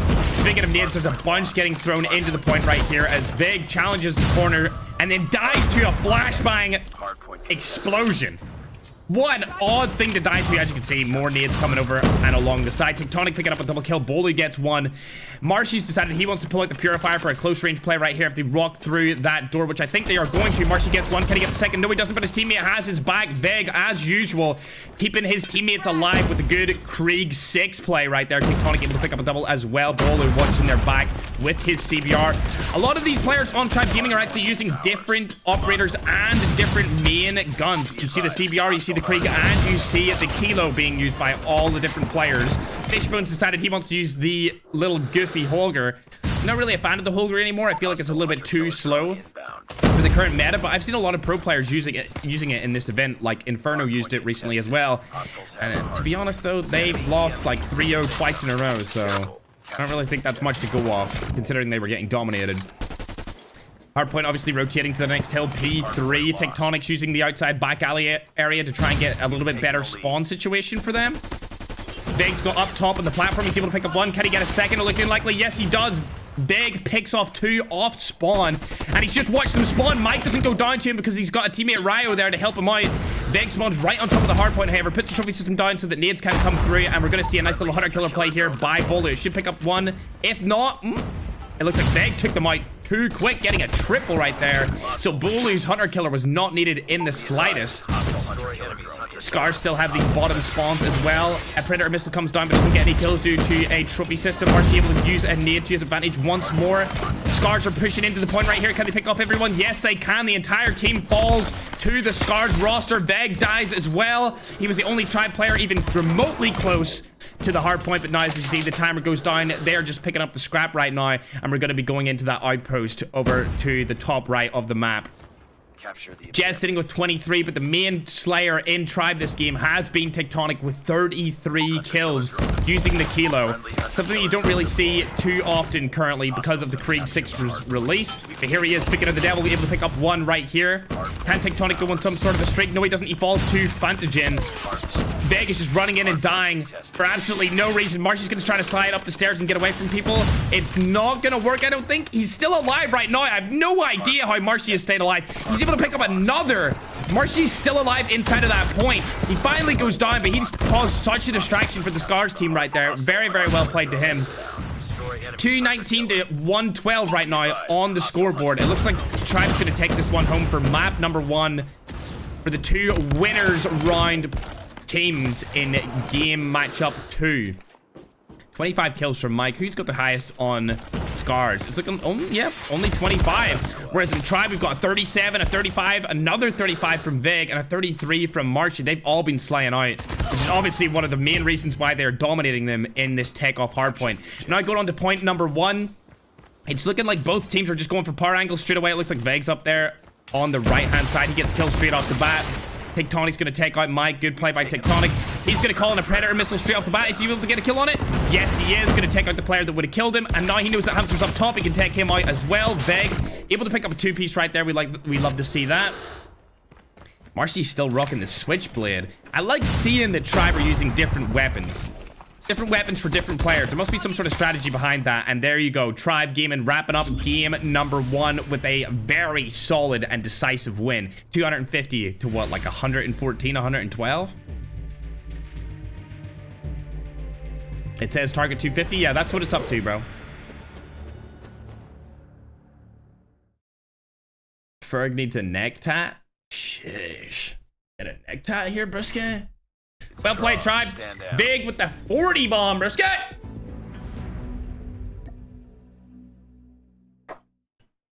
One minute, 41 seconds in the hill from Veg. He was definitely the MVP of that match. Everyone in Scars going negative there. One player going double neg with 19 to 40 being Hamster. Their names are so weird. Like, they didn't, you know what I mean? Like, SZ, Scars. Like, I don't know, bro. Their names are just weird. It just doesn't make sense. He should have just had them all the same like Tribe does. You see the way Tribe has Tribe X, Bolu, Tribe X, Jazz? Way better way to do it, bro. Way better way, bro. Yeah. Tectonic almost had a 3 KD right there. He had around a 2.5, 2.6 KD in that game. So he played very, very spectacular. Marshy as well, doing a lot of work. Most time in the hill from any player in that matchup. Well played to them. Obviously, Jazz was a little bit slack in there, but you know how it is with Tribe. If one of their players isn't feeling it for one match, the other players will, of course, pick up the slack. All right, let's go in and listen to what the casters have to say about Wolves versus Inco. Somebody to peek, and of course, as soon as he leaves, King says, okay, I'll take up residence on top of this head glitch. Nobody here to really start the engagement, and once again, it is Inco. He was on a 15 kill streak. That's crazy right now. So you got Crows in way on the other side of the map, trying to hit some of those jump angles, but not able to find any information really. And now King in a position where he might be able to find Dad. Headshot him. Seems like Dad knows. Oh my gosh, the double headshot. Wow. Just mastering the art of the SKS. Yep. You can shoot through that. That's so good. They know everything that I don't know. Yeah. Oh, and Neon, yeah, Potatoes that shot. Tries to go in there for 2 shots, misses both of them. 3v2 though, still very difficult for Nyan because it's just really hard going in for close range engagements. And now Crozen, speaking of, takes the Deagle out. Okay, we're going in for 6-3. One more round coming in for Inco for them to win this. Yeah, bro. And Wolves, they're going to be in a very hard position to be in because it's going to be control all over again, where we thought that S&D might be the game mode that they can actually pull through. Tell Bobby to dress more presentable next time. Like, despite all the good plays that we've seen on Wolves so far, a lot of it's just instincts that's carrying Inco through this one. And oh, wow, okay. It's getting them the win. Couple kills to open up right here for Wolves, and just like that, it's all down to Lucas. I'm praising Inco, and Wolves is absolutely picking them apart. You know, Lucasen's right there, and he doesn't have anywhere that he can go. Should be able to get out of this position, but those Why does Bobby call Lucas Lucasin? Why does he call him Lucasin? Like Lucasin. Lucasin is right there. Lucasin is right here. He always says Lucasin. Is that his name? I thought it was just Lucas. It wouldn't even take a miracle. It would just take a lot of mistakes for Wolves. You know what I mean? Lucasin's gonna clutch this. Yeah, Lucky for Lucasin. him, Wolves is actually going to be staying put. I mean, more of like unlucky for him. They're just staying put. They're not Must gonna be his name, overextending. chat. That's going to be I thought it was just really Lucas. good for Wolves. Solid defense. Is this a replay? No, this is right now. This is right now, bro. There's multiple games going on at the same time, Don. Multiple games. This is live. He's just gathering as much information as he can, going around the way through, and looks like he's going to be going through that B-bomb. All right, site. Scars and Tribe are taking a couple minutes out to set up their next game, and then we'll watch in with them. I see. Thanks, Dark King. His old name was Lucas Season. Okay. Deep into alpha that if Lucasin actually gets that 2-piece, it's very possible for him to clutch up this 1v3. Yep, Neon on the bottom side. He's at least he tried. tried. Read it, shuts down Lucasin, and keeping the hopes alive yeah, Lucasin, for okay. Wolves. It is now Daddy Lucasin. 6-4 if my math is correct on that one. Good. They haven't looked bad on this side. It just hasn't been dominant enough to expect that they're going to be able to really run through this one. Lucasin continues to dominate. I'm not sure when Vitality plays next. 7 kills on the board. Noel, please stay in the lobby. Please stay in the lobby. Please stay in the lobby. Please stay in the lobby. We're begging you. Stay in the lobby. We're going to finish this really quick. But there you go. Peg goes in there for the kill. The first kill for Wolves. Still a 3v4 situation. I'll make that 3v3 as Inco. Going to be losing a life, and Wolves even things out. Crow's in though. Gets rid of Ching. Bomb's going to be going down. I see you shot through it. Really hard for Inco to oh destroy, my but that god, yet bro. again, just knows He's it's so good. fast, and Lucasin goes in there. There you go. That is going to be game 4, Search and Destroy, where everything was just so fast. That is just amazing way to close out the round and show everyone who's boss. I mean, valiant effort for Wolves, though, because I feel like you made a really good point. When it comes to these Chinese teams, they're so good at all right, Inco won again. But it's just not enough sometimes, you know? Yep. We have a couple other games finishing up as well. I believe it is Skade taking the control over Luminosity, so that keeps their hopes of automatically advancing alive. We also have Tribe versus Scars happening right now. Tribe winning map into the Search and Destroy. We'll see if maybe Scars has something to counter. That is the that Tribe's lost so far. Yeah. And for S&D, let's see if Scars can actually go and pull through. But obviously, taking a look at your screen, Wolves, they need to win this control matchup. It's going to be... All right, they're not watching Tribe. We're hopping over to Tribe. I thought they were going to watch him. We're hopping over to Tribe. All right. Tribe Tectonic in a 1v5. Yeah, good luck with this, Tech. All right, buddy. I'll see you later, alligator, bro. Not a chance, bro. Well, I mean, at least he got one of the kills, am I right? At least he picked up a frag.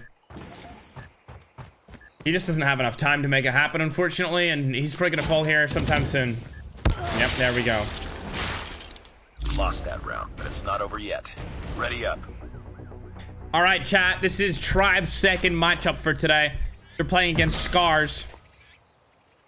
Tech decided to drop a kilo in the ground. Defend the objective. The enemy has the bomb. That might have been an accident, to be honest. Frag out!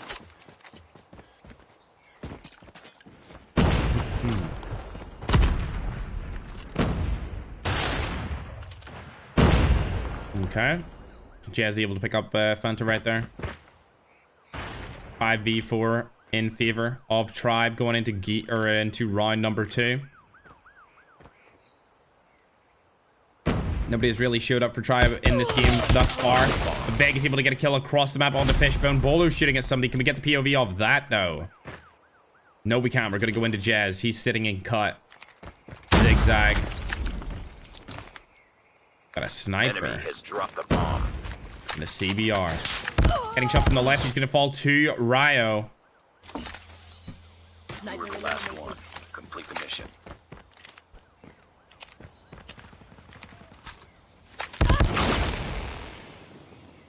Nice work. Get ready for the next round.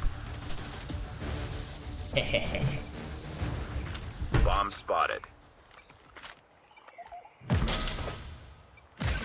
Destroy the objective. You got the bomb. What we saying, chat, huh? Ooh, what a wallbang from Bolu right there. He's able to get the entry frag for round number 3. Jazz is going to fall, unfortunately, on the side of Tribe. That's what we saying, though.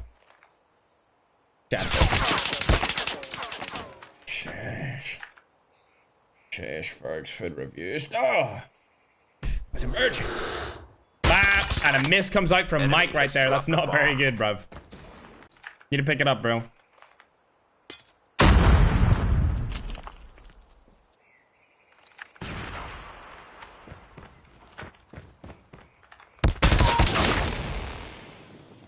Oh dear. Another miss from Mike as Veg's able to capitalize on it and take him down. Veg finally dying to Ryo.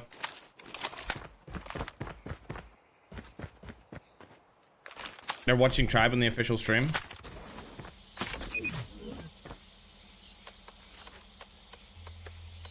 The bomb has been planted. Okay.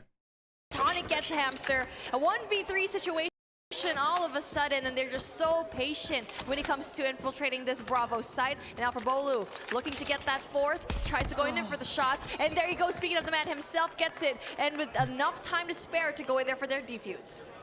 Yep, perfect timing for Tribe on that one. Hello, party. Calculated on the retake. Hello, party, guys. That's gonna give them the lead. So obviously, guys? You get Scars taking round 1. Hello, party, guys. You know, anybody can take round 1. It's all about who takes the next 13 rounds or however many more there are. It looks like Bolu's having the nice time casting, of his Bobby. life, sniper in hand. He's recently filled out that sniper role to perfection, rocking the double snipers right now as Jez is doing the same. Marshy just doing Marshy things. I'm not really sure what the objective was there, but you know, he's alive and maybe just trying to bait out some shots. Not going to be able to do that, but it is Marshy doing Marshy things, guys. Getting pushed up into the mid map here. Very slowly, both of these teams are playing so passively as the bomb is actually going to be through mid. Looking like there's no mid control whatsoever coming in from Tribe, but doesn't really matter. Jez gets those beautiful kills to his name, almost getting that 3rd, but Jin actually able to get the trade, but bomb is going to be going down. One player though, player number 3 from Scars, that's going to be big. Rio's going to be awarded for his patience. Bolu, though, yet again, still very scary on the sniper. He's doing a fantastic job at stopping the push and just being one of the biggest obstacles coming in from Scars. That's the thing about Bolu's snipes. What a like, sniper. He's not going to be a flashy sniper, but he's going to make the right read. He's going to be patient. He's not going to ego gel anybody. Yeah. And he's still going to get just as many kills as the guy that's running around, spamming his weapon swap, spinning in circles, and ego gelling everybody off of head glitches. So right now, he has played a big role in Tribe taking this lead. And Ryo in a tough spot right now. Still, he's sticking with that Peacekeeper. He loves his Peacekeeper. It's Ryo? But it's not an I, it's a Y. Is it not Rio? Gonna give away crucial information. Yeah, okay, Ryo then. 16 seconds. He's just got to pray Tribe doesn't. I'll just go with whatever Bobby says, to be honest. Because they checked Alpha a while ago, so it's impossible he's going to be there, and then he's going to be stopped. Nice. Goes in there with the CBR. Tribe 3-1 up. Nice work.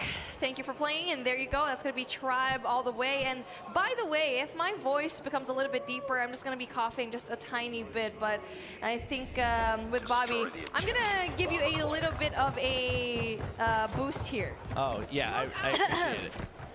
I hope you feel better, and I hope that your voice recovers, Beef Mommy. Yeah.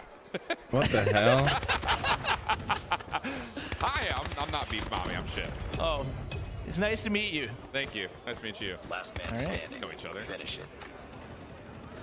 Excuse me? Who are you? Why is this so awkward? So. Yeah, I know. Okay. Why is this so awkward? What are your thoughts on the matchup at hand? You know, I'm glad What the hell was that? Like, why am I listening to this? Tribe's really good. Yeah, I think They're really, really good. The thing about this entire series so far, at least from my perspective, kind of watching in the green room, my like God, Scars bro. isn't playing terribly bad. It's just Tribe is better. Yeah. Bruh, Bobby's social skills, I would man. agree with that. What was that? They've made some good pushes. They've read angles, but it just seems like I think the communication is one of the biggest game changers for Tribe because it seems like at every turn, even if somebody dies, they know exactly where to find that guy, and the trades are almost instantaneous. So, and maybe some of these slightly more aggressive pushes can catch Tribe off guard, but if you're taking slow, methodical pushes every single time, Tribe's gonna make you pay. And I think the biggest problem that we're starting to see in the search and destroy is once the numbers start to get dwindled away, Scars look a little lost on how do we pillow elbows is an OP strat. I agree. Actually fulfilling something, whereas like you mentioned, Tribe is just so good at working off one another. Great mid-map control right here. This is a problem for Scars, and you can see exactly why. Who's Boulder among them? What do you mean, Death? Who's with Boulder? Well played, 5-1. Yeah, this, you know what? I'm not making any predictions. I'm done casting cursing myself. But Tribe looks very good, and I think that Tribe's odds in this one, I'm not sure that Scars is quite on the level of Q9 in being able to close a gap as big as this one is right now. But we do also tend to see momentum shift a little bit whenever we flip sides, just because that's the way the COD Mobile works. So it is going to be first blood for Scars right there. Marshy taken out of the equation. And now, especially with Fishbone push way up, that puts Tribe in a rough spot. Really, it's all over the map. The only thing that Scars doesn't have. Yeah, Worlds is always on phones. Bedroom, but they're playing on a phone. Trying to snipe over through kitchen. You're not really going to get a chance to do too much with that. But how about the breakdown here from Tribe? Nade over the top. You isolate the corner. Fortunately, Rui was able to find 2. That will keep this play largely in favor of Scars. This is light work for us, bruh.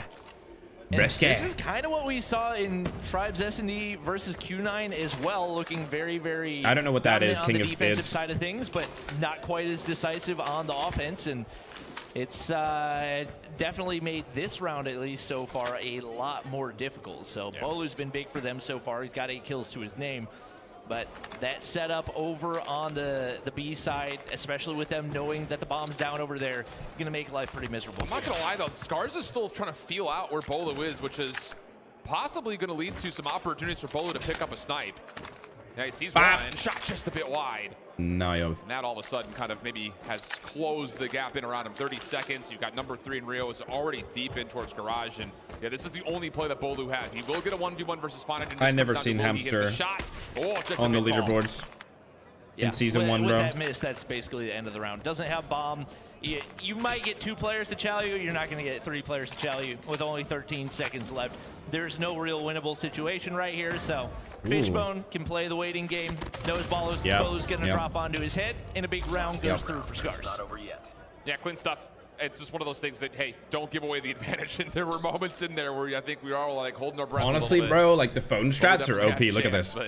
The freaking pillow phone strat. These are all the winners qualifier matches. So you could never do that with the tablet. It would just fall off.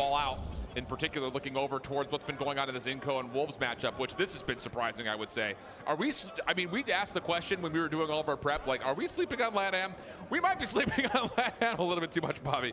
Yeah, I would say so. I mean, I knew they were going to be good. I didn't know they were going to be this good. Same. And from what I had heard, it seemed like it was going to be top-heavy toward Inco, but it seems they're like not watching any game right now on that exact level as well. So we do have one team eliminated from the competition, but the other 2 remaining for LATAM have looked absolutely phenomenal so far. We do have Inco 2-0 lead, and we talked about the importance of dominating that. They're watching Inco lane. again, so I'm going back to the Tribe game chat instead.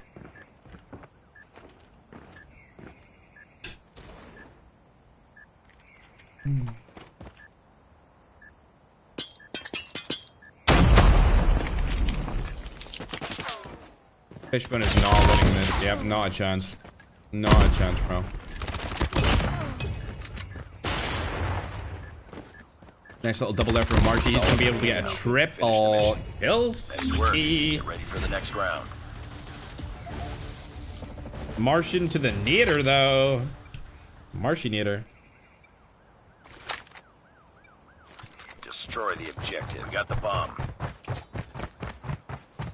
Frag!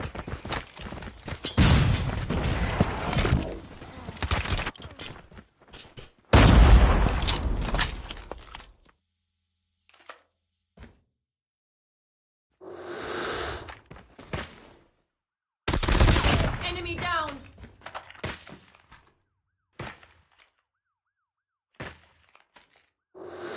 Okay, 3-3. How long have I been streaming? I've been streaming for Close to ERs. Close to ERs, Neon.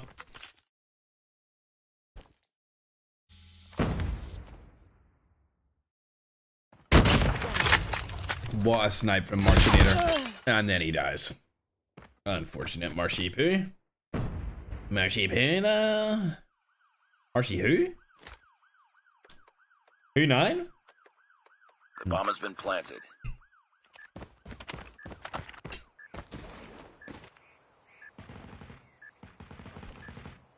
All right.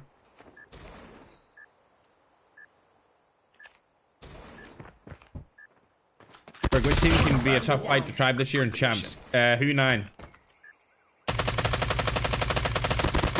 And Almighty. And Luminosity. Interesting play here by Fishbone. Oh my god. He doesn't have time. Yeah, he doesn't have time. Up play. Why is he even defending it? You're just giving a kill. Lol. Nice work. Get ready for the next round.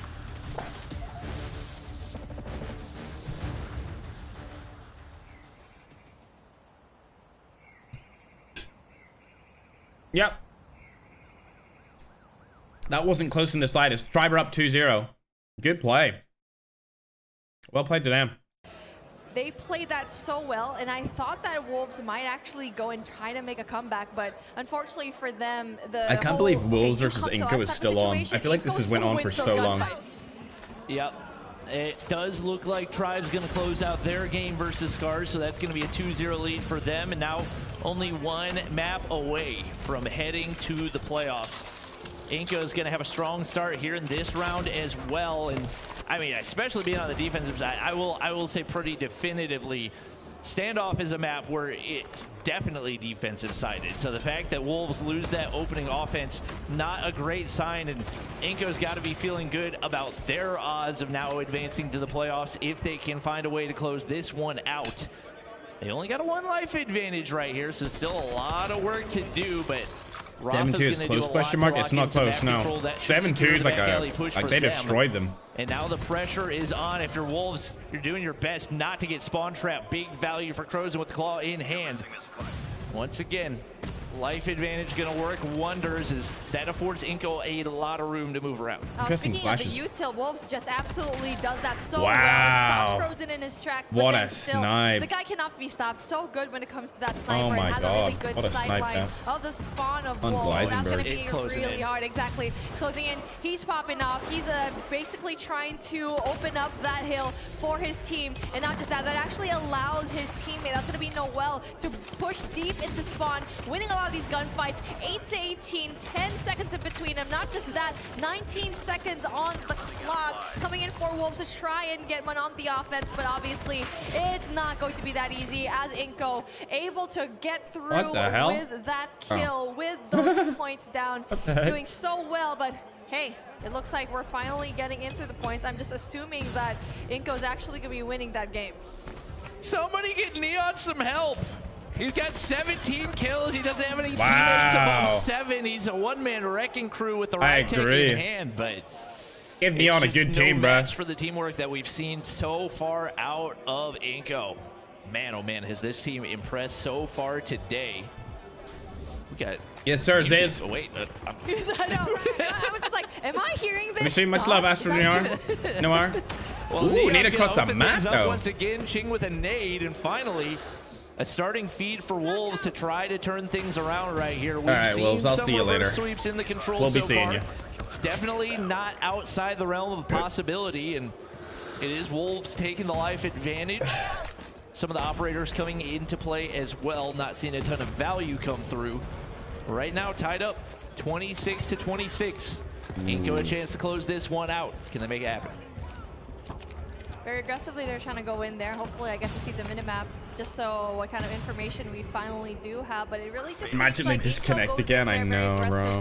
I know. Going in there for that spawn trap as well. But Rafa's going to be in a really good side, but he actually brings out the purifier at the very wrong time. I mean, that's one thing. That's probably one of my pet peeves. It's like if you know you're going to be shot at and you're going to be in a very tricky situation. Why bring out the Purifier, especially that, you know, the range is not going to be there. But throws in, gets it down, seals in blue, has a really good sight line of A. Yep. He's just kind of bobbing and weaving in the top side right here. He's going to be able to clear one out, so that alleviates some of the pressure that Wolves apply right there. And now making his way on up into the B zone, or the A zone rather. Inco should win this. See the shots across. They win this game. They might win this round as well. The way of Inco. I thought Lucasen might be able to find a way to win that one. Wasn't meant to be. Chinese team hyped so much. I agree. Chinese team were overhyped. Really got to do, keep Inco off the objective, and it should. They were very much so overhyped, to be honest. Zai's going to go ahead and push up right there. Once again, looking to spawn trap, and this is most definitely Wolves' round to lose. 5 life advantage, only 10 seconds. Yep, I mean, Wolves doing a really good job so far at being on the defense, and that's probably going to seal them their first win here in that matchup. Stopping Inco from giving them the donut here. But then, just as I said that, 9 and 5. Oh, wow, they might get this. I wish we could see the minimap so we can try to kind of track how Inco's kind of doing, but obviously not well enough. As Alpha's going to be captured. That 1 and... Oh, I thought he was going to be able to try and get that 1v7, but obviously not. Wolves win, finally. Signs of life for them. It's not over just quite yet, as we're finally going in for that switcheroo. And Wolves are definitely a solid control team. It just looks like across the board they're not getting quite as much contribution for Neon as what? That's crazy. He has 25 kills for Inco and Rafa, and basically everybody else lagging behind over on Wolves. So if they can start to heat up, and we see Zai doing exactly that, we may see things turn around. Right now, this is a dominant start, and this is kind of what happened. You look at that control that Q9 was up 2-0 in. Yeah, you saw a solid start, but once the momentum swings, it swings hard. And right now, Wolves at the light. Wow, Noel got folded, bro. Takes a progression over on B. Absolutely if they can get folded. That captured early, A should be pretty doable. Noel wins a must-win gunfight, and a few of those kills going the way of Inco. Going to be absolutely crucial for them. Wolves, though, well, it's a good thing for them that Inco actually didn't go in there for that spawn trap, as Inco's going to be sitting pretty over there, being a little bit more patient when it comes to all those engagements on the defense. And now a 2v1 just taking the tribe game, guys. Happen here at Bravo as we see the engagement start. Ching rather, is going to be getting really big kills here. He's going to be solo capping that Bravo flag, and as the players finally funnel through into that Alpha flag, he's going to be the only one there. No kind of backup whatsoever, and that just seals the deal as he solo holds that. Alpha is going to be the only one left, and there is no response whatsoever coming in from the side of Inco. I mean, the defense is just really solid, and for Wolves, they're just winning a lot of the gunfights. Yeah, if Ching had won that probably would have been the round, but Peg is going to be there. He's going to be able to find 2 for himself, and now continuing to apply that spawn trap pressure. Rafa reads the peak on that one. Big gunfight win, but once again, they've got to try to close the life gap. Yan has 30. There's a minute and 40 kills with a sniper. Wolves to work with right here. Just backs up against the wall is Inco, and definitely kind of feels like they're falling apart. The one thing to go their way, they've got 4 operators they can pull out if they need to. Dolomite, bro. Not sure if it's worth it right now, because this game, or at least this round, seems to be so far gone, but one does come out for not gone yet, not gone yet. Kind of through, because for Inco, there were 3 players up in Bakery versus that 1 player from Wolves. Where the hell is Bakery? So let that happen. Where the hell is Bakery, chat? They are going to be down in the lives. Where's Bakery? I've never heard that call in my life. Slowly, knowing that Bakery? 1 minute to play with. That is a lot of time for Wolves to try and infiltrate. Lost the lead. There's not a lot of margin for error. Noel gonna win a crucial gunfight. Yup. Tries to go for the chow. Very slow now, chat. Very slow. Now the pinch coming through. They're all scared. Seems like a matter of time. Once again, the time being a huge factor right now. You know you got Bakery's nobody Dally. left spawning in either. Oh yeah, On the flip Dally, side, bro. Kills. Oh, they've almost evened it up, chat. Right here. They've almost evened it now up. Only 1 life separating the 2, and this is basically a very high stakes TDM. Peg's going to be able to find 1.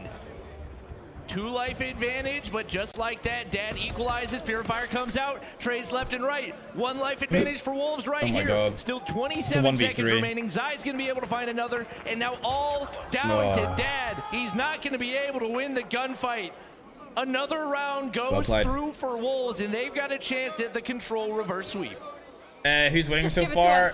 I'd say Tribe are in the best position to win so far. Don't give him the donut.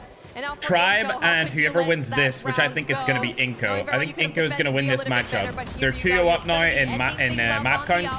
And let's see if they can finally get a lot of these kills. Oh my God. Dude, Wolves Nyan is insane. He's so good. Big triple, goes in for the multi-kills. He's getting his 5th as well. Oh, 34 kills with a freaking Rytech and a Locust. Himself getting that 3. Wolves getting a lot of these kills down. Oh no, the confidence has completely disappeared. He said, you know what, I'll take my Purifier all the way into spawn, and just like that, oh my God, bro. Holy shit. Oh my God. What was that? What the fuck was that? Neon leading the way. He's got 37 to his name. He's got full streaks as well. Panic has fully set in for Inco Gaming as their lead completely evaporates. Only 6 lives remaining, and Wolves have found a way to turn this one around and keep their winners bracket hopes alive. Oh my goodness, that was just beautiful. The purest fire, wow. I like to call it. They used it to perfection. Oh my God, bro. There you go. What a comeback. What a freaking comeback. Game 5, winning it. Reverse sweep possibility. Literally reverse sweep them out, bro. They were 2-0 down, 1-3-2 in control. One of the biggest comebacks that we've seen here so far, and Wolves do not want to say goodbye into the lower bracket, does not want to be sent up against Vitality. That was crazy. That last round was insane. I've never seen that before. They just ran through them like they were nobodies. Randoms. Beaters. That we love to see. Summit in Hardpoint. But before we move on to that, what was your thoughts when it comes to that control matchup? I mean, that's the Wolves team that won China Masters. That's this streaky team that once they get hot, there's not much you can do to counter. You got Neon going 38 and 21 there in the control. But you gotta give that last round was because you look at the assists ridiculous. Down the board. No assist for him. That's kind of being expected. Absolutely ridiculous. But King, not a great KD, 12 assists. That's how you know the double chows were there, the teamwork was there, and the team gunfights are going to be what wins you the game in this type of a matchup. Lucasen doing everything that he can, but just not Tribe's back in it, bruh. Enough. And right now. All right. Tribe Gaming. What's that I am, bruh? I'm Glastonbury, Burgington, though. Smoke out.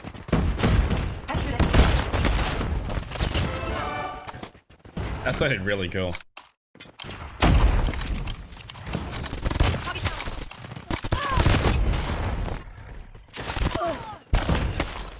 Let's fast forwarding through it because there's a delay on YouTube. All right, there we go. We're caught up. All right. Tribe versus Scars. Map 3. Control on slums. Tribe's currently sitting 1-0 up in round count. As Bully gets absolutely slayed out on the main stage. Ridiculously slayed out. Tectonic able to pick up a double right there. 19 to 15 in life count. As Tectonic's picking up his 3rd of his life. 7 kills on the board total. Looking around for another with his Holger out in full force as Veg goes down to Rio.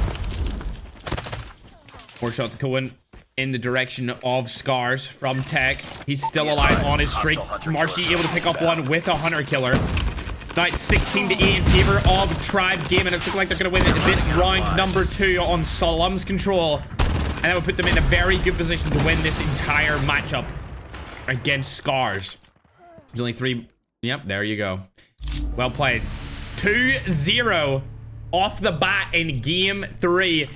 If they go ahead and win this round, they are straight through into the playoffs, which are happening over the course of the next 2 days, being the 17th and 18th of December. So there's a break tomorrow, and then after that, there's 2 concurrent days of matchups. No kills coming on the board for Jez right there. Unfortunately, he's going to die to somebody using the claw operator. Predator missile inbound. Shot's going down to Tectonic. Is he able to pick up one? He's looking for the second. Is he going to be able to get it with his Volger? Guy was standing behind the wall. I'm not sure if he picked up the kill just yet. He hasn't. He must be still holding that good angle. Jez able to get one right there, though, as he sits in the blue. House. Middle map. Spraying down as much as he can. That looks like the same accuracy that Hawk's Nest has, bro. Respectfully. Marky falls. Tectonic is still on his streak, however, as he picks up another as well. A 2-piece right there. 3 in a row from Tech. As he's looking good. 11 kills on the board from him. He's chilling on the point area. Around the middle of the map. Teammates are still fighting over it with the opposing team. Scars finally goes down. I don't think he got any really useful streaks right there. Losing this fight. I was kind of hoping he would help protect a little bit longer, but it is what it is. It's 17-18 in favor. Oh, neither even Stevens. For a life fight. If you don't know, you get 30 lives per round in control competitive. And you have to take out 2 objectives if you're the attacking team. You switch sides after each round, and the first team to get to 3 points wins. Captured Bravo. They've just captured the B objective. Now they need to move up to the A area. That's coming down. Can Tectonic take him out? Takes out one, but he dies to the second as Jez is able to get that counter kill.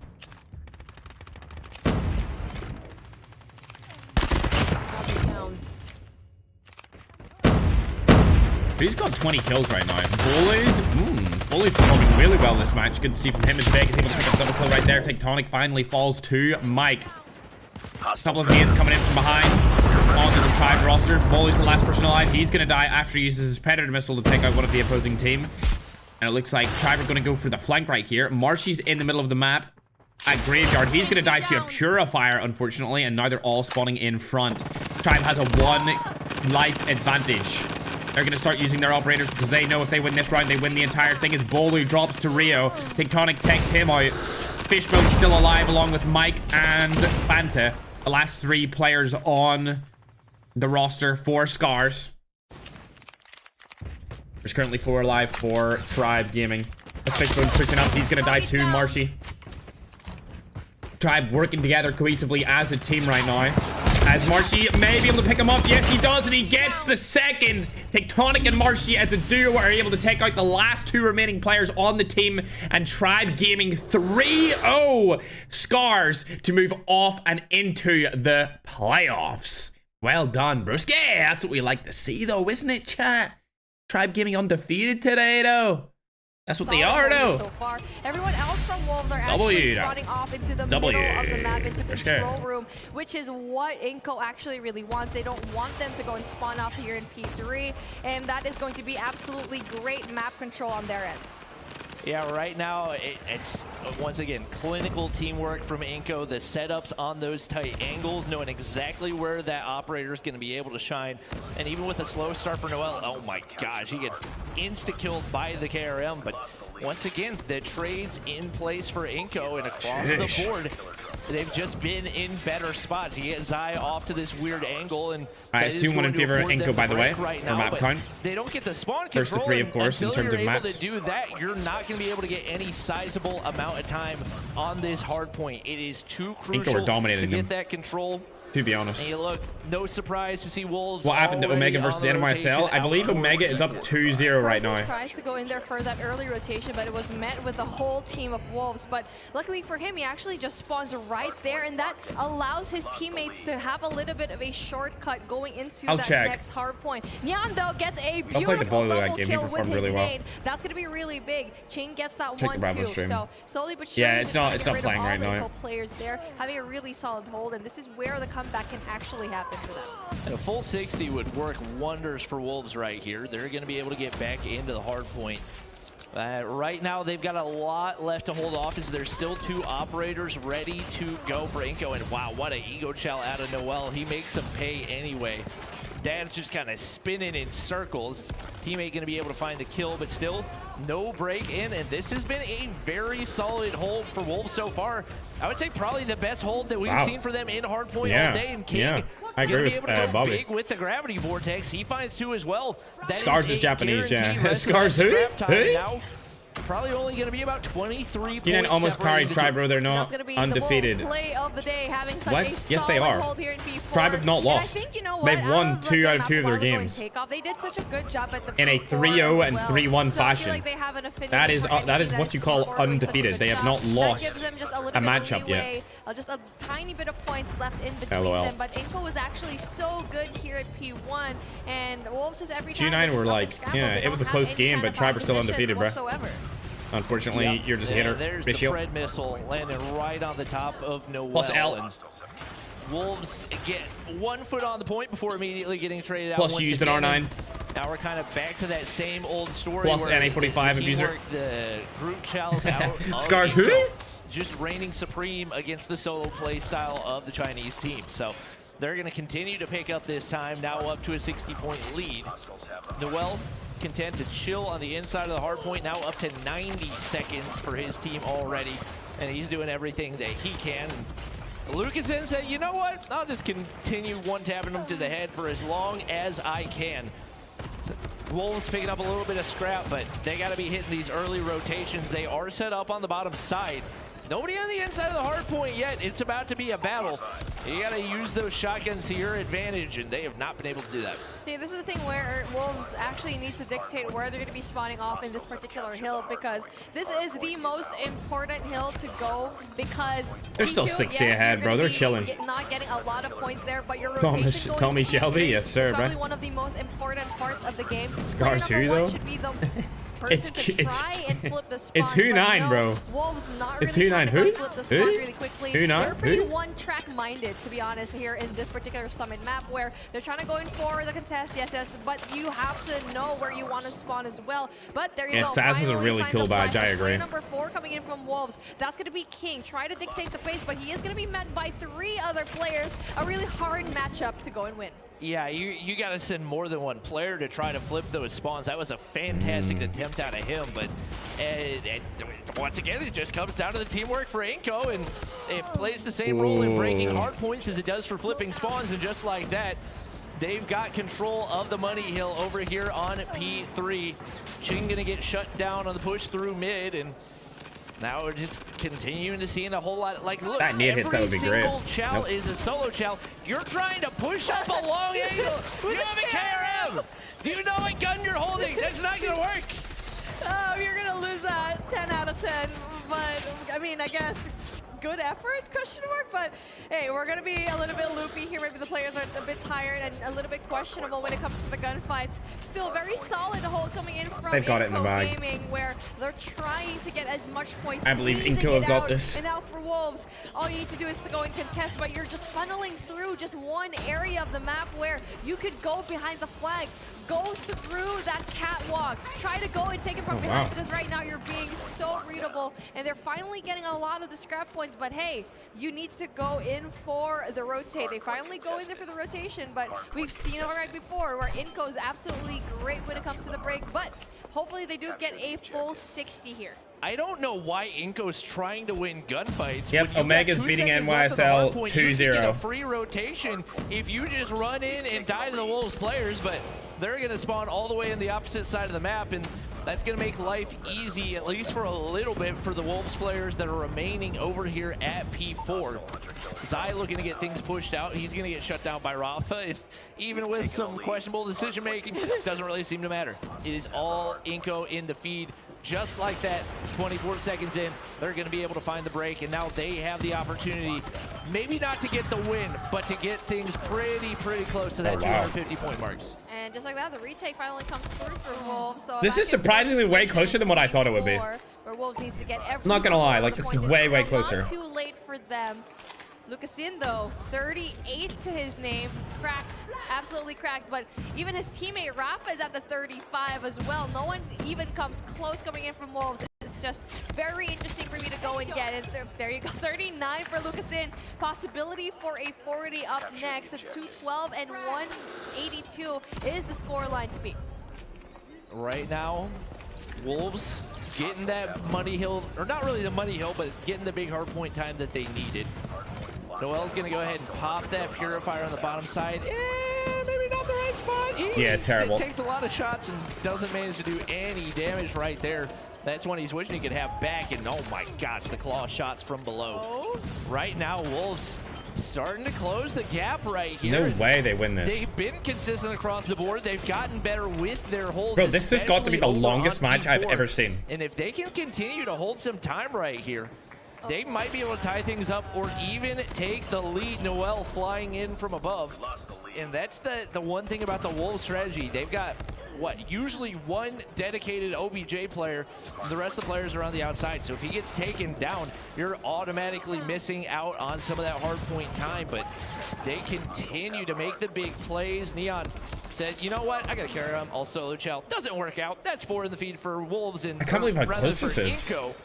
And that could be exactly what they need to close this out. That would lock them in a spot in the playoffs.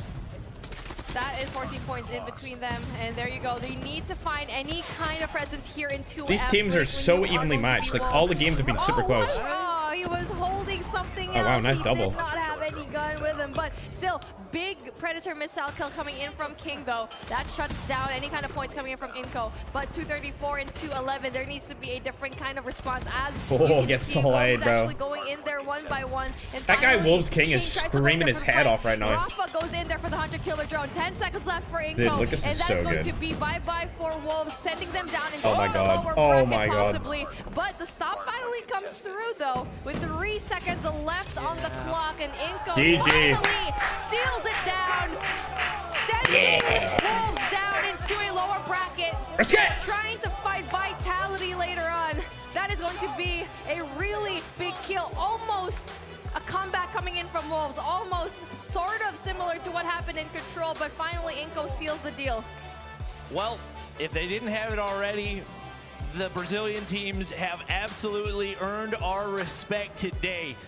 That's going to be the first Latin American team to lock in a playoff spot. So far, we've already got 2 NA teams. We got 1 LATAM team. Well played. And right now, it looks like we might be on the brink of adding our first Garena team as well, as right now Smart Omega up 2-0 in the series and 2-0 in the Control as well. Well played by Inco, man. It's been a spicy winners bracket. It's been good to see them perform well this tournament, you know, for sure. We still got a lot more convo ahead of us, so definitely make sure you don't go anywhere.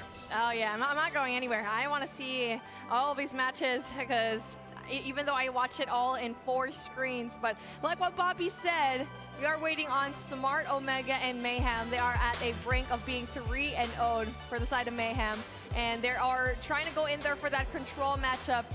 A 2-0, very possible for Smart Omega, but they are going to be on the offense. And the possibility for NYSL Mayhem to actually go in for the reverse sweep, but obviously that is a tall Lucas is so good. Lucas might be the best player in the world. Take a look at the scoreboard right now. Just saying, chat.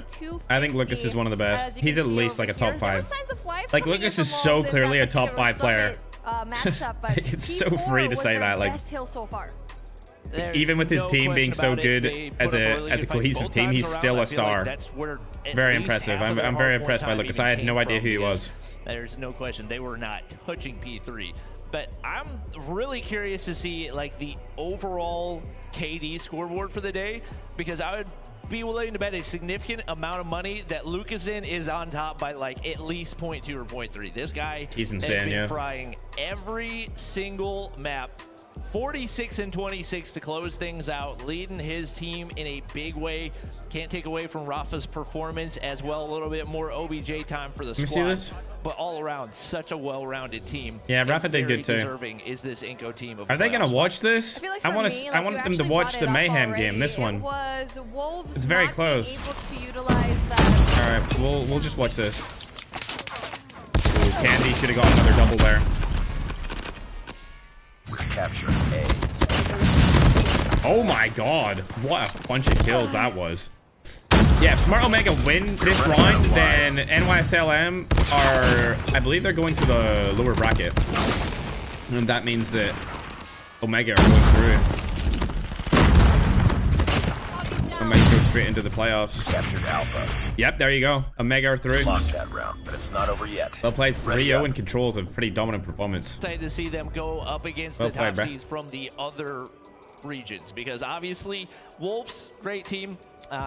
Whoever they played earlier, also a great team, but still the best is yet to come, because the playoffs are the playoffs for a reason. Yeah, they actually played against Strut a while ago, and now Strut's got. And we are seeing another team, possibly another set of teams that will say goodbye. But as we had a lot to say, I know 3 people that could actually say a lot more. Degon, take it away. Thank you very much, Beef Mommy and Bobby, or I like to call Beef Bobby, the combo that continues to give. Y'all keep getting bangers. Very long bangers. As you're welcome back to the desk by myself. I'm Degon here with Shift and Proper. Guys, Wolves meets a worthy opponent in the form of Inco Stalwart and Inco. Sometimes I feel like they just talk just to talk. I think that it's something that was talked about even when you, when Beef Mommy coughed. And Stamina will feast, will KO Mayhem. I don't know if they will, bro. I think that we're looking at this moment of time that Lad and yeah, Beef Bobby sounds like something I'd find at Subway. Yeah, bro. We're gonna see Beef Bobby question mark. Of not just the series, but yeah, sounds like something. Yeah, something you get at a fast food joint. This block, what did he say? I would say is the first time across all 4 What did he say? We're seeing a skill difference where this team is just better. Not that there's anyone playing poorly in these winter qual matches, but the teams that qualified in this block, they're playing some really clean COD Mobile. And can confirm that Smart Omega did take down the Mayhem 3-0. They closed out that map 3-0, so that gap very clear. Yeah, you gotta cut the caster some slack, bro. They've been here for 8 hours, dude. Isn't it? Because we 8 hours, bro. With even in their first match of the day, they looked good versus a weaker opponent. If you put it into that perspective, they're all goated. Step up ever so slightly, they could not be met. And think about the differences in this matchup in particular. Like LATAM, we talked about how their long-range prevalence was so potent when they were playing in the regionals. Beefy. Lucas's looking like tournament MVP right now. Yeah. But on top of that, Lucas is the MVP right now, bro. Snipers on the control standoff, bro. Like, that is not common. So the fact that Wolves tried to counter that by essentially just matching their opponents, I don't know, man. I think this Inco team's got something that a lot of other teams do. I agree. I agree. Watching as the Inco are nuts. Progresses, who's leading the pack, most impressive team, who masters it. I mean, other than Tribe. Had a couple of very strong performances, but as you said, Lucasen has been the lead candidate right now. He's nuts. And the thing is, he's so clearly heads and shoulders above everybody else who's running this. Where is it? It makes you wonder, like, why is he so much better? Like, is it because he's used it more? Is it because his team facilitates the ability for him to kind of be isolated at long range? It's hard to pick. It's kind of everything all at once, it feels like. It's like an in-between of like both accuracy, timing, right place, right time, everything that sad how Tribe will send all these players to their home. I agree. It seems like, because nobody's able to really shut it down. And the only place where the Wolves were able to finally get a leg up was here in the control on standoff. Lucas dropped to 60, so just because they really put Inco on the back burner going in towards round 5, just making sure that they had a resource advantage. And it was because in round 4, there was a 5-kill gap. Wolves looked like they're going to take the win, and then Inco closed it to 3, and then they closed it to 2, and they used all their utility, all their resources, all their operators. Probably screaming winnable, and then and then it's like, all right, we're pretty naked for round 5. You know, I'm not mad about it, though. Mayhem and Stamina are up next. Full send it. Like, give yourself a chance. You're up 2-0 in the series. You've got some room to play with, and that was a winnable situation that we kind of saw right through that replay in particular. Like, 1 or 2 more kills go your way. You had Wolves completely I agree, split, Zach. but this round was just punished, man. And this is where Wolves fans can look and say, okay, we're still in this. We're still a great team, because that operator usage to put him into spawn check right Wolves off were really good. Special. Like, they were playing really good towards the end of that. It's just insane. When but Inco were just better. It almost goes back to a match that you and I got to cast earlier as well. Is that when you get these teams, my favorites are Tribe. Now my favorites are Tribe, Inco. It's very refreshing to watch a team like Wolves, a team Those that we know is going to be very good at search and destroy, pull out the breaks. Wow, 46 from Lucas right there. Through a respawn of all things. Didn't even see that. And this last map, well, we watched it, but I wasn't paying attention to how many kills he had. You know what I mean? Just again, just good utility usage across the backside when things start to get tight. And I'd say Latin America has shown up to this tournament in a major way. That is a massive for each region, moment, Tribe, not just for the Inco stalwart team, but for the region at Inco, large. Stamina. Well, here we have. I want to say Luminosity as well, but they're NA, so I can't say them. Smart Omega, Inco Stalwart, Tribe Gaming, and Luminosity have already booked their ticket. Oh, there you go. They're the favorites. Bracket, Luminosity, Tribe, Inco, and Smart. Matchups to close out the day. Those guys that are still in white here. And last point there on the last map that we just saw with Wolves and Inco. Wolves stuck around. Like, they were behind, but they would close the gap, and then Inco would lead again by like 40 or 50 points, and they would close the gap to 20. Even there at the end, they almost closed the gap to, I think, about 10 before that final spot on the outside on the scaffolding made it really tough for them to get back in. But Wolves' vitality, we got to see some life out of the Indian squad there, vitality, and trying to carry the region. That's going to be an interesting LG still on, or they lost? They won. That catches your eye? They won both their games. Are completely on the both their matchups.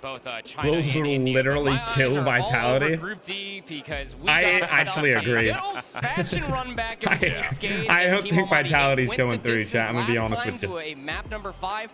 I'm more interested to see what the vetoes look like in between them going in the second time. And I'm going to be honest, that, bro. You're right. That's going to be a banger. But Mayhem stamina, how about that? Mayhem coming off of an 0-3 loss. That's usually been their downfall in the past. It's like, oh, we're down bad at the moment. How do we possibly work our way through? Because that stamina team's going to be feeling pretty confident, I think, going into that matchup. Well, let's take a look at our champ bracket to see how our top teams are seated there. Smart Omega, Tribe Gaming, Inco Stalwart, and Luminosity all awaiting their opponents who were seeded in based off of this is cool. The next set of matches there. But Smart Omega, these are the teams, all 4 of them, these are the teams that we probably thought would go through here. In some capacity, yes. I think that was going to be pretty evident.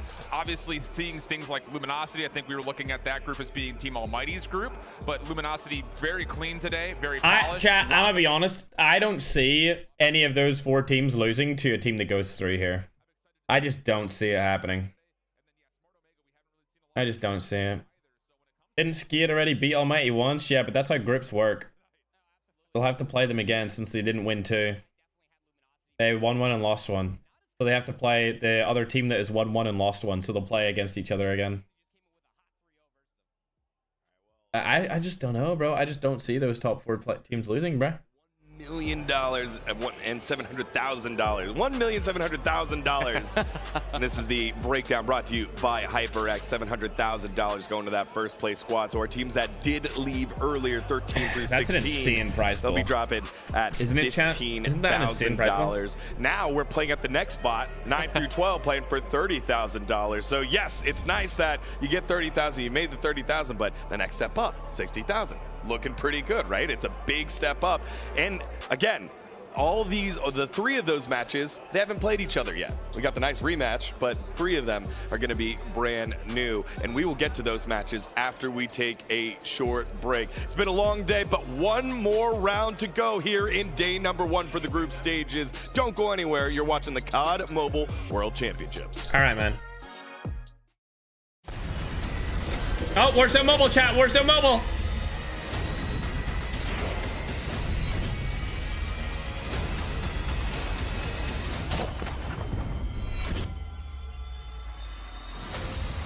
Chat, who's excited for Warzone Mobile? Huh? Who's excited for Warzone Mobile, chat? Because I know I am.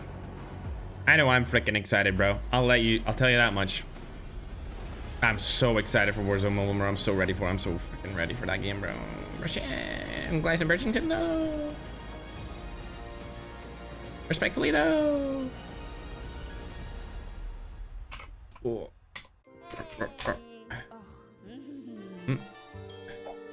I'd show that on screen. Oop.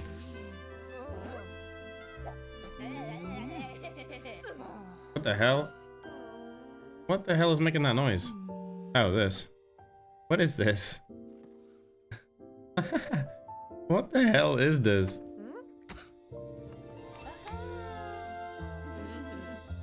What the hell? That was so weird.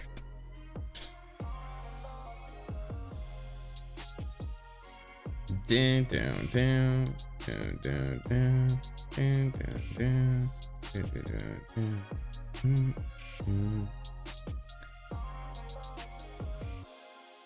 I think I might play a game of COD Mobile, chat. What we saying while we wait for these next games? I got an overlay for it. Hold up. I'll show them how to do it, bruh. Trust me, chat. I'll show them all. Watch, bruh. Respectfully on Glizzy Gleisenberry.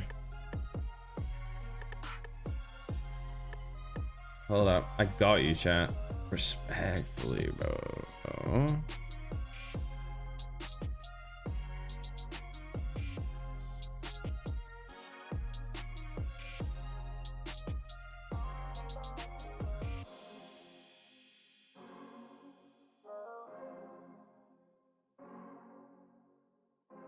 Alright, chat. It's time for me to show them. It's time for me to show them what's up, bro. I'll show everyone who's the best, alright? Don't worry about it.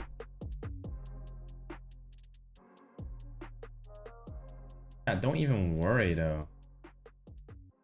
You know how we do it, though, don't you, though, chat? Come on, man! Come on, me, bros. Get up! Huh? Oh, this isn't the screen that I wanted.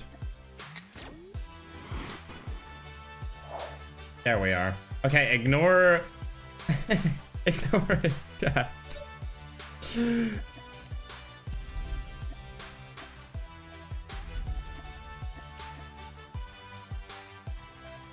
Hey, chat, I can see you on the screen. Listen, dude, ignore my food. Ignore it, bro. Listen, it's been a long day at the office, all right? We've been live here for 4 hours, 83 minutes at this point, bro.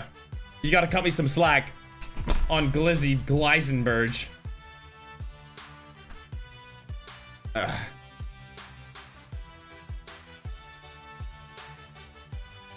All right, chat. I'm joining a game. I'm joining a game of COD Mobile. While we wait, bruh. All right, chat. Watch and learn, dude. Haven't played in a minute, but I'll show you. We will show them. We will show them all. Let's go, dude. Look at me, dude. Look at me, bro. Are we not goated or what, bro?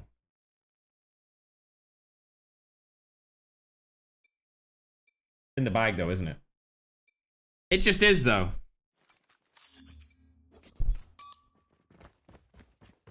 Show us you're not trash. Listen, dude. I ain't played in a minute, but I'll show you.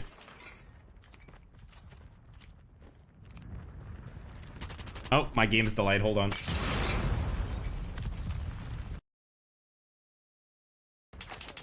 Okay, that should fix it. There's a guy to my left, but he has a striker, so I didn't go for him. Look at me, bro. Put me in the champs.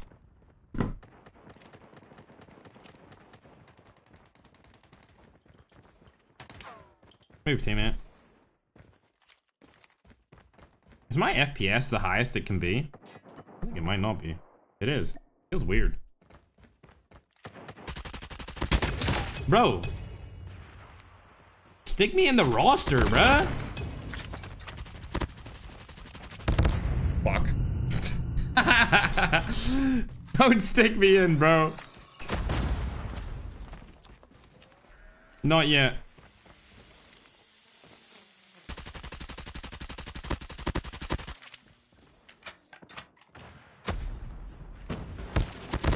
You're trash. Another one.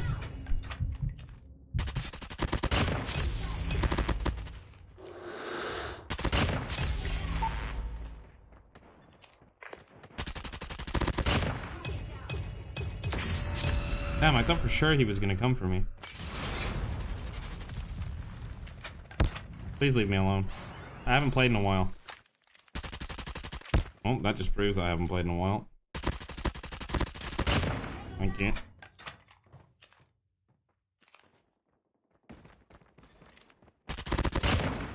See ya. Wouldn't want to be ya.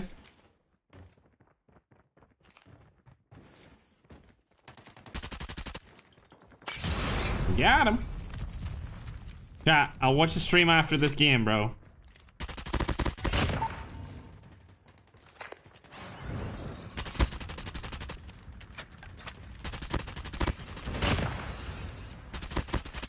I have no freaking bullets. I have none. I have no bullets, bruv.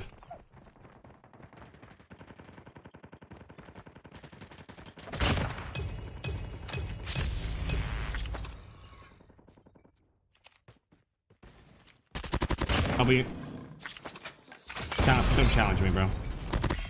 Alright, stick me on the roster.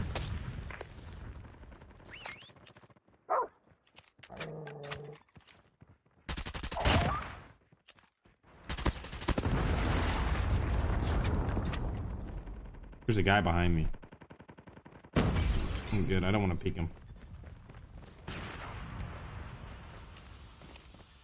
Oh my god. Not playing for a while has really cursed my accuracy. It's really cursed my accuracy, bro. Hey, Ghost. I'm not sure, dude. I'll still play, though. I'll still play.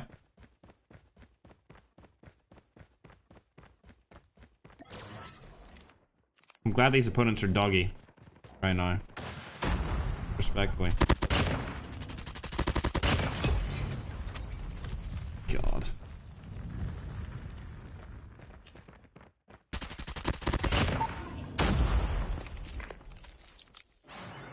I knew it. Thanks, teammate. Usually I'd say you stole my kill, but right now, Broski's not feeling too confident.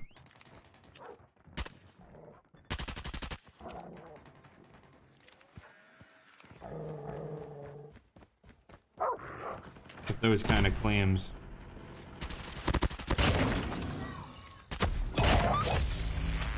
To be honest, I'm just thankful that these players are not the best. I can kind of just run over them.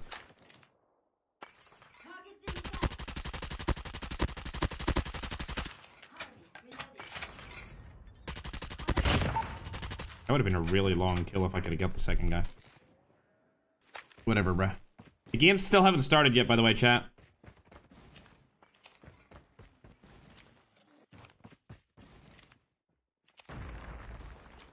Will be it.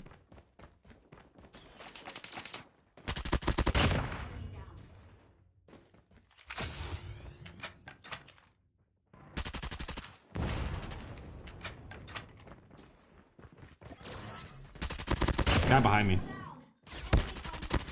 Get smoked for the nuke too. W. Up! Still got it. Listen, I know I'm a little bit lackluster here in the accuracy department. I completely agree.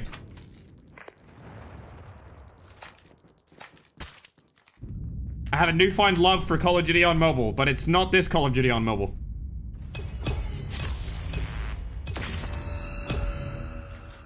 It's so bad that I'm like forgetting where my buttons are placed. Like, that's how bad it is.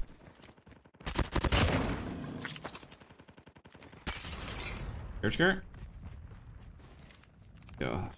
The game's really smoothing up now. It was kind of glitchy at the start. Nice and smooth now. We like that though. Don't we know, chat? We do.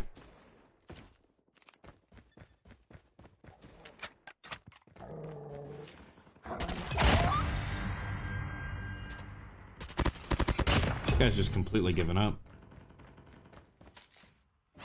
Hey, man.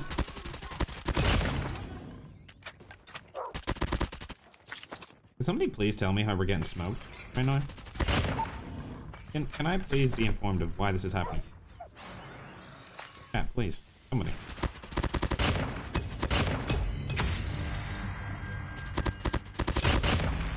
What the hell is going on here? They're gonna tech C as well.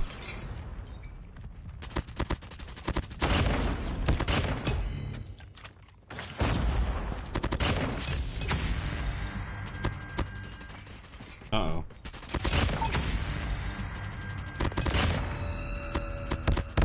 Oh, bro, I have to put the team on the back right now, respectfully, though. And that's like guys in Burgington, though. Oh, I'm basically Lucasan, dude. Oh, they call me Lucasan on the weekend, bruh. Respectfully. Don't chow the goat. Me brethren, though.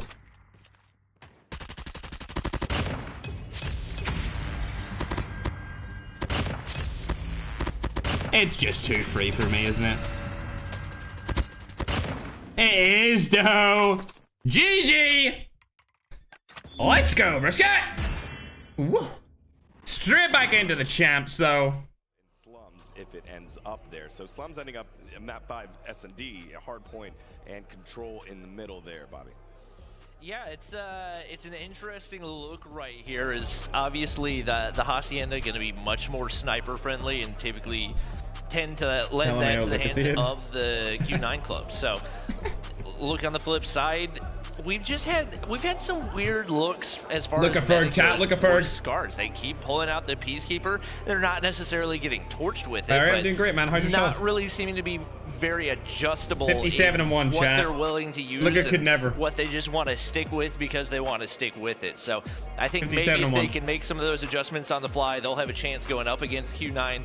But we've seen their adaptability so far. I continue to consider that to be the case. All right, well, it looks like the players are ready to go. So for the final round of the group stage, one team stays, one team goes home. Let's send it on over to our caster, Shift and Proper. Beautiful breakdown there, friendos. Yeah, this is going to be an intense block. Yeah, we've got to focus here on Q9 Scars, but I would assume that we're going to have some look-ins across all the other matches that are going on. Of course, if you're trying to follow any particular matchup, 4 different streams going on, as we said, throughout the day. Alpha, Bravo, Charlie, and Delta. But Proper, for this one, I know we both love the fact that, yeah, Q9 Search and Destroy should be their biggest strength in this series, even though Scars has been great in objective game mode so far. Yep, that one map that they did take off of Tribe Gaming earlier was, in fact, a firing range Search and Destroy. Their adaptations were absolutely sublime. Where they struggled against Tribe, though, was being outpaced and, quite frankly, outgunned in all of the respawn. So you would almost expect for those to be stark differences in between that Tribe matchup and here versus Scars. Here we go. Summit hard point, opening things up. We've seen a lot of these Eastern teams also pulling out different types of shotguns on this. The KRM has made a pretty regular appearance Q9. for some of our Chinese Corona teams so far. Q9. We're getting a little bit of that early. As for Q9, every point going their way. A lot of Q9 also going their way. Finally, the Scars finding a way to fight back, but it comes at a pretty significant cost. Not necessarily on the hard point, but in particular in the map positioning. Yeah, the map positioning is going to mean everything, especially when you're thinking about the P1 to P2 rotation. Here on Summit, P1 can be a very big scrap fest, contested all over the place. 12 to 6 is almost to be expected, but it's all about getting that top class positioning. Well done here, though, from Scars. Able to bounce back, neutralize the score. Island on a 3. Oh, okay. How about that? All of a sudden, 4 in a row for Island. The KRM is really coming to life for him. 6 overall eliminations as he's already built up enough to get a 100-killer drone. Massive stuff. We like that. As you were saying, shotguns here, especially in Summit, in and around P1 Q9 can to be win very this. influential. And because I think they're the better team. A handful of automatic weaponry up on top of the catwalk. Also look at the spawns that started to come through as well. Q9 do we think very Q9 much are so the better on the team? side of the map that they want as they are looking to get into the hill. Yeah, this almost feels like a little bit of an over-investment from Scars. Already playing for the P3 side, but you know, hey, can't really discredit it. Still works out all right, especially if you can find your way back onto the second floor. Fontagen as the Vanguard starts to make its way forward. Really nicely done on the slide. And that will be enough to at least get some contested. But you see that this is actually a really great view of how Q9 wanted to re-break this hard point. Once again, focusing onto the high ground. And now with 35 seconds, you have to start looking for those blue arrows to start to flip the map around. Yeah, and you can already see it starting to manifest itself. All of Scars essentially spawning all the way out. Just a few more members just trying to at least battle for this side of the building. And, well, Mike's going to be able to get it for the time being, but you're not generating any time off of this, and you really need to be able to find these eliminations sooner rather than later as we rotate in just about 12. Going to be a play from Catwalk pretty much all the way through Jenny's. Yeah, 3-man hit. This would be the way to try to get into the back quickly. Maybe block these spawns. You can see as the second hard point is still active. These spawns are not locked in as of yet. Pred missile called in. Here comes Scars though, all the way around the back. They're just completely avoiding the player deep over towards the ski lift, and it's going to work out okay. Block comes through. Flip now in the mix. 48-32. The claw's good to shut down things from the back though, and that'll work out. Yep, Oling for 3. That'll shut down the play. Just comes down to respond to the next hit. And this is where things can get really scary, especially where Scars are spawning right now, Alan, because if you can hold this successfully from the front side of this hard point, then you are absolutely going to be put in the blender, and that's exactly what happens. Scars get behind enemy lines, they get the close spawns, but they don't fully break inside the hill, and they're not done trying to contest this yet. There's still 30 seconds to fight for it. Yeah, Q9 not 100% aware that they did not actually regain those spawns back, so 30 seconds to fight for, as you mentioned. And it's going to have to be Q9 now from the front tank, trying to clear out the mid lane. That will work out all right. Has a chance if he wants to pop out an operator to try to make this a little bit more mixy. With 18 seconds left, it'll just be nades and weapons. Well done by Scars. Not going to let really anything threaten the last bit of the scrap time. We've got ourselves essentially a dead even game. This is almost going to have a reminiscent vibe of Influence Kemen versus Scars just a few hours ago, actually. I mean, if you're getting outslayed, you want to make sure you're finding those influential kills, getting those 30s, 25s where you can, while also keeping it contested as well. Operators surely going to be coming online sometime soon. A lot of purifiers on the horizon here. Yeah, and you're going to see them all pop out right here in this fourth hard point. Tight area of effect means that these purifiers can absolutely pack a punch, but dueling fire operators are coming out at the moment, and these purifiers really are not maybe finding as much value as you would normally assume, just because all of it's out in the open at the moment. Scar is able to work their way back in, though, from the back front, actually. They're going to get the spawns and now have an opportunity to kind of watch this cross. And how about it? Scars is going to take their first lead, pending they can hold for this next attempt. Island trying to force it forward. He's the last one left, but he might be the only one needed. KRM for 3, and Island able to help try to at least contest some time. 13 kills, and the majority of them actually going to be with the KRM. Absolute nuttiness, but it's not enough to actually fully break inside of this P4 hill. And yeah, I mean, Scars, they completely stabilized. They're going to be able to take that lead going in towards the next set of rotations. This is a great look from Scars. I love the way they're moving around the map right now. Q9's trying to meet them, and there have been some great contested moments, but for the most part, Scars have showcased the ability to kind of manipulate Summit just a touch better. Just a touch better. Tight game still. Kali sticks out. Ryu used those no problem. As we get into P1 once again, blue arrows surrounding. And this is where, again, we take a look towards Island. Is he going to have another just reaping moment with this KRN? Because it was a menace throughout the first set. Just 8 points is the difference here. And you can see where Scars are located on the map as well. This is very reminiscent of what we saw towards the end of the first set of hardpoints, but there's still ample time here on P1.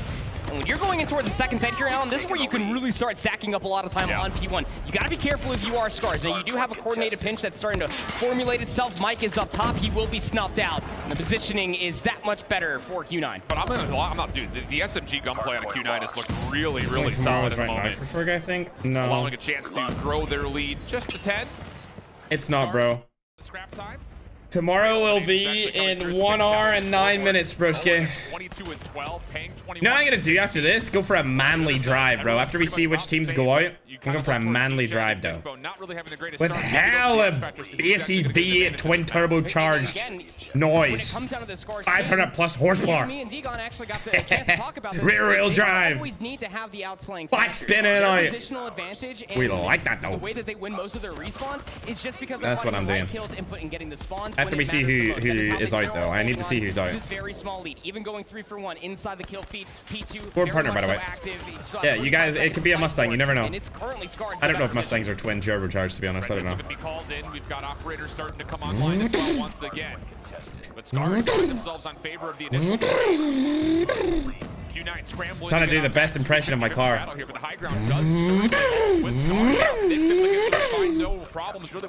It doesn't sound like as squeaky as that, bro. Hold on, hold on. Scars on the move.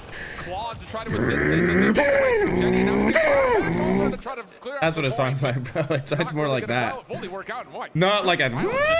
It sounds like. Yeah, man, then you end up having 2 Q9 members actually spawn right behind Fanta, so it's. Yeah, very confusing, especially nobody being inside the manly voice, though. The game had no idea where to put some people, but at the end of the day, the rotational battles were won by I can't say what car I have because it's inside of P3 at least for the time being, but you I'm partnered with a car company that I don't own a car of. You got to get close to these front but if somebody wants to say it in the chat, they're just empty. They can say it. Goes the way Snowpath locked down as well. This is a full reset for Q9. Ruan, purifier in hand. Trying to find something along the line. Listen, if they still need 4 GTs, I'd be on that. Most significantly, we've seen for the Japanese representatives thus far. Fishbone, though, cannot stay alive. Q9 forcing their way in from the front, they don't. And the operator shut down. Q9's break attempt looking good. A tight game. Scars still spawning, have a chance to try to flood. They don't make them anymore. All over the place. No trophies were able to survive through all of this. And how about that little delay date for Tang at the front door? That'll work out. And with 18 seconds left, looks like Q9 say, job well done. Let's rotate. This is a job well done for Q9. That is exactly what you want. Somebody said it already. You are currently down. You are not generating time. You're going to be able to hold respawns going in towards the next hard point. At least I thought so. You actually have a lot of mid lane control coming through for Scars. So 2 players actually spawn all the way out over by Old. And Scars are currently reading this while they're maneuvering. One of you did get it. Trying to knock on the door here. They did. One of you got the brand, but you didn't get the name of it. Scars may just blow the lid right off of this. Ruan only for 1. Kills good for Scars. Look at the minimap. Yeah, number 2, and Orange is going to spawn right up into place. 172 to 150. Q9. They have to start feeling the pressure, I think, at this point, because Scars that's what it sounds like. Over the middle of the map, and they've got a really good read on where Q9's trying to hit from. This place is so bad that's finding absolutely I need to get it dark or deeper. I don't know how to get it dark deeper. The killer drone utilizing that exact moment. Grab cannon also being invested here for Vantage. I don't know. I can't do it, bro. Q9 nowhere to be found. Every single attempt for a pinch is coming absolutely dry, and you have everybody teeing off for Scars at this moment in time. Over 200 points. You have to Apollo, it looks like Scars has the advantage in this game. So here comes last attempt, and it's shut down from the backside. Again, the spawners coming up from Scars just too good. Getting the guns up, it's going to be 2. And they're a new team in this Need to put something together here as we rotate back to P1. And certain people ended up turning up again through that second set of hard points. I mean, Cashmaster was definitely nowhere close to 31 kills, but that's exactly where they find themselves. Oh my god, this chat, bro. Can't find the kills inside, but it does. I cannot believe this. Still commit towards the snowpath flank and try to help out their comrades here in P1. You have to stay calm here if you're Scars. If things start to get out of hand, you are at such a steep advantage. You don't necessarily have to win right here. Just keep it to your name. Scars looking good. Yeah, the little red icons in their name. Yeah, they're cool. 2 kills for him, and it's up to 230. But Q9 once more. Purifiers, much love, Justin. SMGs, all keeping them in this game as they get to 170. 2 streaks in the back pocket for Mike. And that's exactly what you were talking about, Alan. You don't have to win it here. 232 to 176. It's going to get them closer to 200 points with Q9. I can do what it sounds like idling. Get closer towards P2. You can see how they're manipulating the map as well, making sure that they're keeping glass and the catwalk in their favor. You still have players like Mike, who's trying to be a nuisance in the backline. That's like the closest noise I can get to it. I can't like do a in that voice though, because it hurts too bad. But that's what it sounds like when it's just like idling. Oh, he's trying to put the style points on. Gonna have the track exhaust open. I have the valves open. The only one standing. Just trying to force Q9 to come to him. But the numbers just are not all that great. Look at the kill feed. Q9 find themselves in a very favorable position. Bro almost choked. I'm not choking. I just like can't keep that noise very long. Q9 will stabilize. Oh, good pick up there from D-Chen to make sure that the yeah, it sounds like a dog growling. Exactly. That's exactly what it sounds like. It's not a manual. It's a paddle shifter. Numbers are here for Scars. They're trying to overwhelm Q9 at the front door. They can close it out. It's a paddle. I don't have a manual car right now, unfortunately. Q9 have to find a way to break. Cut down the rotation, and then also get to do. It's a V8 twin turboed. No contest, and it's Scars. So it's not naturally aspirated. Japanese representatives strike first. That's where the comes from. Maybe we slept on them a little bit too hard too, because that was pretty clean. You know, it's I'm assuming it's funny because when I upshift. For me personally, this is what I did expect, because I hate to sound like a broken record. Real question, is it V8 or V12 in your Ford? It's a V8. It's a V8. Apollo, I ain't balling like that, bro. I ain't, bro. I ain't that kind of balding, bro. Not on Scars. Drop in almost 40-50 bomb at certain points in time. It's very reminiscent here. You can see Uling, 37 and 31, 37 and 33 for Tang. But there's a match going on. I know, bro. Listen, bro. For anyone who was watching that match, I apologize. I apologize. We were kind of out of it in that one for sure.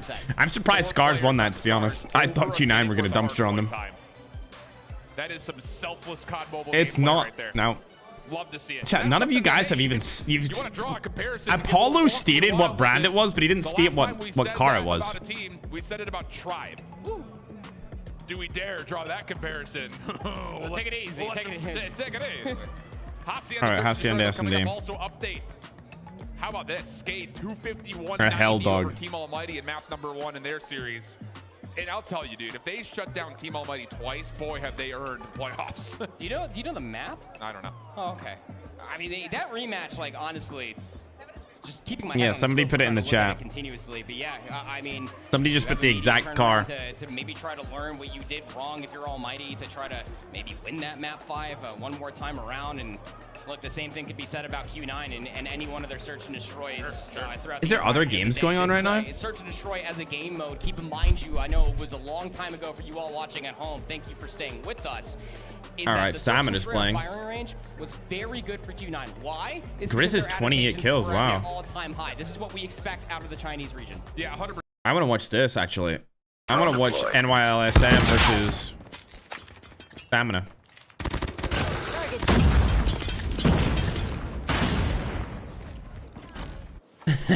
Okay, Apollo. Yeah, man. Ford is obviously the best car manufacturer, especially when they were creating the Ford GT. Like, that thing was bussin'. Like, actually, legit though, the Ford GT, the new era of Ford GT that they just stopped production of. Oh my god, that was a juicer. Like, I gotta give it to them. That was a juicer car. Even if it was only a V6 in that car, it was still a juicer. It, like, the suspension, the way you could like drop it and raise it instantly, like I've never seen any other car do that. It was like, that's really cool. Reyes got a triple nade kill and we missed it. Oh, well, okay. Capture the objective. So, what's your whip? He can't even drive, Apollo. Apollo, what's your whip, bro? Apollo's a businessman, guys. Yeah, the old era 4GT was unreal as well. I agree. I agree. I'd crash that if I had it though. For sure. Like, the traction control on that thing was probably minimal, if anything. I don't even think it came with traction control.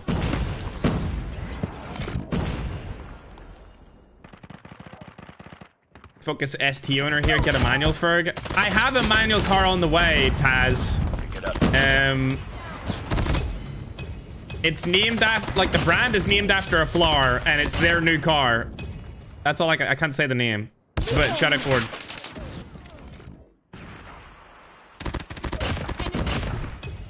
I'm very big into cars. I love cars a lot. All right, Stamina. Dominating, as per usual. We like to see that, though. Don't we, though, chat? We like to see that, though. These last few players for Fontaine and Fish were completely isolated from one another. Why are they not using UAV? It's banned. UAV is banned in the tournaments. You can chip away at a kill or two, maybe. We'll start to feel a little more frisky. That's my manual, bro. On the background, and it looked like NYSL just got beat up. 100-point club by Salmon on the map. 92, is that what I saw? Yeah, something like that. It was either a 9 or an 8. All right, 1v4. I don't see him coming through with this clutch, not gonna lie. NYSL did get clapped right there, I agree. Fishbone now has to go, and as he does, can you scratch my back? Sure, bro. Yeah. Clean. I mean, Q9 again, I got you. As traditional as Hacienda Search and Destroy. I got you, my little brisket. It's all about that top hallway control. Once you immediately find out which player is starting to instigate that first blood in the middle of the map, you shut them down, you make numbers yours, and then you just hold the line expecting the offense to make the move going forward. So another offensive round here, coming through from Scars. Looking like, again, just trying to jostle for position over by that rock face is the majority where their numbers are.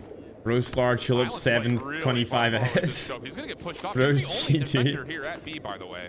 He's on an island. It sure is. Fontaine, timing. Whoa.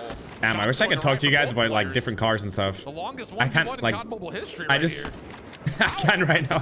Shot, please. There it is. On my car channel, I'll be able to. Island was feeling really frisky about that challenge. I'll be able to, dude. It's a huge problem for the defense, who now are empty of any sort of defense towards B. You do have numbers if you are Scars. Now, it doesn't necessarily mean that you can comfortably get over towards B. They do have 2 players over here, but that's what you got to be worried about. D-Chen had to highlight them. Very, very good on as far as adaptations are concerned. 21, can you do something for me? Maybe someone to push through arches, but not going to be getting anything. Almost everybody else for your team is starting to rotate. Of course, I know Lil Bibby. Fontaine is trying to feel things out up top. I don't know, Ghost. This is with the scope. If he can just lock down this lane right here, that's beaut. You would love this. Car channel, yes, sir, bro. So the call's coming through. You see Wuling just right below. He's not Ferg going to road have an trip eye on win. Yo, Ferg fam car meetup. So it should be a free plant. Tribe gonna win this year, period. Hopefully, that's what we're hoping for, man. We're all hoping for Tribe to win. Respectfully. Everything else is just responding to wherever the reactions have. Much love from Saturn. Okay. One player Alien. inside of the boathouse. That is Wuling. Does have a sniper of their own. This is a really tough angle to try to watch, especially by yourself. Now the information's gonna be mutual. Bomb is planted. Wuling actually just gets tagged back. Fishbone. You bought a car because you clickbaited me. Nice. That's a W. Keep him safe. Bit good to shut down another. Here comes the play off the flank. Did you hear that? Let's fucking go, little B. That's, I mean, that's great patience. Wait, let me see that shit, bro. No fucking, no way, bro. No way he said that. On the main stage too? Who said that? Who screamed that? You guys heard that, right?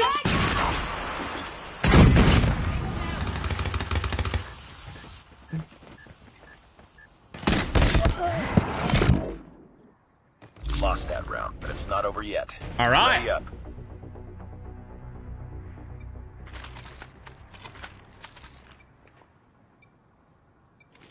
Oh my god. Defend the objective. Was that Hawk's Nest that said that? I don't know. I have no idea.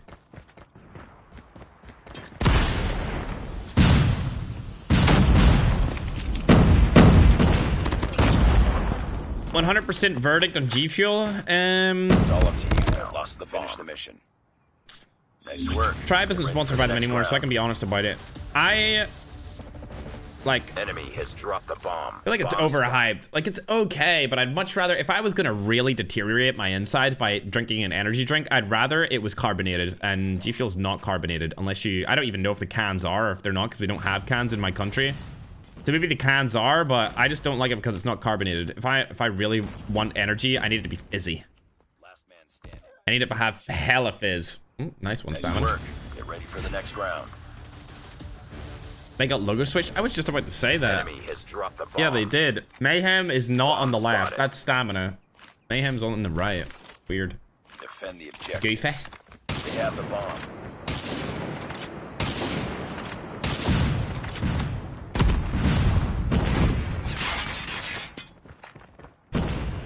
Sounds like knives or ducky. I mean, if it was, if they said the F word, I would say it's probably knives.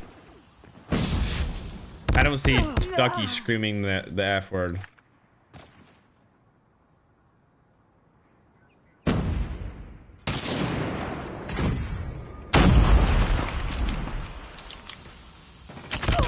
Dark Sniper got a 1v4. That's crazy. Didn't see it. Ratio.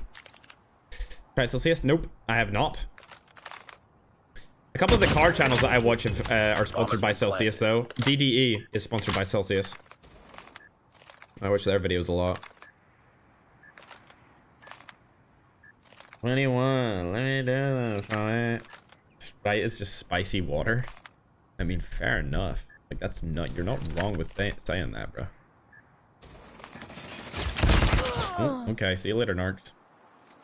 Streaming finals, yeah, Apollo. I'm sponsored to stream the entire event, so I'll be streaming from start to finish every day. Every day, Apollo. I'm really hoping they try and make it to the finals. That would just be the best. You watch Matt Armstrong car channel? Yeah, I watch his his rebuilds. That's what I was saying earlier. Like, I have one of the cars that he rebuilt, but I didn't rebuild it. And I have it in the color that he wanted from the factory. Like, my car is the color that he wanted to have on his car. But he had to wrap it to get that color, if that makes sense. That's the color of mine.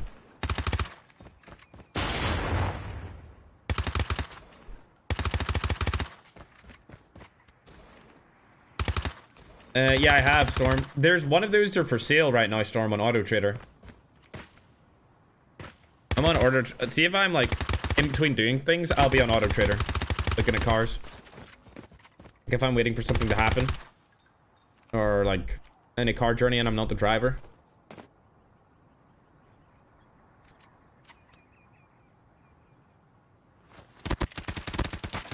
Oh my god, what a play by Jari, as usual. Goated player. Bang, and there's a second. Can he get 3 in a row, though? It's looking likely. Yes, he does. Jari coming in clutch and Stein, though. For the next round.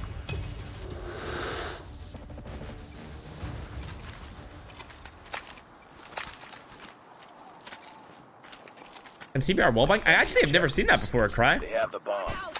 I've never seen that wallbang. Oh, that was a terrible name. I've never seen somebody wallbang through that with a CBR, but I guess you can. He just confirmed it because he did it.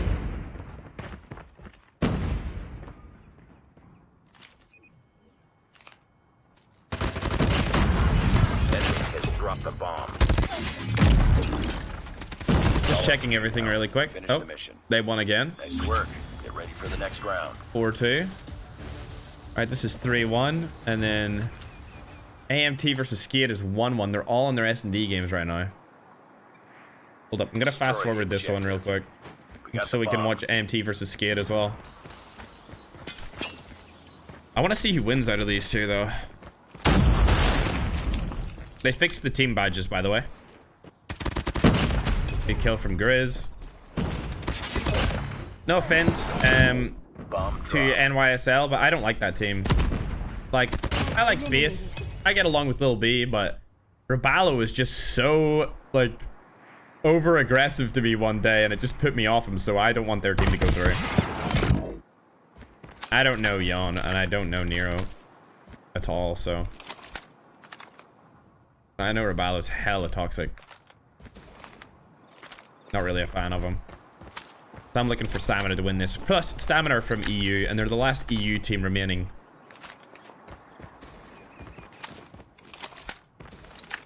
Stamina versus who? NYSL. NYSL-M. So, New York Subliners Mayhem is their name. It's a really long and annoying name.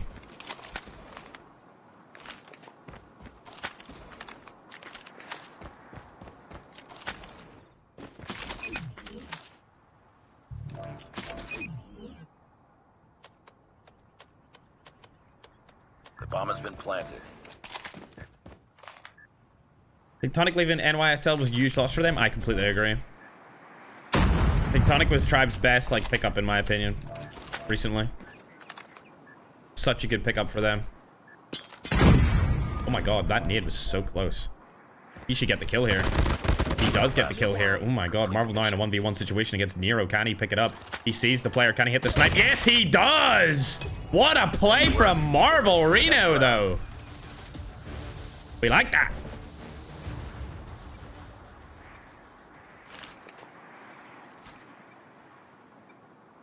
Destroy the objective. We got the bomb.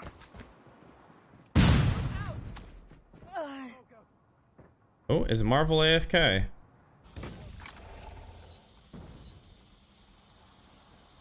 Uh-oh. What's Marvel doing? Did his game just go? Did his game crash, chat? Imagine his teammates still won this round. That would be fucking crazy. That would be so insane. Oh my god. They might actually do it. They might actually win this round without Marvel. That would be so insane. Now he's dead. Yep, okay. Unfortunate. Oh, he's back. He's back. Uh-oh. Hit him. Ooh! Smoked that little boy. Marvel's your dad. As Bobby would say, I'm your dad, kid. Oh, Marvel's gonna die from the right. Oh, he doesn't know that little B's right there. He has no idea, broski. It's not looking good for him, bruv. He's gonna die right from little boy. Oh, and little B turned on Gothilla. That's a shame. Lost that round, but it's not over yet. Ready up. Autofocus messed up. Oh, it's because I have my mic in my screen. There you go. Destroy the objective. Bomb acquired. Oh, jeez. Brisket! Brisket up!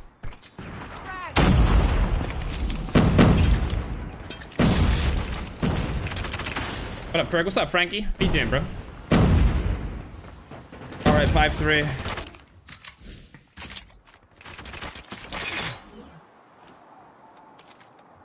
I agree. That was crazy. The bomb has been planted. W.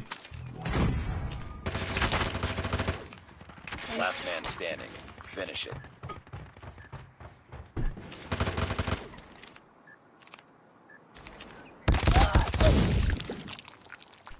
Good job. Nice work.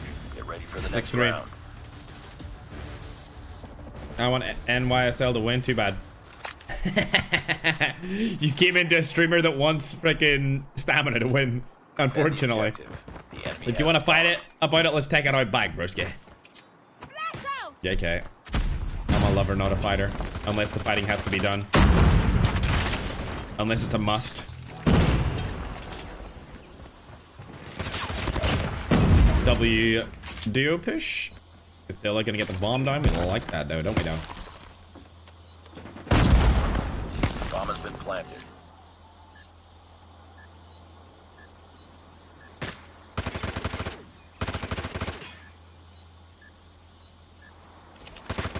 That was so well played.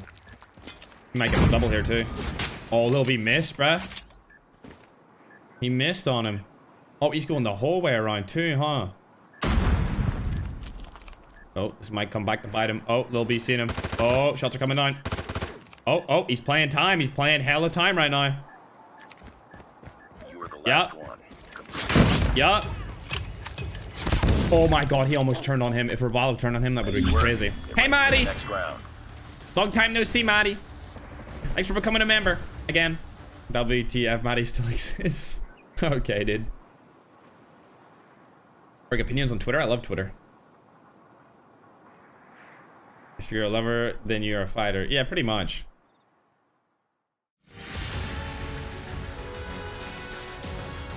Yeah, I like Marvel too, Storm. He's really good at the game. Basically judge players on EU if they're really good at the game over whether I've nicked them or not. Pretty much. All right, let's go to the mainstream, bro. Push out from bottom fire. You just want to try to get this bomb down and extend the round, but as Tank tries to pick up from one scraps, will end up going down. And now a nice little 1v3 for the post plant. And he catches Ryu now with his gun up. Regen should come through. 1v1 with Mick. Does he guess correctly? Has he seen him? I sure has. The turn comes out, but Mick finishes him off through the wall bang. Well played. It Scars back up on top. 5-4. A tight search. And I mean, this is an aggressive game of chess. We're trading power pieces right now with how these guys are playing each other. And seeing how fast we can rush a rook or a queen across the board over here. Nice, Jesus.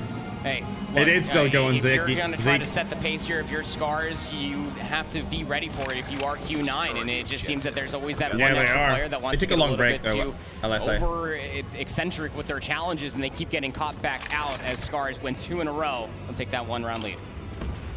Same defensive setup once again I for Scars. remember Lurker. Stack towards B, but look at the difference here for Q9. Not giving away any information. And then waiting for the push to come out.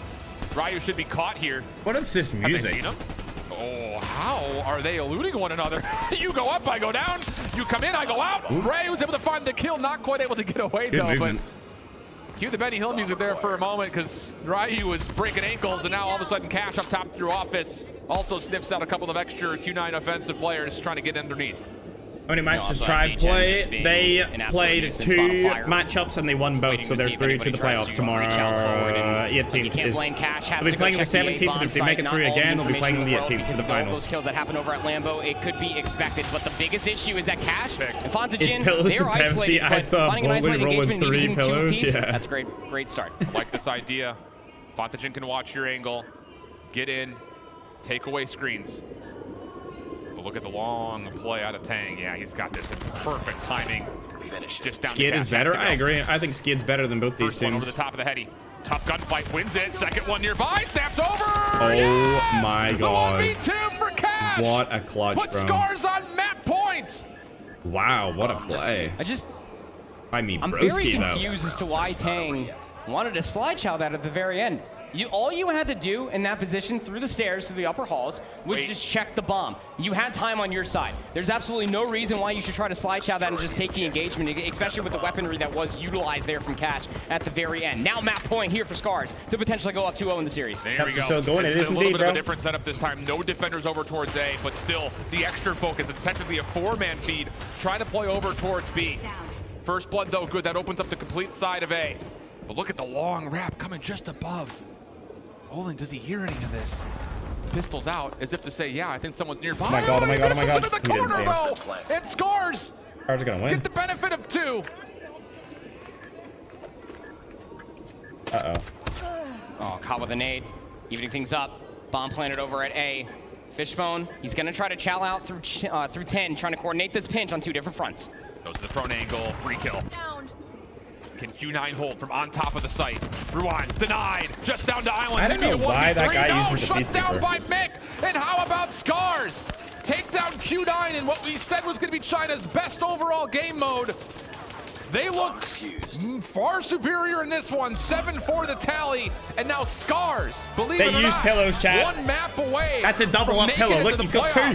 I didn't have He's this on doubling my up. bingo card for this best of 5, Alan. I'll tell you that much. I don't even have an actual bingo card. But regardless of all of that, it's just every single thing that I was saying about Q9, their adaptations to understand the enemy's tendencies of what we saw from Tribe was exemplified. That Is Omega out already? I don't think so. kind of feels shades of that Summit hardpoint. Q9 were Oh no, Omega 1-2-0. lead for such a long time, and all it took was just Scars. Omega 1-2-0, bro. These players are located at, how they're using their utility, and how do I counter that? And it works just ever so flawlessly. Last man standing with the SKS gets the first shot, will not connect the second, and Heaven will be confirmed in the third. Oh my god, what a kill. Oh, I'm just lost for words there for Leo Zero. The guy's game sense is just insane. But unfortunately for AMT, Jeffro was there to clean it up, and the dirty work is finished. Jeffro. Did I just see Myhawk has 15 kills?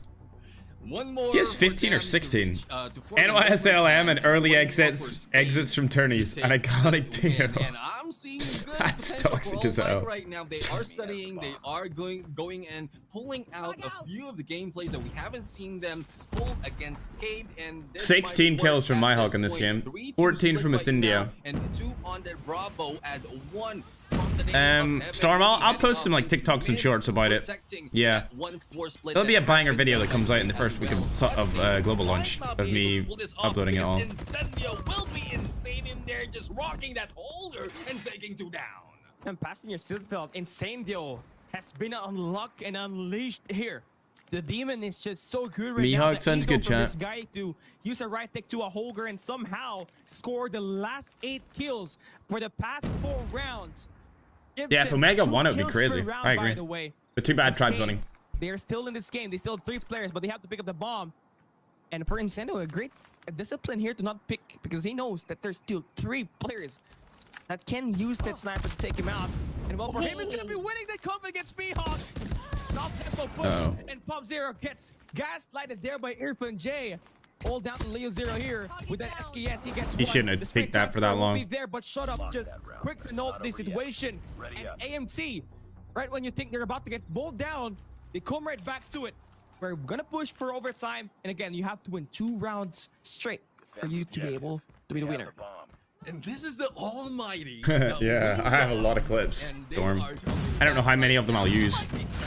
Different comeback kings right here from the side of Almighty, but that's too early. They haven't taken a win just yet. Mihawk with a guard there. It's like, bro. Where's Heaven? Left with only 2 for Almighty, Incendio, and Shut Up. He's in this game. Leo's in right now. He's got 6 kills. Proning stand up, I would say. Shut Up takes down Mihawk into process 2v4 situation, but still at all. Incendio takes 1 down. This guy is just well played by him. Drops a double. Bomb time wouldn't happen just yet. Waiting for the perfect moment, but Shut Up gets shut down. Oh no. Down to him. He dropped 2 players already. Oh, he's dead. Yeah. And Pop Zero with the pistol wins it. And Skade goes up by 1. So they're at match point. It's getting heated up right now. They will be switching side. Skade right now. Who would be Tribe's biggest threat? Inco on how well and Omega will be done by all and attackers. I would say attackers side for Skade really spot on. There's something I'm forgetting. And that is where well, Omega's Tribe's biggest threat off the bat because they'll go against Omega after their round 1 game. Oh, a little bit too close right now with that guy number 5, and there goes backstab, but the trade-off has been done. Shut Up against Pop Zero. Mihawk just slays and praise Heaven in there from the side. It does, Linda. It does. Good thing Heaven was there to play for that trade. If not, that could have been a 3v2 at inside. And Shut Up wins a huge one against Linz. Leo Z now looking to contest, but Shut Up now still on with the gunfights, making it possible for AMT to tie up the game. But Leo Zero still pretty much alive. He's got 9 kills in his hands. No audio cues. No info game for him right now. Just have to rely on his Luminosity, yeah, that's it. These particular players are gonna be at. Next few player gonna be, and the spot is not gonna shoot just yet. The trigger discipline. His spot airplane J. That was so good. This guy's really freaking good. For Leo Zero, one more player to deal with, and that's gonna be Heaven. Could be the pistol or the SKS battle here. Bomb yet to be picked up, and there's still 40 seconds. Plenty of time, but I think Heaven spots him. No way. No way. The bomb is gonna get picked up. This guy's really good, chat. No, there will be time that this is gonna be planted. Yeah, I mean, 1v1. We know how well Heaven knows the IQ gameplay in there, and from Perfect play. Side, Heaven just traded it off. I have no idea, Phonic. I was just surprised on how well that has been played in there. He spots one from that white warehouse end, as well as Irfan J in there at the bottom. Didn't fire instantly. He just wants to take the time to angle himself so that he can go for the double. Jeff is like, I think Jeff is their worst player on that team by far. Jeff is the worst almighty player.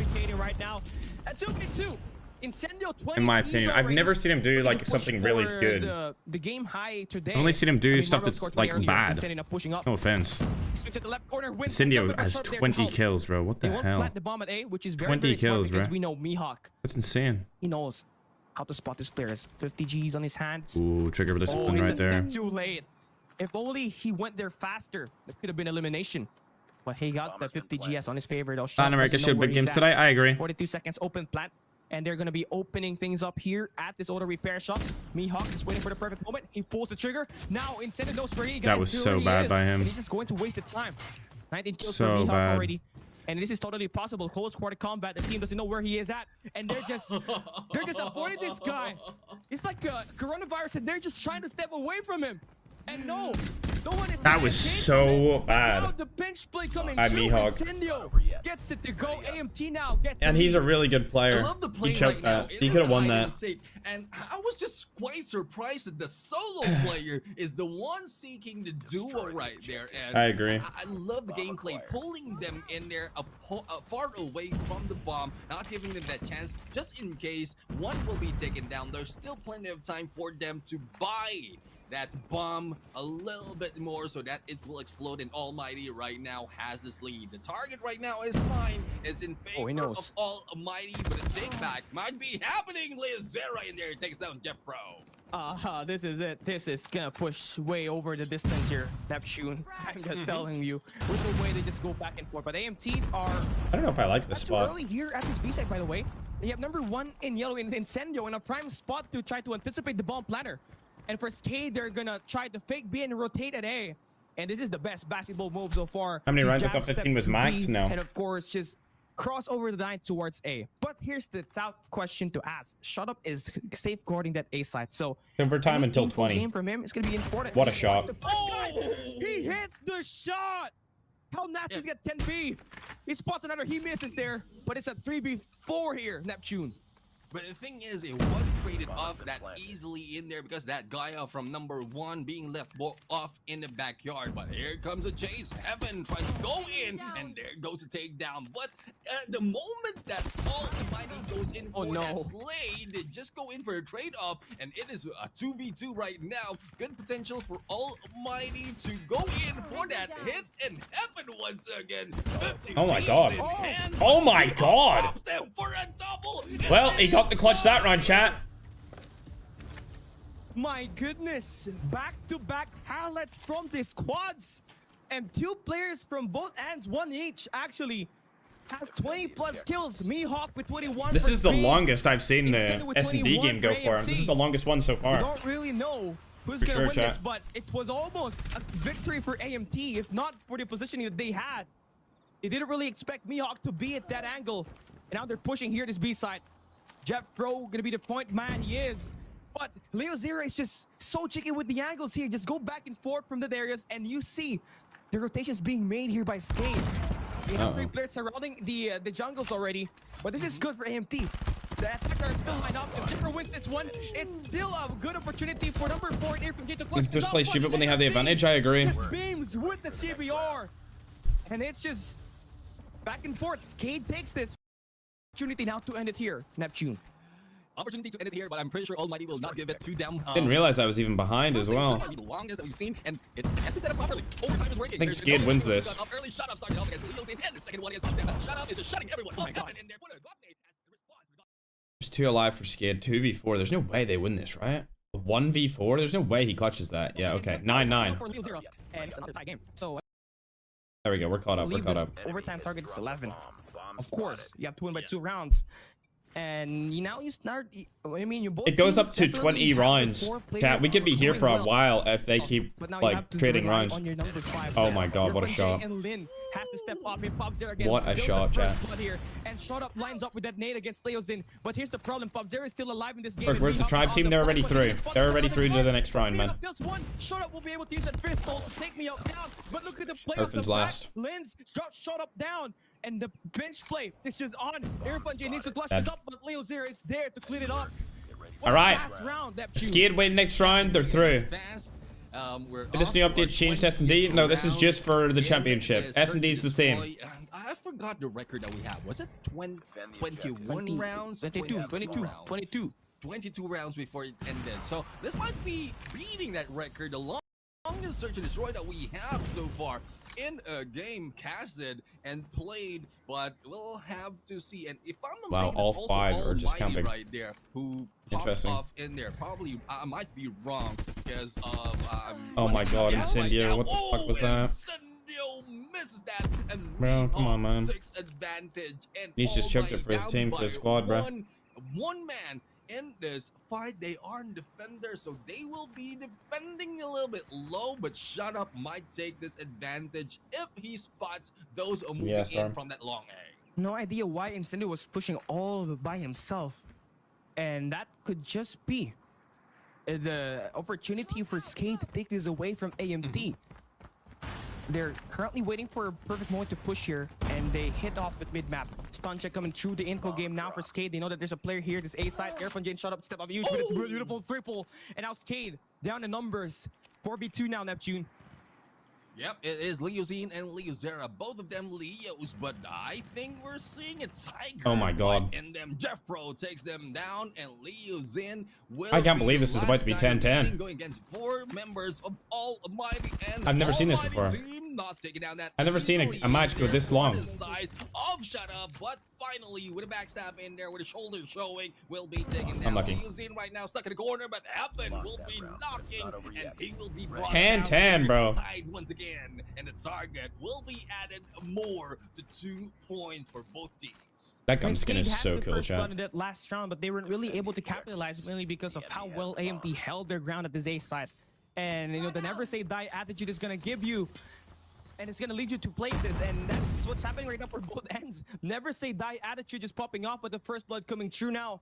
Pop Zero, who is the first blood reaper for Skate, finally shot down, but Leo Zero here will be able to find his way out. Of course, get the kill against Heaven.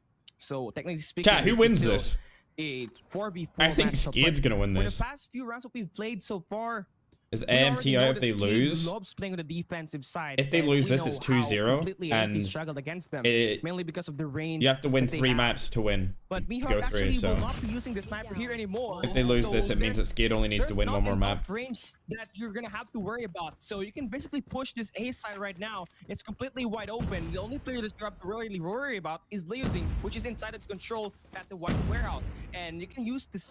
You can use a dual pusher to blitz that player off. But Incendio finds him on the window, and the bomb is on. Now it's gonna be a 4v2 retake. A chance for AMT to take the lead here. Neptune.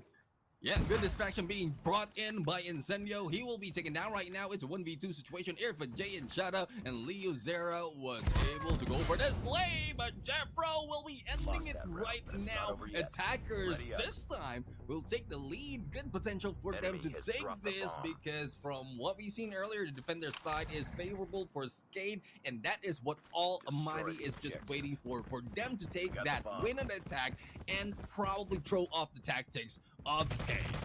This is it, AMT, a chance to close it out. Incendio wall sprint. He's connecting off the shot, but he's not really able to. A lot of sprays, no kills. But his teammate is there to help him up here.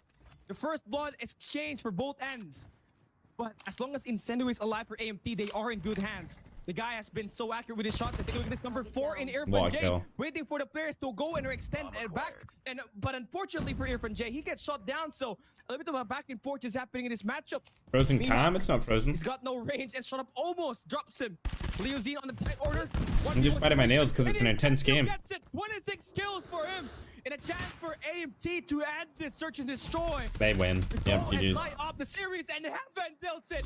40 kills. And AMT, after 22 arduous rounds, they take it away from Skade, tying up the series. Good job. And the dream is alive. Oh my god. Almighty. That was so long, chat. GG's. The record has not well played. Just yet 22 rounds. Well played, Broski. How about this?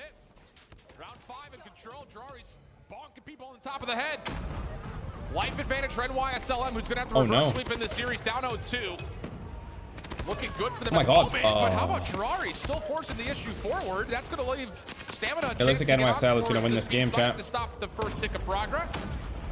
And maybe still a chance here. You know, there's a lot of time on the clock, but you've got operators to come through. You're starting to neutralize this kill lead very rapidly, and NYSLM are kind of stuck in their spawn. And you need more, though, if you are Stamina, when you're thinking about it. You're still down by 4 lives. That got diminished away from where it was about 9 just not even a few moments ago. And look at how far back NYSL Mayhem are playing all the way inside of P3. The biggest difference, though, and who could be a real thorn in the side is where Nero's position on the map. These are all 1v1s, though. And look at the kill feed. Stamina still coming up on top. This was a 9 life lead, now down to 4. 30 seconds off the clock. Dark's good information, but the team shot's better for Mayhem. Still, though, Marvel holding a key position with the Krig just inside Art. Wants the 1v1 with Ravallo. Bold challenge. It works out for him. Predicts the trade, but has guessed incorrectly. May not make much of a difference, though, because now Mayhem are kind of forced to have to play through mid, and Marvel's read the play. Just about all majority here of Stamina just around ring, making sure that they can defend this B zone. Now down by 5 lives again.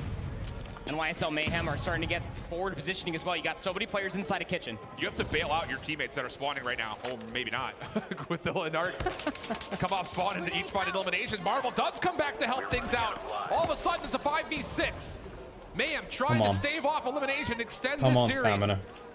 Claws out for Gwithilla. Take them on. 38 seconds on the clock, and Mayhem are going to try to play through mid-map. Marvel's here to read this. Drari also there to assist. Let's go. And now a 3v4. Gwithilla still able to assist up top. Come on. Secures the trade. 2v3. Come on, 2v3. Narcs on the back. Narcs, take him out. Oh my god, Spears. It's just down to Gwithilla. No more claw. 1v3 in 15 seconds. Trigger discipline. Doesn't read the player at Laundry, though. Comes in, finds Ravallo, tries to turn, has the second in space, who saves the day. And maybe a little extra breath of life for Mayhem.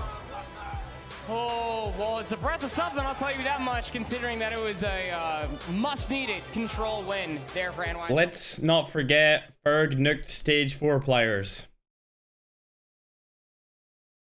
Says Zach. Wrong screen. Stage 4 players? Buddy. I nuked 3 stage 5 players. Tournament alive. How can you not love COD Mobile with this going on right now? Are you not entertained? Dude. 16 teams from all across the world, and everyone at this moment is giving it every last drop of gas to make it to Saturday.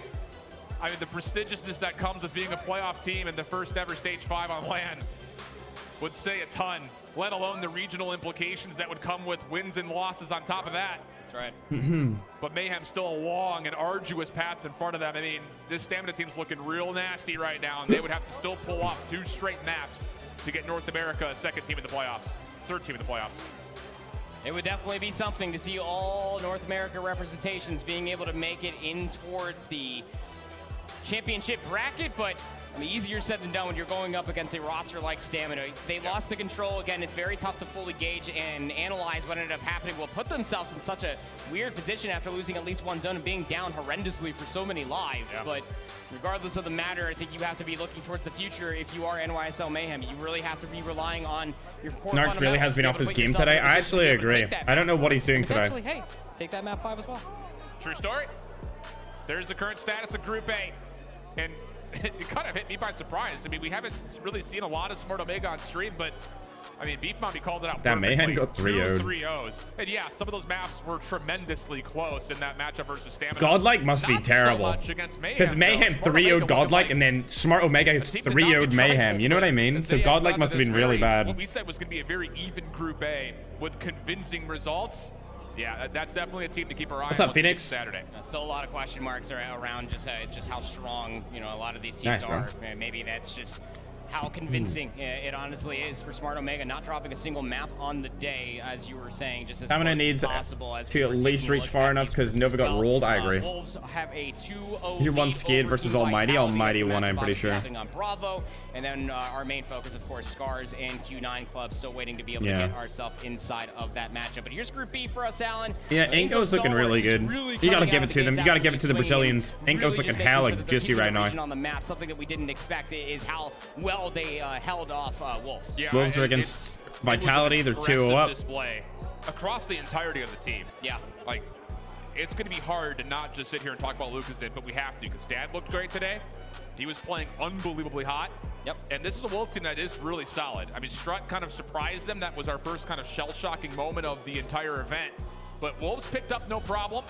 Still have to fight their way towards qualification. Meanwhile, you take a look at Luminosity, and there may be something in the facet that Luminosity was able to deal with Skade in 4. I don't think Tribal 3-0 Omega. Is disgusting, as we're currently learning against Almighty, because that has been, I would say, there's Skade and Almighty right now. Everyone's bracket so far was Skade taking on Almighty in the first round. Oh, absolutely. I don't think anybody really saw that coming. That's what it was. Skade took them down. 5-map set. I remember really now. I mean, the respawns were all right, chat. not as competitive because Almighty looked pretty darn comfortable in that first map. But the search and destroy prowess coming through from Skade, albeit losing that firing range in 24 rounds is the biggest difference maker. But Luminosity do look very good. How about this round, though? I mean, we kind of talked about how this group may be very lopsided, but maybe not in the way that we expected. Scars a clean and very convincing opening 3-0 versus Influence Kemen. And now an opportunity to possibly close the door on Q9 up 2-0 in our current main focused match here on the Alpha stream. Whereas for Tribe Gaming, yep, kind of another day at the office for those boys. handled it really no problem. Came in, turned the homework in, they're back out. See you at dinner. Look, it's almost what you would expect from Tribe. You know, I mean, the number 1 NA team, they did get pushed back a little bit in the search and destroy, but that's really where a lot of the question marks at least exist. Their cohesion, their teamwork, everything does look great. The Q9 Club, that team that did take that map off of Tribe on a firing range search and destroy, absolutely reeling right now. They desperately need to stay alive here, but how cool would it honestly be? Just think about it from a Scars perspective. You're the only Japanese representation here at Worlds, and you have a massive chance to beat one of the better Eastern teams in Q9 Club 100%. and make the championship bracket. Yeah, I mean, it's just really, there's something kind of like oddly poetic about it. Because the Fall Invitational, which I think a lot of people in the community are looking I agree with you. like, oh, this is the actual test of it's just some regions are just not as good as other regions, man. Because it was just Korea and China. Yep. So you've got a team that went flawless, didn't drop a single map in their individual region. We kind of came out like, oh, is Japan even all that competitive? Is Scars that good, or is the region that bad? Maybe both. I'm not playing in tournaments anymore. Scars looking nice with it today. They're going to have to be able to continue on with all that as well.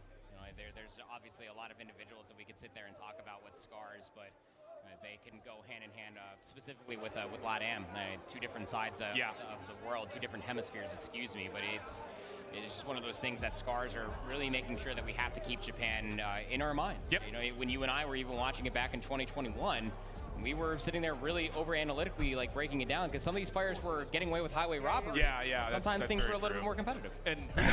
I mean, Scars, if they were to go on a little bit of a run here, ooh. People in the comp ops department are probably saying, do we need to get more spots in Japan next year? Because, my goodness. All right. Control coming up. Scars up 2-0. Standoff is the location, the venue. And how about this? The other thing we got to keep in mind is these Eastern teams, they love holding on to sniper rifles throughout standoff Control. So are we going to get more of that? Or is it going to be mostly rifles? We'll watch a round of Control, and then we'll switch to the hardpoint game. Already very quickly through the A site goes Scars. B is under threat. That'll be the premise of stopping the clock here for Q9, but it is just 2 members that are here. And you can see Scars are saying 9 hours already. Nice, Ferg. Yeah, we'll probably be streaming for 10 hours today. That's the right idea when you're thinking about it. I would say so. With this SKS in Island's hand, where they're positioned at, you can see a lot of players ended up crossing. It just comes How do you play competitive with Tribe? You'll be a really good member. Well, I get this question literally 24/7. Mods. I don't even know if there's any mods here. But if there is, like, how do we stop this question? I know it's like it's such a common question. I feel like I need a command for it, or like something that pops up in chat every couple of minutes. Emmett, answer it. I just have no interest in comp anymore. I played it. When I played it, I was dominating in it. Now 11 start. And I just like creating content more. I just took the mentality of like being the best player and being the best content creator that I can be, pretty much. And I feel like I conquered comp when I played it. Not even for this, just this game in battle royales. I conquered battle royale comp, and it doesn't feel the same fire as it did for me anymore. And I feel like I haven't even got to the apex of content creation, whereas I felt like I hit the apex of comp like within a couple of years. I feel like I have so much to learn and so many new things and different things to do in content creation, whereas comp is just the same thing over and over again. Like, there's no creative aspect to it. It's boring to me to play it like 12 hours a day, every single day. If that makes sense. Yeah, I don't really feel like I need to play in tournaments anyway. I can maintain like a really, really high skill level up there with like the best without needing to play 12 hours a day. Just to pass like an eye test of viewership, pretty much. And that's what I've been doing for the last 2 years. Online here. It's a 2 for 3 so far. Now just down to a 5v3. This should all be wrapped up for Q9. Yeah, looking good. Predator is going to be phoned in just to make sure they can steal away the opening. All you do is complain, unfortunately. I'm just going to take you out of the chat, bro. Why would you let the B zone just freely go over? Yeah. Ryu's going to give it the good old college try, but gets shut down. And I mean, I won't say that Q9 were gifted that round. Yeah, I'll go for it if there's leaderboards. Sure. Able to lock in that B zone. Why not? It did feel a little bit too easy. That'd be a good video. No, they weren't gifted the round, but they were surely gifted the B zone. Again, there were players in position. You were finding trades. I just don't understand why you weren't going to put yourself. All right, let's check this NYSL game. Oh my God, Stamina handed it to them, bro. Look at this.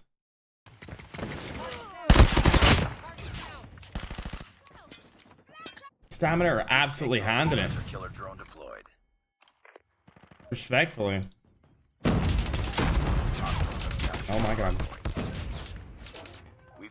Chat, remember, I'll be streaming every single,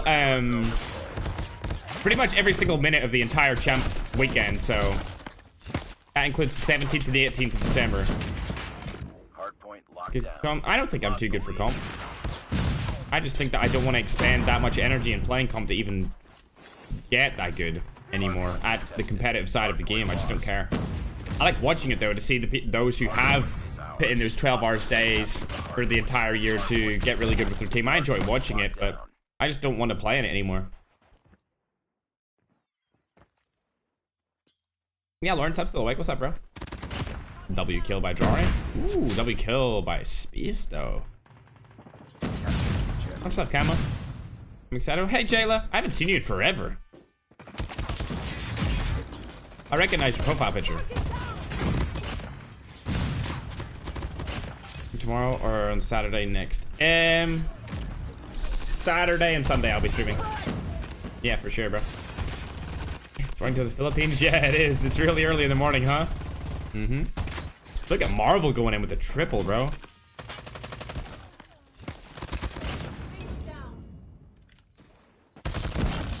I might do some casting. I might do some casting in the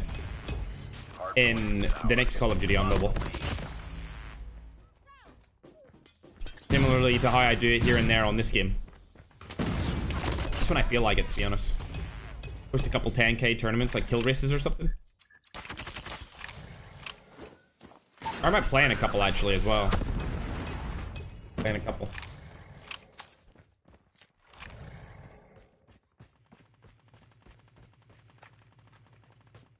Capture the objective.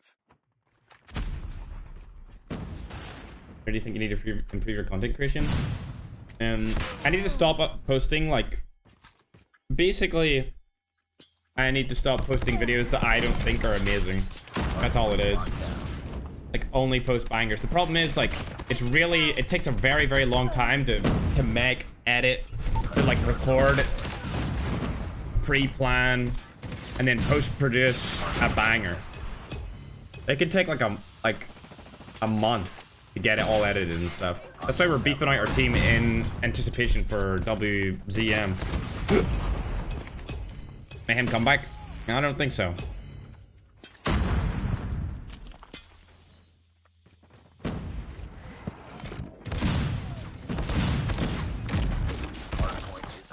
I'm not really a good map designer, bro. I wouldn't be able to hold it down. Not at all. No, I don't have any expertise in designing a map. Leave that to Dr. Disrespect. Capture the objective.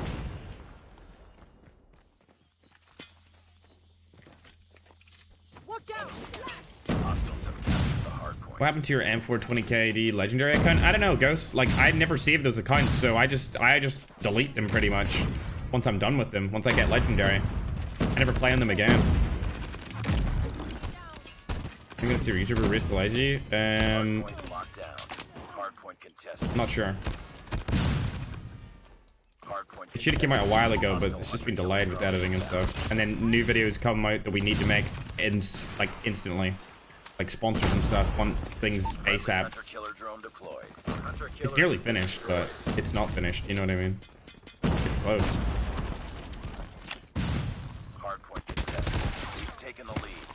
This map shouldn't be in COD M.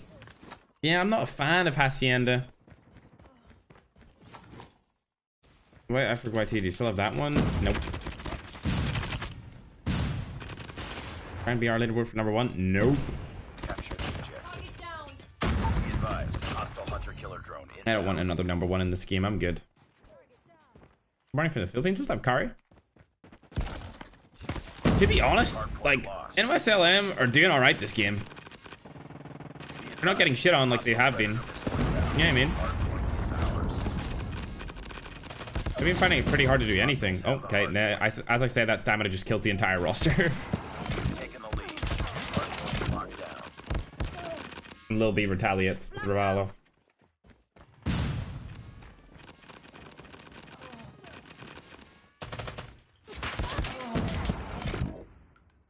Nice SKS from space.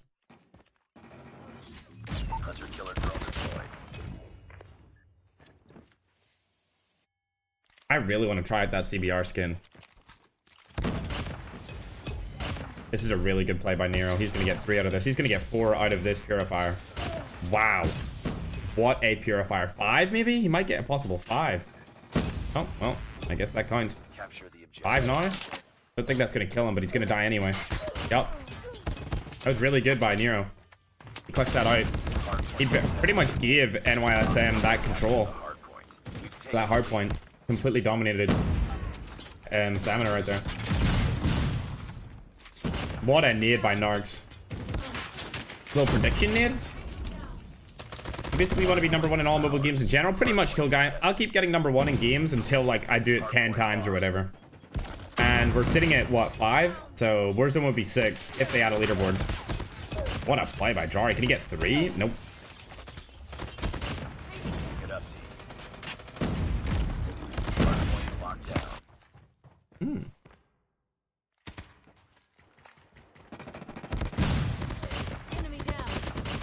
Oh my god, Grizz.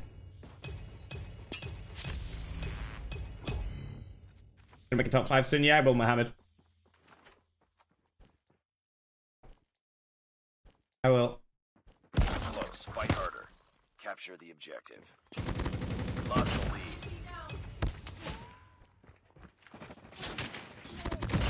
Hostiles have captured the hard point. Tied for the lead. Target down.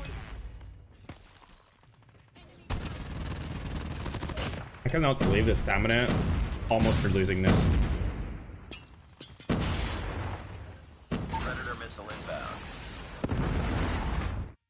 GG's. That means NYSL are out of the competition, dude. Well played, versus game. I feel like that stream was quite behind. It's all about, can Mick find a way to try to stop this clock? Because now all of a sudden the defense is all up in your pocket. Let's check if this stream's behind. Yeah, it is slightly behind. Not too much though. Not as much as the stamina one is. For the time being, but it's not going to work out. The kills come through and towards the spawn in Q9. They will win our first successful defense to get themselves on the board.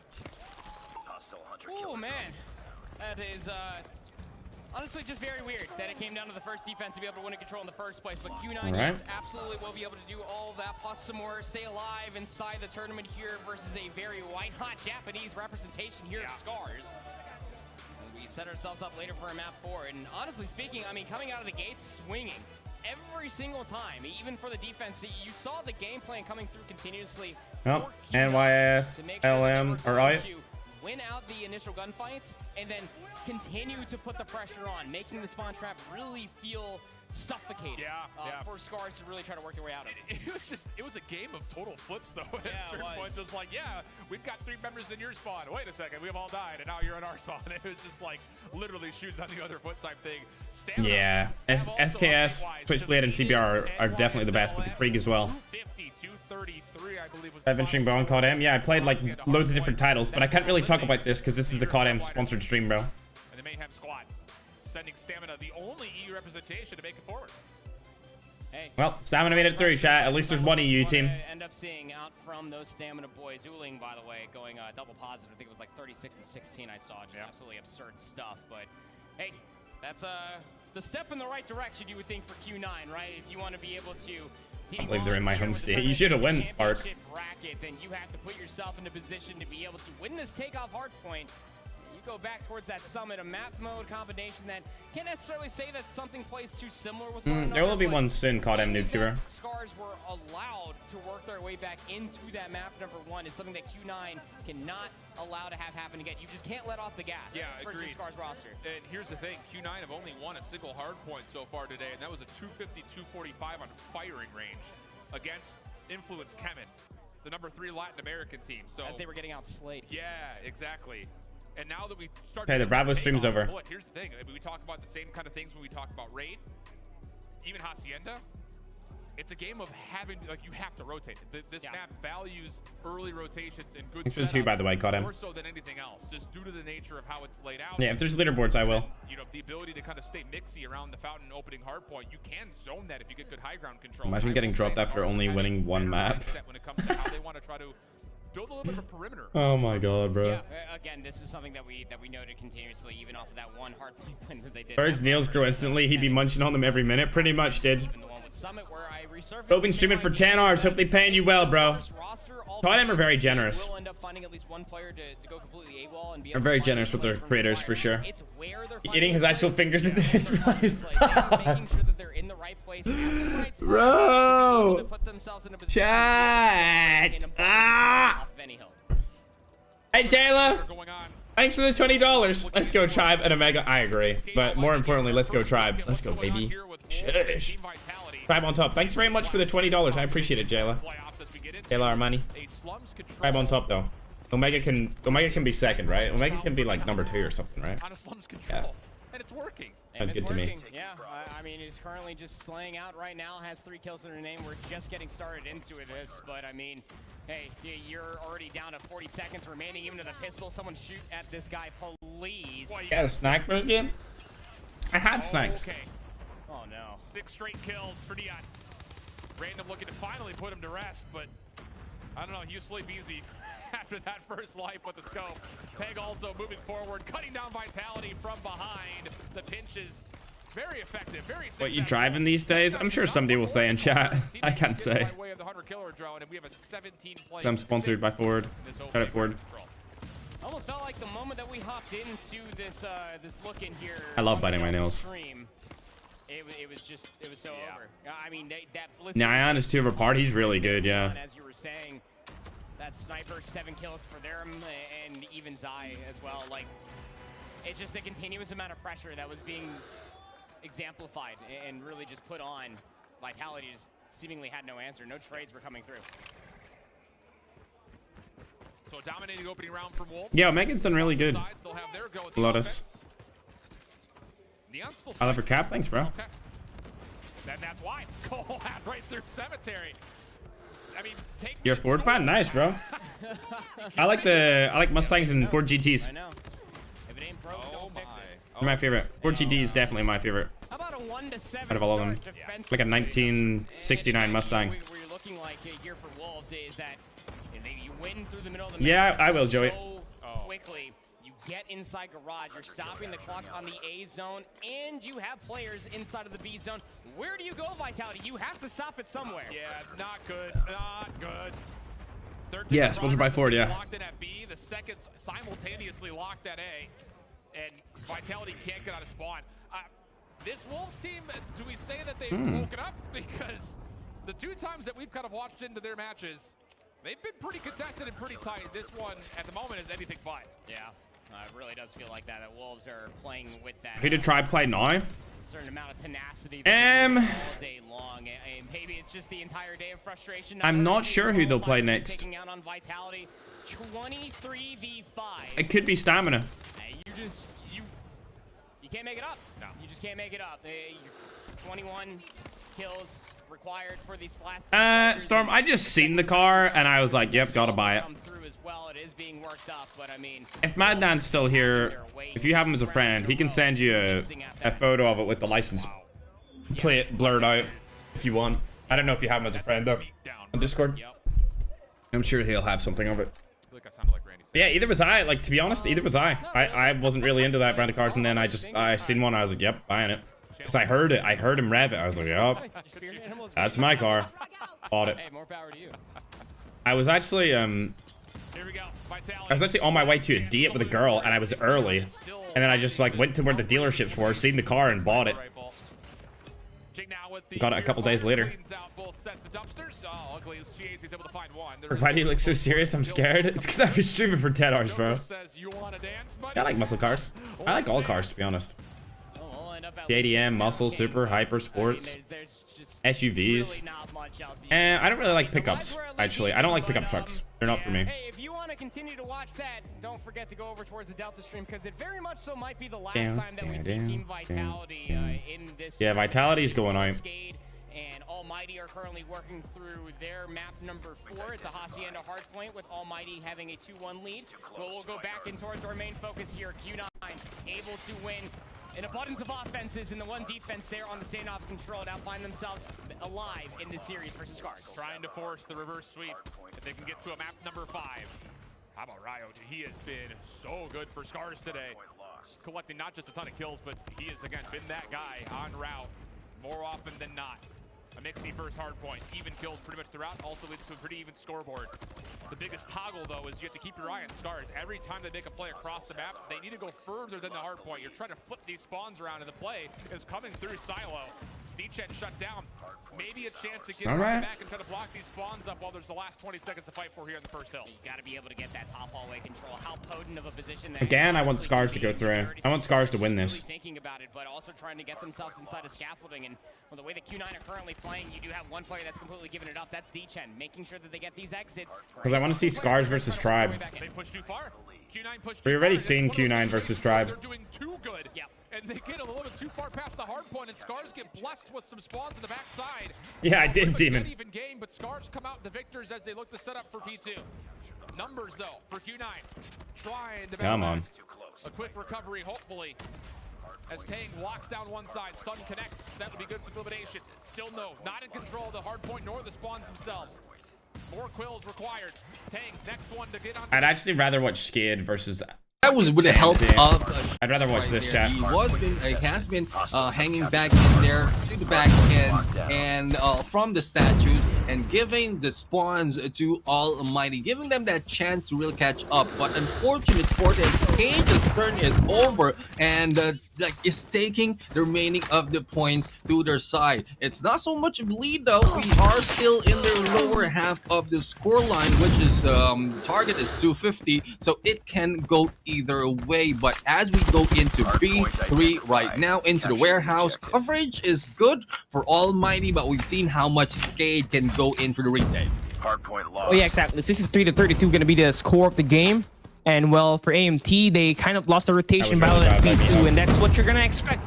You lose the rotation battle, you're gonna get punished for that, and skate up to a 23-point lead at the moment. But AMT settling down for the early rotation is the best investment that they've done all throughout the map at the moment. Picking up and amending for what just happened at the second hard point. Well, skate is gonna be spawning in multi-platform, so the push is gonna be coming in all angles right now, and AMT just trying to survive. But Pop0 dared to clean up 2, and now they are on their way to flood this P3. And it's early utilization of that purifier from Shut Up as well as Heaven right now, but I guess it's needed. They need to catch up. I'm tired, chat. Take the lead, but unfortunate for them because of how I can't hear you. I wasn't talking. I was not talking, bro. I'm pretty tired, Mohammed. Sorry, but I can't talk on chat because I'm actually sponsored by chicken. As they set up onto the next hill, and again, nah, trust me, bro. I can't say anything about that.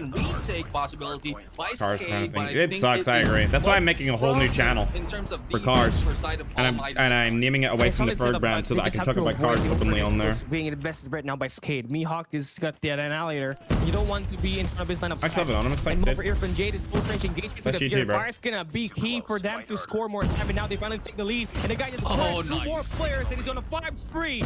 And AMT now looking to build a size-up lead. And this is a great way for you to make against after disappointing P2. Taking P3 to P4 together, and now you're about to take that 100-point lead.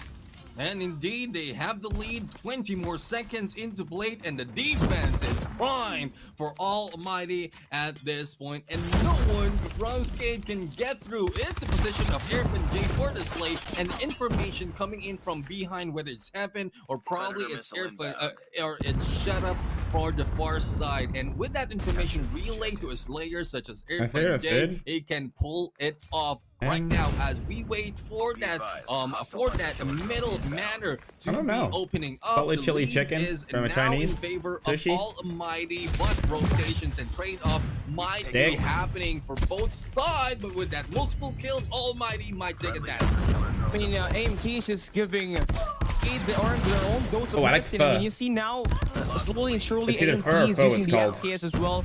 Like just that to Vietnamese kind of stuff. play fire with fire here. Just to correct what I said earlier, it's at a 100-point lead. But I really eat, like, yeah, what mine I said, I eat anything. I don't really care. But now, they have 123, and you mentioned earlier, whoever gets at 150 Manly 5 liter, definitely gonna wake you up. I agree, Warhead. I cannot wait for that.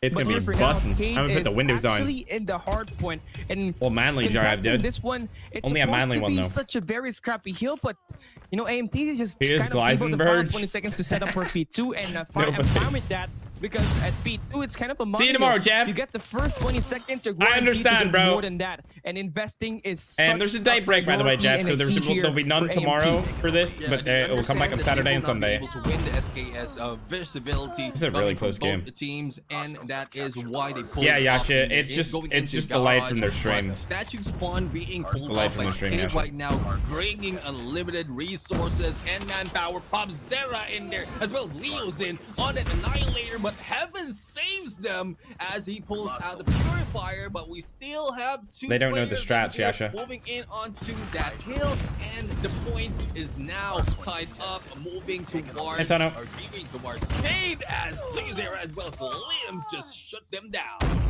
All those preparations to set up here early at this P2 just to get taken down with the operator's kills. Thanks very much, Sergio. I'll see you later, bro. It's such a devastating thing. Yeah, we're just seeing who is out. There's gonna be a one final push being made by AMT right now, here. And those two players get gunned down easily. Linz and Mihawk just too good. 156 to 129, so it's Skade that reaches the 150 scoreline for now. But we're moving into P3, and you see it's kind of a 50-50 battle off their rotation. But well, nearly 10 hours, bro. It's been over 10 hours, yeah. It's gonna be number 5 in Shut Up holding off the anchor, but number 4 in blue is gonna be there on the top floor in the staircase where it's gonna have a good overhead of the player. But Shut Up is there to clean it up. And the hardpoint opens up. No one really contesting for now, but AMT gonna be there first, so they're claiming time. Nice cleanup though for the side of Almighty. Unfortunate for them when it comes to spawn. And Skate is the team who's just flipping the script on their favor. Thus, Almighty had no choice to pull up all the utilities that they have just to clean this area. But despite doing that, they are still lost. It is Skate getting through a few more points. If they get the remaining 27 in here, it's easy for them to get to the double century mark, leaving Almighty not even reaching 150. Yeah, shout out to Godlike for sponsoring me, Tono. I agree. That Skate has been taking W sponsor target already and looking favorable for Skate. AMT at least needs Dan to Art is minor for ferg. It's minor for me when I'm grinding. You just have to make sure it's a little bit long for me when I'm spectating. Well, the earlier rotation will not work again for AMT at this P3. Same thing will happen at P4 as you see. Number 1 and number 4 from Skate is going to be there to defend it away from Almighty, but Jeff Pro there for the double. Now, that's going to be important for the squad as they do open things up here at P4, and this is where they were able to claim time the most at the first set of rotations. So they get this money time. We're guaranteed to have an all-out battle for that late game, Neptune.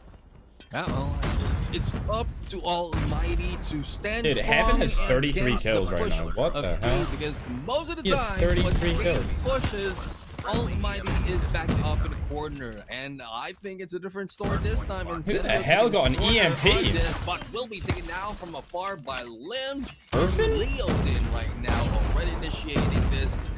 This is Airfun J gameplay that we've seen earlier, and pretty much a lot of frags might be happening, but all we know is Skate getting close. Oh my god! Oh my god! Yeah, absolutely, just what a triple, bro! More than at least 40 on Glizzy, despite all the attacks is being led up by AMT, just find no answer. They have find no success mainly because of how well Skate has been holding off all these angles, and Liozin plays a good role of that. 97 seconds in the hill time, and of course 22 kills and building off the trigger, almost getting that EMP system, but unfortunately for him, gets shot down. Well, it's technically still not over for AMT. If they do want to win this game, they have to take this P1, but it's gonna be very hard because we know Skate rotation that they've claimed most of the time here at P1 and was able to separate themselves away from AMT right off the get-go. And well, for AMT, they have to go in now. They just need to go, or else it might just be 2 over, and we might see a game number 5. And what surprises me right now is there's a potential for Almighty to pull out SKS for a hold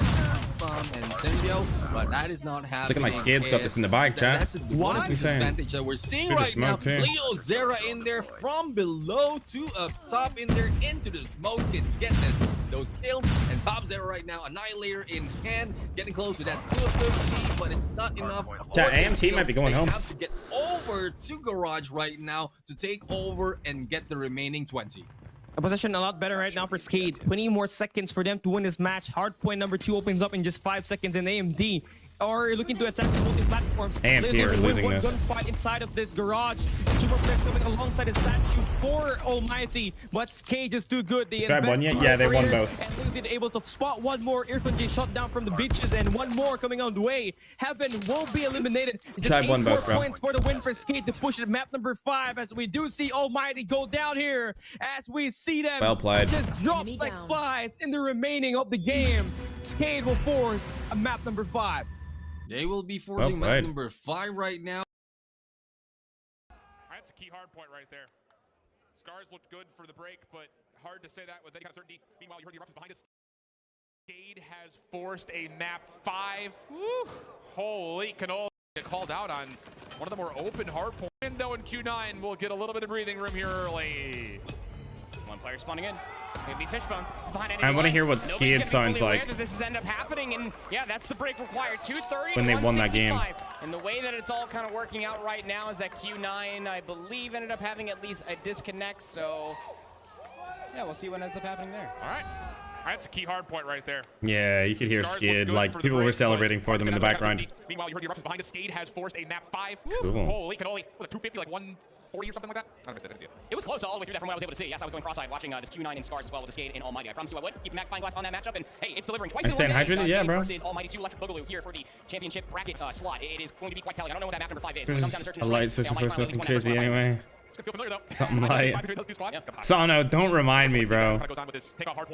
Don't remind me. Outside of this series, how impressive the Stars is. They're playing some fundamental COD Mobile. Like, we didn't really get the time zones a little bit weird. We only watched a little bit of it, and it just felt like, okay, the Stars was better than the rest of the region. Felt like they were just completely... Yeah, whatever, bro.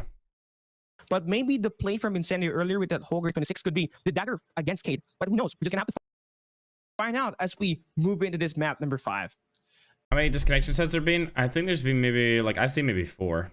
And I think... You don't want to pull the same trick.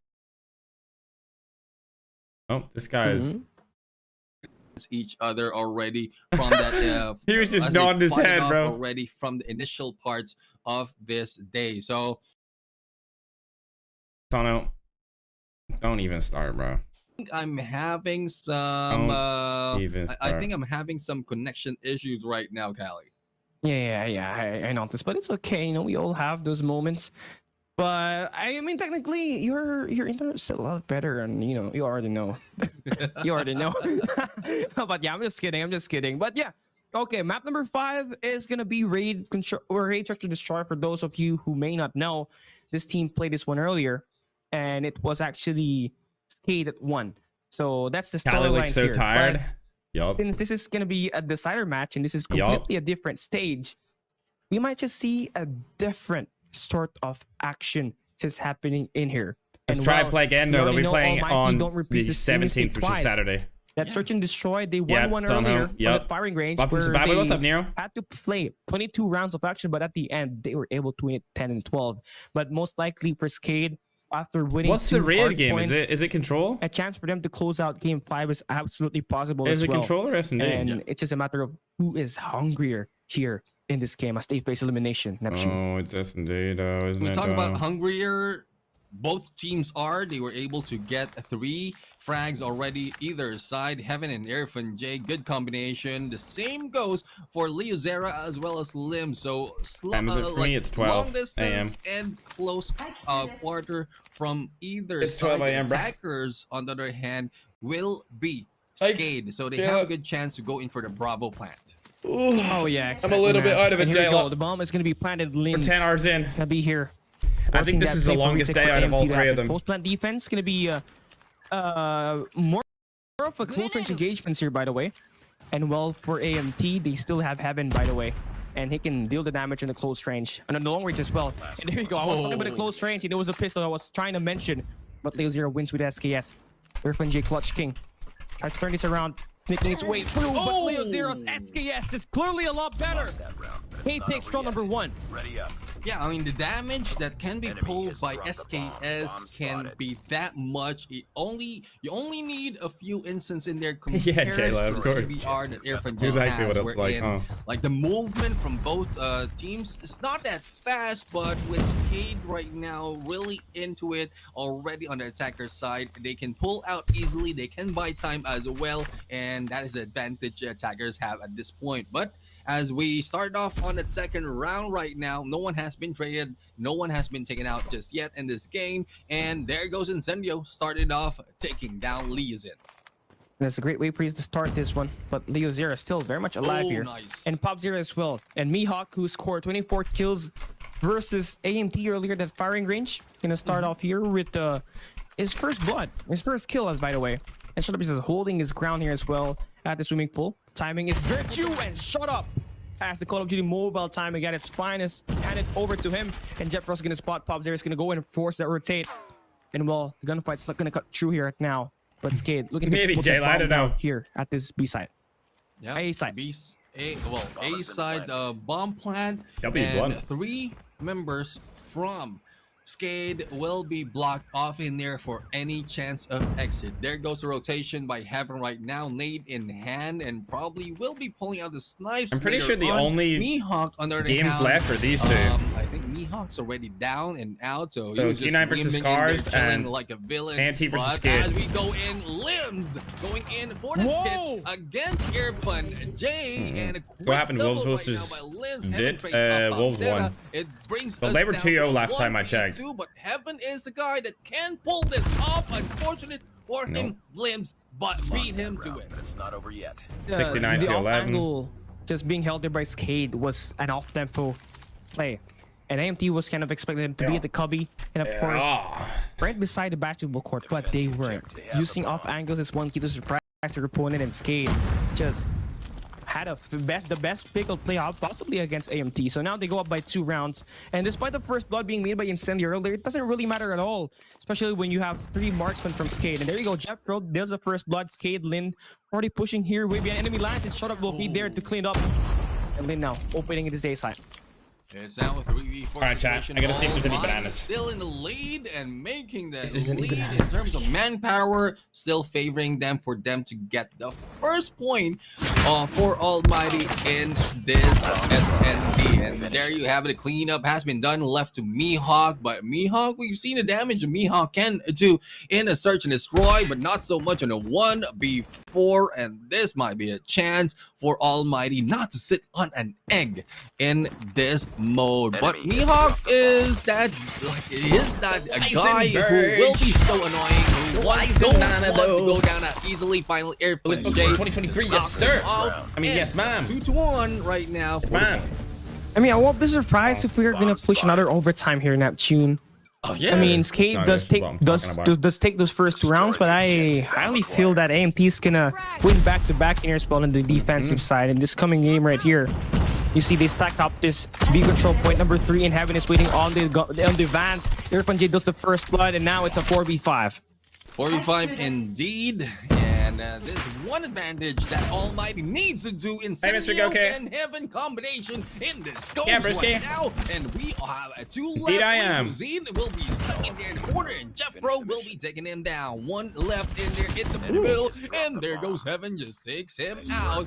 And the quick win. Wow, Scars won? 2-2-2. And what? Almighty, I think the aggression is working for them, especially as Kane is being caught off guard with those surprise hits.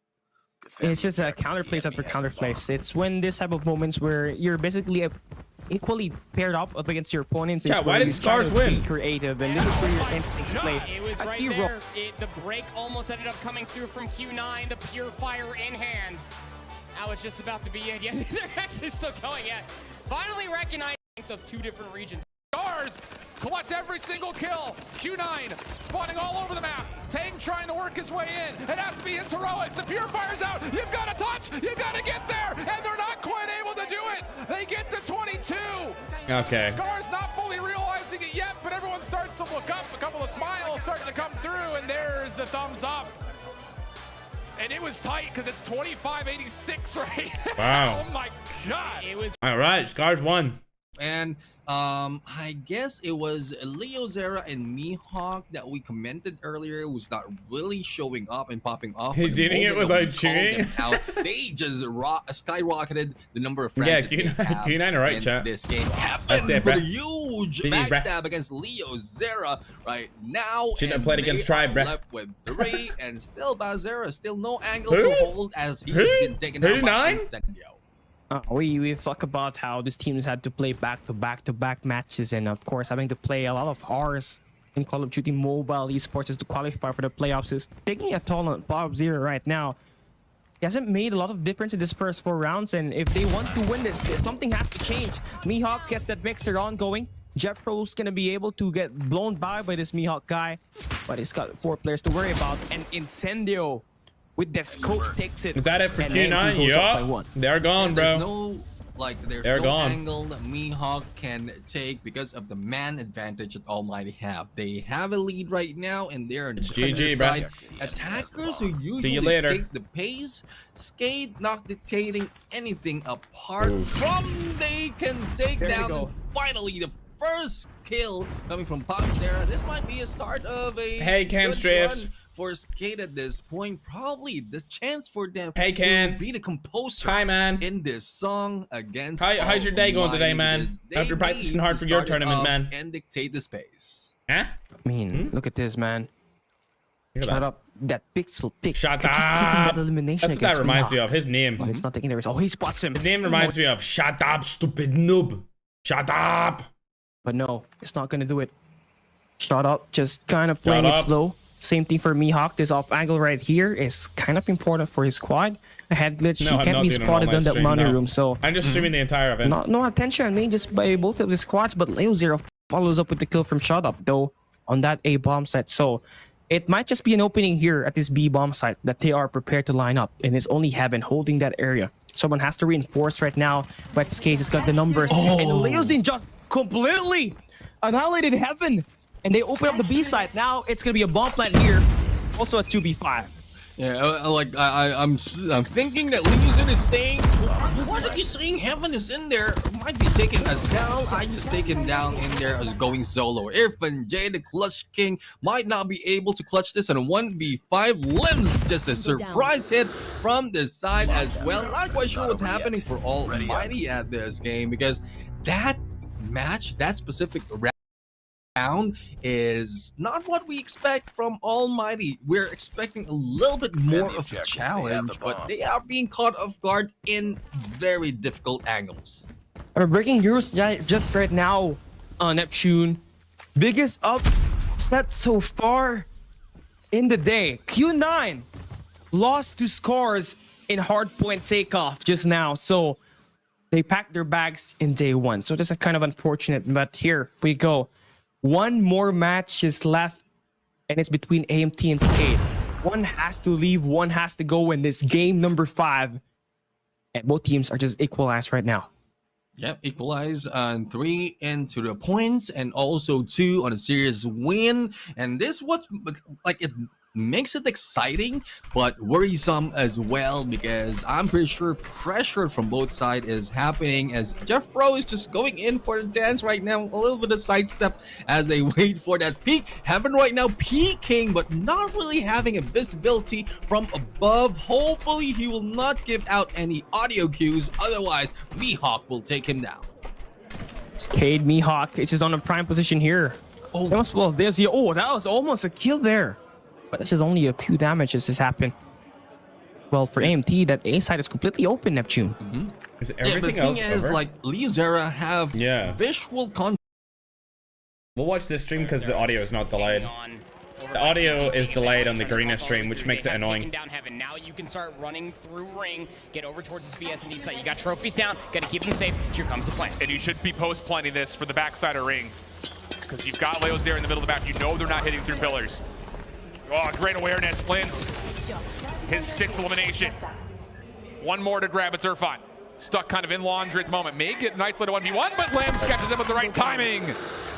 And Skate bring us right back to a 3-3 half. Oh, we wouldn't have it any other way here, would we, Alan? Considering the fact that in their map number 2 on firing range, if you missed it, ended in 22 rounds, 12-10 in Almighty's favor. Earlier today, it was a 7-3, that in favor of Skate. Now on the offense, coming through for Almighty. A lot of focus over towards the pool side of things. You got one player just lurking through Zig, but a lot of forward position being taken by Skate. Once again, I mean, this is, I love this to see on a defensive setup, because that A bomb site being pushed in towards basketball to where we're usually used to seeing it in the Cold War days. It's difficult to get into offensively. You have to spend a lot of utility just to open the door. So win the middle of the map, take over. We've seen this before. No, this is the same game, but in a different stream. And so far they've done that. The question is, do they know that they've achieved this? Because it's been dead silent for the last 3 seconds. All right, we're gonna speed up through this so we have no delay. So LG versus Tribe tomorrow. That's a possibility if they both make it to the finals, but they're pretty much in opposite ends of the bracket, so the chances of that happening is like super low. You know what I mean? Chances of them playing against each other, unless I'm pretty sure they need to go to the actual finals. Unless they both get knocked out into the losers bracket, then they can play each other before that. But he's sleeping awake. I am, bro. What a play by Pab right there with the double kill. A5. Good job by him, Good job by him, Brisket. We like that though, don't we though? No shot. Scars won, they did, yeah. Q9's out. Omega versus Tribe in the second round. Yup. Ever thought of commentating at LAN? Maybe. I don't think I would do a 10-hour commentating session though like this.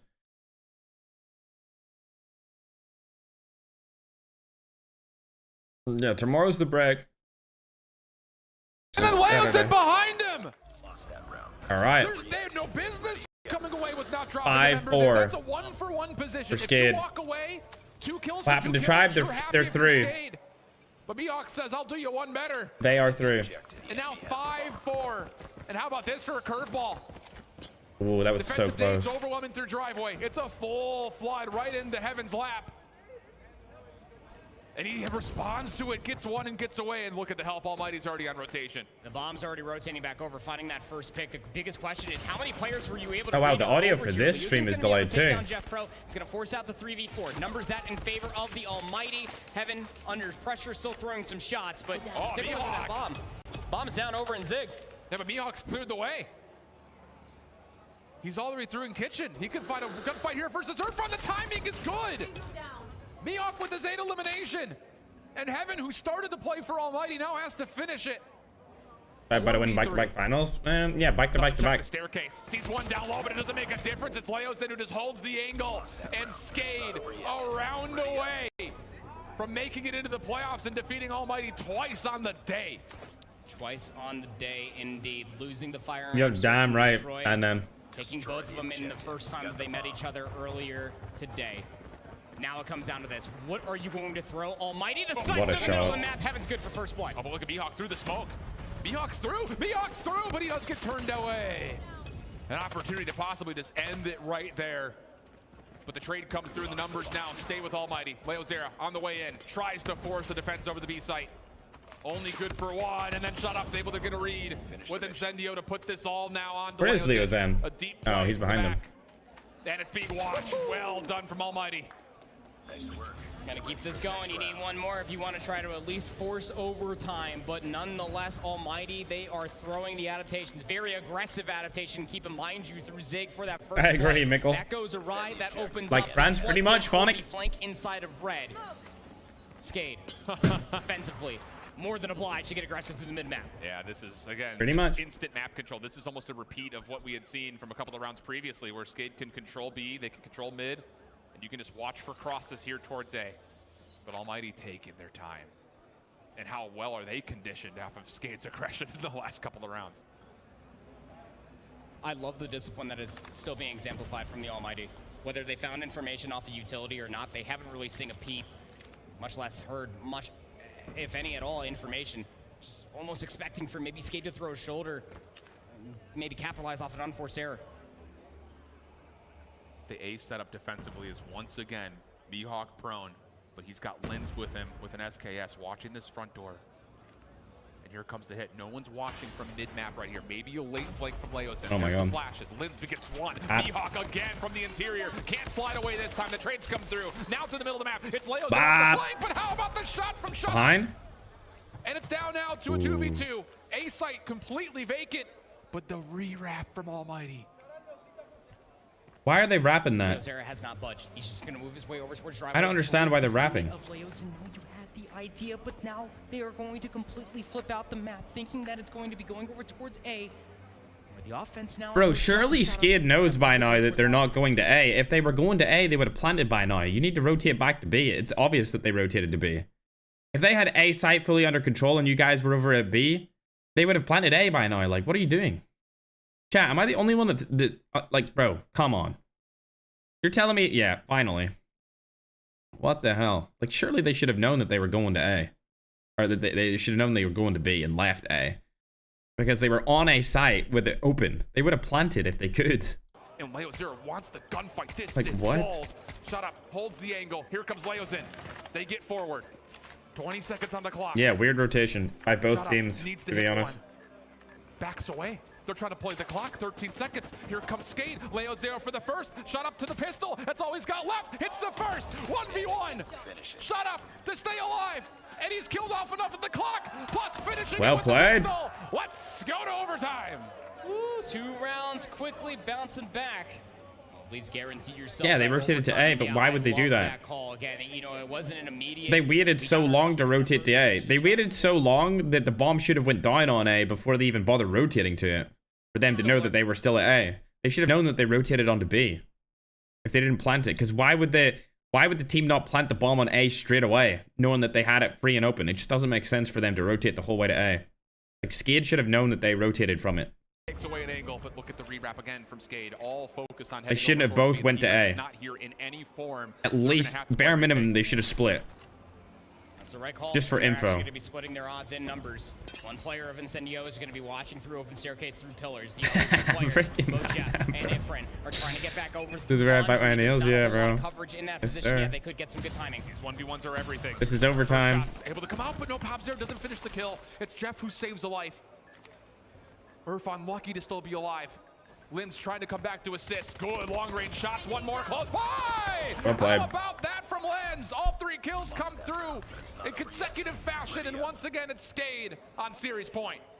Again, just recognizing what is most opportunistic for them in the time. Man, that just doesn't make any sense. They start clearing away through ring and making sure that they zone away the one position that could blow up that play, and that's inside of Laundry. And look at how they're still getting aggressive through the middle of the map. All the nades that are coming out from the offensive side, you have to respond to this through pillars. Leo's in, not able to get the opening first blood. Back and forth. Is OT one and done? It's first to win 2 rounds in a row. And how about Mihawk? Aggression shut Wow. down by J-Pro. Dominated. Incendio behind it. Pabzera still on the angle, can watch this cross.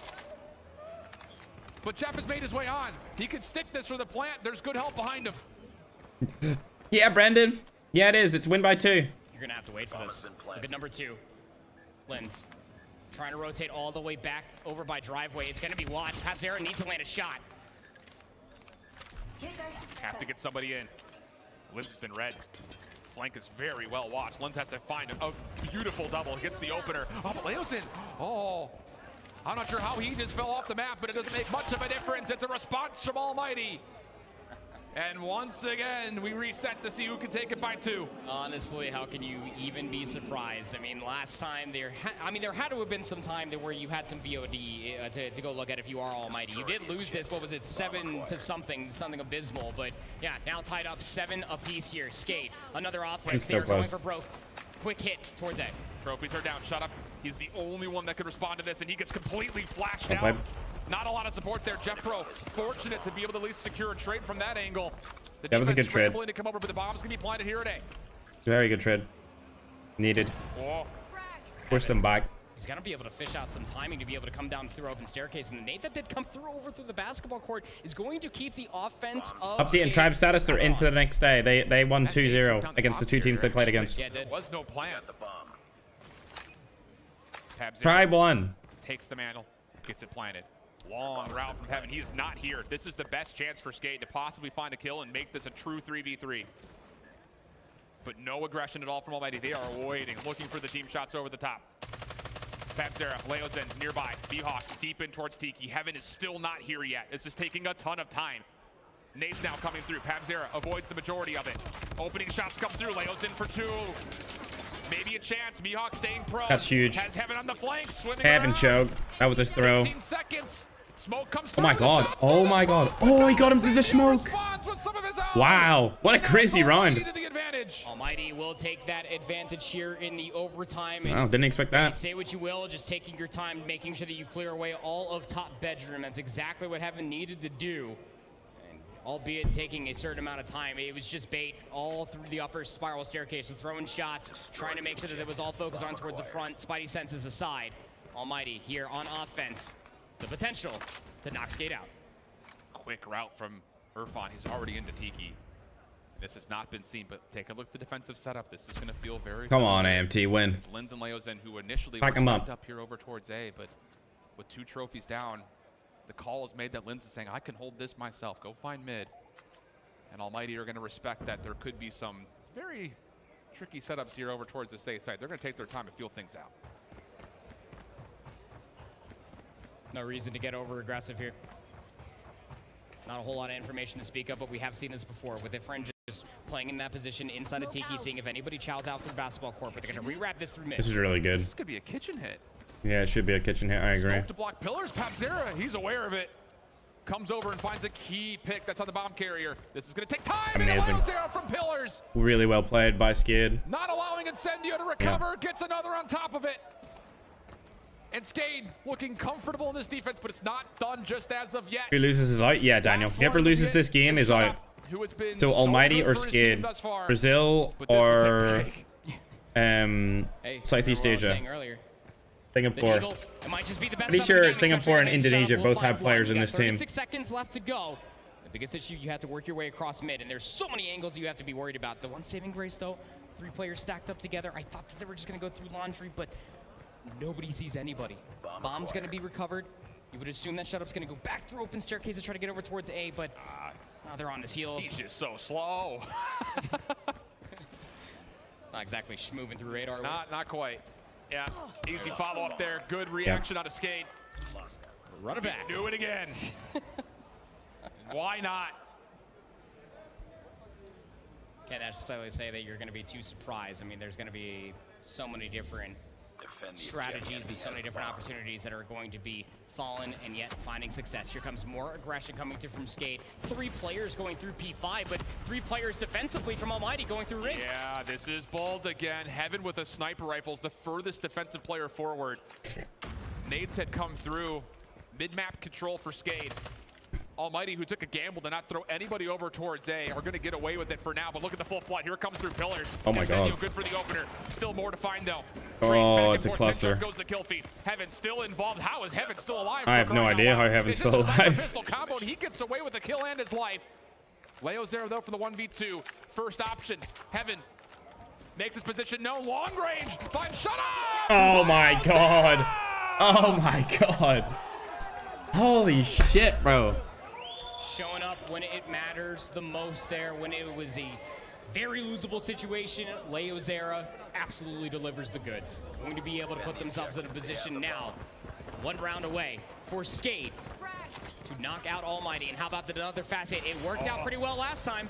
Oh, but this time Almighty, they get the isolation onto Pabzera. The defense rapidly making their way over. Flashes, trophies, nades, all of it being thrown. Almighty want to get this bomb down. Heaven follows up with a second. That's Limbs trying to hit off the flank. Everything now for Skid has to come from the front. Mihawk on the way in. No one's seen Mihawk, but he only gets away with the first. Leo's in. Can he find a way to get in bounds here? All of Almighty is stacked up towards the outside. Do they have an angle at this bomb? Do they trust the shoulders? I agree, Ryan. This match is really close. Yeah, shot up deep. Sure, why oh my God, it's going to another overtime. 9-9. Run it back again. Why not? Just adaptation after adaptation. Yeah, Brendan, it goes.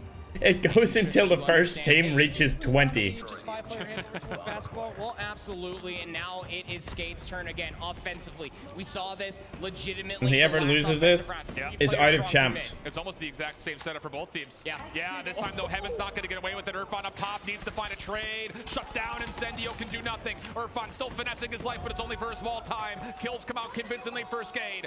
Last player left alive is Jeff Bro. He's quick. Trying to contest the exit. Gets Leo's in over the top. Oh my God. Maybe not. Maybe Leo's got the better of him over the top. Clean shots come through. Once again, Skade to the advantage. Map number 2, it took us to reach round 20 before. Yeah, these two teams are really equal. I agree. Rounds in a row. Daniel's freaking out, bro. Daniel, are you from Brazil, bro? You would think that it's You've got to be from Brazil, right? So Heaven is lurking in mid. Oh, Lens is committed to the bomb site here. This is tough. You're going to have sniper rifles looking down your throat, essentially. Flashes do connect, but the help. You got to be from Brazil. They create a little bit of space. Help is on the way as well. Mihawk will join his compatriot. It's not looking good for Almighty, guys. They're trying to get out of here. Much love, Alonzo. I appreciate it, bro. There's numbers here for oh, it's over. It's over. Almighty, you're right. It's all over, chat. GG's. He's got nowhere to go. He's got to force a play somewhere. Mid's not an option. GG. Well played, Almighty, but it's GG, bro. Bomb gets collected by Jeff. Damn, Skid came back from a 2-0. They reverse swept Almighty. Almighty were up 2-0 and could have won. And then they lost 3-2. That's crazy. Imagine. Can't relate. Don't play comp. Pabzera tagged up. Slide shell onto Jeff that doesn't quite work out. Jeff, could have been the dagger. It's not looking good, bro. But Almighty's still alive. Pabzera nades come out. Irfan sidesteps. Leo's in nearby. You have to be very careful here. If you're Almighty, you really dead. GG's. Yeah, they sure do. Forcing GG's, the bros. forward. Jeff, last one left. Gets the second. Can he get the reset? He's got the boxing gloves out. He's Mike Tyson in the flesh. And he's GG, bro. And Skade. Let's fucking go, bro. let's go, bro. Hell yeah. Yeah, bro. Pop up on stage. Absolutely.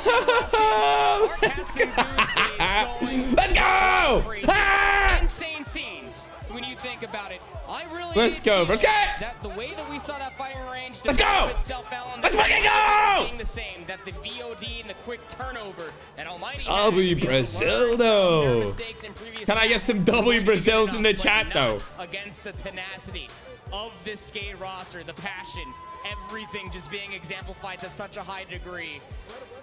Good job today, gentlemen, but you have a long night's rest ahead of you because it only gets more difficult from here. Unbelievable. And you know, the thing about I want to see Heaven. I bet he's super sad. Everything up. The one thing we really gave credit to LATAM was if they got to game 5s, out of every other region, they had the most experience playing in game 5s to have to clutch up to make it into the top 3 for Latin America, to make it even as the champions of Latin America in Inco's situation, but the elation. Skate! Shit! Brazil now has 2 teams in the playoffs. Golly. Oh man, it's just amazing. Everybody elated. There was a collective pop-off through the front row of both the stage and the crowd. Absolutely insane. Is that the other LATAM team? Is that Inco? Like you were saying, but twice to take down Almighty in a map 5 situation. Comfort zone for sure. And with that, we go from You got the Brazil flag and everything. our top 8. The desk standing by to give us the bracket and their reactions. Thank you very much, guys. Great job closing things out. We thought that only you guys would get quick 3-0s, but no, you get some free COD Mobile, especially there. This is cool. Where it was elimination time. It's cool to see the LATAM people, like, they can't believe it. You know what I mean? They cannot believe it. Because they had no teams in it last year. No teams made it. But in the end, it skate out. No, Triber in it, Lionel. Triber in the next day. And that is all she wrote for them. But I wanted to get your quick thoughts here, Beef Mom. Well, there you go, chat. In my script before heading into this was Almighty was definitely going to go into the playoffs, but hey, the reason why we are at LAN is to prove to one another that Q9 and Almighty are not gonna matter, and what we have for today is definitely greatness. LATAM really just proves that they crazy. love them game 5s. Yeah, no question. That's about 2 it. massive like teams are out, bro. Crazy, bro. I don't know. We got Scars coming through as well. There was a lot. I thought Q9 would be over Scars, to be honest. The predictions were definitely all over. Always looks so tired. I haven't seen him. I didn't even pay attention to him right there. Teams, we thought that there were 4, and 2 of them were Q9 and Almighty. Yeah, like an Asian player really giving them a hard time. They've been there for like 5 days, bro. They've been in that country for so long. Should make for a fantastic playoffs. Yeah, I don't really think jet lag is an excuse, to be honest. By looking at our champs bracket brought to you by Republic of Gamers.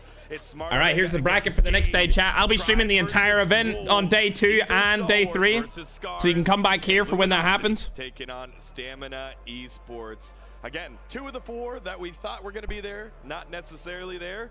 Welcome to the party. Definitely earned it and deserved it. Oh well, Tribe Gaming's double. Like Tribe Gaming's definitely going into the semis for sure. For sure, bro. Like Wolves, in my opinion, are the like worst team. I guess, like, out of all 8 teams, they're probably the worst. Them and Stamina have been performing the worst as like 2 out of these 8. Them and Stamina are the worst. Strategic kills. When we take a look at this bracket, what's your most exciting matchup here, Beef Mommy? I'm going for Smart Omega and Skade. It looks like Skade wants to bring down I think Omega and Tribe will go to semis. Possibly and where Smart Omega, they've seen it, yeah, Inco and see how Skade absolutely just Inco and spams out the SKS. Probably one of the best displays of this gun so Luminosity. No question about it. They we knew that a lot of teams said they've been tough to play against, and we're seeing exactly why right now. Obviously, the Western teams really showing out 5 of the 8 teams in our playoffs from the West. So it seems like both North America and Latin America have represented well. They're the only 2 regions with 2 teams in the playoffs. And we'll see if they can carry through all the way up against those Eastern rosters. All right, well, let's take a look at the tournament schedule. We had a long day of group stage matches today. On Thursday, tomorrow, it's a short break because Saturday we're coming back with the champs and the elim bracket, and then we have the big bad finals where we will be crowning our world champion. And Friday, got a little bit of time off because we've got the Code Bowl. That's right, the Call of Duty Endowment Bowl with some of the esports squads from the military helping out, raising money to give back to veterans. It is a great cause, and we'll be seeing some of those squads playing tomorrow. I'll be Code Bowl, guys. A short break, but we're back Saturday.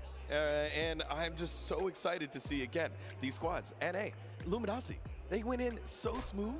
It looked great, but will they be pushed? I guess we'll find out next. All right, Degon. I've had enough of you, bro. I've had a damn enough of you today, bro. Is this even the right face cam screen? It wasn't, but we changed to it. All right, chat. Nearly an 11-hour stream. I'm ready for bed. Who's ready for bed, bruh?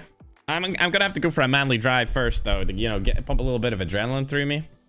You know what it is, chat. But yeah, it's been a pleasure. I enjoyed obviously seeing Tribe play the most out of all of the matches.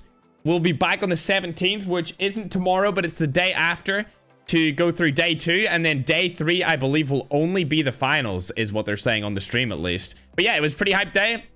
There was lots of insane, intense things that happened.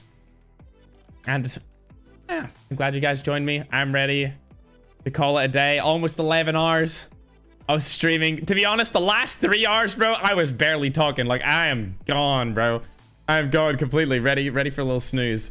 But yeah, make sure to live your life with purpose. Do something that will help you financially, mentally, or physically with the rest of the day. And I hope to see you guys here on the 17th of December, which is not tomorrow, but the Saturday. Yeah, the Saturday. For the rest of the tournament. All right. I love you all. Live with purpose. Bye. See ya. Subscribe. Share.